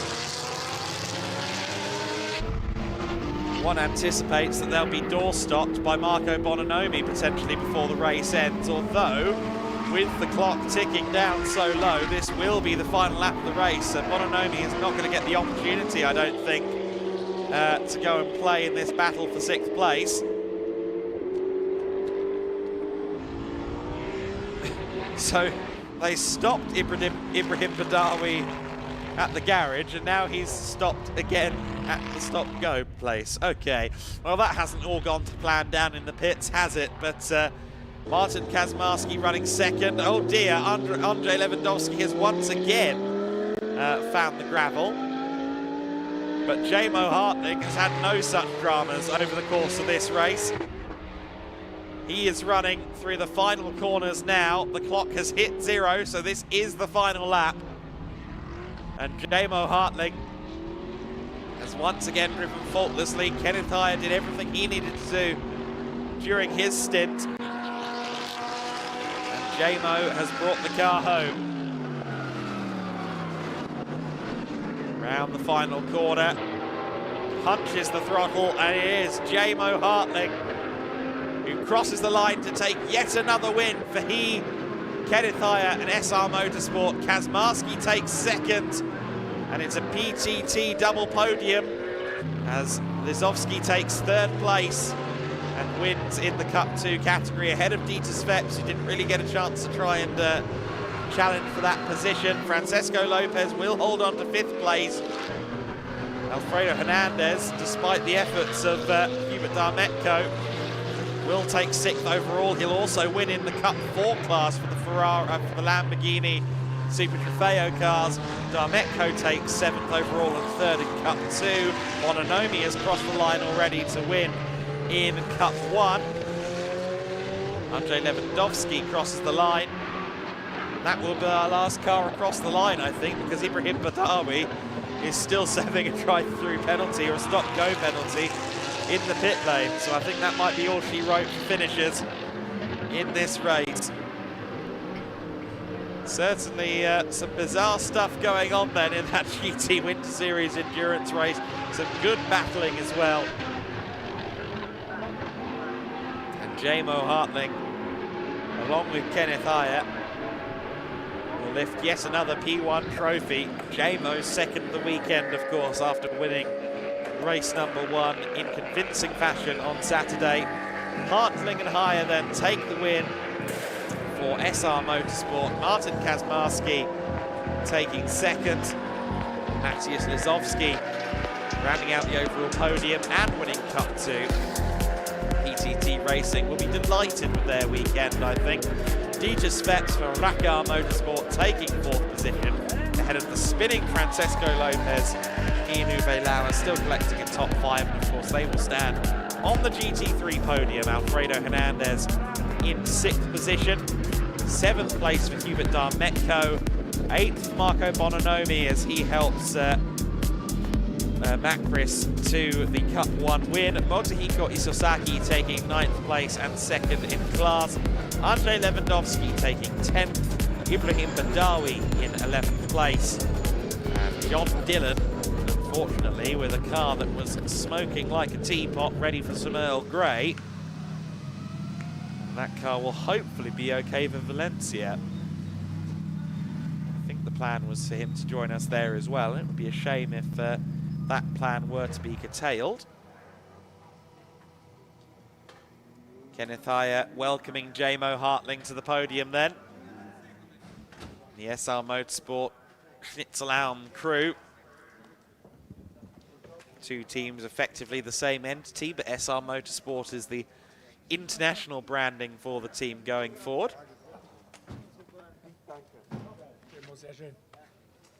And happy faces all round at Schnitzelalm. PTT also very happy with their man Matthias Lizowski in the back of shot. I'm sure Martin Kazmarski as well, given that second place. There's Tim Neuser congratulating Jamo. Jamo, a driver that really has grown within that Schnitzelalm system, as it were. There you hear it, super. The verdict there, I think that was Willi Kuhner. If so, he's still in his race suit. He's had about an hour and a half, in fact 2 hours to get out of that, but clearly wants to look every part the racing driver. Kenneth Ayer with that race win along with Jamo Hartling. These two familiar with the top step, and I'm sure we'll hear from them with Chris McCarthy in the next few moments. And certainly a good end to a great weekend for Jamo. 2 wins, and of course Schnitzelalm Racing getting some good results as well in the GT4 Win Series with the 11 car, albeit Mesh and Marshavic's maybe having a little bit of a rough run of luck at times. There's Emilio, our videographer, who is getting some shots at the moment. And I also see our photographer, Danny, down there as well. They're responsible for a lot of the still images and the pretty moving pictures we see on the social feeds. Chris McCarthy, though, is ready to have one last interview down in the podium area with Haya and Hartling. Yes, I am, Adam. Thank you very much. Down with our winning drivers from that endurance race, Kenneth Ayer and Jamo Hartling. Back on the top step once more. Can't keep you guys away from there. It's been a fantastic season so far. Didn't quite get the result you wanted earlier, but now back on the top step. Yeah. Smiling. Yeah, I'm always smiling. Thanks to Kenneth, thanks to the whole team. Good work that we can stay here. And yeah, it was a good fight between the other AMG, and yeah, good job. Thanks. A day of tricky conditions as well, hasn't it? A weekend of mixed conditions. Tell us how it's been dealing with that as a team. Yeah, you need to learn to deal with that. Yeah, so only do it. Rocket man. This guy is the rocket man. Yeah, only do it, and yeah, bring it over the start-finish line at the end. Martin said you guys are too fast, didn't he? To tell us where the pace is coming from, do you think? Has it been all the hard work you guys have been putting in the off-season? Yeah, we work hard together, and the pace is from us.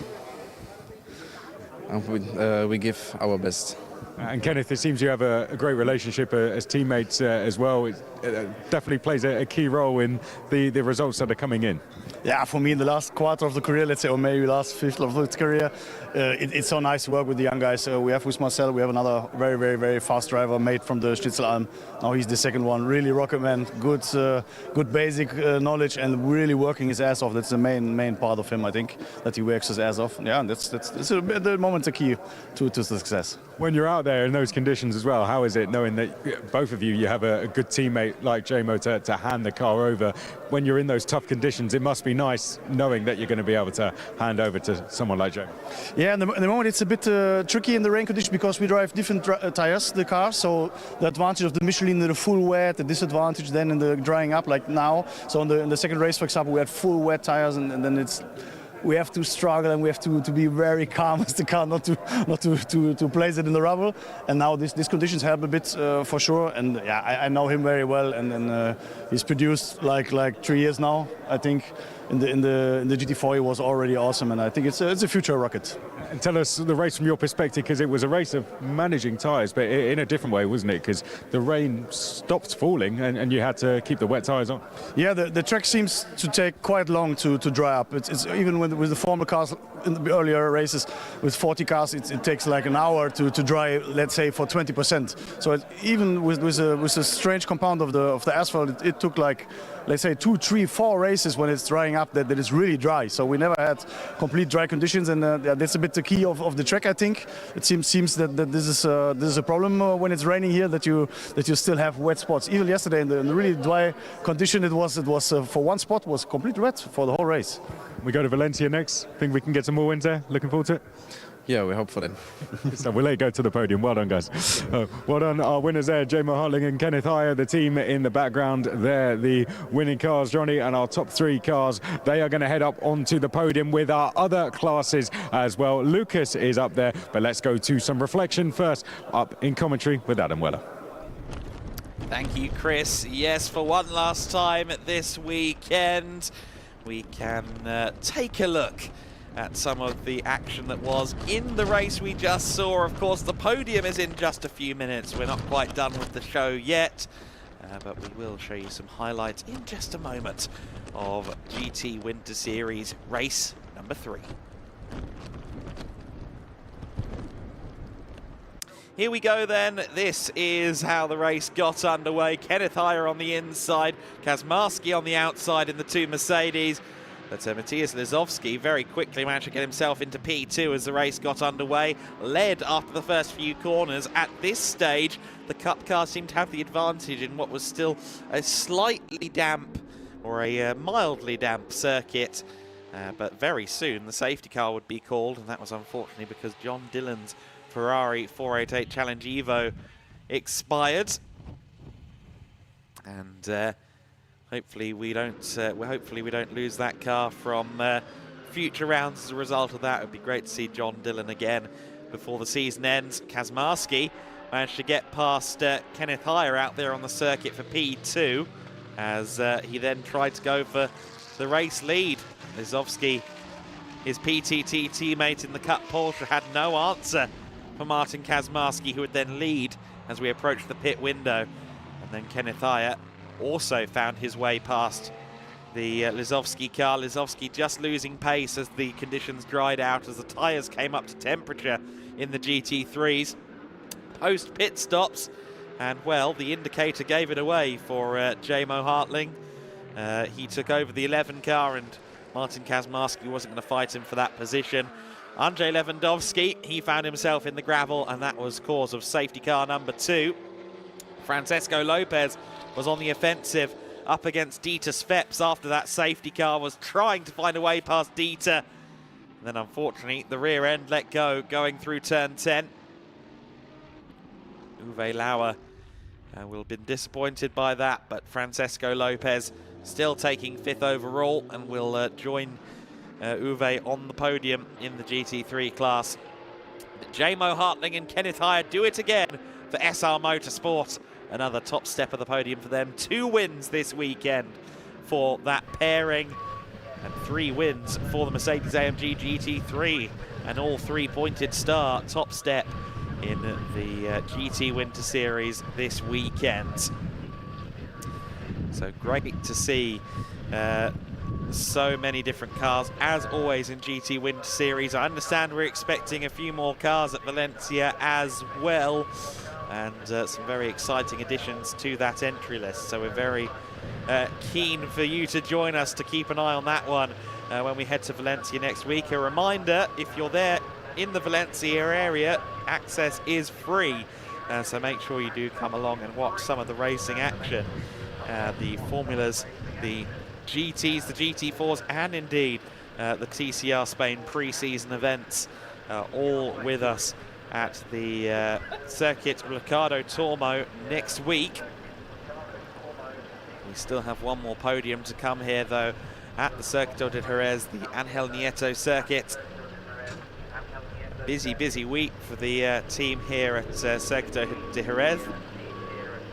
And it's been a very busy weekend for Lukas Gajewski as well. He's got one last set of podiums to host. So let's go to him now. Thank you very much, Adam Weller, for commentating throughout the day. Now it's time for the last podium here in Jerez. It's been a long day, sometimes maybe a bit frustrating, especially because of the weather conditions and the related calamities. However, I'm very happy to welcome plenty of drivers onto the last podium of the day. And we start with our top 3 finishers in GT3. And in 3rd place, it's DB Yamaha Racing with Uwe Lauer and Francesco Lopez.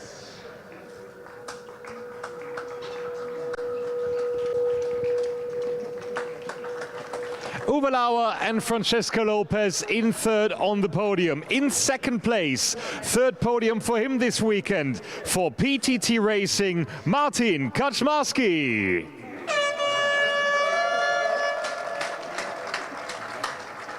And your winners from SR Motorsport, Kenneth Heyer and J-Mo Hartling. Well done to Kenneth and J-Mo, just as well as the Gedlich Racing organization is ready to present another set of trophies with Markus Gedlich, with Stefan Lehner and with Sergio as well, presenting the trophies to our top 3 finishers in GT3 class after the last of 3 races in GT Winter Series this weekend. And of course, Daniel, who was mentioned by Adam Weller earlier, is ready to take some pictures up here on the podium just as well as the drivers gather on the top step of the podium. And there is a good entourage of videographers on the podium just as well. I would have loved to speak to one of them, but no chance there, because in contrast and in comparison to the GT4 competitors, they are very happy to use their champagne. So guys, thank you very much. Big round of applause. Your top 3 finishers in GT3 in GT Winter Series.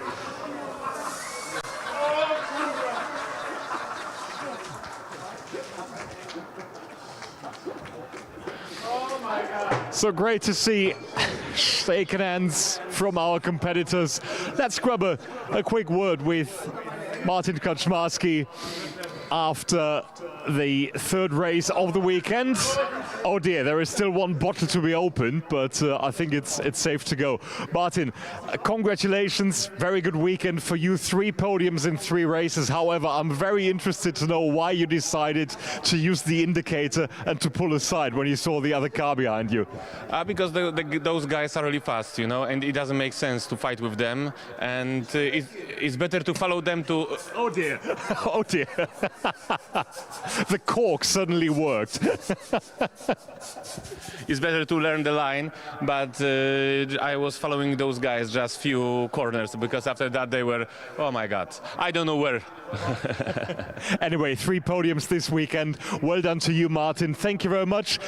We've spoken to J-Mo and Kenneth downstairs, and I think Uwe and Francesco are somewhere else with the remaining bits of their champagne bottles. Thank you very much. One final round of applause for our GT3 podium finishers here in Jerez as we prepare for the 2nd podium tonight, which is our Cup 1 class podium for the Ferrari 488 Challenge cars. A bit of a reshuffle there after we saw John Dillon sadly not finishing the 3rd and last race of the weekend, which leaves 2 other squads to fill the spots on the podium. And in 2nd place in Cup 1 class from AF Corse, Motohiko Isozaki. And your winners in Cup 1 class from Kessel Racing, Petros Makris and Marco Bonanomi.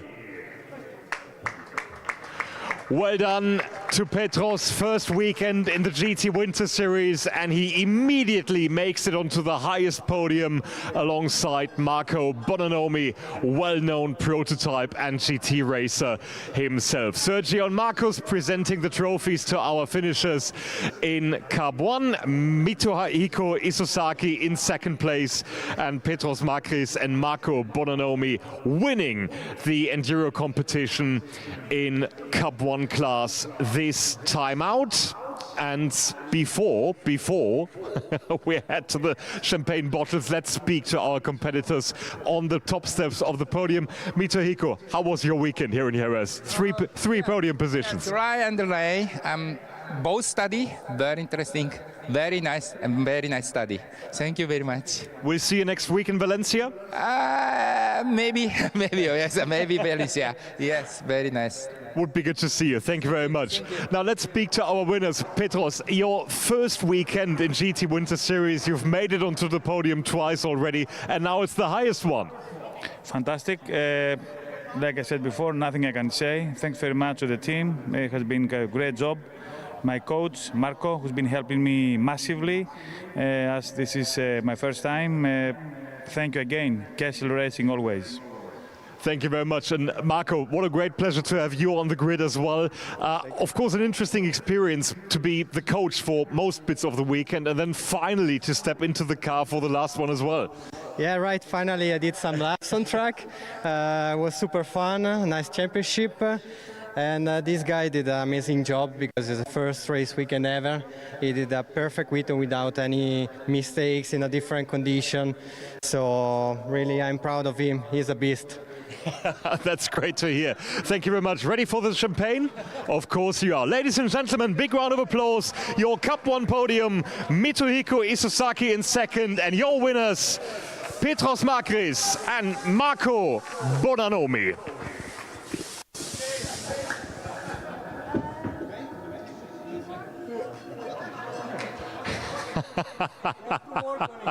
Yeah, we still need to work. There's a bit more coaching required, at least when it comes to the podium procedures, but I think that's all right. The main bit, the driving, already works to perfection for Petros. Thank you very much, guys. Have a very, very nice evening. See you next week in Valencia. Cup 2, our Porsche 911 class podium is next once the champagne bottles are finally prepared by the Gedlich Racing organization. I think we are good to go for the last podium of the weekend for Cup 2 class just as well. So let's welcome in third place of the Cup 2 podium for PTT Racing, Igor Klaya and Hubert Dametko. Even the air horns now being ready down there at PTT Racing. Great stuff.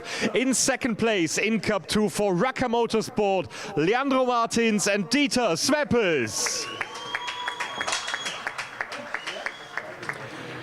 And your winner in Cup 2 in race number 3 for PTT Racing is Mateusz Lisowski. One outing on the circuit this weekend for Mateusz, and he made it stick as usual and wins race number 3 as Sergio, Stefan and Marcus present the trophies to our top 3 finishers in Cup 2 class.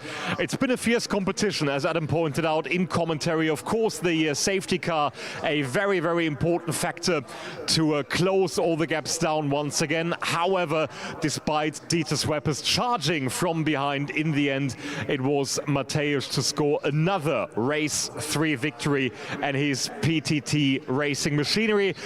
Right, there we go. I thought we might be able to. Oh, well, we can. Mateusz, please stay for another couple of seconds. Let's have a word with our winner there on the top step. Your usual race 3 appearance. How was it? Very, very busy, I guess. Yeah, really busy, but condition was really tricky. I had a really good start, so I am happy because I was in front of GT3 cars. The same like Estoril, during the laps the track was more damp, that's why I lost the pace. Yeah, but anyway, I would like to thank the team because they are amazing, you know, on all race weekend. So I am really happy, I really appreciate it. I can be one of them. Thank you very much. Your winner in Cup 2 class, Mateusz Lisowski.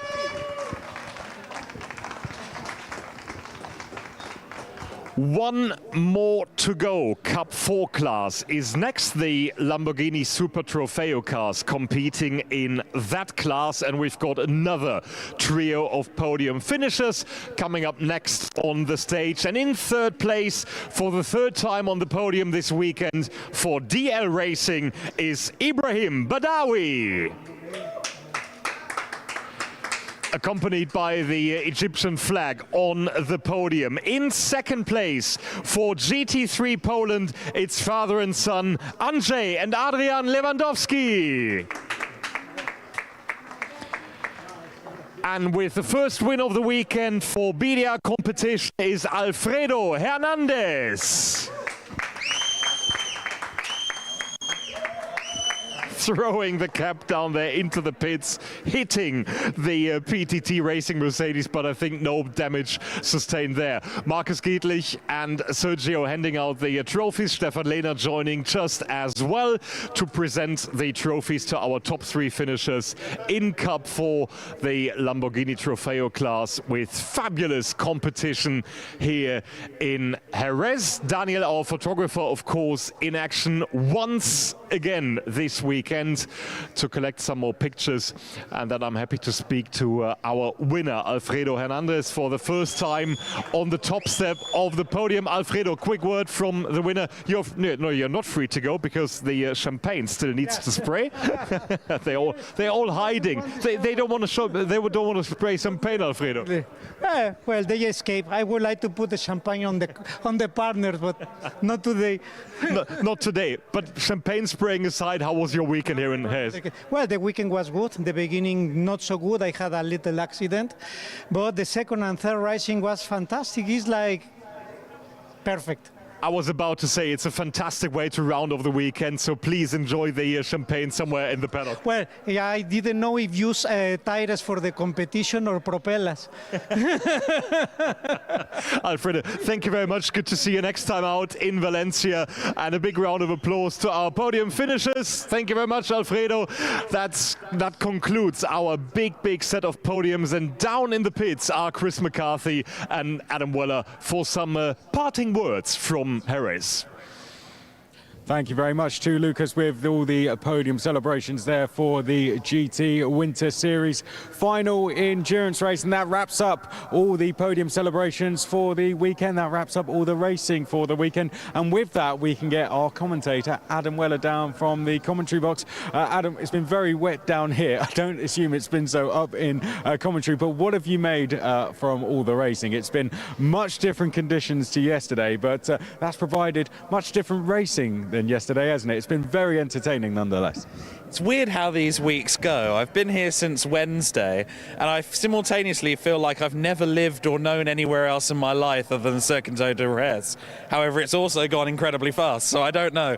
But yeah, it's been incredible racing. We've obviously had the FWS here for the first time, and I mean, what can you say that we haven't already said? Massive grid, very exciting racing, and the GTs and the GT4s are known commodities, and boy, did they deliver. Let's get Lucas Gajewski in from the podium celebrations. Jump around the other side. Okay, guys, we're going to wrap up this same as we did last week. We'll work backwards. We've got the GT Winter Series cars in the background, driver of the weekend in each category. Let's start with GT Winter Series. We've just heard from yourself, Adam. So we'll go from yourself, Lucas, as you were just up there in the podium celebrations. You got down incredibly quickly. It was getting very wet with champagne up there. I can smell it off you, actually. Tastes very nice, I'm sure. Tell us who your driver of the weekend was in the GT Winter Series. Well, in multi-class racing, it's always difficult to judge, isn't it? But I think I'm going to go with J-Mo Hartling in terms of performance, because some of the pace he showed was quite incredible. But of course, he's a pro driver in a mixed grid. I'm just going to go with him still. Yeah, he's put in a fantastic performance, isn't he? They're calling him the Rocket Man, saying just how quick he was. Martin Kazmarski saying just how quick he was. What about yourself, Adam?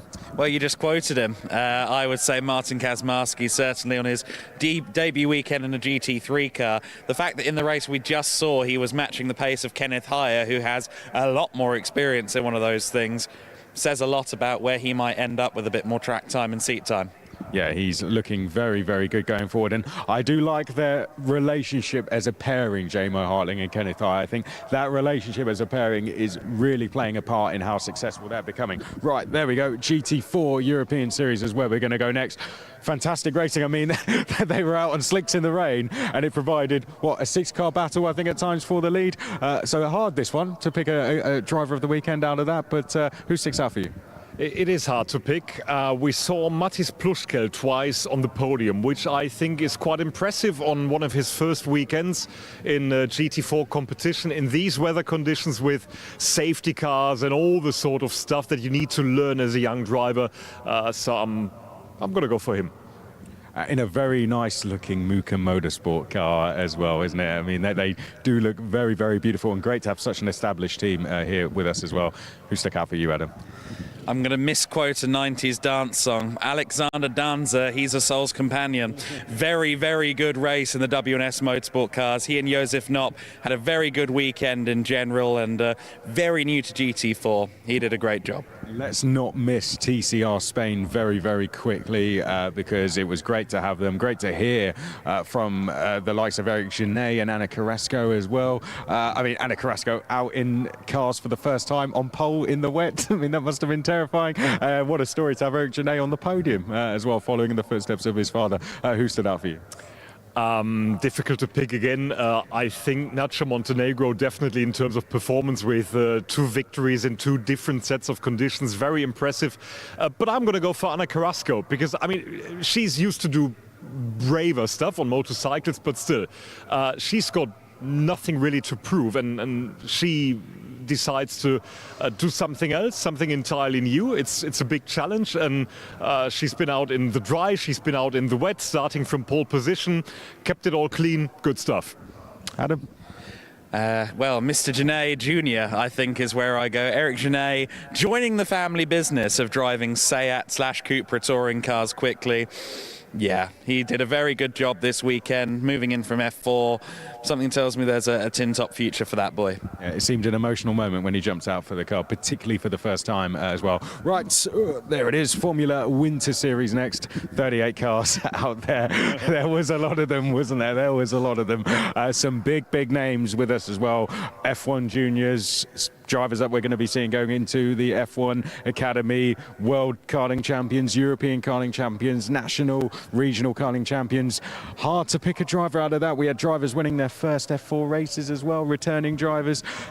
Who stood out for you out of those? I think the fact that we had about 20 drivers in their first ever F4 race and we had clean racing was a real achievement for them all. Yes, definitely agreed. I think racing has been fantastic with so many cars, so many newcomers. I really liked that. Was very good to watch. Don't want to be unfair on anyone because, as you said, there are so many rookies being in a single-seater in a racing environment for the very first time this weekend, and I really don't want to miss any stories further back afield. But I think Maciej Gladish is a strong pick because he was on the podium 3 times as the only driver. Yes, on the last podium it was only the rookies, so to say, but he was still in the middle of the top 10 positions. And I think over 3 races on a weekend in various conditions against various other drivers, this is very important to be consistent over the course of a championship, and that really stood out to me. Yeah, it's almost a slightly unfair question, isn't it? Because the fact that first race went green pretty much all the way through, I think meant that they all deserved being drivers of the weekend. Adam, who stood out for you? I'm going to have to go with Mikael Pedersen. He was very good this weekend. Obviously, yes, he's in the minority as someone who's raced an F4 car before yesterday on that grid, but reigning champion and firmly proved his mettle now up against the best of the Spanish, the Italian championship, some of the top F4 teams in the world. And yeah, he was one of the standouts in terms of race pace and overtaking all weekend. And I think the emotion from the DriveX team and Juan Cota when he came in shows you what it means to these guys. And that will continue when we go to Valencia next week, just a few days, guys, and we go green again in just a few days' time. Big thanks to everyone here at the Jerez circuit for hosting us in treacherous conditions. Thank you to all the Alpha Live crew, to the Gedlich Racing too. They had to go in pretty difficult conditions, so well done to all of our camera crew out there today. They're going to pack up now and get a well-deserved rest, and then we will be back in just a few days' time to give you full live coverage for round 4 of the GT Winter Series at Valencia. For now, though, from all of us here at Jerez, it's goodbye.